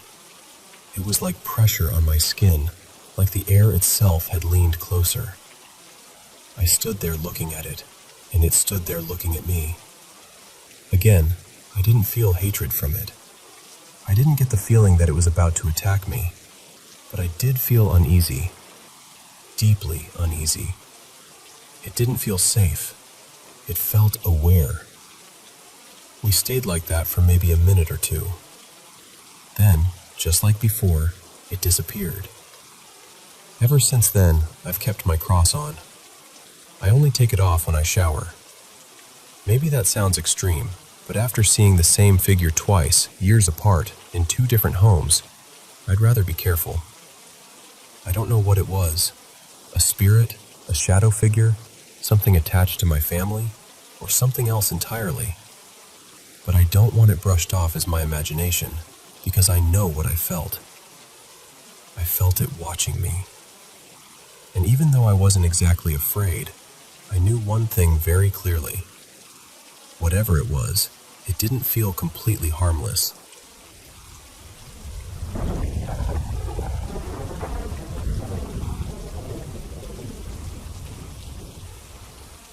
So I moved into this house a little over a year ago, and before I get into what happened last night, I feel like I should explain the smaller things first, because they've kind of been building up in the background. Not long after I settled in, my smart speaker started doing this strange thing where it would randomly play old soul records and soft jazz by itself. It's in my little workroom, and that door is usually closed. The weird part is, it only seems to happen when the door is shut. I found out later that the woman who lived here before me, her name was Elaine, had passed away after some health problems. From what I was told, she was the kind of person who loved company. She always had people over, always had music playing, always made the house feel alive. So honestly, part of me likes to think the music is just her keeping the place from getting too quiet. Other things have happened too. Nothing huge or theatrical. No crashing cabinets or shadowy figures standing at the end of the hall. Just little things that are hard to ignore. I'll leave my reading glasses beside my laptop, and later they'll be sitting across the room on the bookshelf. Small objects fall from spots where they really shouldn't be able to fall from, and a couple of times, I've actually watched it happen. When I'm the only one home, I sometimes hear footsteps in the kitchen or down near the main bedroom. Every single time, I check the house. I look in the closets, the hallway, the rooms, everywhere. There's never anyone there. But the strange thing is, it's never felt threatening. Unsettling sometimes, sure, but not hostile. More like the house has a rhythm I just haven't fully learned yet. Then last night happened. I was sitting by myself in the living room, watching a movie, and out of nowhere I felt this cool draft move past me. That was odd enough, because the windows were closed and the room was still. And then, right beside my left ear, I heard someone say, "Hey," clear as anything. It wasn't a whisper. It wasn't a crackle from the TV. It wasn't one of those sounds you can explain away if you try hard enough. It was calm and casual, like someone walking into the room and greeting you gently. Just one word. "Hey." That was all. And I'm not going to lie, it rattled me. My whole body froze for a second. I've heard noises in this house before, but never a voice that close, never something that direct. But at the same time, I wasn't completely shocked. Not really. Because whatever is here has always felt quiet, peaceful, almost polite. Maybe Elaine just wanted me to know she was there. Or maybe she wanted to watch the movie with me. Either way, I think last night answered the question I'd been carrying around for months. This house isn't empty. Not completely.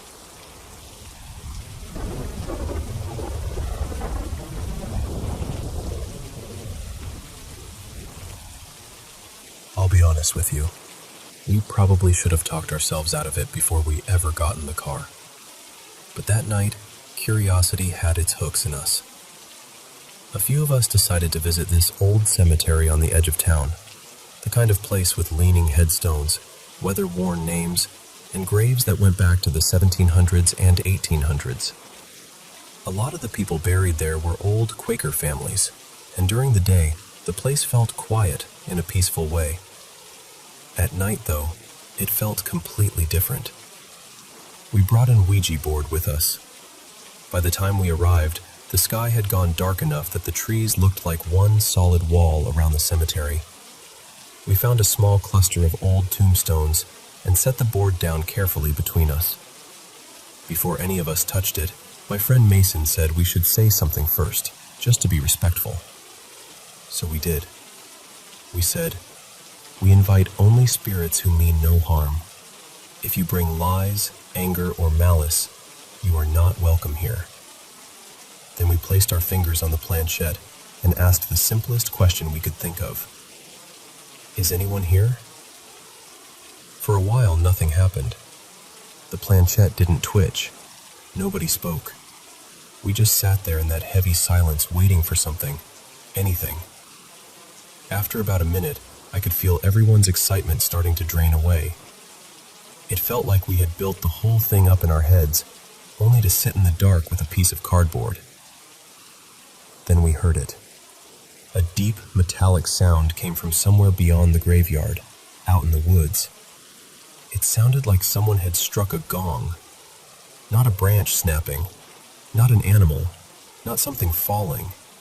It had this round, ringing quality to it, loud enough that every single one of us froze. Nobody laughed. Nobody tried to explain it right away. We were all just staring toward the trees. After a minute, one of us asked out loud, "Are you trying to answer us?" Then Mason asked, "Can you not use the board? Is that sound how you're speaking?" And then it happened again. The same low, echoing gong sound rolled out from the woods. That was when the whole mood shifted. It didn't feel like a game anymore. It felt like something had noticed us. For several minutes, we sat there, barely breathing, waiting for it to happen again. The sound stopped for a while, and we started convincing ourselves that maybe whatever it was had moved on. Maybe it was some weird piece of metal in the woods. Maybe a person. Maybe our nerves. We were just about ready to pack everything up. Then the gong sounded again, but this time it was farther away, fainter, and it rang twice. That was enough for us. We grabbed the board and hurried back to the car. Once we were inside, with the doors shut and the cemetery behind us, we pulled the Ouija board out again, trying to make sense of what had just happened. That was when I noticed something that made my stomach drop a little. The planchette didn't have the clear glass or plastic window in the middle. It was either broken, badly made, or just some cheap fake version. So there we were, sitting in the car, realizing that if something had been trying to communicate through the board, the one piece it needed might not have even worked properly. On the drive home, none of us could stop talking about the sound. We had been to that cemetery during the day before, and we had walked near those same woods. We never heard anything even close to a gong. No church bell, no wind chime, no metal gate, nothing. Then Mason said something that honestly stuck with me. He said maybe we really did invite something in, but because the planchette was broken, it couldn't answer us through the board, so it used the only thing it could. That sound in the woods. And I know how that sounds. I know there are probably people who can come up with practical explanations, but in my mind, that is still the explanation that feels the closest to what we experienced. I've never had anything like that happen before. Not before that night, and not since. So I keep wondering, was Mason right? Did we actually reach something, only for it to answer from the trees instead of the board? And the bigger question is, should we ever go back with a working board and try again?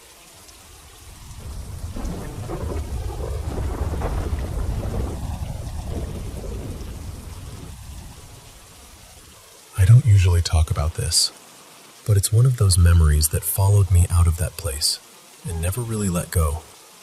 Back then, I was a former military detainee, and this happened during my last few days inside a regional military prison. Time didn't move normally in there. There was no sunlight where I was kept, no window, no real sense of morning or night. After a while, everything starts to blur together, and your mind begins doing strange little dances in the dark. At least, that's what I kept telling myself. I was in solitary confinement. They had me in C Hall, which was a whole row of cells, but I was the only person inside that block. Every other cell was empty. No footsteps, no coughing, no voices. Just me, those steel doors, and a kind of silence that felt alive. Across from C Hall was D Hall. That was where they kept the other prisoners, mostly the ones being questioned. Sometimes I could hear a door slam from over there, or the low shuffle of boots, but it was far enough away that nothing should have sounded clear. Then, a few days before I was supposed to be released, things changed. It started with whispers. At first, I thought it was my imagination. They were soft, almost like breath moving past my ear. I couldn't catch everything, only pieces. Why did they leave me here? I never confessed. Those words sank into me. They didn't sound like they were coming from another hall. They didn't sound like echoes either. They sounded close, almost personal, like someone was leaning over my shoulder and speaking just for me. I tried to explain it away. I really did. No sleep, no daylight, too much time alone. Solitary can twist your mind into knots. So I told myself that was all it was. Stress, darkness, isolation. That explanation helped for a while, until the banging started. One night, after the guards took me out for a short smoke break, they brought me back to my cell. Same as always, C Hall was empty. Just rows of unused cells fading into the dark. A little while later, the silence cracked open. I heard this violent banging, metal against bone, or at least that's what it sounded like. Over and over again. Like someone was slamming their head into a cell door as hard as they could. No screaming. No crying. No voice at all. Just that horrible, steady impact. The guard came running back. He thought it was me. I could see it on his face when he opened my cell. He was ready for a fight, ready for blood, ready for whatever mess he thought he was about to find. But I was just sitting there. I told him I hadn't done anything. He didn't believe me at first, so he checked me over. My face, my hands, my forehead. He looked for cuts, bruises, anything that would explain what he'd heard. There was nothing. Not one mark. And that's when his face changed. He stopped accusing me. He stopped asking questions. He just stood there for a second, staring at me like he had walked right up to the edge of something he didn't want to name. Because he had heard it too. And he knew it hadn't come from my cell. After that, the whole place felt different. The guards got quieter, more alert. Sometimes they would pause near the entrance of the hall, like they were listening for something behind the walls.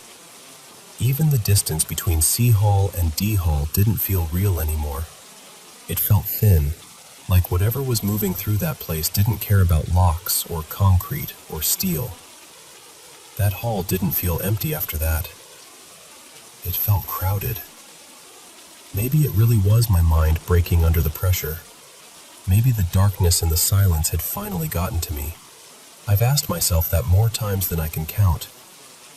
But then I remember the guard's face. I remember him hearing it too.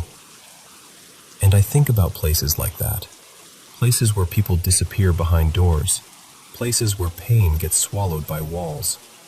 You start wondering how many men passed through those cells. How many never made it back out? How many had something left to say, but nobody was there to hear it? And sometimes, when the night is too quiet, I still think about those whispers. I think maybe some stories don't end when a person dies. Maybe they just keep looking for someone willing to listen.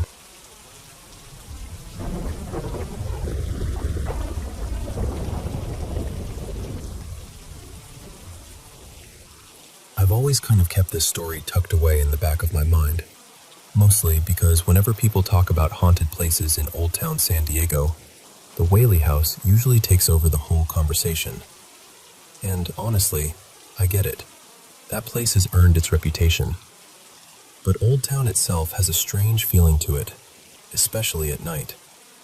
Some of the streets, the little shops, the restaurants, even the spaces between buildings, they all seem to hold on to something. And I feel like those stories deserve to be told too. This happened back in the mid-90s, when I was around 10 or 11 years old. My mom had a friend named Marla who worked at a cafe in Old Town. One night, Marla's car was getting repaired, and since we didn't live too far away, my mom agreed to pick her up after her shift. I remember it being late, maybe around 10:30, maybe closer to 11. Time gets a little fuzzy when you're remembering something from childhood, but I know it was dark, and I know Old Town felt very quiet by then. Marla had told my mom before that once she started working nights, the staff had this rule. Nobody left alone after closing. Not the servers, not the cooks, not even the people who had worked there for years. At first, I thought that was kind of dramatic. I was a kid, so I figured adults were just scaring each other or passing around ghost stories to make the night shift more interesting. But when we got there, I noticed right away that nobody was laughing. Marla was standing near the front, waiting for the last couple of kitchen workers to finish closing up. She asked us to wait with her until everyone came out. I remember looking toward the back of the cafe, where the kitchen was, and it just felt heavy somehow. Not scary in a movie way, more like the air had stopped moving. Then, out of nowhere, one of the last cooks came running out from the back, and I mean running. He didn't jog.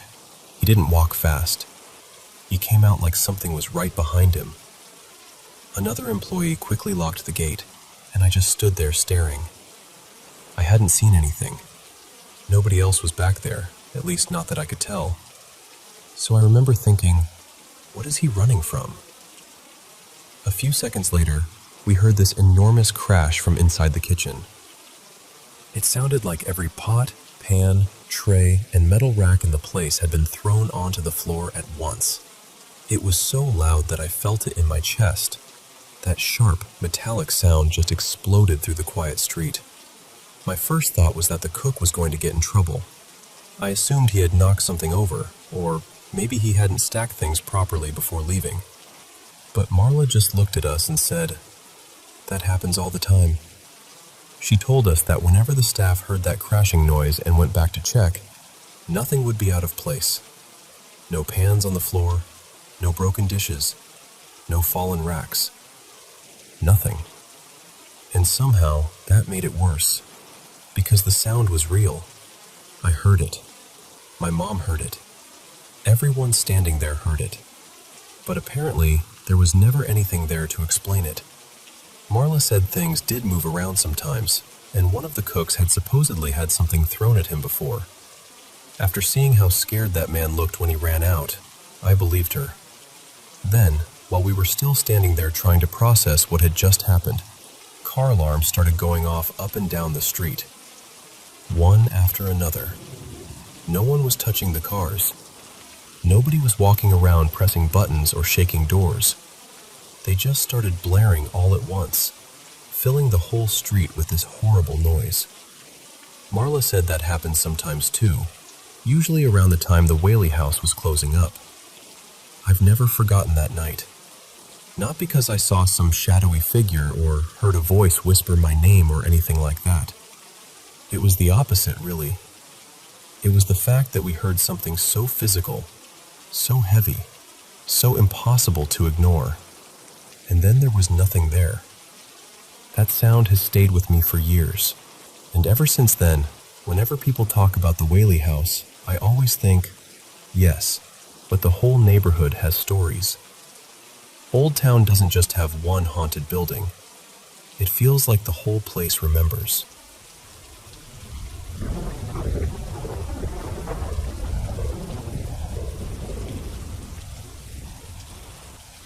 This happened a little over half a year ago, and I still think about it more than I probably should. It was very late, maybe close to 3 in the morning. I was in my room by myself with the lights off, and the only glow came from my phone screen. The whole place was quiet in that strange nighttime way, where even the air feels like it is listening. I had this small canister of an inhalant with me. I know that already sounds bad, and honestly, I do not have some deep reason for it. I think I was just curious. Restless, maybe. I decided to try it. At first, it was nothing dramatic. Just this light floating feeling, like my thoughts had loosened a little. But then something shifted. My body started feeling far away. Not gone exactly, but distant, like I was sitting a few inches outside of myself. My fingers felt numb and strange, and when I moved them, they did not feel completely like mine anymore. The room did not spin, and it did not blur the way I expected it to. It was more like the edges of everything softened. The walls, the shadows, even the silence. Reality felt thinner somehow. Then I looked down at my hand, and there was something in my palm. At first, I thought my mind was just misfiring. But the longer I looked, the clearer it became. It was tiny, about the size of a piece of candy, and almost see-through. It looked like it was made of glass or water, with this soft little square body that gently wobbled when it moved. It had 2 small eyes, a tiny mouth, and this strange, tender presence. I do not mean warm to the touch. I mean it felt warm emotionally, like standing near someone who trusts you completely. It looked up at me, and then, in the softest little voice, it said, "Papa." I know how that sounds, I know, but I swear it did not feel like I made it up. The voice was not exactly in the room, but it was not just a thought either. It landed inside my mind with the weight of something real. I froze. The little thing shifted in my hand, almost like it was shy or uncomfortable. It wiggled a little, the way a small child does when they are trying to stay still but cannot. For some reason, that detail has stayed with me the most. It made it feel alive. Not like a random image. Not like a dream. It felt like it was there with me. And the strangest part is that I was not afraid. I felt responsible for it. I felt like I needed to keep it safe, like it had chosen me for those few seconds. Maybe it was only seconds. Maybe it was longer. I honestly lost track of time. Everything else disappeared. There was no room, no night, no phone light. Just me and this tiny glass-like creature resting in my hand. Then, all at once, it vanished. No fading, no dissolving, no slow goodbye. It was just gone. The second it disappeared, everything came rushing back. My body felt heavy again. The room felt solid. My heart started pounding so hard it actually scared me. I kept staring at my palm, opening and closing my hand, hoping it would come back. But it did not. Since that night, I have not been able to let it go. Not because it frightened me. It is more painful than that. I miss it. I tried to recreate everything. Same room, same hour, same darkness, same quiet. But nothing happened. And honestly, I do not even care about chasing the feeling anymore. I just want to see that little creature again. I know it sounds impossible. I know it sounds like something my brain invented under the influence. But it felt too specific, too personal, like it came from somewhere, and for a moment, it found me. Has anyone else ever experienced something like that? Something that felt real, that noticed you, that interacted with you, and then disappeared without a trace? And does anyone know if there is any way to see something like that again? Because I miss him. And some part of me still feels like he is out there somewhere.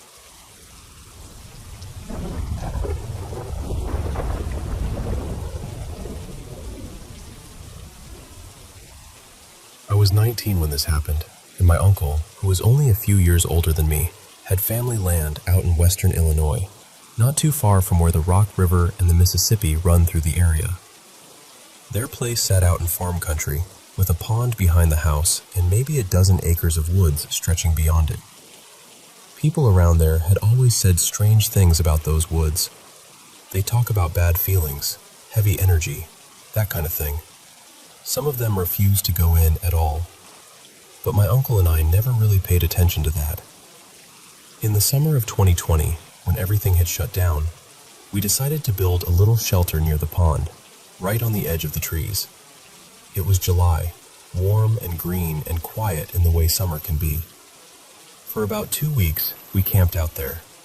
We cooked over fires, built up our little spot, made up games, and just lived outside. Honestly, it felt perfect. I wasn't scared of anything.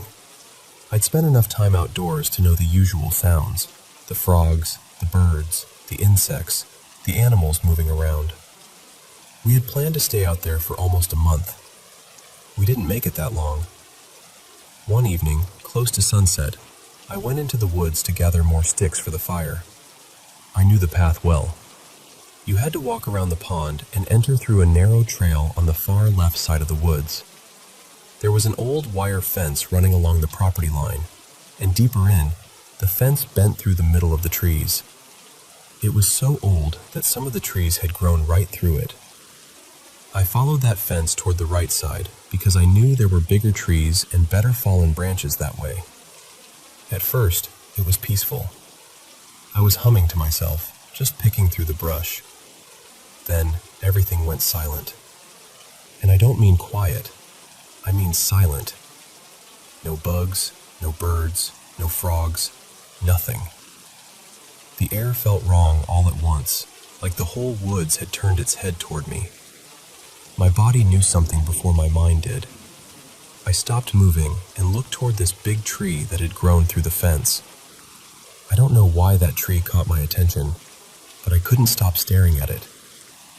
I stood there listening. Then I heard 4 steps. Heavy steps. Not like a deer. Not like a person walking. It sounded like something huge, running on 2 feet, stomping straight toward me. The ground felt like it shook under it. It was so loud that my first thought, ridiculous as it sounds, was that it had to be something the size of an elephant. But there was nothing there. The sound came from right behind that tree, and it was coming at me. I froze. Completely froze. I could feel anger coming from it, like whatever it was didn't want me there. It took me a few minutes before I could move at all, and when I finally did, I ran back along the fence toward camp. When I got there, I told my uncle something had been in the woods and that it had come after me. He looked at me and said, "So you met Gerard?" That stopped me cold, because I hadn't told him the details yet. Then he told me that a few years earlier, he and a friend had been near the right side of those same woods at night, filming dumb little videos. Everything suddenly went quiet for them, too. They both got anxious for no reason, just this physical sense that something was wrong. Then they heard 4 heavy steps, like something running at them on 2 feet. They ran. He said it sounded close enough to touch them. That scared me more than what had happened in the woods, because his story matched mine almost exactly, and he had told it before I explained what I heard. But I was young, and honestly, I was stupid enough to think being scared meant I needed to prove something. So later that night, after the sun went down, I grabbed a flashlight and went back. I didn't even make it as far as before. I walked in from the left side and followed the fence up to where it turned into the middle of the woods. The feeling came back immediately. All that confidence drained right out of me. I stood there shining the light into the trees, knowing something was there even though I couldn't see it. Then a stick cracked to my left. I turned quickly, but there was nothing. When I looked back, I saw it.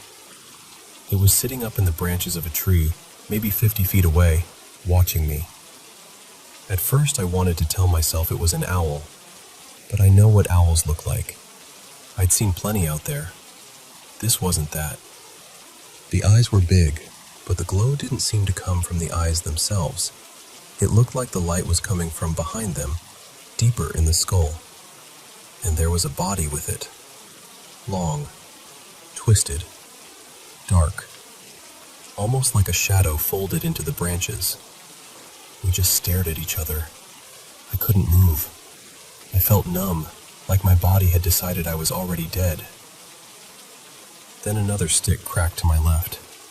I looked over for 1 second. Nothing. When I looked back, it was gone. That's when I started yelling for my uncle. I screamed for him to come get me, He called me an idiot, which, to be fair, I was, but he came. I couldn't turn my back on the trees, so I walked backward the whole way out while he led me. When we finally got back to camp, he sat me down and told me not to mess with it again. He was serious. He said whatever was out there wasn't something to challenge. And I know how this sounds. I know it sounds childish or exaggerated, or like something someone made up around a fire. But I know what I heard. I know what I saw. And even years later, when I see woods, I still feel that same tightness in my chest. I can't look at those trees the same way anymore.